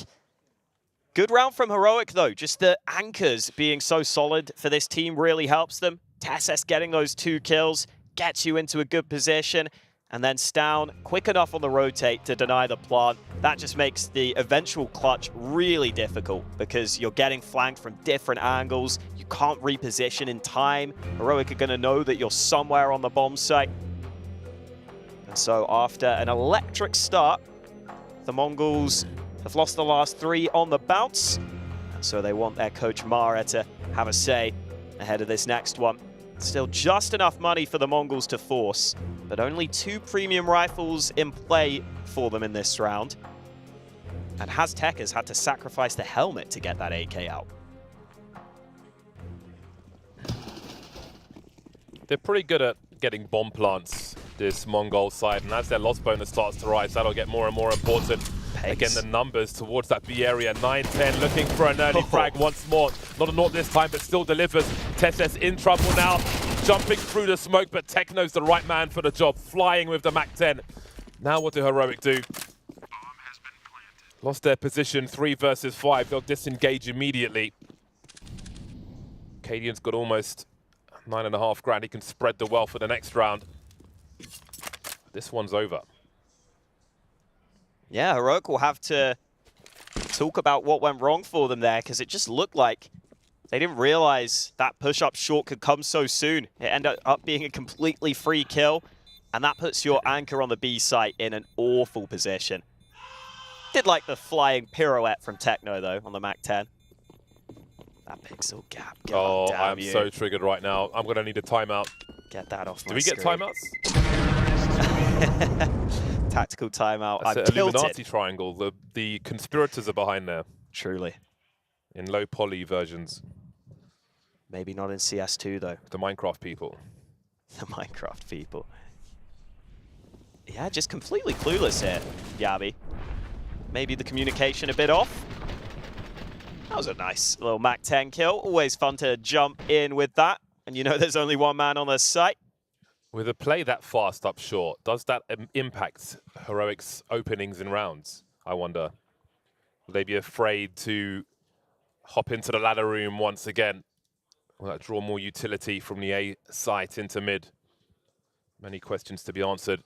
Really tough sometimes to not be conditioned not to play your own game by your opponent. We'll see what Mongols are able to do. 2 silent M4s on the T side for round 10. Of course, that Mac-10 was always going to get upgraded. It was quite a few years ago when T-sides would drop an AK to pick up the silenced M4. There were a few fans here and there. Practically non-existent now. Similar looking play towards B. This time not the fast play through short though. Blitz is just going to play back on mid, maybe try and catch rotations. He's hit the headshot, and the B site is looking vulnerable right now. TSS is not on the site itself. He might be about to get some assistance though. Yabi's angle will be compromised by the smoke in the window, but Tesses will deliver up close. He'll spot the shadow as well. The free fire is there, getting enough frags for Yabi to clean up, and Bliss's distraction hasn't played out for Mongols. I did wonder if they were expecting an aggressive response in mid from Heroic, but the B bomb site hasn't been the one. Bodies strewn all over the place, most of them in the apartments. Heroic deliver anyway. Yeah, I like that the Mongols are showing us different looks at times on this T side. There were rounds earlier where they were spreading out into the default and playing for info across the map. But in recent rounds, they've really been trying to go for these faster plays in towards B. And they've had some success. But in that round, denied heavily. So maybe it's time to switch things up. We are live. It's going to be blitz straight up mid. That's an immediate headshot. What is the response from Heroic? Oh, shush. Oh, no. They're out. Be in some trouble. What? Okay, then. There's still a third man to contest with. Be able to deliver on the ramp. Where's the man lost in the smoke? What's happening? 9-10 gets there eventually, but with 2. And Blitz is in a 1 versus 2 with a minute 20 on the clock. That is a wild round, and there's still more to be played out here. Now, does Tesses hold his position on short? They don't know where Blitz is. Often separated from the team. Could be coming from anywhere. Even Stanley checking CT spawn. Wondering where this chap is. 1 minute to make the play then. Unbeknownst to him, there are chances for a 1v1, but Tesses is coming through from the back. That'll be a big part of the puzzle solved if he gets there in time. It's down. It's going to give some positional information away. And head towards jungle himself. This is really killing the time for Blitz. He's got to think about time to get a bomb plant. But where is that second player? Laser focused on CT. Unbeknownst to him, the net is closing. Into Palace he goes. Finds one in jungle, but where's the other one? Tesses will let him know. 5th round for Heroic. Crazy action on the A bomb sites. What a weird round. Shush hiding in plain sight up on top of the Palace. They clearly were looking towards CT and the site itself. They had to have been. Second player doesn't react in time. It's almost like when you put on the disguise in Assassin's Creed, suddenly no one can see you for whatever reason. And that's a big hole from Shush. The mechanics were still on point, especially when you get surprised like that. It's all just reactions. It's all just instinct. To get those 2 kills that quickly, definitely impressive. It's also a good example of the value of that CT AK. Just immediate headshots really help you overperform in those positions. That really slowed things down for Mongols as well. You could see the defeat on their faces. Had a roaring start to this game, but things are looking dramatically different now. No bomb plant, not enough money. The pistols are drawn for the most part. Blitz will have the 1 AK in this round as Heroic look to take control of this first half of Mirage. Textbook aggression from the likes of Heroic as Cadian goes all the way towards top mid. Many targets, spots the bomb, looking to follow up one way or another, and Blitz and the AK are gone for now. Hashtag will collect it, but Cadian's going absolutely nowhere, and Stown's here to help as well, should it be required. Cadian wants all the frags, but Stown will steal 2 as Heroic tie the score. Well, that scorching start from the Mongols has been put out real quick by Heroic. The 5-0 lead for the Mongols has been turned into a 6-6 scoreline. And Heroic have their first chance to take the lead here on Mirage. Buy has come through. There is an AWP in play for 9-10. It's been playing this angle on mid quite often. That flash is fantastic though. Stown able to take the first man out. Has Tekka just about brings it back. So 1-for-1 trade. Something that the Mongols won't mind, but there's still more mid-aggression coming. Yabi, how many can he get here? He could be in trouble. Oh, the run boost as well. Boost. This timing could be utterly ridiculous. Yabi could collect both. Indeed, he will. Doing it the hard way. Blitz creeping under the window. Trying to finish Yabi off, but getting his bell rung. Yabi, surely not. Down to a 2-on-2 then. Blitz getting there eventually, and now Cadian finds himself alone. And he's found the bomb as well. How interesting this has just become. Does he pull out the AWP? He knows Blitz is low, so he'll keep the deagle for him. But eventually MZino will be on the way also. Oh, Blitz is running. Oh, no. No idea. 1 for 3. Now Zinio knows, but the smoke will make this really awkward for him.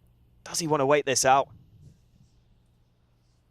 Has the time to wait it. Cadian's actually trying to reposition, and Zinio's called the bluff. He's just gone through and got the bomb. But does he read that Cadian's wrapped round to A ramp of all places? I think he might. I think he's got the read here. The B site is clean and open for business. Stylistically, it's even better than I could have expected. Cadian realizes immediately what is happening. On he goes. He has a kit. He's in a 1v1, and he is no stranger to a clutch on Mirage. Can he draw him out? A flash, a HE. 56 HP for MZino. I mean, do you expect him on short in his own smoke? That's going to be hard to predict. Maybe with the bomb plant position, he'll figure it out. He's going to base him out. He needs to get on the bomb quickly, but MZino does not wait around. Delivers a big headshot. What a crazy game of Mirage so far. Mongols can barely afford to even buy despite winning the round. That's such a baller clutch from Zinio. Like, Cadian was really trying to play the mind games to the maximum. But the fact that Zinio just doesn't have fear at any moment is crazy. Like, that peek at the end, not many players would go for that. But he realized, hey, I guess Cadian's got to be going to the bomb with such little time. Let me just peek before he taps it. Brilliant round from Zinio. The Mongols hold the lead, but Cadian fires right back. Not going to be trading that one. Oh, might be eating some grenades as well. Down to 34 for 9-10, but he's still standing for now. Early 5-on-4 for Heroic. MZino trying to get something going on this A bomb site. So many places the CTs could be, though. Blitz dropped in connector. It's a vintage smoke we saw towards the ramp there. Gives some sneaky angles for T's, but everybody's familiar. 3 players remain then for Mongols in the second last round of the first half. Techno not quite getting there through the corner of the wall. This one's looking very dire. This round might be worth 2 for Heroic because there's no money in the bank for Mongols. The struggle continues. Cadian posted up in CT now. Almost inevitable, that one. 9-10 alone. 1 versus 5. Damage could have a part to play if he can get a few kills there, but 34 HP. Not sure if he makes it. Cadian will deny him. 3 kills in a round for him as Heroic tie the score. Yeah, the Mongols having to work pretty hard for any round wins they're getting towards the end of this first half. And Heroic winning them comprehensively when they win their rounds. That was down, just getting there at the right time. Almost taken down, but as soon as you go up into a 5-on-3, your chances of winning the round are already very high. And when you're Heroic, they skyrocket massively. Last round of the half, Mongols buy not great, but everyone out to A. They want this execute. Heroic still doing heroic things. Sending it up mid with Cadian. Stown being very careful not to get dropped early. Blitz barbecued. Shush by triple. And it's an absolute slaughter from Heroic. Great statement made in the last round of the first half.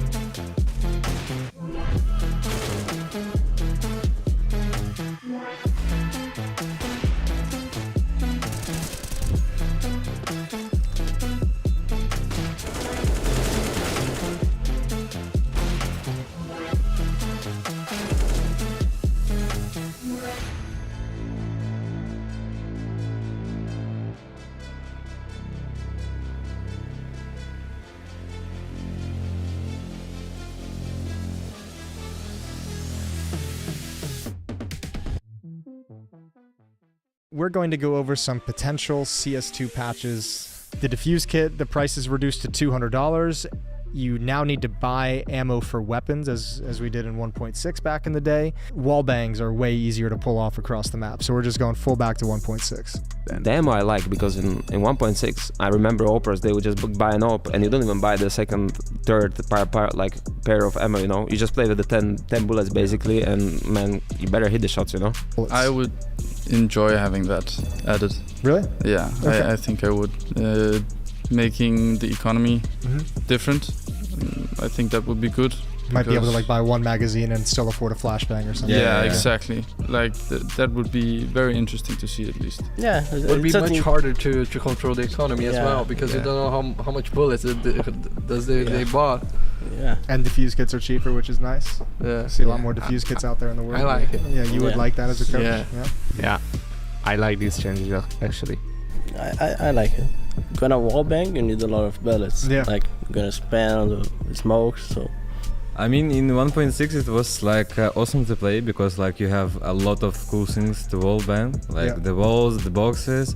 It was quite okay, but I would say maybe to make less than in 1.6. I think the wallbang is a little bit too much. Have you seen some of the broken wallbangs on CS2? It's too much. That is I think it's a good balance right now, to be honest.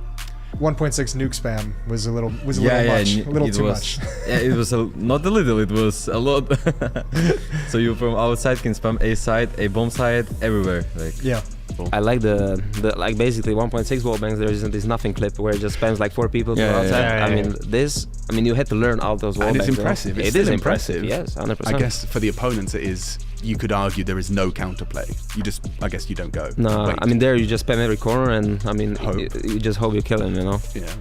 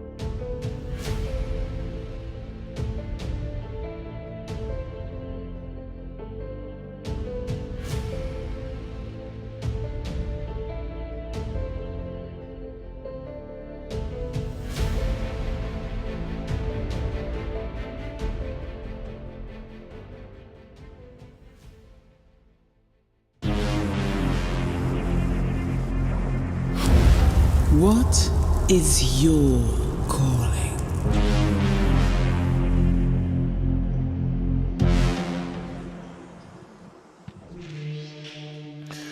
An explosive first half leaves us separated by just the one round. A late comeback from Heroic lets them take 8 rounds before Mongols do. And we head into the second pistol. Again, stylistically a fantastic and fascinating game so far. But I will see what funky plays Mongols will have on the CT side. That's for the buy rounds. First comes the pistol. There'll be a big focus towards the A bomb site. And with Tessus's position towards B, I do wonder if we're going to get a vintage versus pro player, if Heroic have something else in mind, forcing their way towards jungle, as it will be abandoned by Mongols, or half at least. Indeed it will be, and that bomb is planted very quickly indeed. 9-10 in CT. No engagements just yet by Mongols. We've got a flank coming from Blitz. We've got Hasteka on short. We've got Tesses coming from CT spawn, so not quite the classic Virtus Pro setup, but something more heroic coming in as Tesses moves through from the back, and that leaves 9-10 on an island, but Blitz is here on ramp as well. 3 on 3. That bomb is ticking. Hasteka has a kit, but he won't make it to the site. Techno and Blitz remain. It's ticking even faster now. Surely there's no way he gets this. He's halfway there already. Blitz strikes the cover, running out of bullets, and down they go. But they've got the defuse actually, Mongols. Robbery. How on earth have they done that in a pistol round? That is madness. It looked like Heroic were both going to swing, and surely someone gets the kill in time. But no. The Mongols get the defuse, and that must have been so close. I need to see a super slow replay, because that all happened at the same time. Oh, the timing. The last tick. Wow. That's how close it is in the pistol rounds. Absolutely bananas, and there will be a force buy, of course. Heroic sending it into the B bomb site. Azteca is in all kinds of trouble.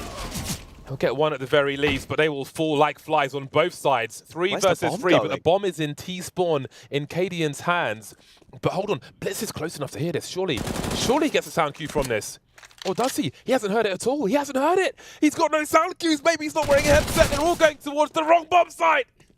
Oh, no. I mean, Stound is surely done for, so at least a man up. But look at Tesses. He's moving in through CT. They're not ready for him. This round is so hard to keep track of, but Tesses finally dropped, and the Mongols might still be on top here. Cadian only has a dig for the 1-on-2. He's got a molly as well. And there's no kit for these players, and no one's coming from CT. The smoke's going to land on the bomb, and he's found himself an AK. Has he got the spray, though? Body block might not be enough here. It's a 10-second diffuser. Nobody is covering. He doesn't have the angle. And now the body block is here, running out of bullets. And Deagle is going the wrong way! It's another robbery from Mongols. What is this game? This is mad. The Mongols keep on finding ways to win these rounds. And Cadian planted the bomb himself. So I don't know how he's spamming to the left there. Like, he planted default. I feel like you've got to know roughly where that lineup is. I'm pretty sure he was shooting towards the box more than the bomb. I think people need to learn a lineup with the wall behind Shadow for when there is a smoke there, so this doesn't happen. Oh dear. I mean, Techno is quite far to the right, to be fair, but that's what you got to do. That's how you sneak the diffusers. Look, they can't believe it either. They think it's hilarious. Mongols make it to 9. Bomb planted and Heroic are not done with this one yet. They are pissed. The rifles are out. This is quite a meaty buy from them. Yeah, you keep planting, you keep buying, especially when the CT economy gets kept so weak. It is kind of mad that Heroic's buy might actually be better here. It's close. It is very close. After losing the round, they still get 2 AKs, or 3 AKs, and 2 Galils. That's a better buy if you ask me. I think so. Just the Galil is so good compared to the FAMAS. It's good control. Oh, okay. Oh, what are you up to? Oh, that's clean as hell. That's very clean. That's squeaky clean. A promising start for Mongols in round 18. Heroic may be somewhat shaken. They're just tanking damage in this round. They've barely seen anyone.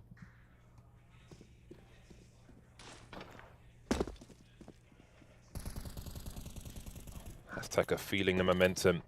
Will he check the kitchen though? Got to be careful with that barrel. Again, look at the pace, look at the spacing of Mongols. These are the tricks I was talking about. They're not shoulder to shoulder. They're far enough apart for you to think, okay, I've done the job, pull out my knife, start running, and then just get domed by player number 2 immediately. That's one of the plays that's so common for Mongols on the CT side. You think no one else is there, but hey-ho, surprise in the most painful fashion. Stound needs to be the can opener for the squad here. He's got to find a way to get into this one. But look at the jump peeking from CT while there's a player in shadow. And Zeno having a look. A stalemate for the time being, but the pressure's on Heroic to deliver. Stound moving forward. Bomb in B apartment. Stound dropped now. Techno's in a very promising position. Tesses could have something to say about it though. He's opened the door for his teammate. 3-on-2, still advantage Mongols.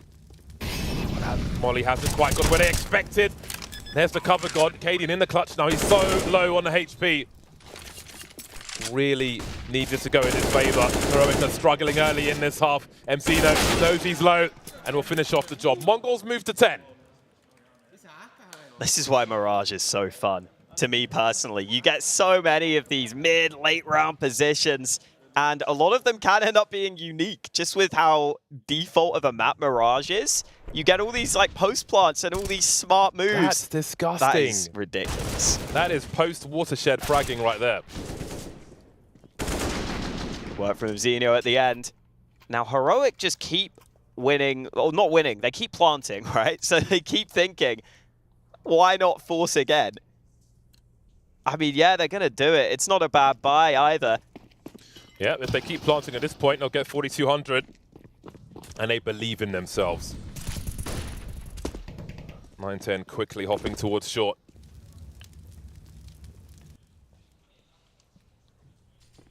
You also just know the Mongols are at breaking point at any moment because they're not keeping that many CTs alive.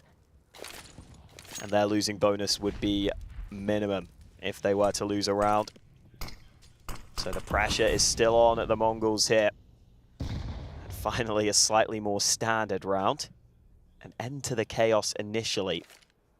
Looks like the A site is about to be tested. Smoke's coming in from all angles.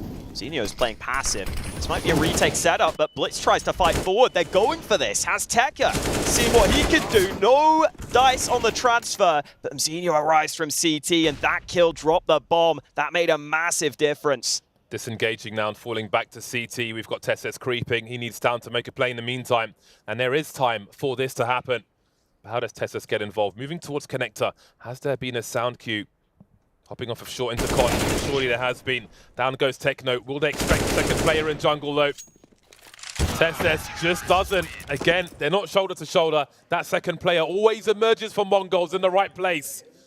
And Heroic will lose another one. 11-8. Still making it expensive for Mongols. But there's no bomb plant this time for Heroic. And the money will be a little tighter, but they can still get quite a few AKs out. I think they might half by now.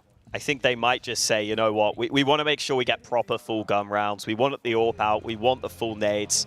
Because otherwise, if you keep forcing, this can spiral very quickly. I mean, the Mongols have already got a 3-round lead. Indeed, it will be the half buy. Still very dangerous as well. You get close enough with these Tech 9s, and magic can happen.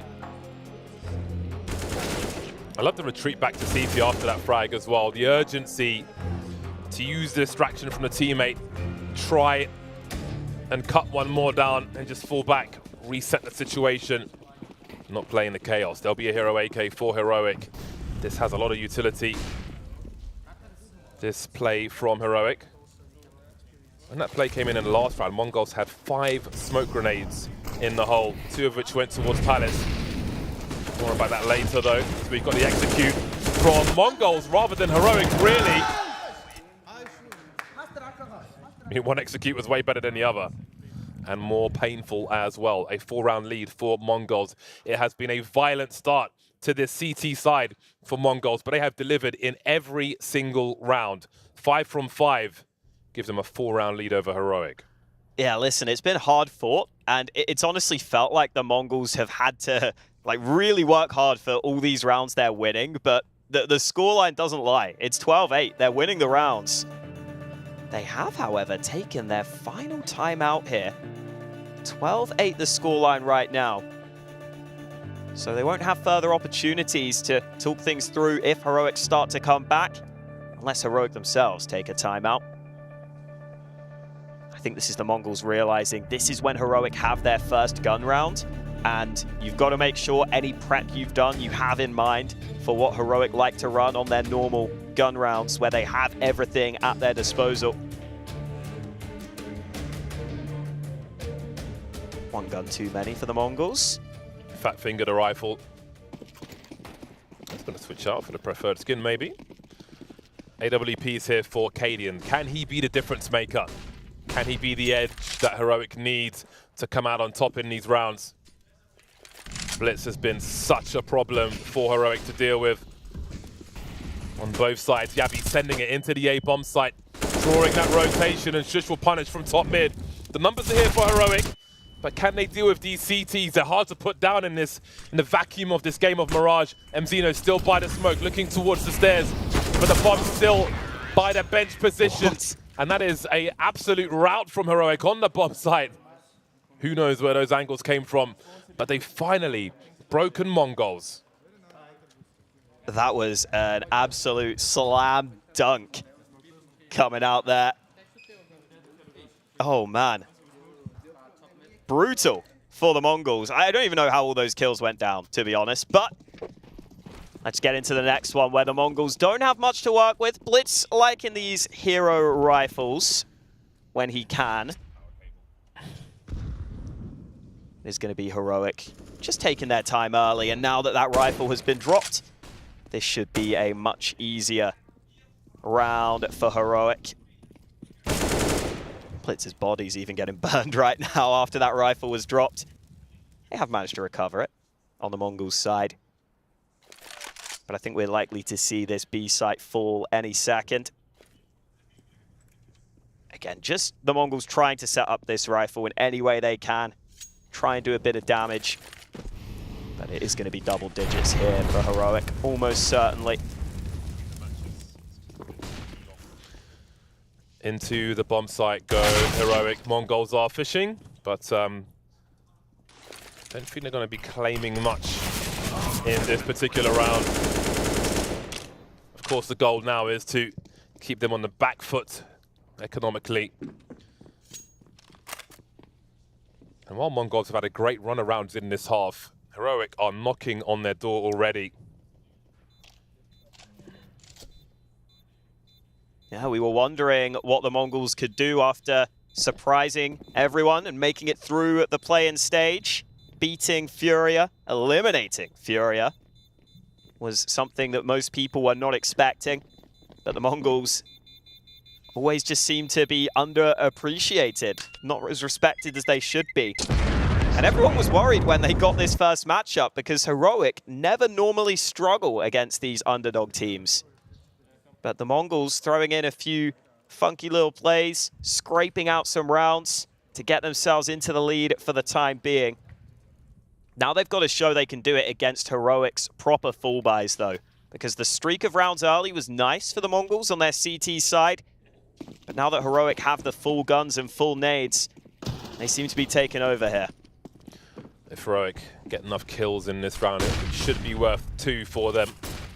They'll be spurred on by this fact, having broken Mongols earlier. 9-10 creeping again. Keeping both sides open. Oh, they've got the sound cues as well. Yabi running to his doom. Multiple targets for 9-10. Did they really go back to the well there? They kind of have to force him from his position. So the threat of a B play is still there, regardless of where they choose to go. TeSeS wondering now the composition of the remainder of the squad. Blitz will be in the window. Some pre-fire from him. Oh, nice tag on Takadian there. Minutes on the clock. Bomb has gone to top mid now. 9-10 hasn't been completely forced away. TeSeS being really cheeky around the say bomb site, but he'll fall to Blitz. None other than traded by Stown, who's got jungle control. That is very important for an A play. Bomb towards the ramp now. Cadian making his way from mid towards connector. Techno still on the site. Rotation starting to come in. Look at that swing from Azteca. The bomb hasn't even made it onto the site yet, and the retake is already on. A quick jiggle and Cadian will punish. 30 seconds remaining. Techno is chilling on A. But Mongols are starting to spread once again. Heroic have cut noise. And now he can raise the alarm, Techno. That clock is ticking. Do they have the personnel to even check this corner? He's not going to wait for them. They're going to plant on the other side. Oh, the trigger discipline again. Techno with 2. And that's a wrap. Cadian will be lost as well. Beautiful work from Mongols. That is incredible from the Mongols. Azteca moved in through the smoke that was deployed into the murder hole. And Stown just had no idea that that was even a possibility. He thought no one would be that brazen to go through the murder hole smoke. But that's what Azteca did. And Heroic's kills in vain in this round. Great impact from Techno as well, who has had a quiet map, but we saw what he was capable of in the play-in stage. He delivers here. And the Mongols 3 rounds away from picking up their map pick. Second AWP in the hands of Azteca. They'll realize there's another one. If he's wielding one, 9-10 will certainly be doing the same. Mongols not afraid to play their own game. Doesn't matter who their opponent is. And that's so important versus a team as strong and aggressive as Heroic. Oh, lovely. TeSeS down to 16 HP. Stown getting tagged as well, but has delivered an opening. Mzino dropped. Shush creeping on A ramp. Bomb falling away from B. Everybody for Mongols on that B bomb site now. Again, their money sucks. So what do they choose to do? They've lost all position. And that bomb will be rotating over towards the A bomb site. Not sure if they go for this one. That's really tough for the Mongols. getting off to a good start in the round, but a solo A player, the AWP of 9-10, deciding to just try and commit to the site, ends up being really costly. You have to know when you maybe don't need to take that risk. When you are solo towards that side of the map, you could maybe set up a 4v4 retake, or even just play CT and play for a pick, but just didn't quite get the timing right.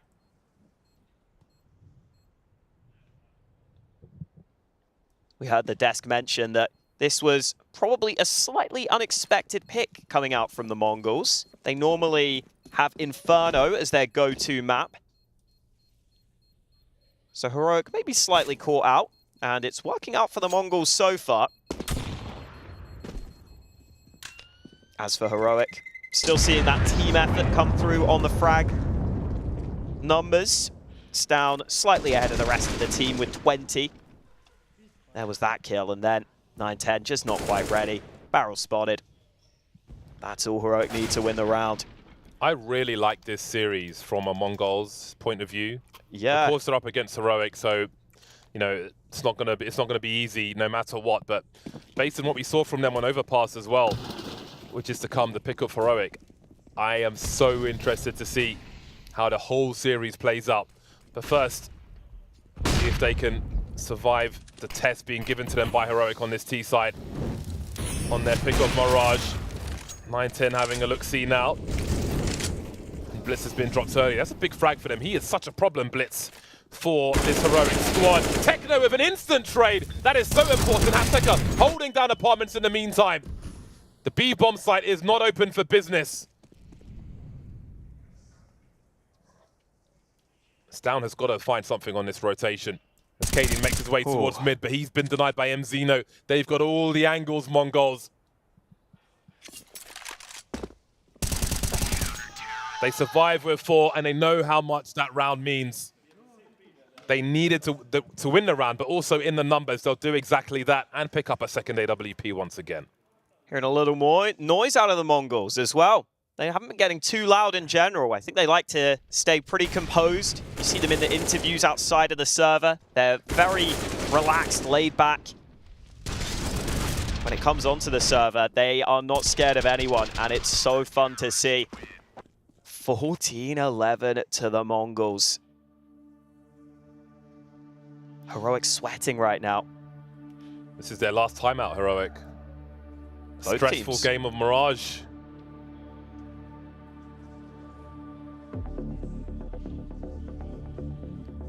Azteca and Blitz, 19 frags apiece, down, still leading with 20. 2 rounds away are the Mongols from their pick of Mirage. I'm so excited for Overpass. I really am. This is a great, on paper, this is a fantastic series if you ask me. And it certainly has been a great Mirage. Now, we saw an AWP towards B last round.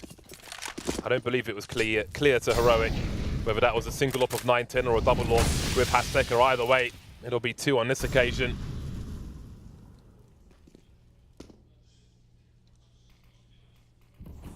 Even with 2 AWPs, they're changing up the setup. Azteca will be on the bench on this occasion with that second AWP, not being predictable, hopping into the apartments once again. Minute 24, Heroic. Again with presence in this mid area. No challenge from Mongols just yet. Letting Heroic establish their control. And Blitz is moving away from jungle towards that B bomb site. What are they reading, Mongols, by these plays of Heroic? Well, Azteca will eat a painful one. Techno is here as well. Holding the off angle towards short, spots one, looking towards the apps. Blitz is also here. Can they coordinate together? Indeed they can. Shush and Cadian will feel like they are miles away from their teammates. They know where Shush is coming from as well. Just got a kill on the A bomb site, but that bomb is firmly on the floor in B. 9-10 might even have an angle towards connector from that A bomb site. What is there for Shush to do? 30 seconds, and the money is really bad as well. Mongols are on the way to game point, and Heroic are in so much trouble on Mirage. Map point Mongols. Coming up in 15 seconds. And this series was meant to be the most one-sided of the day. People were saying, sure, the Mongols made it through the play-ins. They beat Furia, but Heroic never lose to underdogs. They never struggle against underdogs. Maybe Mongols aren't underdogs any longer. It is their map pick, but look at Techno. He deserves massive credit for the last couple of rounds. He was having a quiet map, but his aim was so snappy here with that AK in his hand, instantly delivering impact. And Heroic's buy is subpar. Only a single premium rifle for them to try and stay alive on this first map of the series.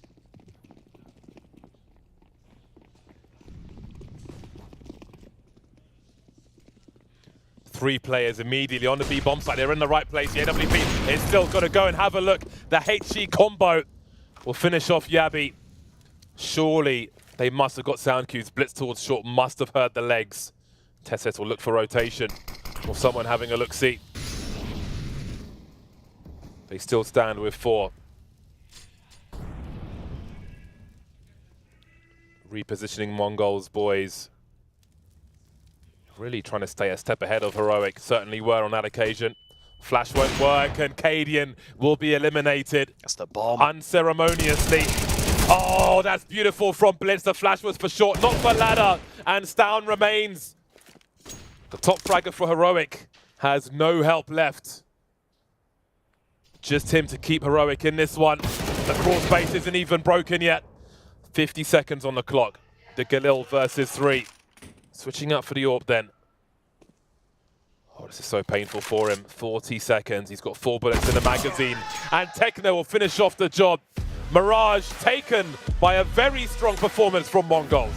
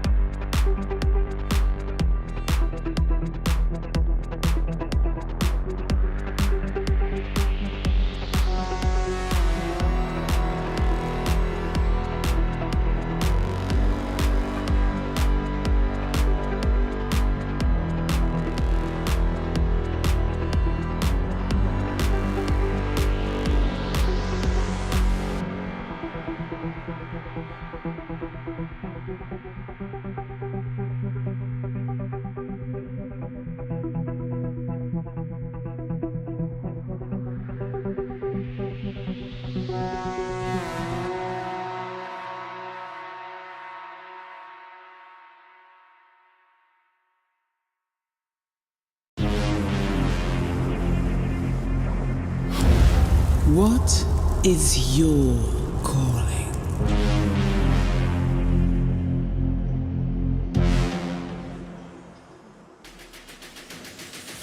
Imagine being on a desk at IEM Cologne and making a grand statement before a game about how Heroic is the best team in the world and this is going to be easy stomps for them, and then that happens. How embarrassing for that person. That person was me. It would be pretty embarrassing. You know, you wouldn't catch me saying something like that. But Maui, all I have to say is respect the underdog. You have to respect the underdog. Have to respect the underdog. I said before the game started that if the Mongols found 11 rounds on this map, I would be impressed. Are you impressed with the fact that Heroic got 11 rounds? And that Heroic getting 11 rounds means that the shoe is completely on the other foot right now. This was fantastic from the Mongols. Individual performances, once again, showing that they're punching above their weight. Way above their weight. And I think that Heroic is left reeling right now. They're thinking, okay, usually we slip up in maybe a semifinals or a grand finals. It's not supposed to happen now. The crazy thing, if you look at that game, was firstly Mongols off to a hot start, right? They won the pistol round, getting 5 in a row together.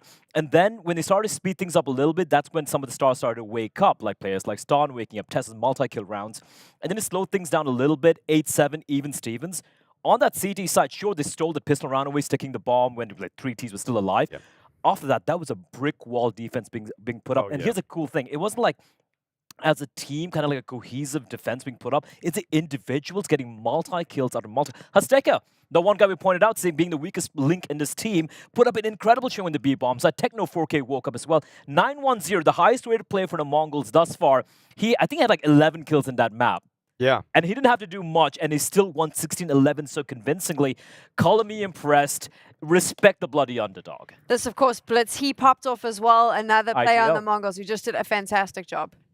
Outmaneuvering Heroic in some of these rounds, some good calls for the T side. Recognizing in a lot of instances, actually, when Heroic felt like they were vulnerable, it seemed like Blitz actually had a good understanding of how he wanted to maneuver his team around the map. Sometimes what was impressive to me about the Mongols in that T side especially was that it wasn't just like set piece plays or anything like that. Sometimes they were slowly working the map and actually catching Heroic off guard. Yep. And that's something that you usually can't say. And so for the Mongols in this one to walk away with the victory, it was off the back of a bit of a surprise pick. We thought they were going to be picking Inferno out, but with the fact that they were able to find the win on Mirage means that's in their back pocket now. Inferno's the third map, and all of a sudden, this actually feels slightly possible. There's still a lot of game to be played, though. It's a lot of game to be played, and map number 2 coming up, I still believe Heroic, now they've woken up, now they're like, listen, guys, wake the F up. Like, you can't lose like this, right? So I still believe map 3 definitely should be happening, but the fact that Mongols have another first pick where they look so good on, it's a great sign. You need to start slowly expanding your map pool. Inferno, we know they're really good on that map. Now you add in Mirage, the fact that they're decent on Ancient as well. Suddenly this is a team who could start punching with, some of the top 10 teams regularly. I am going to find my inner Maui and have a hot take here. I don't think it's a matter of Heroic waking up. I think that they completely underestimated their opponents. They came in here, they made silly mistakes. They didn't look good at all, and I feel like it was a matter of, oh, well, this is going to be an easy one for us. You can see in Cadian's face at one point where he's suddenly going, hold on, yeah, what the hell are we doing? And I just think that they completely underestimated. There's his reactions now. You can see him getting irritated. I think that they underestimated the Mongols, and I think that's an arrogance that's going to be punished. I 100% agree. I actually think that at the beginning of this game, Heroic was playing a style that you don't usually see them play unless the game in some way doesn't matter. I'm talking like seeding matches that I've seen them play before. When they go into those kinds of matches, I've noticed that Heroic likes to default a lot more. They aren't running all the set pieces that they are known for. They're not doing all the mid-round aggressions that they're known for. They kind of play on their heels a little bit more, and I think that's actually how Heroic came into this game. But I do feel like they at one point flipped the switch. They started running some more aggressive plays on that CT side when they were down 6 or 7 rounds, and they started making a comeback. But it's like, then they went to the T side and kind of also sort of relaxed again. Like, they just thought they could default for a bit. At the tail end of the game, they started running some plays as a unit, but it just wasn't enough. There was too much left in the tank for the Mongols. They had too many rounds to play with. They have too much of a buffer at that point. I mean, I do think that they're going to take their map pick, Heroic. I think that they'll win this one, but I mean, I do think that they'll still win the series, but I didn't like it. I didn't like it at all. No, absolutely. Like, if you're looking at a team like Heroic, even if highest skill floor, right? And I'll tell you one thing. Let's dumb it down to the simplest thing in Counter-Strike on that map. The individuals from the Mongols were way sharper. Yes. Now, I go back to the interview that Cadian gave, where it's like, some of the players have been taking a bit of a break, deservedly so, but maybe a little bit too much of a break, and they're coming in a little bit cold over here, despite being one of the best teams in the world right now. And the Mongols, they've just been grinding nonstop. I mean, he said that the team is feeling great, that they came back from this break and they feel so together. They're not feeling so great right now. I bet you there's a fight outside. It's happening right now. There is a lot of stern words being said. No doubt. I wish we could send a camera out of there. But It's not a good start for them at IEM Cologne. That is the bottom line. This is not the heroic that anyone was expecting. And I said it was embarrassing for me that I said that they're the best team in the world, the most consistent. It's embarrassing for them. Definitely more so. I think that when I watch this game, it kind of reminds me a little bit of the series we just saw with 9 and ENCE, where ENCE kind of was like slow out the gates. They hadn't played an official for a while, and the team that qualified through the play-in was just a little bit hotter. They've been playing in this environment. This is a narrative we've been talking about in majors too. When you're coming in from the challenger stage against teams that are just already qualified for the legend stage, these challenger teams, the play-in teams in this case, seem to actually just have their mechanics really. They're sharper in that first map. But this is where Heroic usually are able to just bounce back with good team play. They're not going to just rely on their individuals. They're going to actually start playing the brand of Counter-Strike that we've so consistently highlighted as being world leaders and pioneers in terms of proactivity. And a crazy thing is, like, we preface this entire game saying, for a team like the Mongols coming in from more far-flung regions, playing for the very first time, or some of their few times in a big tournament, the sort of team you don't want to go up against is a team like Heroic. They're not going to be giving you that space or that respect. And that wasn't what we saw on this map, which is just so kind of mind-boggling for me. I think my favorite part about all of this, we'll have a little bit of fun here before we go into the second map, was the fact that the Mongols is such a quiet team usually. So, they're quite polite. You don't really see much reaction from them, but they clearly fed off that heroic energy, because halfway through that, the yeses and the shouting started, and I feel like that might have also got under Cadian's skin a little bit. I did see, Heroic are infamous, or famous for being super loud with their pre-game, the hype moments. Yeah. I could see Blitz's face just sitting there and then just giggling to himself.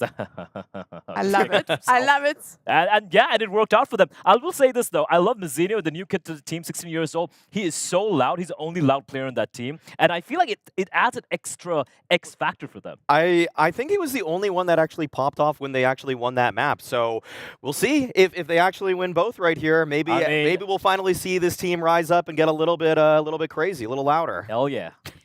This is going to be an interesting one. Heroic have lost the first map in this game. The Mongols taking the win, but now they move to Overpass. We're going to take a quick break, and when we return, we'll jump into map number 2.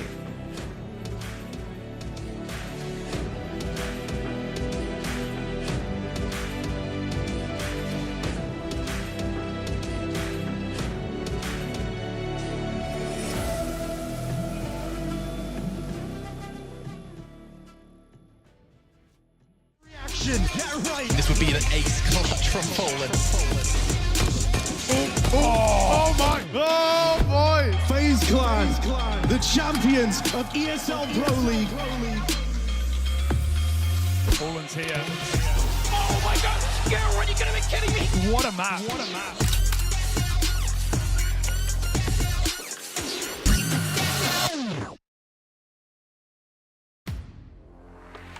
The in-game leader, architect of every move and every win. The entry fragger, fearlessly leading from the front. The opper, the deadliest of them all. The support, the true difference between winning and losing. The lurker, everywhere and nowhere, patiently waiting to strike. It takes 5 champions to win. Which one are you? Mirage, one of Counter-Strike's most notorious maps. Paradise for some, a prison for many, but these inmates choose not to leave.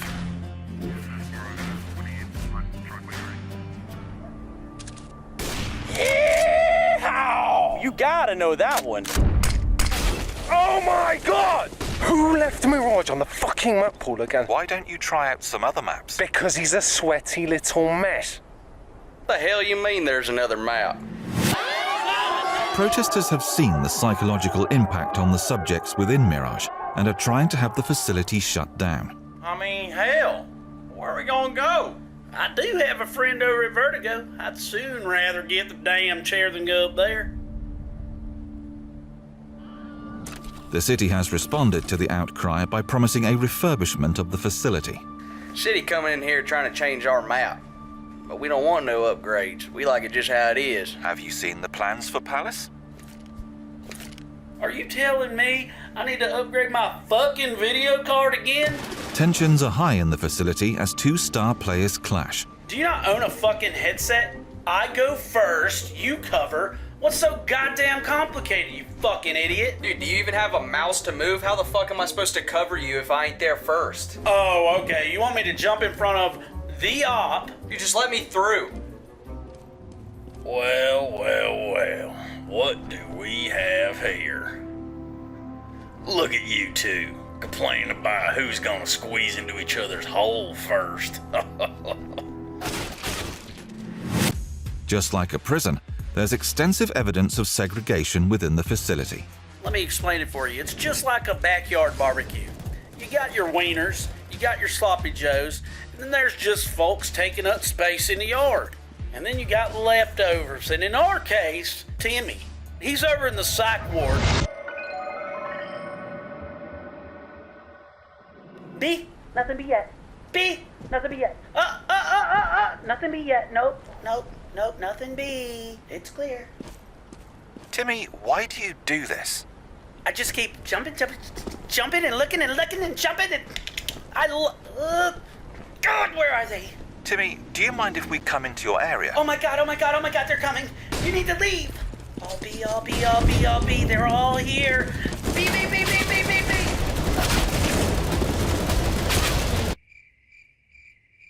Where it all went wrong for these outcasts of society is hard to say. But the epidemic of Mirage addiction sadly shows no signs of slowing. Let's roll.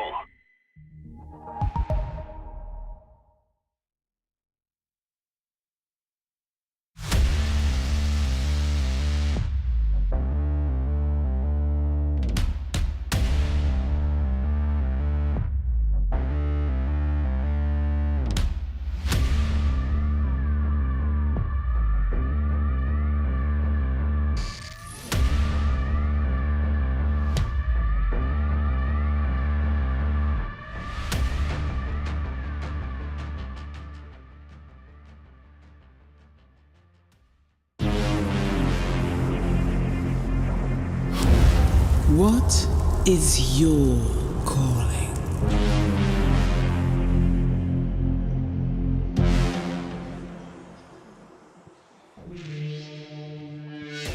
Listen, if there's any way that Mongols 2-0 heroic in this series, I'm going to make a second Reddit account and talk shit about Maui Snake and Flair and Takedown, all of them. They can all get it.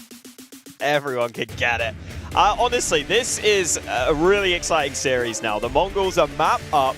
Heroic, I don't think they'll be stressed too much. They're on their map pick, but you never know. If some rounds start to go against them, the Mongols will win in some crazy rounds on the first map.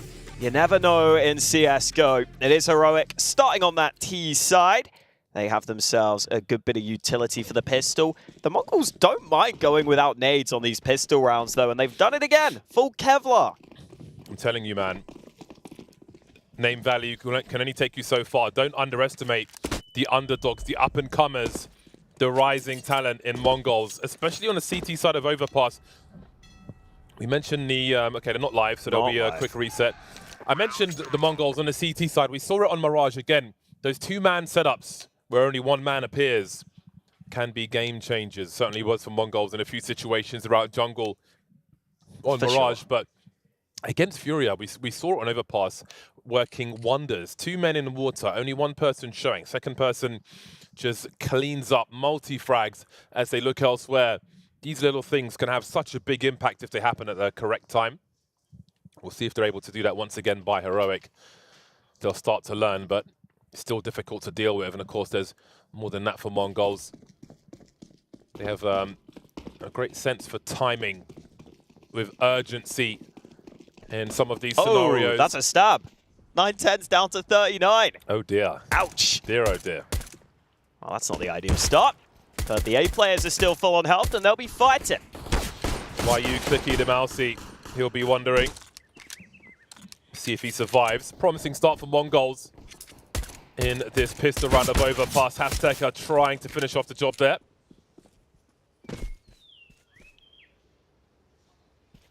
Heroic being careful. It's awkward now. Have a look at MZeno. He's almost in T-spawn on the pistol round with over a minute on the clock. These guys don't give a monkeys about Heroic. MZeno especially. He's had some crazy pushes. They're holding for it though. Oh, not any longer. Do they keep checking their back? That's the question. Oh, they still are. Really wondering. Oh my god. What is the play then? You see a guy in T-spawn. What is your play? Oh, Cadian dropped. And now the bomb is in a very awkward position. And Yabi's got to go and retrieve it. There's flashes as well, which is going to slow things down. A stalemate on long. Maybe the round ends in this position. Blitz by the tree is wasting their time, essentially, as Yabi starts to swing. And now we're down to a 2-on-2. 30 seconds. They know the T's are in T-spawn. What do Mongols choose to do? Techno and 9-10. Such guesswork. They're brave enough to not focus on playing together. 9-10 coming from long after all those frags. Can you surely expect this? Oh my. The discipline to just allow them to go past. Do they go for the default plant or will it be the truck? If it's default, then they're going to be in trouble. Oi.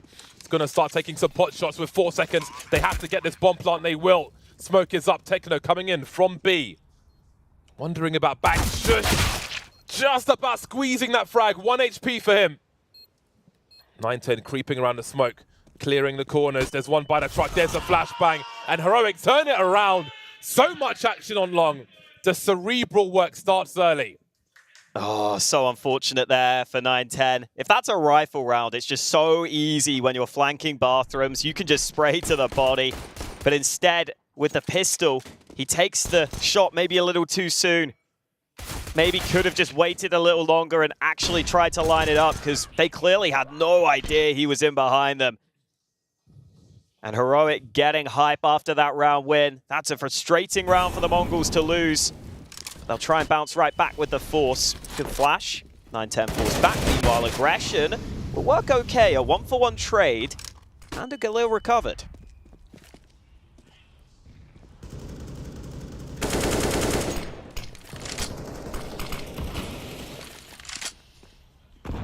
I love how Heroic just appear on stairs in Mirage from the T side. Just hop through Monster, have a look towards barrels and fall out again. On this occasion, just to re-emerge. Cadian's got the grenades at the back with the MAC-10. He'll have the flashes for the squad.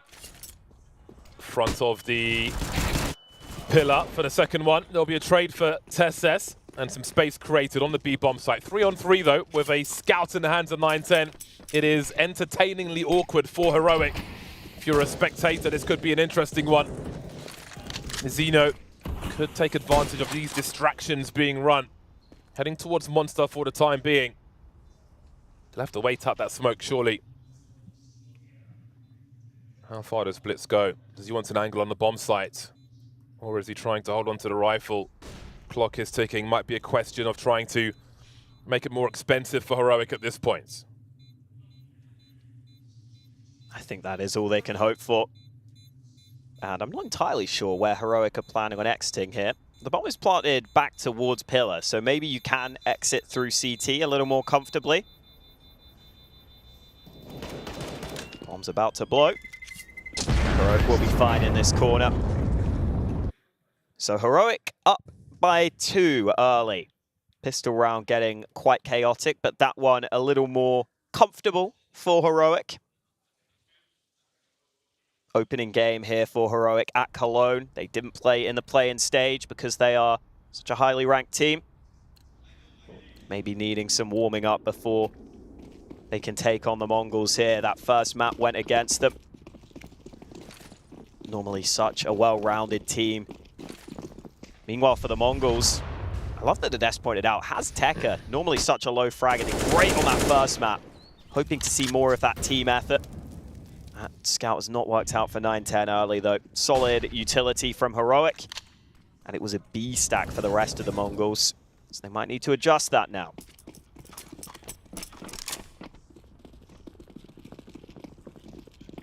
Safety in numbers for Heroic. Insignia's pushing again. Info's good this time though. It's allowed an A stack. Such a long rotation. When you're in T-spawn, connector will be a question mark as well. Heroic will telegraph their intentions with these grenades, and Mongols will be able to reposition to some degree. Azteca will have the shadows coming his way, and that will certainly help him. So will Blitz, pre-firing and baiting, allowing Azteca to swing if he wants to. Down alone with the bomb, has to be nervous. 3-on-2. Blitz though 1v3 on the bomb site. ENCE coming in from the back, cutting the noise now, picking up the Desert Eagle. Going ahead of the smoke, and the headshot angle will be enough. Yabi getting the last kill actually from the dice, shooting the bodies of the opponent as well. They are feeling this one. They know they have a great challenge ahead of them in Mongols, but 3-0 is a good start for Heroic. Some of these aggressions from the Mongols are really working to get them the information. ENCE got in behind. Again, I think if he had a rifle, he'd have got kills there, but he fired that MAC-10 a little too soon at long range. So we'll see if the Mongols can keep up those flanks and those info plays into the gun round. Wants to smoke down early, as is standard. 9-10 is pushing aggressively up A long, though. It's Heroic. Oh, you don't see that land too often. That has Tekka out of the round. Too late for the Amber Lamps. Blitz holding down Connector in the meantime. Smokes up and Connector did he in a monster tunnel, actually. How on earth has Yabi found a frag there? Techno, it felt like he heard the tagging from the shots, but they've lost the B bomb sites anyway. They've lost position, but it is a 3-on-3. And there are grenades. They could have an airstrike of their own, but I don't think that one's going to find the right angle. Second one as well. That's good information for Heroic. 2 players up top, 9-10 on the way. Mongols without kits, deciding they don't have enough to go for this one. Unreal frag in that monster tunnel. That is the deciding factor in this one, I think. Yeah, I can't blame the Mongols for saving here. 3v3, it always looks appealing. It always looks tempting. But if you save 3 guns, you can normally subsidize another buy. And great work from Heroic. A faster play in towards B. Always nice when their nades land. You want your info? Well, it's going to cost you. And the shot from Yabi just gets them into the site so quickly. So the Mongols not allowed to go for those information plays, just with how fast the play was from Heroic into B. I wonder if that was a call where once you get the nade kills, that's when you say, let's go. That was maybe the go signal. Either way, 4-0 up. Heroic looking good early. See if the Mongols can start to put up a fight.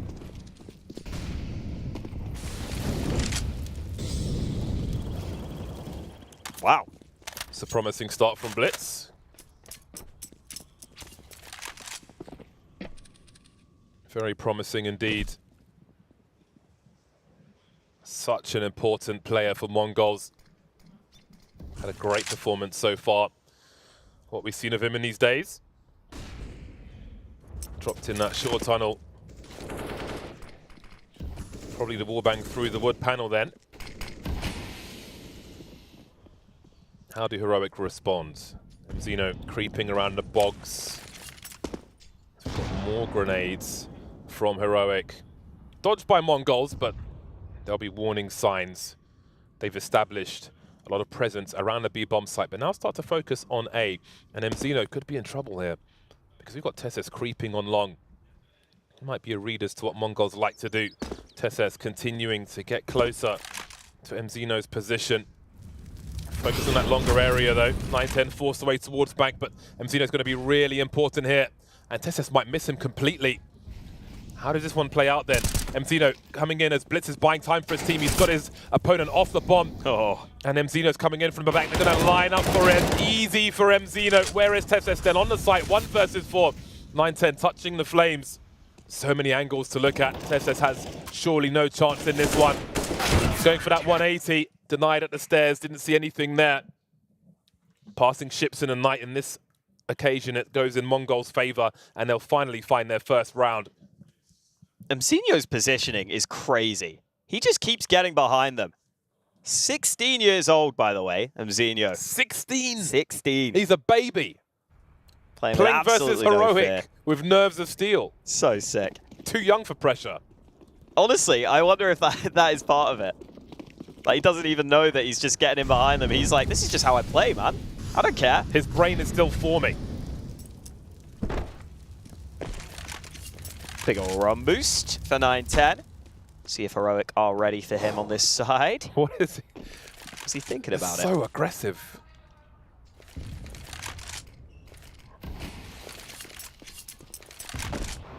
Wonder if he heard something, maybe. That is a specific grenade.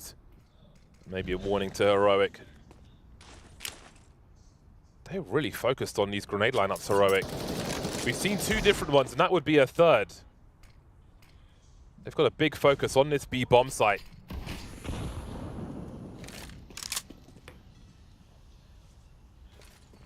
I think all these airstrikes will be quite telling to Mongols as to the intentions of Heroic in this half. Mongols, kings of holding on to their utility, and what we've seen so far this week. Look to deploy some more smoke soon. Techno very close to that tunnel. This Heroic have big presence in short B. How does this one play out? 3 players around Monster for Mongols. Surely Heroic won't expect all these players. 9-10 knew that peak was coming, but they're suddenly starting to rotate. Mzino still on long for the time being. Mongols trying to figure out what's happening here. 25 seconds to get this bomb planted. Blitz showing presence. Mzino cleaning up in the meantime. Going for that transfer. But Stan will have the time to plant that bomb. Down to a 2-on-2. No angles for Mongols to stop him. Techno pretty far behind. He's the one with the kit. They've got to make sure he makes it to the bomb site. Cadian on long. Focused. While Stan remains alone on the bomb site. He's got to consider toilets and CT from B at the same time. Azteca swinging from back. He's been spotted, and here comes the creep from Techno, but where is Cadian? Who's the sacrifice? Trying to swing around the corner, but Cadian will deliver. 5-1, and he's feeling himself. Yeah, Techno. Wow. Cadian's loving it. Yes. He is really going for it. How dare you, Cadian says. How dare you? Giving it all the sauce with the trash talk. This is Heroic territory. Yeah, that jump peek from Techno. I think he was trying to bait out the shot, but he didn't realize he was just going to go a bit too wide. Maybe would have been better off just trying the standard peek instead. Cadian's offended by the audacity to try and stop him from winning the round. How dare they? Do you not know who I am? If they didn't, they do now. Mongols need a timeout. Get that fire going in the veins. If that tells you anything, it tells you that Heroic know that they're being tested right now. They've got a very good opponent, but Techno showed too much.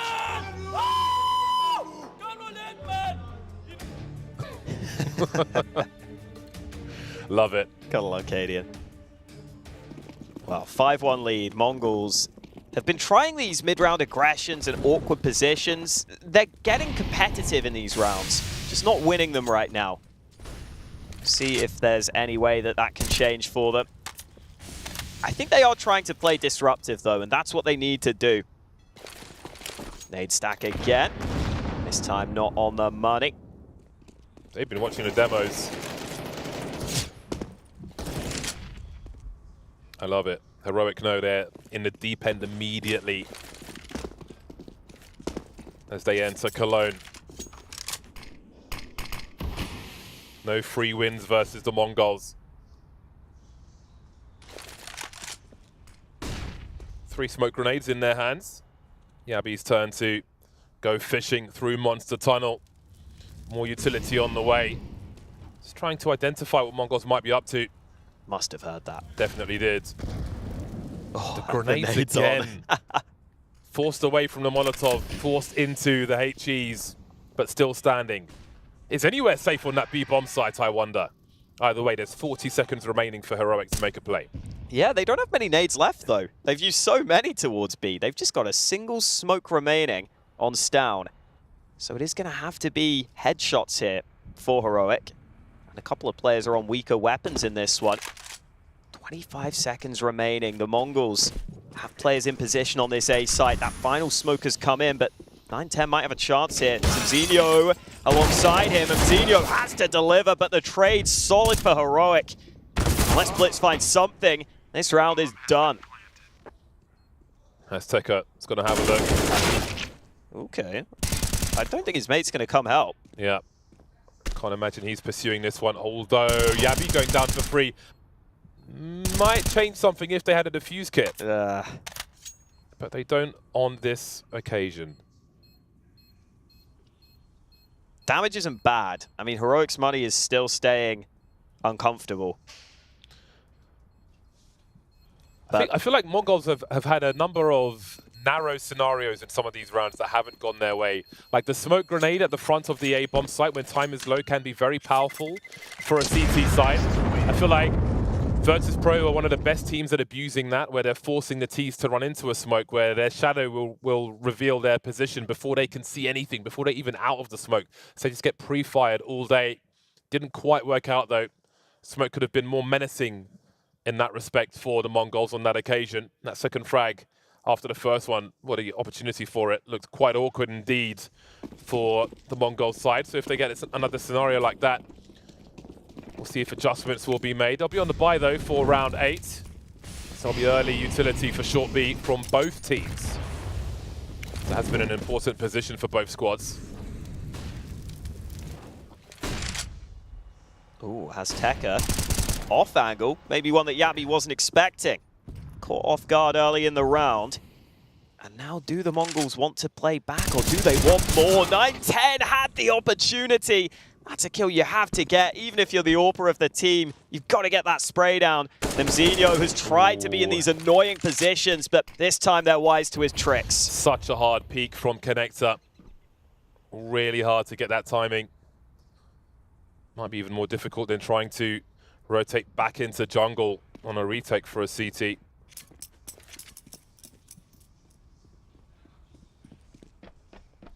What do Mongols do now? So much time on the clock for the T side when you've only got 3 players remaining. You don't want to be spread too thin.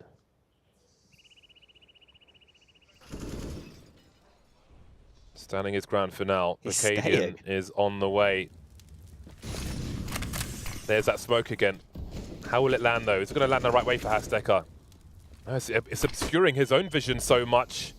He's still going to get those shadow advantages, but now there's so much variance. Again, Tessis on that rotation. This time before the bomb is planted, dropped. 3 versus 2 advantage Mongols. So much variance with these smokes. It's down, inviting a peek. That clock will start to go red now as he finds himself at the 10-second mark and below. Tagged in the smoke, they'll hear that. What does he do? Can't save the AWP, I don't think. Just falling back, trying to survive. Again, no smokes at the front of the site, such a nuisance. They may have their own versions of it, but the effect is the same. A stunted push from the T side allowed Mongols only their 2nd round in this half. Yeah, I think Heroic got a little lost in the sauce there. It looked like they were thinking of bringing that bomb back to B with that little time remaining, but once they lost that duel, they realized we have to go A. I also think they were a little uncomfortable because they had Cadian with the AWP towards long, so he couldn't like spam those smokes and try and help defend the bomb planter. So uncomfortable for Heroic, as is this buy. Only the saved AK of Stown in play. Everyone else is on Tech 9s. This is the opportunity here for the Mongols to really start to get some CT rounds on board.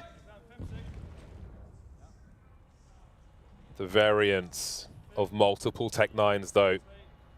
Probably one of the scariest things in Counter-Strike. And here it comes into the B-bomb site, closing the distance on the Mongols. Yabi pre-firing through the smokes down, delivering the first frag. Mongols are going to be in so much trouble now. They've lost the 2nd one, soon to lose a 3rd. They don't have the money to survive this, to afford this. Tech 9s are the nightmare. Sometimes the freedom of the chaos of a Tech 9 round is all you need to turn things back into your favor in devastating fashion as well. Does feel like that B site has had some problems here for the Mongols at times. I think in that round, Stown just got a kill onto the Barrels player through the smoke. And now Heroic even hunting at the end here. They were so short on cash previously, but now they're the ones trying to punish. Zinho somehow still alive, but on 2 health, 1 health from the bomb. They might get him. Oh, he actually survives. Fair play. Winning enough of the right rounds are Heroic, making this so hard for Mongols on their CT side. So hard to string anything together. This will still be a dangerous round though for Heroic with what Mongols are carrying, but that was an excellent response. That's the kind of grit that makes you the best team in the world, able to win rounds like that, the unlikely rounds. turn things back into your favor, be it low on numbers, be it low on primary weapons.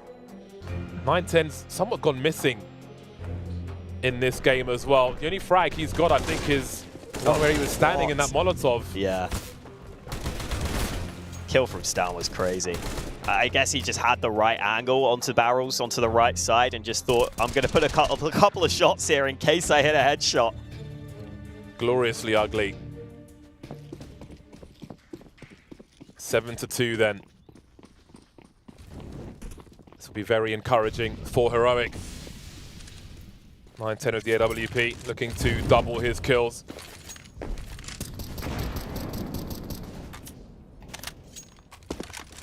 So TheMongolz have got a fair chunk of rifles. Pretty reasonable by all things considered. Situation is looking very dire. Not doing so bad though. That's the kind of frag that TheMongolz are looking for. Just a reminder that 910 is on the server. See the T's being very careful now. They've got nobody in long to stop the rotation from TheMongolz. What do you mean rotation? Blitz will stand his ground and drop the bomb. And there's a bait set up again. Almost 2 for 1, but the bomb gets even closer. 910 suddenly comes to life. Not too late for TheMongolz to mount a comeback. Azteca through the smoke. They just press W, TheMongolz. Beautiful. Yeah, some of these rounds have definitely felt competitive for the TheMongolz, even when Heroic have been winning them. So now that they're starting to get rounds on the board, Heroic's money broken again. Maybe a chance for the TheMongolz to build up some CT success. No, Tech-9s are coming. There is no chance of anything but doom, demise, sadness, depression. Big that 910 stepped up there, but might not be needed in this round as they send it to B again. There will be no solace. They have even more utility than last time, and here they come, straight into the meat grinder. Switching for a Tech-9, he knows it's a superior weapon! Techno with all the kills that are necessary. Well, 3 of them. MZino will get the other 2. That's a very important shutdown for them. Some much needed money built for TheMongolz, ready for the Tech-9 roadmen on the B bomb site this time. Yeah, that's good preparation. That's good awareness from the TheMongolz.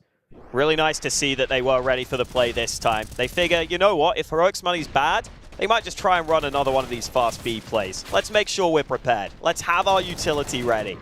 Mollies, counter flashes, everything you would need. And a second player to help out so that Techno has some assistance.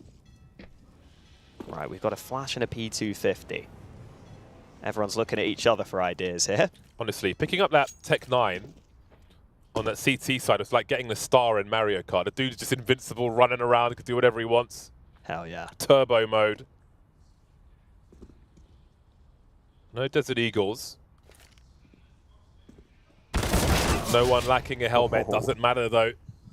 They'll be able to concentrate their efforts. Oh, Techno and Azteca will maybe do enough. Indeed they will. 3 survivors, good enough. TheMongolz building some rounds now. They could still end up leading at halftime. It is possible. Not out of the question. They have tried to be as disruptive as possible throughout this CT affair. They've done a decent job. Looks like we have a timeout from Heroic to try and make sure they can come away with the lead out of this first half. I have enjoyed from the TheMongolz, I think it's Blitz and MZino that sometimes just seem to switch positions on the CT side. Like occasionally, MZino will go up towards A in bathrooms. It feels like he's got quite a free role on this team. And then Blitz is the in-game leader. I'm sure also has ideas. Maybe sometimes he wants to be in a certain position to run a certain play. But you can see MZino playing with a lot of freedom in some of the earlier rounds. TheMongolz stickers are cheap, guys. Get in while you can. I bought mine yesterday. Honestly, how can you not be a fan of this team? Playing their own brand of Counter-Strike and really giving Heroic a run for their money here in the group stage.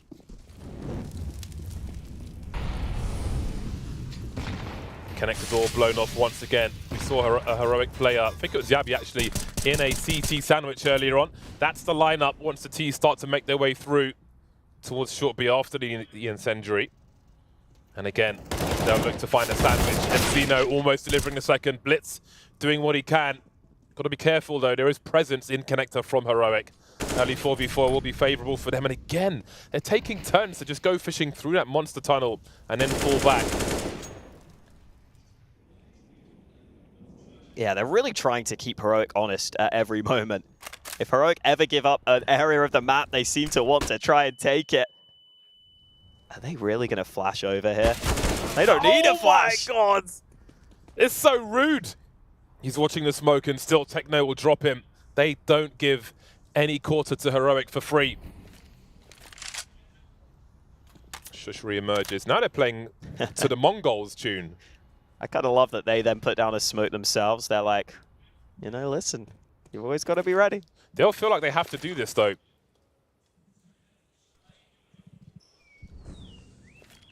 If Mongols know they're not at B, they kind of have to go B, but it's working for them because Mongols are posturing for an A defense. As Techno heads forward, it'll drop the bomb, ring the bell of Tesses as well. His teammates rotated in time, trying to plant that bomb, but they don't know. You never know if there are more Mongols players coming, and that fear will give them the opening to make things even worse. 10 seconds for Stown to try and hide somewhere. We've seen it before.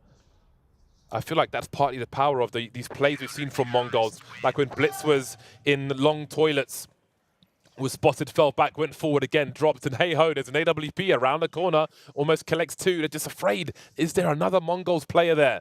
Had a chance to plant a bomb, but you just don't know where these CTs are. Yeah, the Mongols have been coming through with some really awkward timings, and I mean that in a really good way. Not awkward for them, awkward for Heroic to deal with. I love it.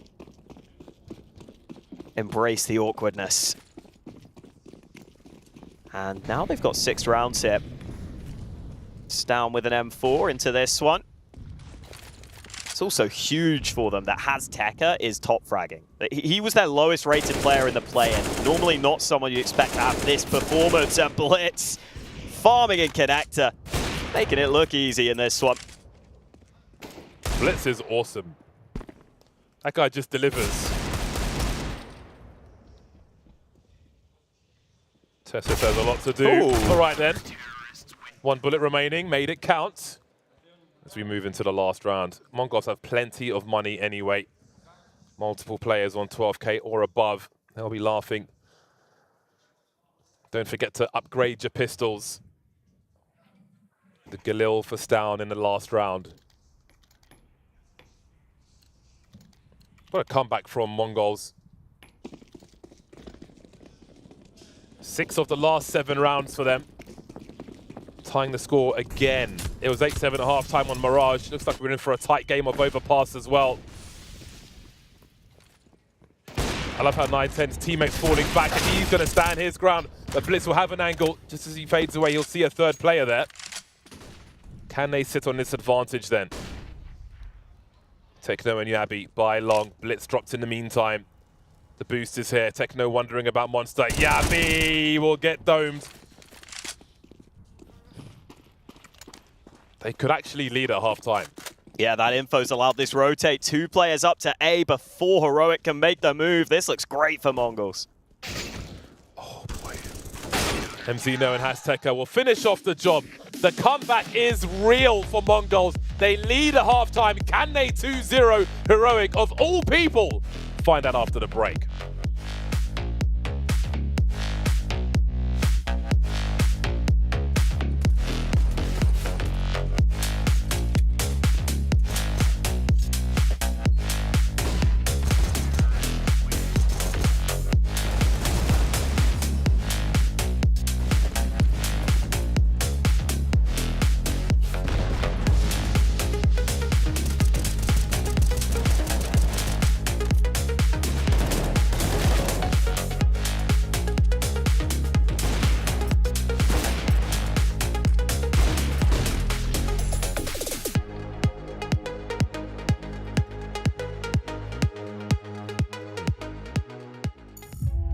En AK på.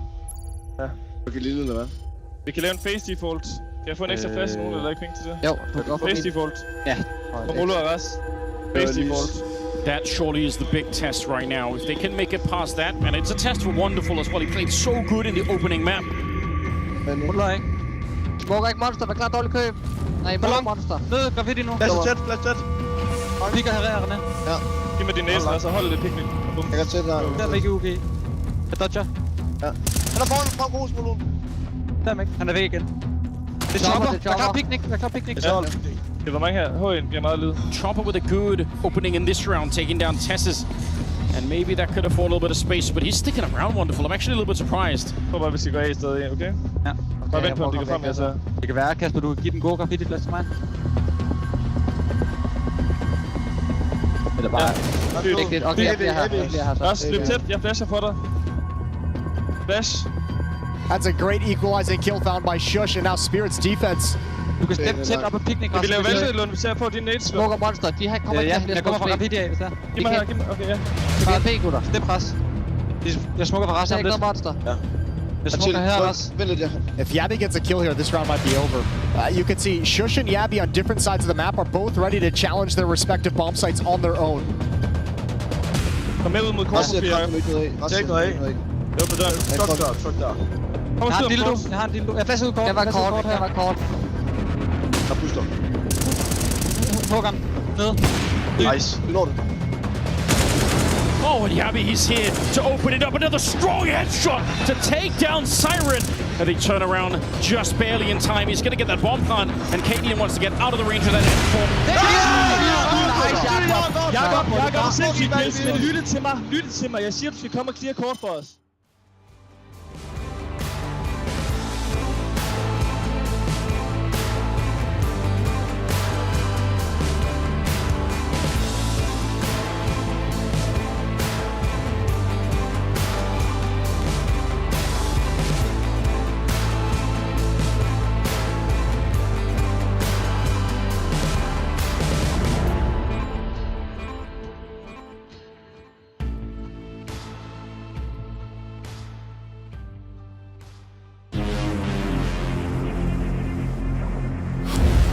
What is your calling?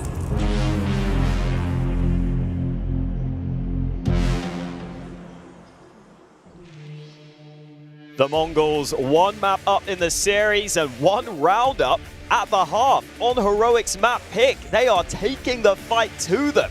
We were calling them the Brazilian Slayers in the play-in stage. Maybe they're more than that. Maybe they can genuinely cause some damage in the group stages here at Cologne. Heroic have got to make sure they stay on top of things. They don't fall on this map. And they've got their CT side to try and do it. Doolies on Yabby. And the Mongols themselves with a P250 and one smoke and one flash. Blitz will be the raid boss. What a great candidate as well. Going fishing past the fountain. While the team hide outside that monster tunnel. Even more monstrous in CS2.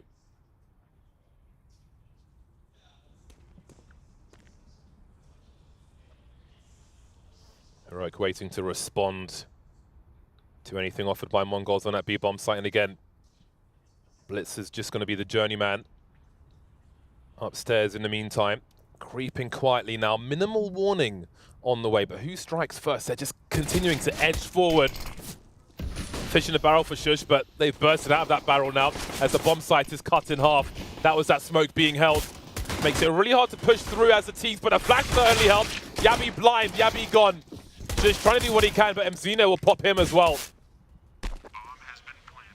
Still anyone's pistol round, but Heroic on one man work. Really needed that frag from Tesses, denied. It's down and Cadian, 2 versus 4. There are some heavily tagged players here. They're making it very hard to finish off the job. Cadian on the balcony. Down, finding something in the meantime, edging forward, rounding the corner. Down he goes though. Cadian 1v3 from above, surely not. He has Kevlar. Is it a consideration to hold on to it? Might just be. There's nothing else to get from this one. Mongols are pulling away. Could this be real? Mongolian fans starting to believe, maybe. Still a long way to go. But the pistol goes their way. That's the way to start it.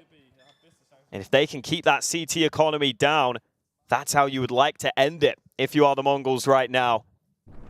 Always have to remember on overpass. Oh, what a shot that was from Shush. You have to remember on overpass, though, that when it's an opposing team picking this map, it can be really hard if you don't have many reps in to do well on the T side of overpass. But we did see the Mongols play it yesterday and do a pretty damn good job. Little tag early from Cadian. Still danger in this round as Heroic have invested. These are the sorts of rounds that I feel like Heroic can just win and can really just cause issues. Just when you feel like the Mongols have a chance to pull away, I wouldn't be surprised if Heroic pulls something out here. Always got to be ready. They often do. And that's part of what makes them so dangerous, so strong, so winning. Yeah, they've got really good utility as well. Like, they've still got 4 smokes they can cycle out to Monster. That could be a real way that Heroic cause issues in this round. Winner of this match goes on to play Monte. Heard some chat in the back earlier, saying Monte will have to face Heroic after beating GamerLegion. That might not be so true. 50 seconds on the clock. Still, these smokes persist for Heroic.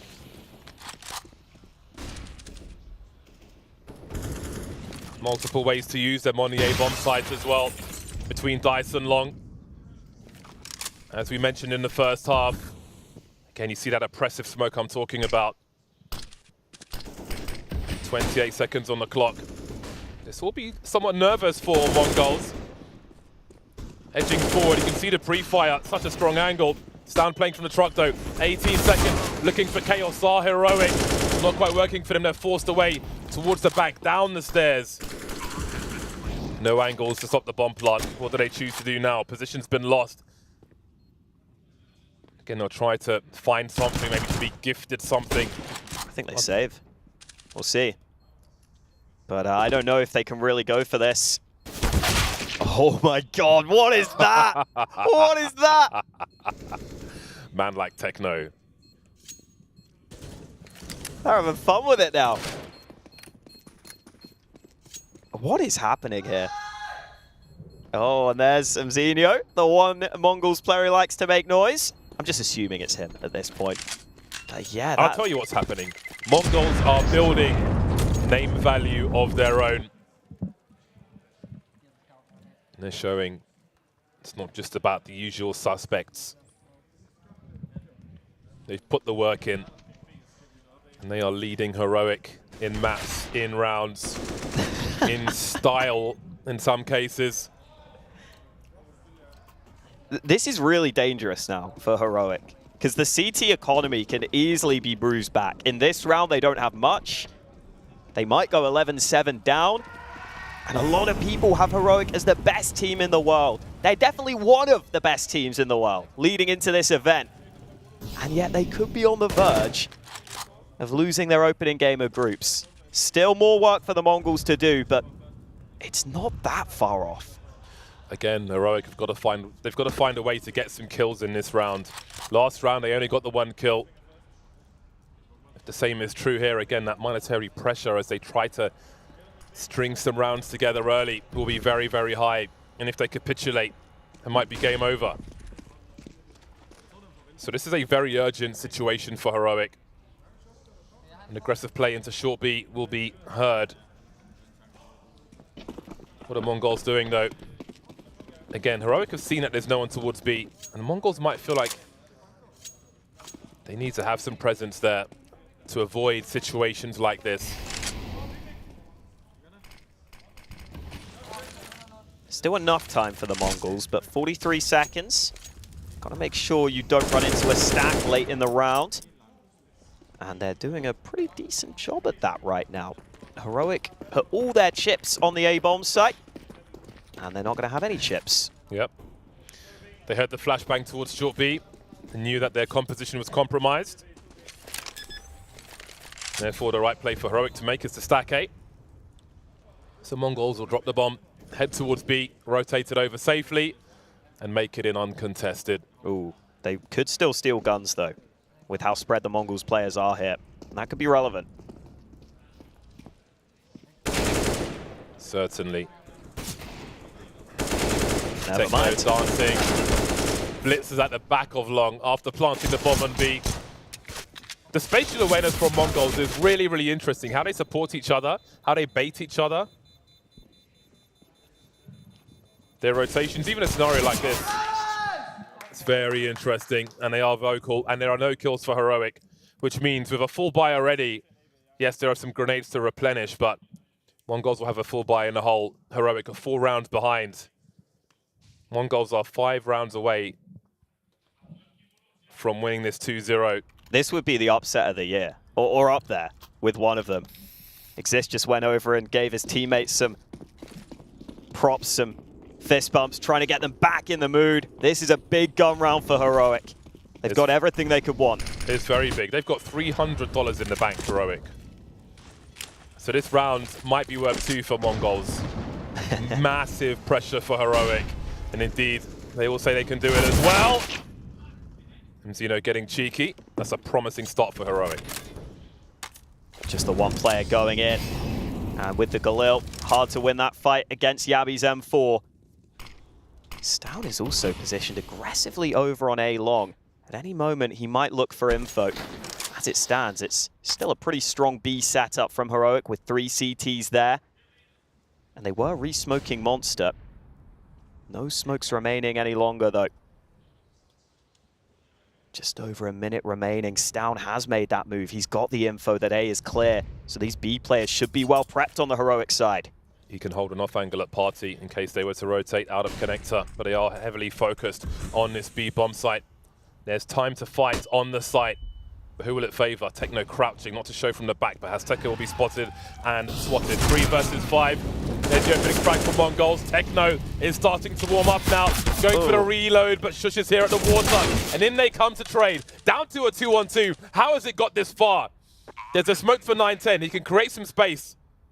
Oh, he's got to line up for the balcony, but they've got to line up for him. 10 HP, and he's trying to make it to the water, but he won't.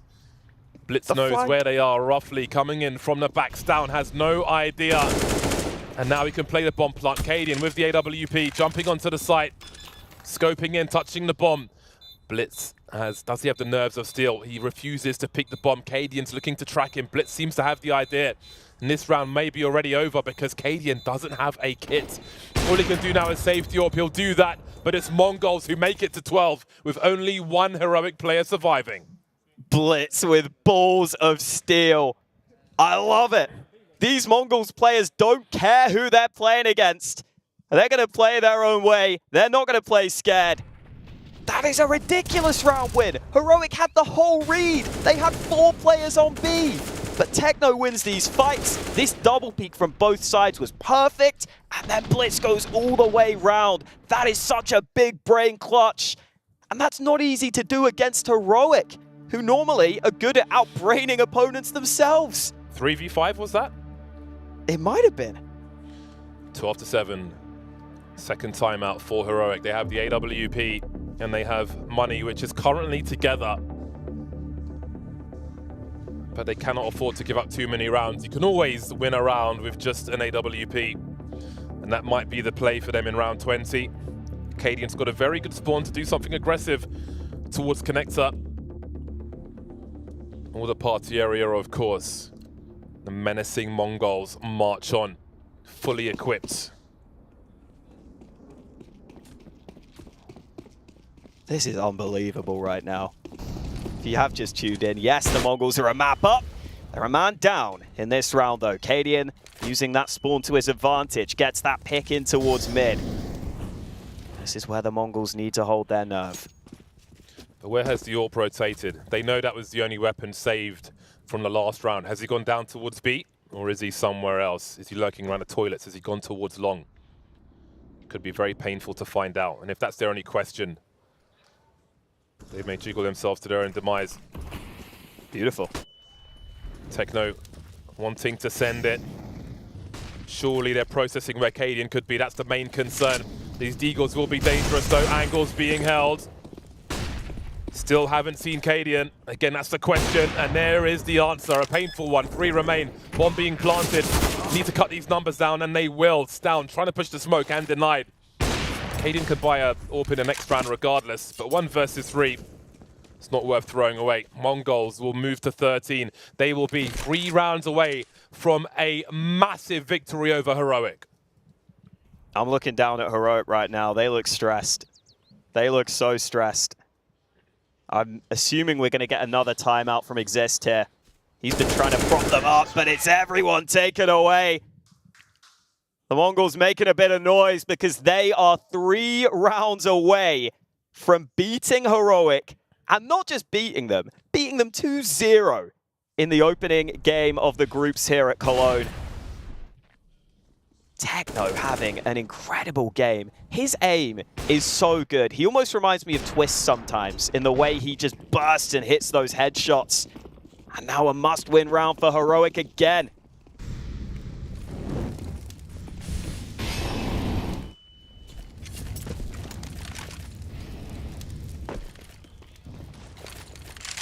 Opener for the Mongols. The nades do it. They get a taste of revenge. MZino, undeterred by that last round of a quick look towards short, goes again. And they know that the connector door's been blown off. Look at these grenades. The awareness, again, from Mongols is fantastic. Tesses has nowhere to go. Stuck in this position. He'll get one for free. Timing will work in his favor. Just silently staying in a corner. Maybe Heroic have a chance. An exchange of weapons. Hasteka is low. He'll take the AWP. We've seen him with a double AWP before, but the numbers are dropping for Mongols now. Exactly what Heroic need. They desperately need some rounds there. Yabi delivering on the B-bomb site. 4 surviving for Heroic as they move to 8. Huge round for Heroic. They needed that. That's their first CT round win. They lost the first 5. And normally, a one-and-done position, really, that Shush is playing, you're just so exposed, you're so up out in the open, but he turns it into 2, and that sets them up marvelously. You can see here as the smoke fades, it allows him to get the drop on these players, and then the short players have to focus on Shush, and so Yabi can clean them up. This has to be the most important round for Heroic so far. If they can eliminate Mongols here, they will break them. And they could catch up really quickly, unless an accident happens, unless the Tech 9s come through. But this is the swing round. This is the round for momentum to keep Mongols away from 14. Starting to see those different setups from Heroic. They've got 3A this time, 1 going into connector. They like to get active on their CT side, especially on overpass, and it works early. Shush hits the headshot. Beautiful. Never shy to be aggressive, Heroic. Starting to come to full strength now. Tesses is in a devastating position. If he is successful here, that could be the round. That would be exactly what Heroic are looking for, what they need as well. Traded by Techno. 2v4 though, surely asking too much of Mongols. Spent all their money in this round. Maybe space for a breather for Heroic. Such a testing series so far for them. Another sitter for Cadian. 4 alive would be stellar for Heroic, but Techno is capable of a multi-frag. 20 kills so far. Leading in the frags on the server, but Shush will deny him. Heroic on 9 rounds now. Money broken, lost bonus in the bin for Mongols. This is the window they needed to open for themselves, Heroic. Yeah, they would have been on the edge of their seats in earlier rounds, but now they can maybe sit back just a little. They can be slightly more relaxed in this next one. Good aggression from Tesses, just keeping them on top. Had such a big advantage immediately. But as long as they play good fundamental Counter-Strike, they knew they'd close it. Still Exist wants to take a timeout. Wants to talk to his players, make sure that they don't drop their heads for a second.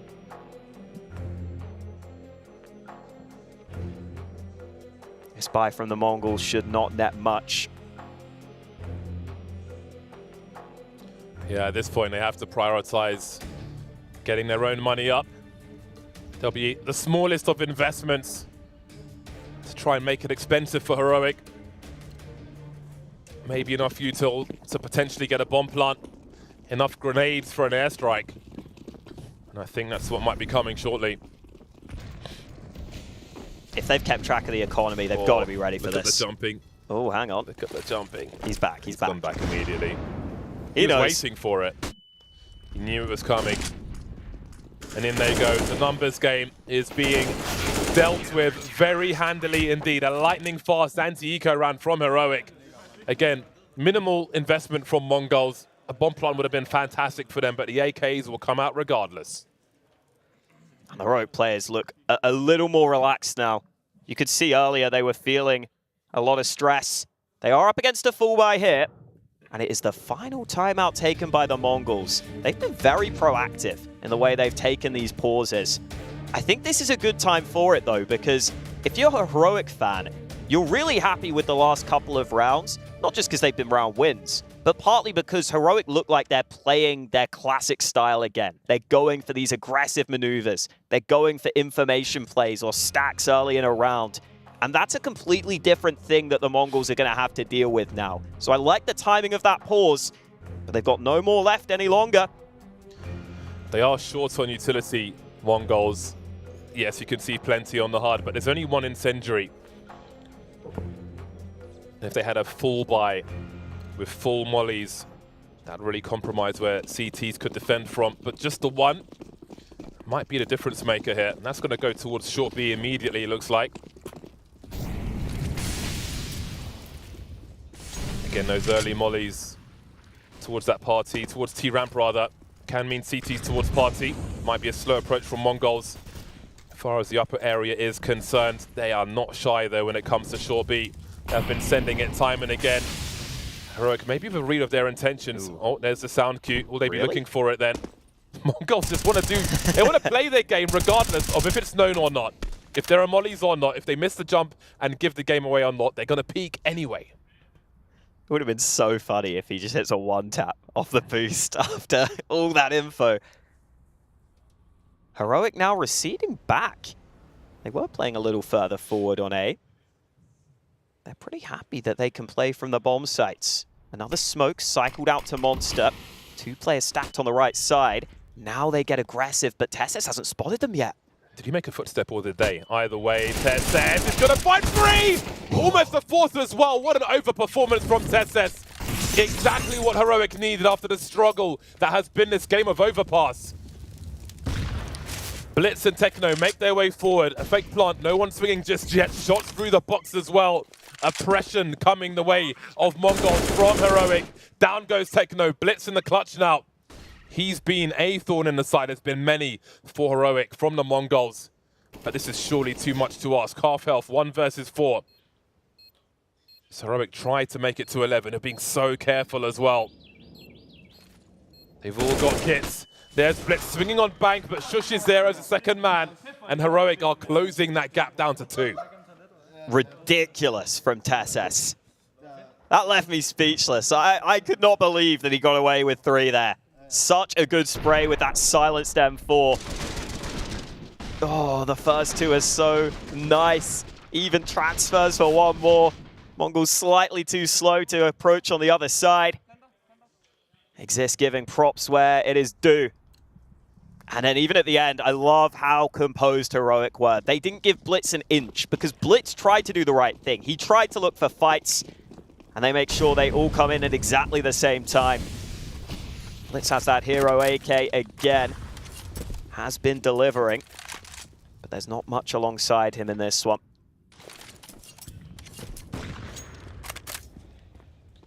I feel like Heroic's hearts would have been pounding earlier. Hang on. Oh. He was solo A. That could have got real sketchy.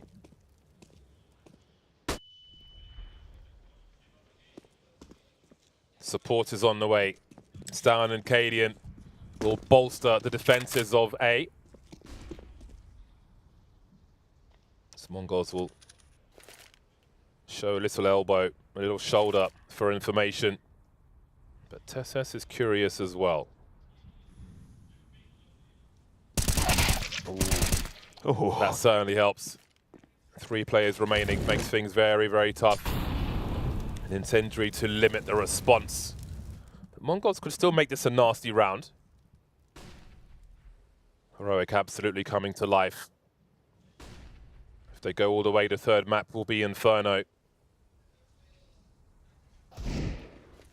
Distraction being run in, trying to swing off of that, but TeSS will deliver. Blitz then with the AK-47, 1 versus 4, 26 seconds, flashes are up, rotations on the way in both directions. Cadian behind the truck, he spotted a shadow, 20 seconds left. He's got time to do some more damage here, but Cadian won't allow it. 1 round behind. That was the hero AK. The real buy comes now for TheMongolz, but Heroic have absolutely come to life. 5 rounds in a row in this half.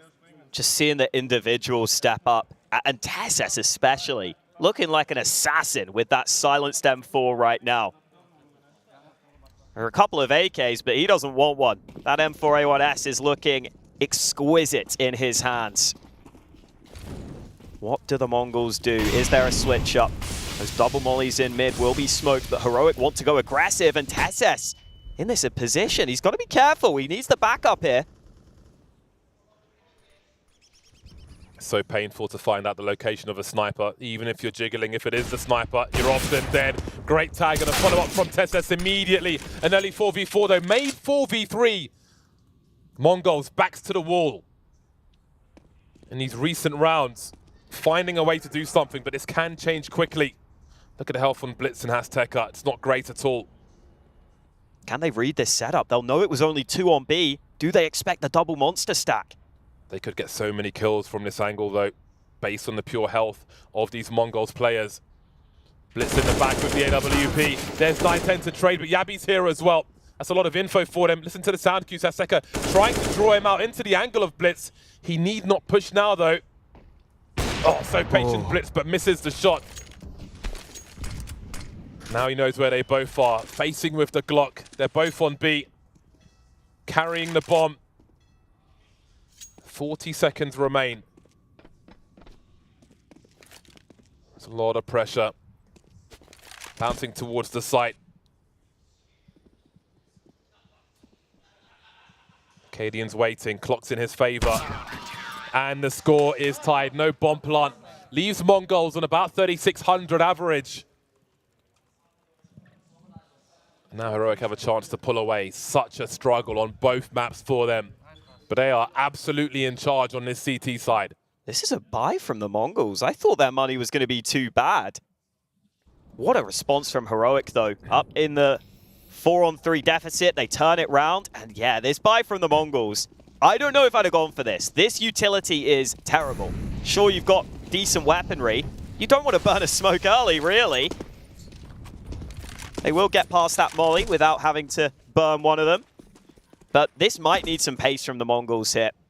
Might need an explosive round. And up A long, it is currently exposed. That shot is a warning, and now Heroic will dip back to the bomb site. Yeah, they know the AWP isn't there, so do they just send it? Oh, panic stations or Cadian stations. He's got the AWP. He has the range. I think he's getting more nervous now. Utility might be burned for Heroic. Mongols counting the rounds remaining. Can figure out where it makes sense to buy. If they plant this bomb, it's 4,200. If they don't, they could force it. They could have a 4-buy at 13-15, and we'll see what they choose to do here. Heroic just have all the info here. They're pushed on B short. They're ready on A. They've got to be ready for this hold. Here it comes from Mongols. All their utility has been thrown. Cadian will be traded by Techno. MZNo's delivered as well. 4-on-3. They are low, though. It can turn around. 40 seconds. There's plenty of time to plant a bomb. It's all about the frags. 1 versus 3. Shush versus the world. They've got money for a buy, Heroic. He's got to go for this. There must be a kit somewhere on the bomb site. There it is. Techno's in the red. Has he seen Shush there? He might have. Haseka peeking first. Techno considering the trade frag, but he can't afford it. 14 HP. Stay alive for as long as possible. He'll definitely die first before Blitz. Don't line up for him though. They have no idea where Blitz is. Smoke comes out. Shush looks behind him for that kit, and down he goes. Mongols take the lead once more. Heroic knew everything. They had all the info. They were pushed out through B. They had 3 stacked on A. But Cadian had no clue Techno was going to run through a molly down to 10 health and just come in with a headshot. Blitz comes through with the Galil, and even though the 1v3 comes close, Shush had no clue where this last man is. Smoke heard. Blitz peeks instantly. No hesitation, no fear, no problem for the Mongols. Back in the lead. Again, heavy losses for Mongols. Again, there'll be Galils. 3,600-ish will leave them some shortcomings, but they might get the kills anyway. 9-10 drops Cadian, and this could be the round that breaks Heroic in this series. 5-on-3, not out of this yet. Stown and Shush on the way towards A. Yabi's got an information position towards short B, but Stown's taken down in isolation. The cards are falling for Heroic. The whole house might be on fire the way Mongols are playing right now. Shush has got so much to do if they go A. Minute 10 on the clock. Safety in numbers for Mongols. They've got mollies as well.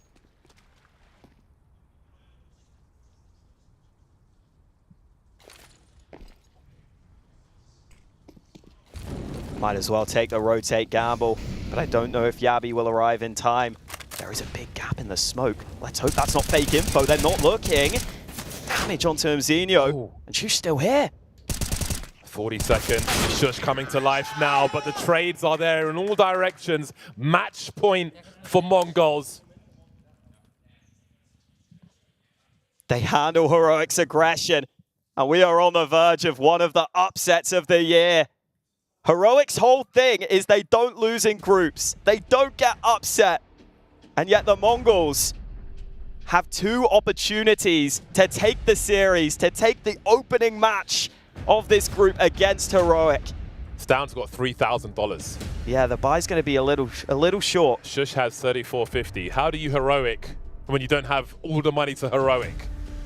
Against 2 match points for Mongols, who are about to 2-0 the biggest name in the tournament, or one of them, one of the few at the very top.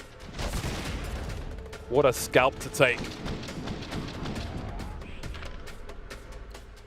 Mongols have not been shy to play their game versus the likes of Heroic, but now it's time to win the series. Can they continue in the same fashion, or will they falter?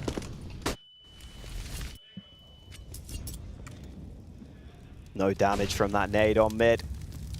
Another one of these different setups from Heroic.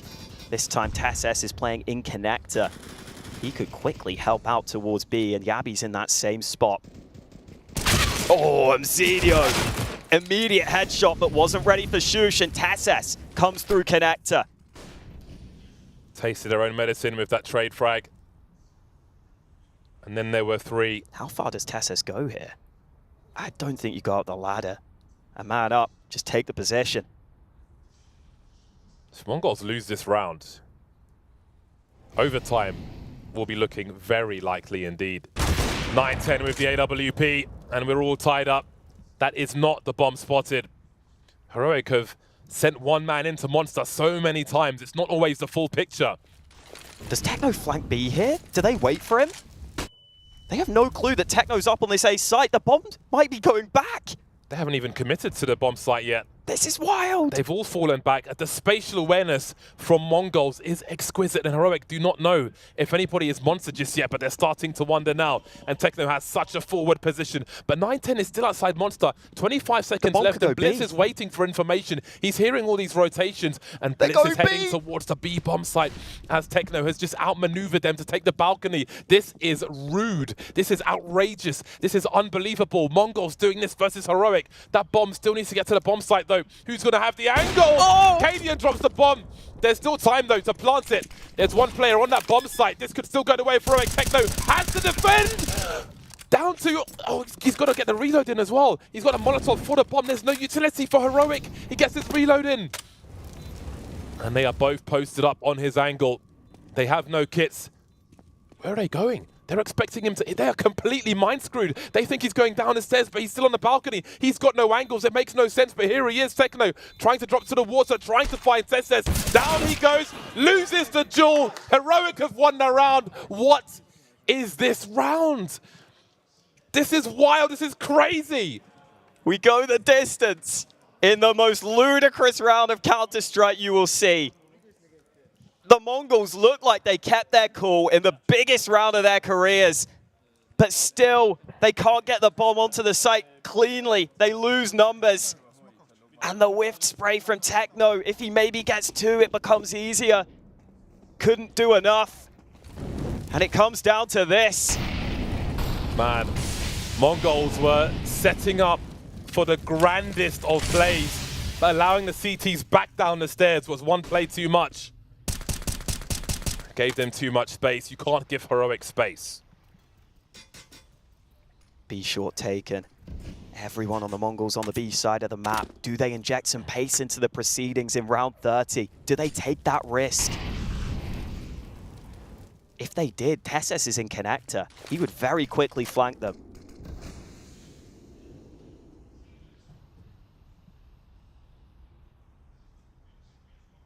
They could get crunched here if they're not careful.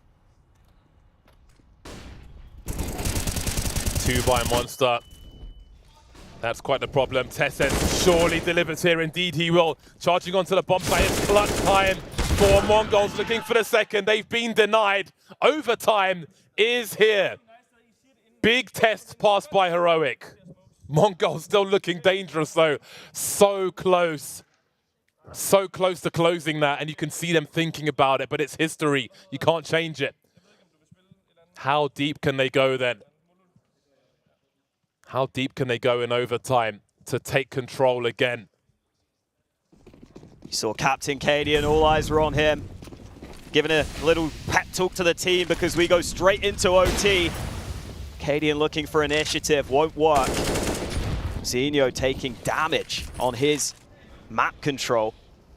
Meanwhile, Tesses is playing aggressive on long. The flash won't work. The spray unsuccessful, but finally Tesses converts and he can't get out safely. Advantage Mongols. Down to a 3-on-3. There's some information in the short term, but there's so much time on the clock for Mongols. There are plays to be made. They've got a great spread across the map. Has taken out after nobody was seen outside Monster. Surely has a window of opportunity. Who makes the play first?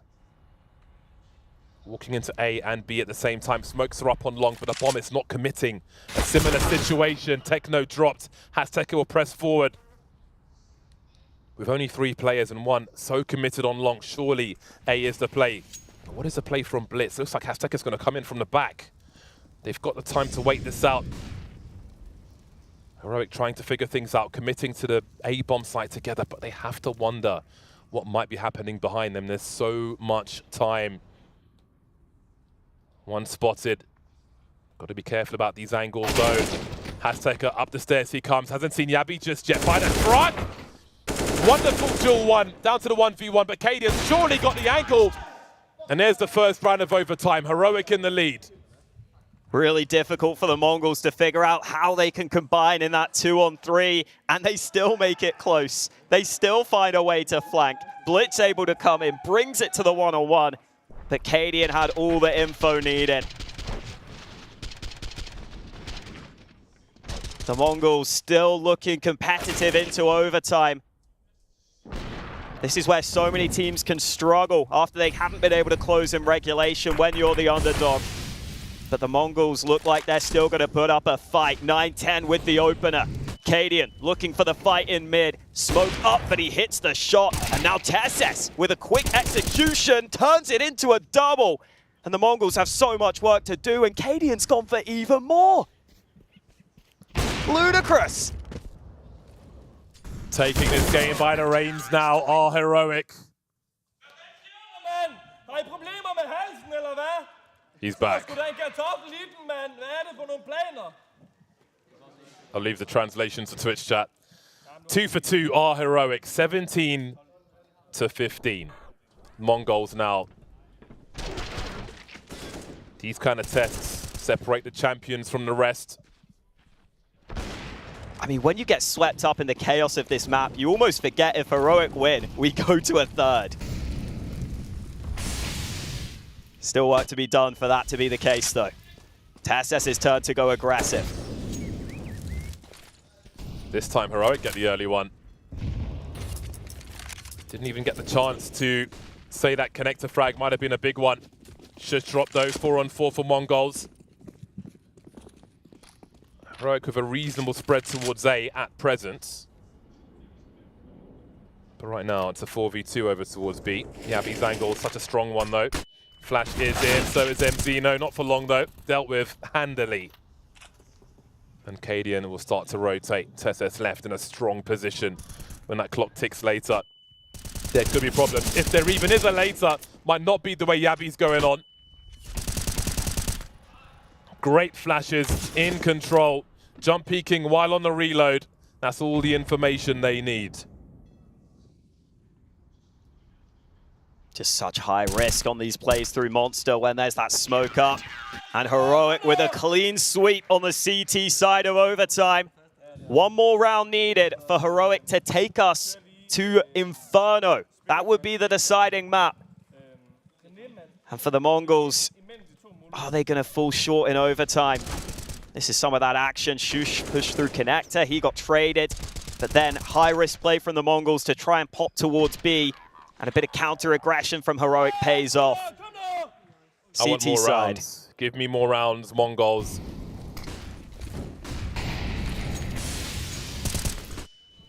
Heroic again, prodding that B bomb site. Poking a needle in the leg.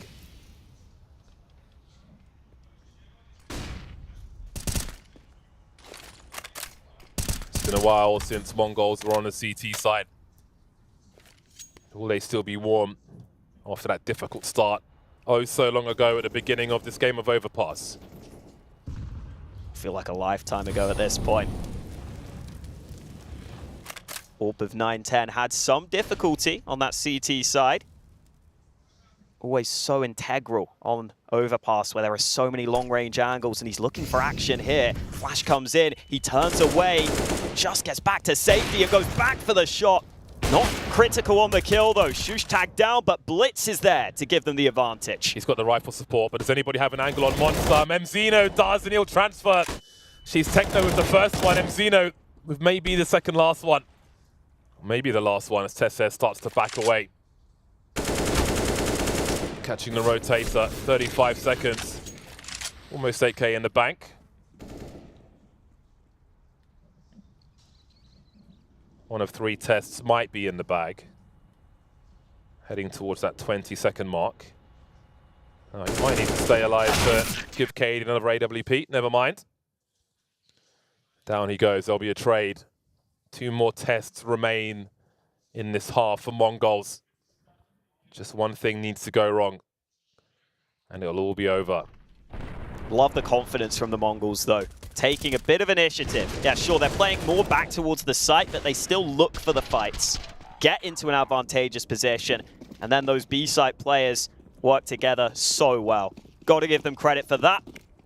And Heroic have to go back to the well. 2 more chances for them. It will be such a headline for Mongols. Such an achievement for them to 2-0. But the difficulty has been cranked up to nightmare mode by Heroic. And Zeno poking around short B.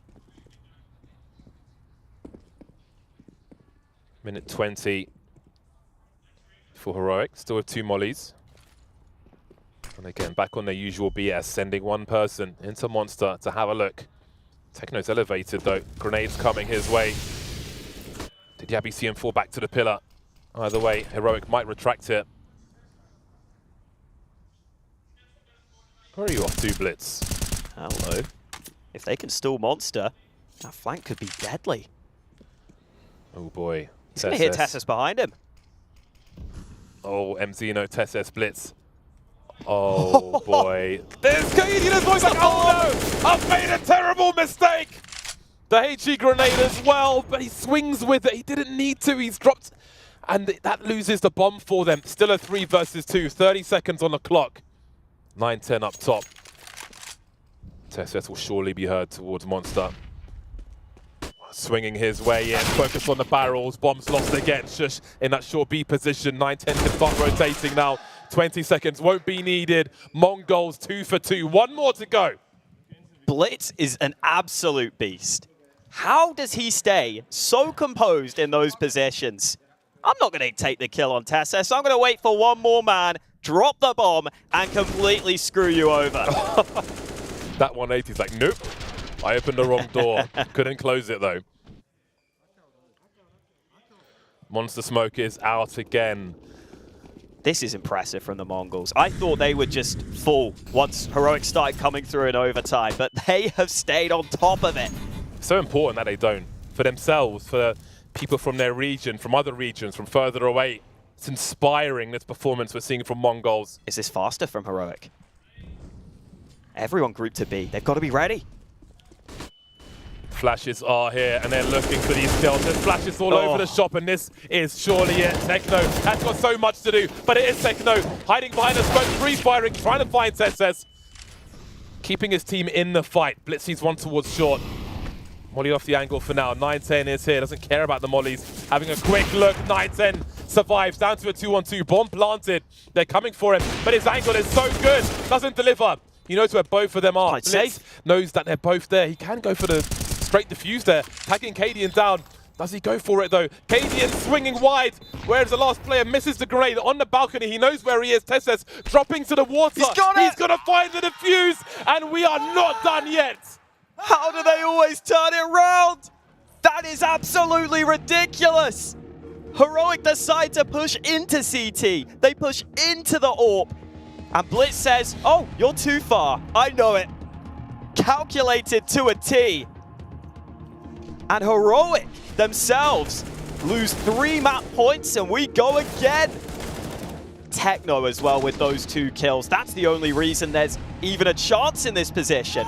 And the reroute to heaven, it was such a big risk. We're back into it straight away. No rest for the wicked.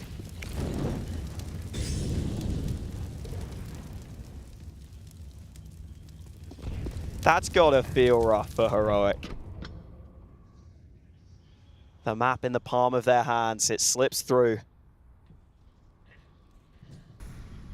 And they're gonna take their time at the start of this one.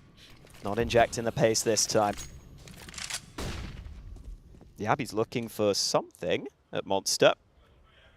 Decides to tuck back. In the meantime, Blitz playing forward in bathrooms, but his AWP is not with him right now. Looks like it's really just a feeling out process across the map for both teams. The Mongols staying so composed in the biggest game of their careers. That's a shot landed and a frag converted. Shush not able to get anything on the Mongols side. He gets both of them out of there.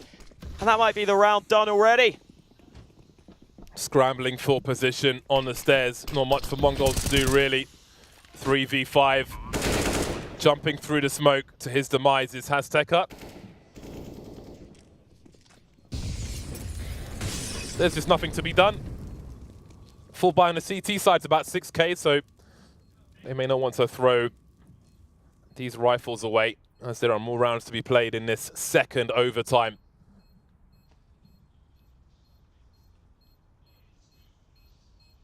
Are they trying something sneaky? Oh, Heroic's leaving. They're leaving. No, there can't be time. Get a smoke. Hail Mary. Nope. Denied. I respect it. Honestly, you get so much money with the 12.5k. I think it's fine. I think it's very hard to have economy issues in OT. Maybe the AWP can be the one thing. Decided there was nothing to lose, but the same is true for Heroic as well. A couple of them did leave the bomb site for, honestly, not much of a reason. But I think you're almost just playing on autopilot and thinking, we've got to save our guns. It's what we do. It is what you do. Heroic 1 round up then. Bit of a non-starter for the Mongols in that one. Switch up for the CTs here. 4B early, the AWP of 9-10, switching up his position. He wants to go aggressive onto short, and he's taken so much damage running through the flames. Wow. But look at the map control he's got for it. This is... oh, Gabby's in the smoke on short, though. Unorthodox. Oh, he's hit the tag. He's got the clue. Techno, he's done so much damage already. 9-10 in that short B position has been dropped. Love how funky it is. That's a big frag.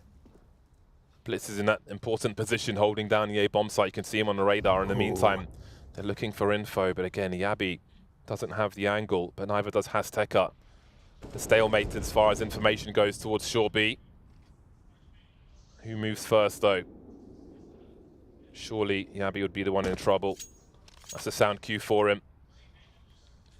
Now, he must know that they haven't seen him in short B, but is there a play to be made with that information?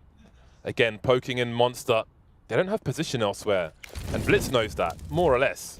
He's seen nothing just yet. And in they go again, 40-second mark, 3 in Monster. Yabi still lurking, Techno dancing, showing elbow, getting the information. MZino will do what he can, into the water he goes, he's in trouble.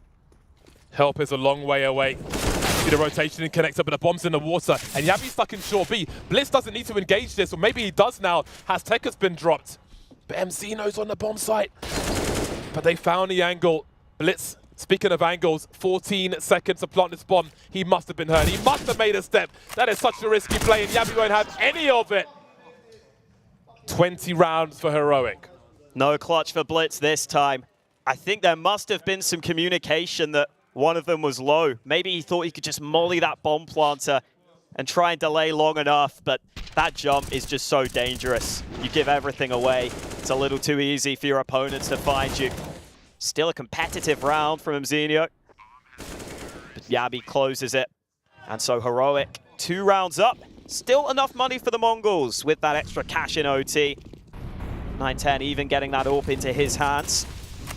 Connector push early, a bit of damage done. Blitz thinking about going into position. Meanwhile, Yabi was also looking for fights. Action all over the place at the start of this round. Yeah. So lacking in usage on this occasion, but not lacking in timing. What? Oh boy. That can be followed up upon. Well, 9-10's in there with an AWP. It's going to be hard to find 2 kills. Creeping into the bomb site now. Techno is here. But here come more. Stout getting traded. Bomb is in B. Shush trying to do what he can. Showing some presence. Cadian around connector for the time being, and Shush is out of there. He's retrieved the bomb. He's rescued the bomb. There's a minute as we reset. Got to be ready for an AWP on A, though. And Heroic have very little utility. So there's a good chance that 9-10 could get something done.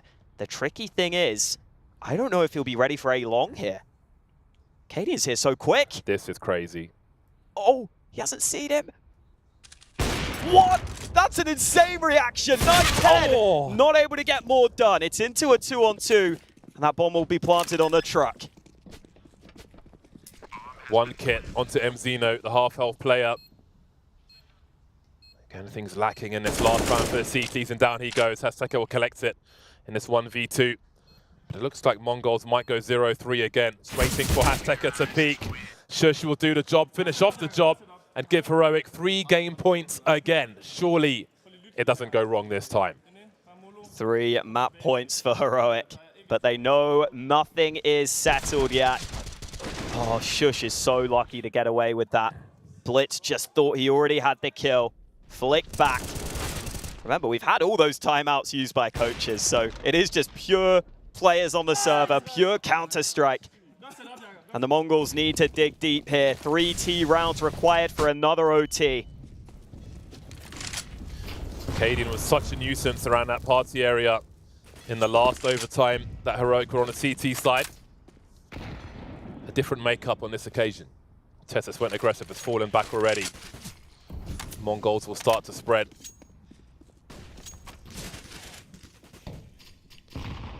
Short B in the control of Heroic, but Yabi and Cadian will fall back and have eyes towards Monster. All the pressure on Mongols. Been a great series so far.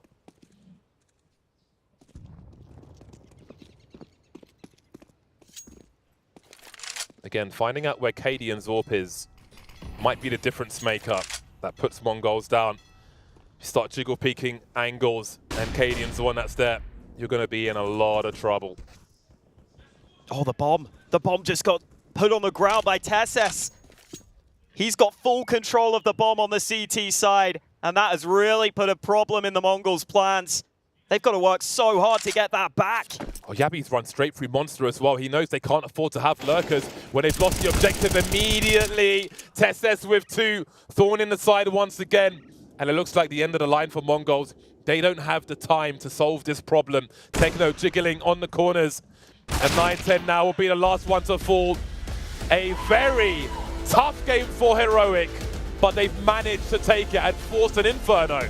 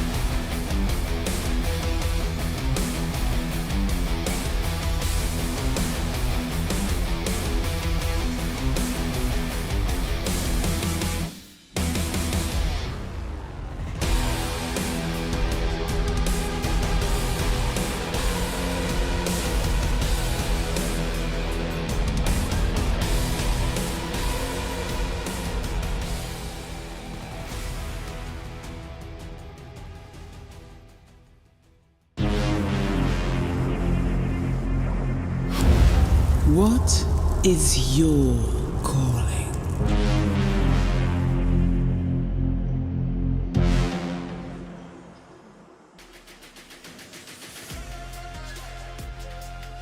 Welcome back to ENCE Extreme Masters Cologne, and Heroic in double overtime was able to win that map. But you know what?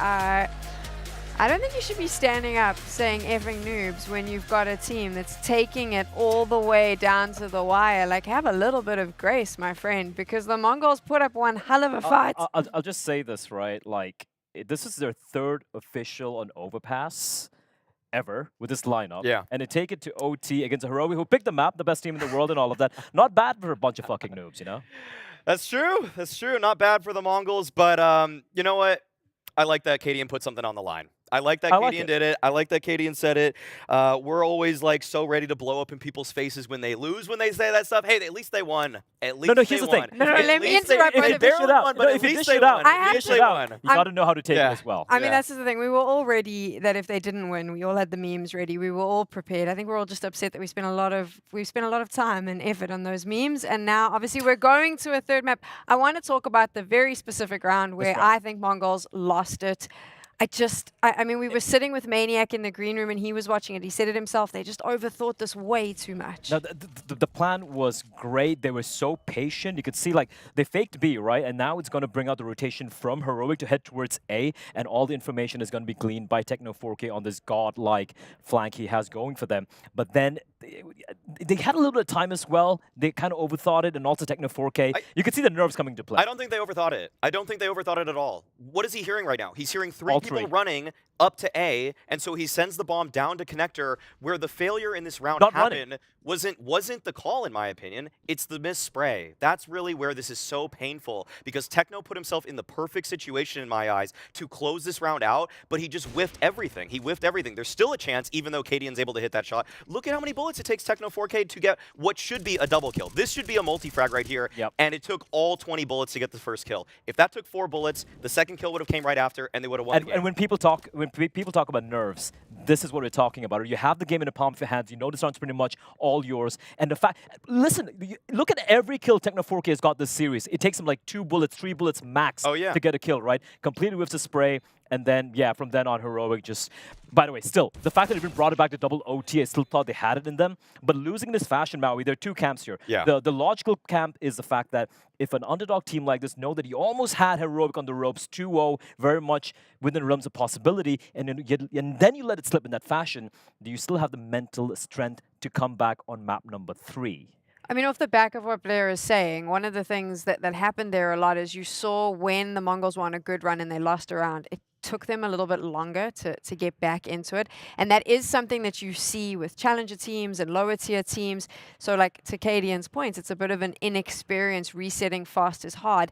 Is it going to be, Maui, more difficult for them now after running that marathon, getting so close, and now you've got to try and reset on Inferno? When they showed on Overpass that resetting is sometimes not something they do fast. What's been impressive about the Mongols so far at this event, in the play-in especially, is that even in some of the close games, like the ones against Furia, they were able to hold their nerve over players that have way more experience than them, ones that obviously in Fallen, a major winner, 2-time major winner, and yet they were able to still come out on top there. The reset that is before them will be the toughest that they ever have to go through, because they know how close they were to finding that victory on Overpass. If I have to put money on it, I don't think they have it in them, because I think that it's just so difficult to bring it back once you know that you're that close. And for the Mongols, though, the one shining, the last thing that can go their way is Inferno is their best map. This is the map we always expect them to be first picking in every single series. And so if they're able to draw off the fact that they're going back to what is normally the home court advantage in Inferno, we could see something miraculous happen here. It just feels like that was already their opportunity on Overpass. I will add on one more positive, perhaps, to the side of Mongols. They're probably the most reserved team when it comes to body language. And, you know, if you look at what's happening over here in the studio, everyone's yelling, everyone's pumped up after winning a round. The Mongols, apart from Mizinho, who's a 16-year-old kid, is feeling, he's feeling very pumped up, but the rest of them are very calm and composed. Yeah. And if there's one team if there's one thing which could go their way, firstly, Inferno, as you pointed out, their best map by far. Secondly, the fact that they don't seem to get phased, man. Like, look at some of these rounds, how close it comes, and Blitz, leading by example, right? Outfragging, great calling coming out from him. But when it comes to clutch moments where we expect him going up against the likes of Acadian, for example, in a 1v1, and holding his nerve, if he's able to kind of distill that down for the rest of his team, I don't know, man. At this point, I'm starting to believe a little bit, a tiny bit. Tiny bit. I'm trying to flip-flop, Maui. Stop me. The max belief I had was at 15-13 when they're up. And I think it's slipped a little bit. If there were a live cam on us when we were at that moment, at round 28, round 29, that would have been the pinnacle of my belief. It has since dwindled. It has since dwindled. How far? I think they have like 20% chance to win this. Yeah, it's pretty unlikely. But honestly, these are the games that we never suspect to give us this much action. And so credit already to Mongols for putting up an incredible fight. If they're able to pull this off, it would be once again such a ridiculous victory, and they continue to surprise us. So again, I'm not completely ruling it out, but I'm also saying, once again, Heroic, they usually are the group stage warriors. Especially when it comes all the way to map number 3, the decider. This is the thing, right? It is that there is still magic. So do you still believe, can Mongols win on Inferno? The truth of the matter is, if you're brave enough to shout what Cadian shouted at them earlier, I don't think he doesn't want the news to come. Heroic is the highest rated team in the world. Screw it. Screw it. Mongols. We're done. There we go. I'm saying it. Blair believes. Screw it. But sometimes I don't want to. I don't want to knock you while you're down. We're going to a break. He's lost the plot. I Go to just didn't break. want to knock him while we were done. We're going to a break.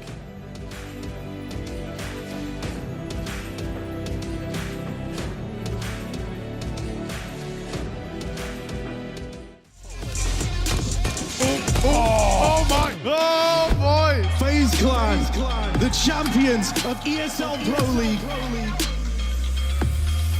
Poland's here. Oh my god!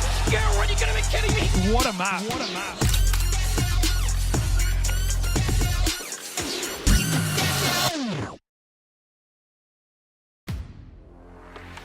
The in-game leader, architect of every move and every win. The entry fragger, fearlessly leading from the front.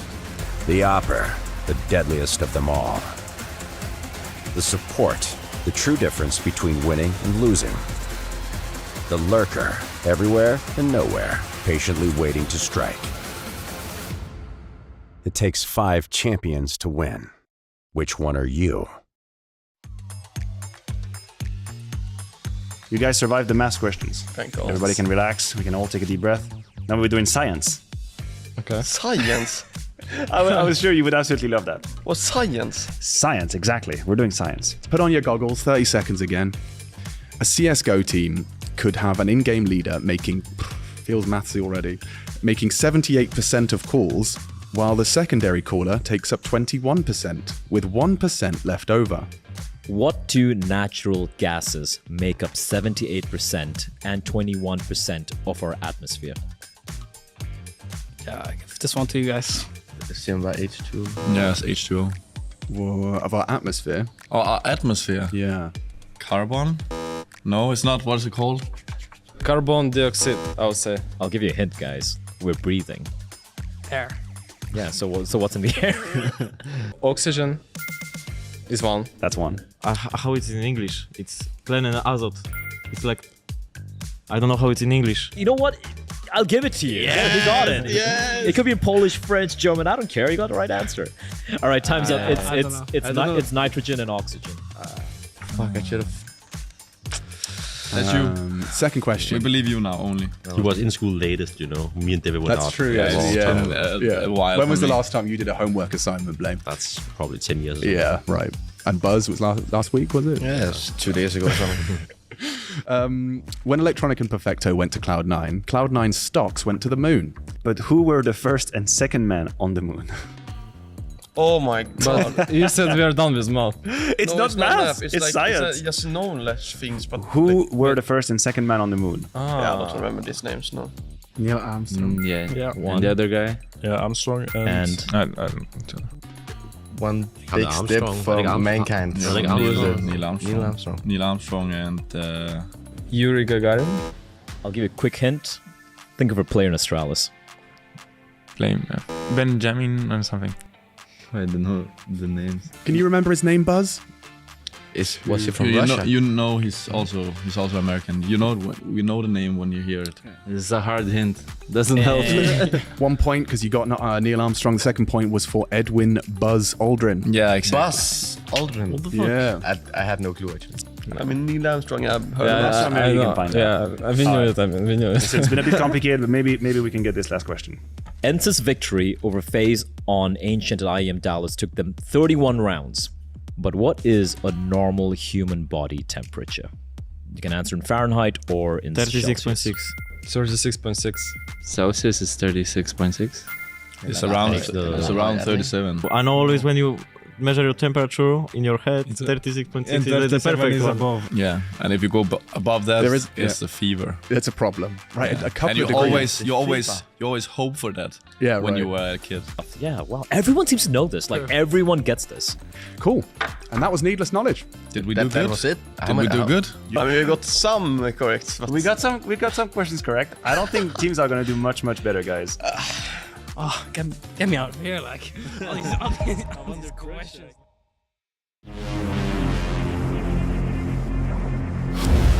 What is your calling?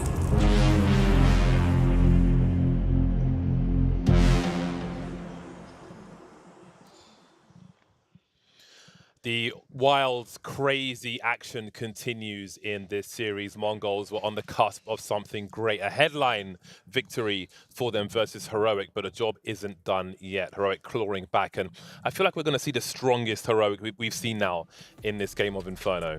Yeah, that's the worry for the Mongols, right? It's tough when you get that close to a victory. You had chances to take it 2-0. Staying strong mentally is not going to be all that easy, but I hope they can do it, because even in overtime, they still were able to put up a good fight. As for Heroic, listen, their hearts would have been pounding. They would have been so stressed out on that map. I think now that they get into Inferno, they've got to be feeling pretty good on the Heroic side, honestly. This is where they should be feeling like they're back to their best. They can play as the favorites again, as a team that we always expect to make it through the groups. But the proof is in the pudding. We've got to see it on the server. Yeah, they will no longer care about the fashion in which they had to win that game of Overpass. The key thing is that they won, and they've only been getting stronger, I feel, as the series has gone on. This is going to be the hardest test for Mongols. And while it would have been nice, while it would have been somewhat of a fairy tale scoreline to have that 2-0, to have to dig even deeper would make it even sweeter a victory for them. This will definitely put hairs on their backs if they can take this over Heroic. I've got to say, I was really enjoying the stylistic fight, but I think that Heroic are going to be firmly in the driving seat for Inferno. It's up to Mongols to prove us wrong. They'll be starting on the T side of this deciding map of Inferno. All Glocks, all gas, no brakes maybe for Mongols as well. Let's see what they choose to do. 3 players on Banana. Bomb, though, is in second mid. Seen so many special rounds from the Mongol side. But again, Heroic, Cadian and co. do not care what your intentions are, although Blitz must have seen him. He must be wondering about the other side, though. He could really be compromised here. Delivers onto Stown. Cadian traded 3-on-3. Still angles for the CTs, although a lot less now that the A bomb site's been lost. TeSS on the rotation towards the library and through. Mongols have got a great chance to win this pistol. Do they swing on TeSS? No, there was a 1v1. There's the swing after the bomb is planted. The trade is all they need. Yabi needs 2. He's only seen 1. The drive-by from Enzino, and they start off well, Mongols. And if it's that man making the plays, you can expect a little bit of noise. He's the one that's been loud and proud on the Mongols side. And Enzino just being in the apartments there was so lovely. You see these first kills go down, and you realize Shush has been left in an awkward position where he can get pushed from both angles. Enzino comes out from Boiler with the instant kill, and that allows them full access to the A-bomb site and a lovely pistol round win. And I hope that serves them well. Here come Heroic, though. Instant push down mid. Sending it with the scout holding the angle. Dealt with for now. There's more work to be done, though. What if a headshot comes through from Cadian? Things would become very interesting then. He could absolutely start maiming players as the bomb carrier is still on T-ramp. But time has passed and Cadian wonders. Risks have to be taken, though. Going back to the well. Shown some presence, but Enzino comes in from the back. That is all the position they need as far as the A-bomb site's concerned. 3 versus 1. TeSS has a Desert Eagle. Still carefully making their way over. Planting the bomb on double stack. Classic bomb plant spot. TeSS waiting for a 1v1. They don't know where he's coming from just yet. Enzino's got a good angle, though. Looking every so often. Who will the timing favour? TeSS being patient as well. They spotted each other. Enzino need not engage now. TeSS will save his Kevlar and his Deagle. It's a full force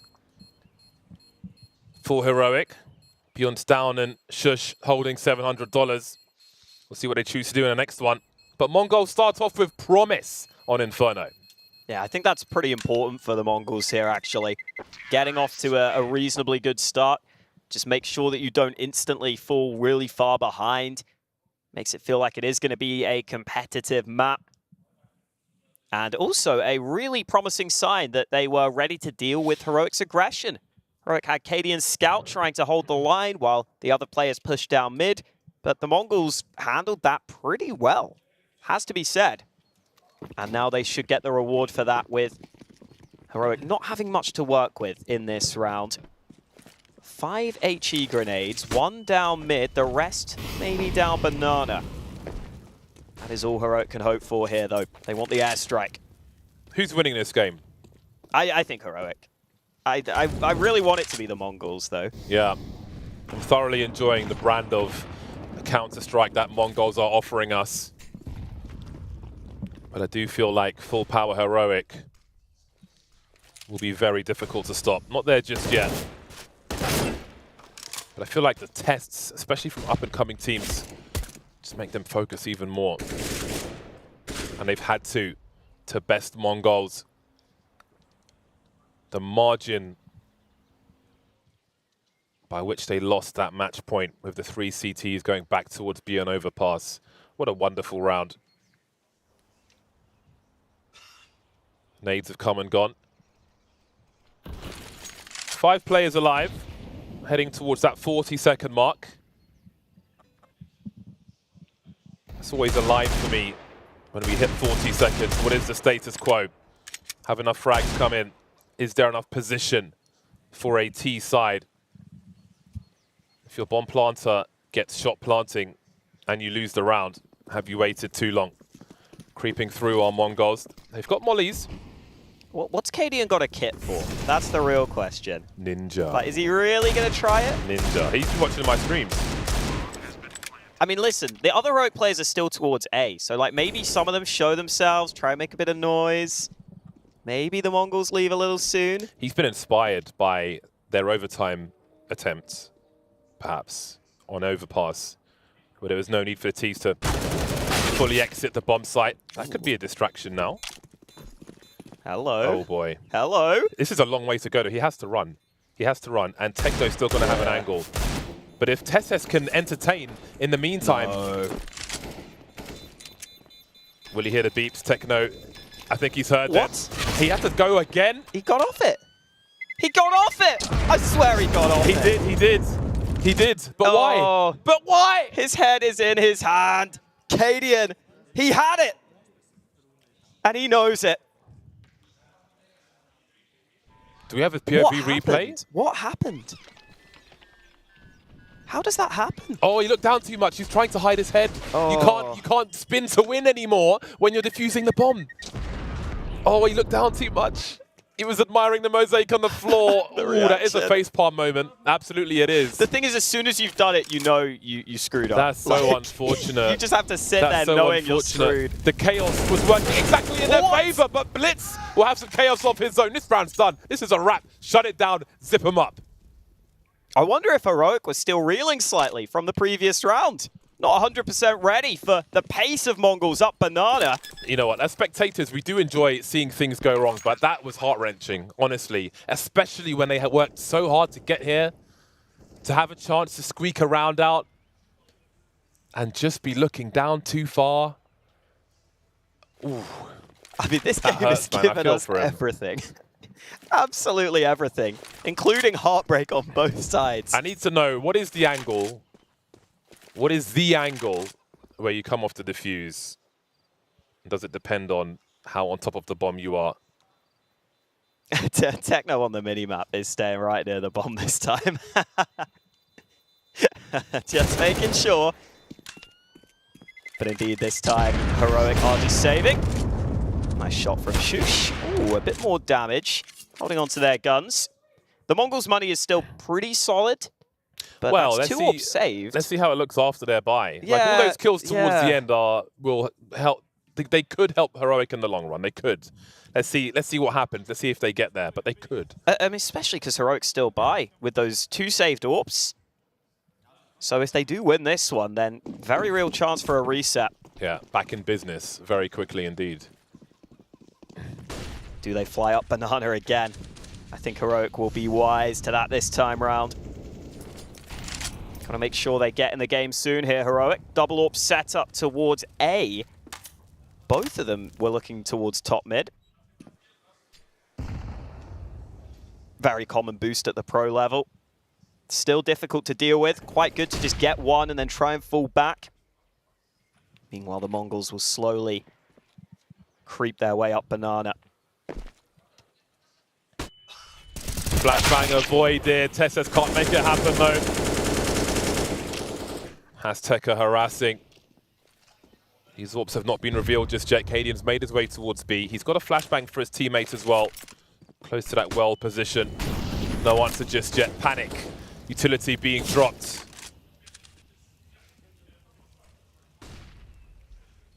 Once the smoke has gone then, what can Cadian offer? Avoiding the grenades are Mongols. And they've got Molotovs as well. They can re-smoke. Oh, they're going for the coffin smoke actually. Cadian trying to block it. Where does he go now? What does he do? He's playing anti-flash with an AWP. 30 seconds. Mongols being very, very careful. Pre-firing through the smoke as well. And Cadian's compromised. He's got to find a way to escape at this point. 3 versus 5. 500 HP Mongols. Just leave. Ooh. Cadian took a tag on his retreat. But he's just about able to get out alive. Not invited to the Mongols party. Azteca might be inviting himself to Heroic's party at this point. Shoes are the wrong color for the B-bomb site. No hats, no hoodies. No tracky bottoms. 5-0 to the Mongols. What have we here? A lot of people might have thought that the Mongols would struggle after getting so close to the win on Overpass. But you have to remember, this is the map that the Mongols normally pick themselves. This is the map they've got a lot of their upset wins on. They are no slouches on Inferno, and they're already showing that. That was a really solid B take as well. They didn't get flummoxed by the utility. Oh, it was Yabi. He stepped back slightly. That's why Tessus falls off. Oh, dear. I think that was what happened there. And then the mollies were massive. Yabi was down to 33 health. They pepper the smoke so that Cadian can't get anything going. Yeah, they're aware of the shenanigans. They know the plays. A strong start for Mongols. And this is how you earn your stripes as well.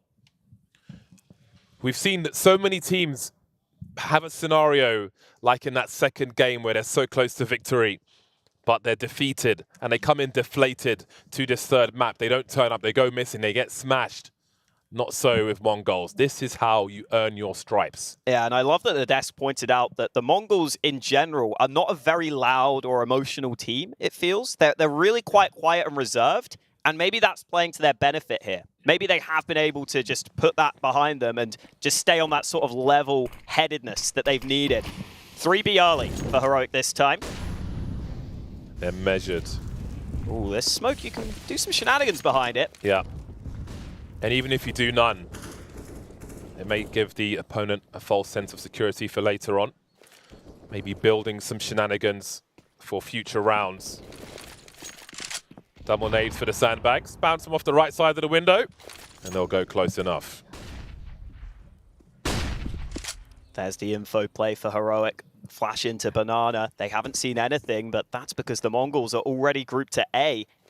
And do Heroic have a fast enough response? Because some utility being used. I don't think this is the full commit for the Mongols.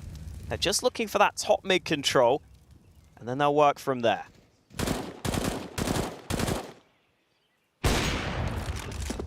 Down says hello. If he's got an AWP, then you should know there are two. Instant response to that is to head towards the B-bomb site. Are they expecting one play to be here? Cadian's actually rotating over, but surely Yabi's heard the footsteps. Cadian coming straight back. He's got 2 flashes for his teammate, but I don't know if Yabi makes it back to the bomb site itself. What a delivery from Yabi so far. Here comes some flashes from the team, and maybe there's a chance for them. Then again, maybe not. MZino 1 versus 4, 30 seconds. Heroic on the way to the scoreboard finally. But with 20 left, is there enough time if he catches these players on the rotation? Enough space between down and shush, that's a big headshot. 15 seconds, he can make it. He can make it to short. The clutch is on for MZino. There's actually time for this. If he wins this round, surely that's the end of Heroic mentally. Just about makes it onto the site. Got his 1v1. He's low on ammo though, and Tesses will stop. My God, that's scary. That is a scary round. Mongols dangerous in all situations. 3 loss for Heroic. but they found their first round. I really love how quickly you could see the flip switched in Mzinho's brain there. Like, as soon as he gets the 2 kills on mid, he initially was thinking about saving, but he immediately realizes, hang on, I've killed 2, I could just run to A. Straight away with the call, gets the bomb plant. Unfortunately, no ammo to really give the clutch a good go, but that's a really good effort. And just the bomb plant alone gives you that bit of extra money. Ensures that you have some economy in the bank. 1 round loss, 1 timeout taken by the Mongols. I'm a fan. I'm officially a fan. Sign me up to the fan club. I'll make a postal order. I want my stickers and my pin. 5-1. In favor of the Mongols. It's so tense. It's been tense for a long time. Overpass was unreal. So early on, but every round just feels absolutely crucial for both these squads.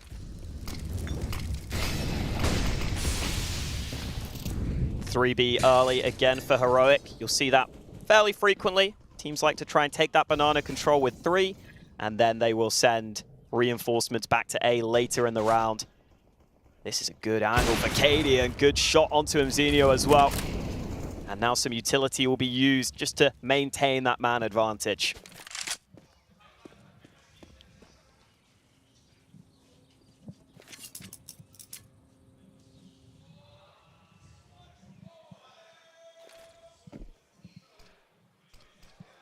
Down and Cadian long, both been smoked off. What a timing. That is going to be such a good grenade. Soften them up. Shush with a flash towards short. There's still a minute for Mongols. 4-on-3. They're so tightly wound together. Make it 3 then. Look at these frags come in for Shush and Down. He knows exactly where Hasteker is. Cadian will deliver. There we go. Undeniably loud is Cadian, but that's for his team. That's not for his opponent. That's to keep his team focused and remind them who they are, the name they've earned, and what they're capable of. I mean, even the fact that Cadian's having to do that just shows the respect that the Mongols have earned throughout this series. Most people thought this would be a walkover. Not the case. That was a solid hold, though, and a good example of Heroic strength in numbers. Every player solid on this team. Shush getting that spray down, having some good impact. Similar start to the round for Heroic. Pistols for Mongols, but they up the pace on A. This could work out. Stown is stuck in cubby, but Aztec is so far ahead of everyone else. No one else from the Mongols can help out. I think any danger has been averted with that frag.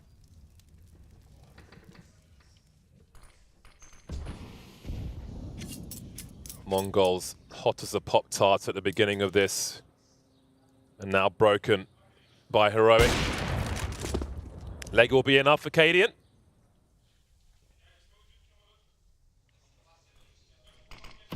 Mongols would love to do some damage. Just keep Heroic spending the money, keep the wallets open. Still are many rounds to play in this half, but it's their turn to fail in that regard. Or is it? 2 more players. An AK and a Deagle on this A-bomb site. Cadian slowly trying to close the net. Long is a concern for Heroic, so he may not go any further, covering Library and the arch position. Shush behind the smoke, elevation. That's the bomb falling down at the very least. But again, a question of damage.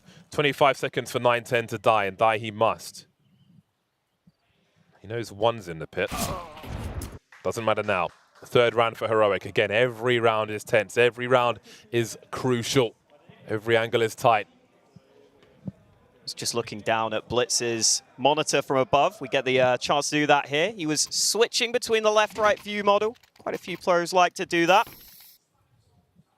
Heading into this one, we do have the buyback for the Mongols.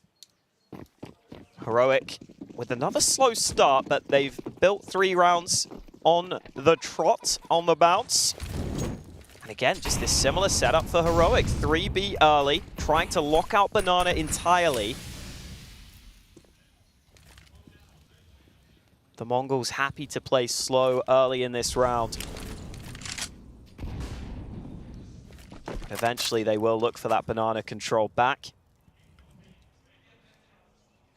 Pretty standard opening to the round, based on what we've seen so far. Heroic take banana, flush that out, and then Mongols have to retake this control, and it's a question of, are Heroic sticking around, or have they fallen back to the site? So the Mongols have to use a little utility of their own. And now they've got banana back. This is where they can start to make up their minds, start to work across the map. But with all 5 Mongols players on banana, I think they've already made up their minds. One flashbang. But 3 mollies. Again, Cadian's position being compromised. This counter utility might be too good here. They haven't used their mollies yet, though. And they've got 40 seconds. They have time. There's that flash, and the mollies have been deployed. A carpet of flame. Tesse standing in the flames for now. Completely blind. Cadian's still here, though. Through the smoke goes Yabi and Cadian. Molly's compromising all the positions in the numbers game will abuse. Make it 1 left. Shush alone. 1 versus 4. He's out of there. 3 Molotovs. They offer their initial grenades, allow the counters to come through. Then there's so much fire on the bomb site. Very limited where Heroic can stand. Yeah, these B plays are working for the Mongols. It feels like they always have the right reads that, yeah, there might be some counter utility, but if we get the timing right after that and use our own nades and hit with pace, that can work. I thought the issue was going to be Heroic buying time to have that player rotating into CT, but he just got spammed in the smoke. Must have been hurt. He must have been sprinting to try and get into position. And that's one way to deal with that rotating player. Just headshot through the smoke. They pre-fire those smokes a lot. I love it. They're really good at it as well, you've got to say. Roadblock for Tesses. Traded by Techno, however. So blind. Got out of the flames. Into a different kind of fire. 6-3 then. Both teams on the buy once again.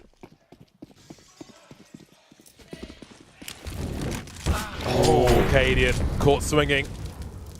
Promising start for 9-10. They're not done yet either. Going very fast. Shush blind in the apartments. And MZino's on the way. They're so patient. That's punishing. Heroic going to be running low on money very soon. They need to find a way to turn this one around. Otherwise, there are going to be difficult decisions to make. Heroic are trying this gamble rotate, but Stown is so far forward. He gets one, he gets back, but they've already lost the bomb site. Stown has to try and make a hero play. His teammates are falling. Stown with 1, but traded. Still maybe something for Yabi to work with. He commits to the bomb site, but not able to win the duel. Blitz takes him down, and the Mongols up to 7 rounds. Any questions of them crumbling on the 3rd map are being answered emphatically. I just don't think Cadian's ever ready for that peak. Like, it's so risky to do that when you know there could be an AWP holding. I love it. It's a good lead, but the game feels so tight. Heroic may have some troubles in round 11, but they are so capable, and we've seen it already in this game. They don't need the best tools to win a round, but yeah, the AWP in the hands of Cadian will certainly be important. Let's see what the rest of the buy looks like as the force is coming through. More rifles collected by Heroic. Good level of utility from the buy we've seen so far. What's Yabi going to pull out, though? 2750 in the bank. And it will be the Desert Eagle for him. Focus on utility for Heroic. Try and put himself in a good position. Or Mongols in a bad one.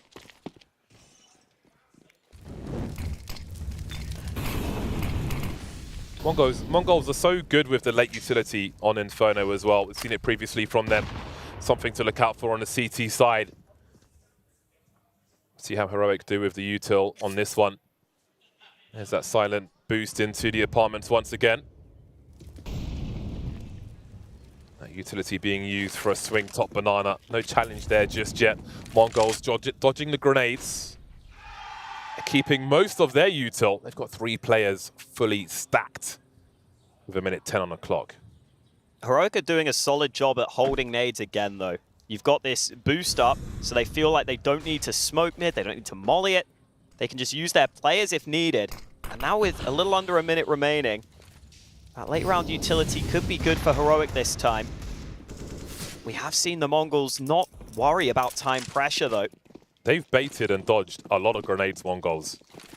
Still 2 mollies and a smoke on these B players, and Cadian hits the first. Urgent surge from them. That smoke may shut things down, though. There's still a molly on the other side, but they're hopping up. Tekno is so blind. That's going to be a rifle for Yabi to collect. Trouble now for Mongols as they try to deliver. Blitz is here, but he gets barbecued in a trade. 2 on 4. Doesn't mean the round is over, that's for sure. Cadian forced off the angle. Pop flash coming through. Testes swinging, and down goes MZino. Big Dig on 9-10 as well. And they survive with 4 Heroic. Great round from Heroic. Finally able to get that counter utility timing just right. The Mongols have to try and push through, and while they break through briefly, Heroic stay so far up on numbers that it doesn't matter.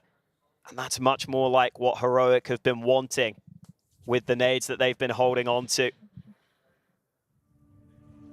Again, it's Coach Mara for the Mongols, deciding to take another timeout. I don't mind how active the Mongols have been with their timeouts. And it also seems like Blitz, as the in-game leader, can always adjust towards the late game if needed. Blitz really the talisman of this team, I would say. There's been different players rotated in and out of the Mongols, but Blitz always remains the leader. So intelligent as a player. Well, I think that was a team flash he ate as well, dropping down into first Oranges, yielding the AK-47. Got to be tighter with their timing if that's going to happen.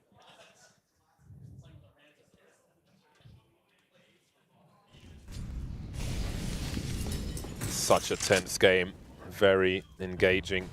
Oh, this setup could work so well against the Apartments play for Heroic. And now Shush, oh, he doesn't come up. They're happy with the man advantage. Now Blitz is moving into position for a pop flash, but they're edging towards Cadian once again. They may run out of players to jump out of this balcony the way things are going. 3 for down. Mongols running out of steam at the moment. Finally an entry, 2 versus 5 made 4, but Shush has such a difficult angle. Stoun's here as well. Everything's shut down, no bomb plant, and not great money for Mongols. Heroic on the comeback once again. Smiles on the faces now as they grow in confidence. A little too easy for Heroic that time. It's a high-risk call there for the Mongols. If they want to go for that contact, if the AWP's against you, it's going to be really hard to win the round. And Cadian, maybe they didn't expect him to reposition there exactly, but something you've got to be prepared for. Something else that's a little bit of a trademark for the Mongols is this hero AK buy on Blitz. We'll see how he sets himself up in this round. It's only 2 CTs towards A early. So again, if they could just get 1 kill early, maybe you could pounce on the site. But the problem is Heroic have cleared out Banana. Now the rotate is here, and the reinforcements arriving for Heroic just in time. Oh, wait, no. Oh boy. Well, he took down the right player, but he cannot escape the situation. Cadian, they're all coming for him. And they've got themselves some nice weapons. Yabi will take one away, though. 2v3. How much space do they envisage that they have, Mongols? That is the biggest question right now. Both carrying the AKs, both with armor, at the very least, Kevlar. This is such an awkward position. Heroic not rotating off of A. It's quite risky to try and close this gap down. All those X's around the arch position. Mongols have time to play with. Blitz trying to understand where Heroic might be. Do something about it. Clear. Oh, he must have seen him. He must have seen him. This is surely a headshot. Just as he looks towards short, the timing is in Heroic's favor. Azteca has a chance at a bomb plant. A molly into the apartments. Shush stuck on the balcony. Doesn't commit to the bomb plant. Gets nothing from that one. There was potential. A few frags, but Heroic are on round 6 now to the 7 of Mongols as they come in for the buy once again. Yeah, not used to seeing Heroic caught out like this. Thought the rotate back was going to be just to deny this long play that might be coming. Cadian there getting swarmed by a flock of blocks, but it didn't matter too much in the grand scheme of things. Shush tucking into apartments was a strong position to hold. Do we get fights down mid? TeSS definitely spotted that one player. Meanwhile, Banana being stormed up by the Mongols. The cost of some health. That's a stunner from Muzinho. Ready for TeSS in the apartments. Cadian ready to get one back. The man advantage not held on too long for the Mongols. Cadian's getting so much mileage from these dry peaks. He's in the right place for every dry peak, punishing as they show their chest. But this time, Techno still waiting. Now, what is their read? 3 remaining. Instant molly, rifle support with an AWP. Where is it best to go? Silently, Mongols move up towards top mid. Stown re-emerging. Timing could really be in his favor. Spots one in Boiler. Doesn't outstay his welcome. Looking to support his teammate. Smoke up on the site. Blitz looking towards A now. Gabby is here. And the dream is collapsing for Mongols as Heroic collect on A. Boy, that was an awkward one. Yeah, it looked like there was some really good comms mid-round there for Heroic because Stown was thinking of rotating back to B, but someone clearly told him, hey, no, we don't need you here. Yabi was just... Cadian's yelling again. Didn't pick up on any of it. I think he's shouting a delivery order for later. Oh, yeah? Did anyone order a Heroic round win? Well, round 15 coming up. It is all tied up. And a good recovery in that round for Heroic. The Mongols really wanting to eke out every round they can from their T side. They take a 3rd timeout for this round where Galils are their main weapon. Last round of the first half. Not going to be a good buy for the Mongols.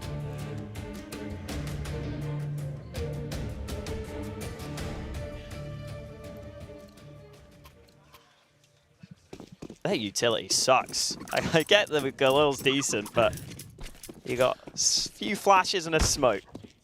Oops. I feel like every game in this series has had a comeback within one half and an 8-7 scoreline at halftime. It will be true here as well.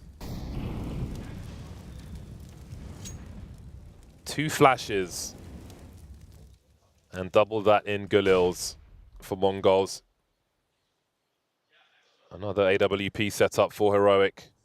The Stown jiggles. Gets out of there unscathed. And again, into the waiting arms of Cadian. And he's delivered practically every time. Again, the jiggles. And Cadian's there to punish. Cadian, the Redeemer.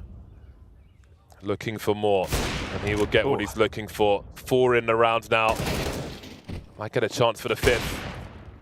Surely it's time to reload. Down to the pistol, that will be it. Finishing the half with an ace. He's very happy with that. But will he be happy once this game is concluded? We'll find out soon enough.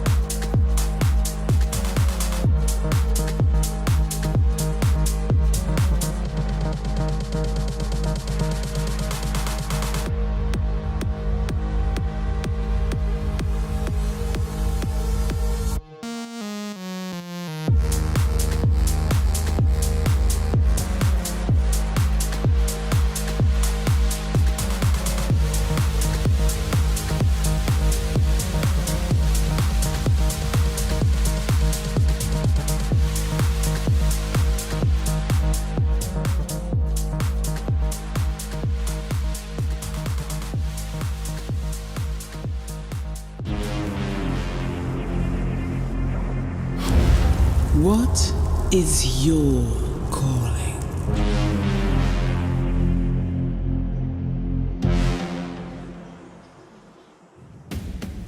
In this absolute behemoth of a series, there is one half of regulation left to decide which of these teams will win their opening group stage game of Cologne and which of them will be sent to the lower bracket. Heroic would have expected to win convincingly. If you ask anyone for the biggest stomp of the day, most people would have picked this game, but the Mongols have took the fight to them, and it's still 8-7 at the half. This is still anyone's series.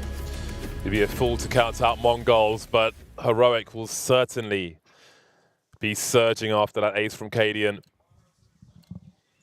Fortnite dance at the end of the half, but it's back to business as we're into the second pistol.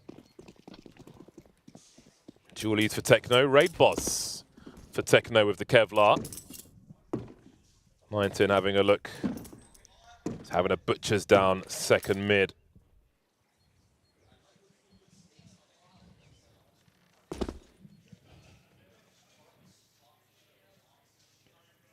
No kit for the Mongols, worth considering.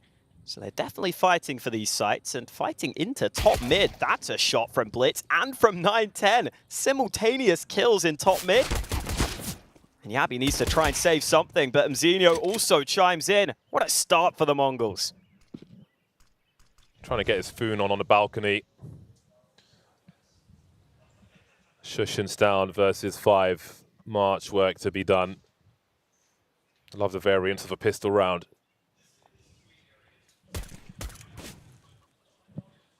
This would be both pistols for Mongols, I do believe. Indeed. Indeed. They got a 5-0 start on the last half. So if they do that again on this pistol, they're cooking. Blitz and 9-10. Okay. Blitz gets domed. I'll take the pistol. 9-10 and Techno have untouched Kevlar. They'll get the cheap helmets, which really makes a difference to that CT side, especially if you get a frag in around. Can get yourself a nice rifle rather than an MP9. 30-50 in the bank for Techno. 3,700 for 9-10. Quick tech pause by the looks of things. Mongols just trying to figure out some headset issues. Turns out you do need to communicate in Counter-Strike, even if my matchmaking teammates don't think so. Hope you're enjoying this.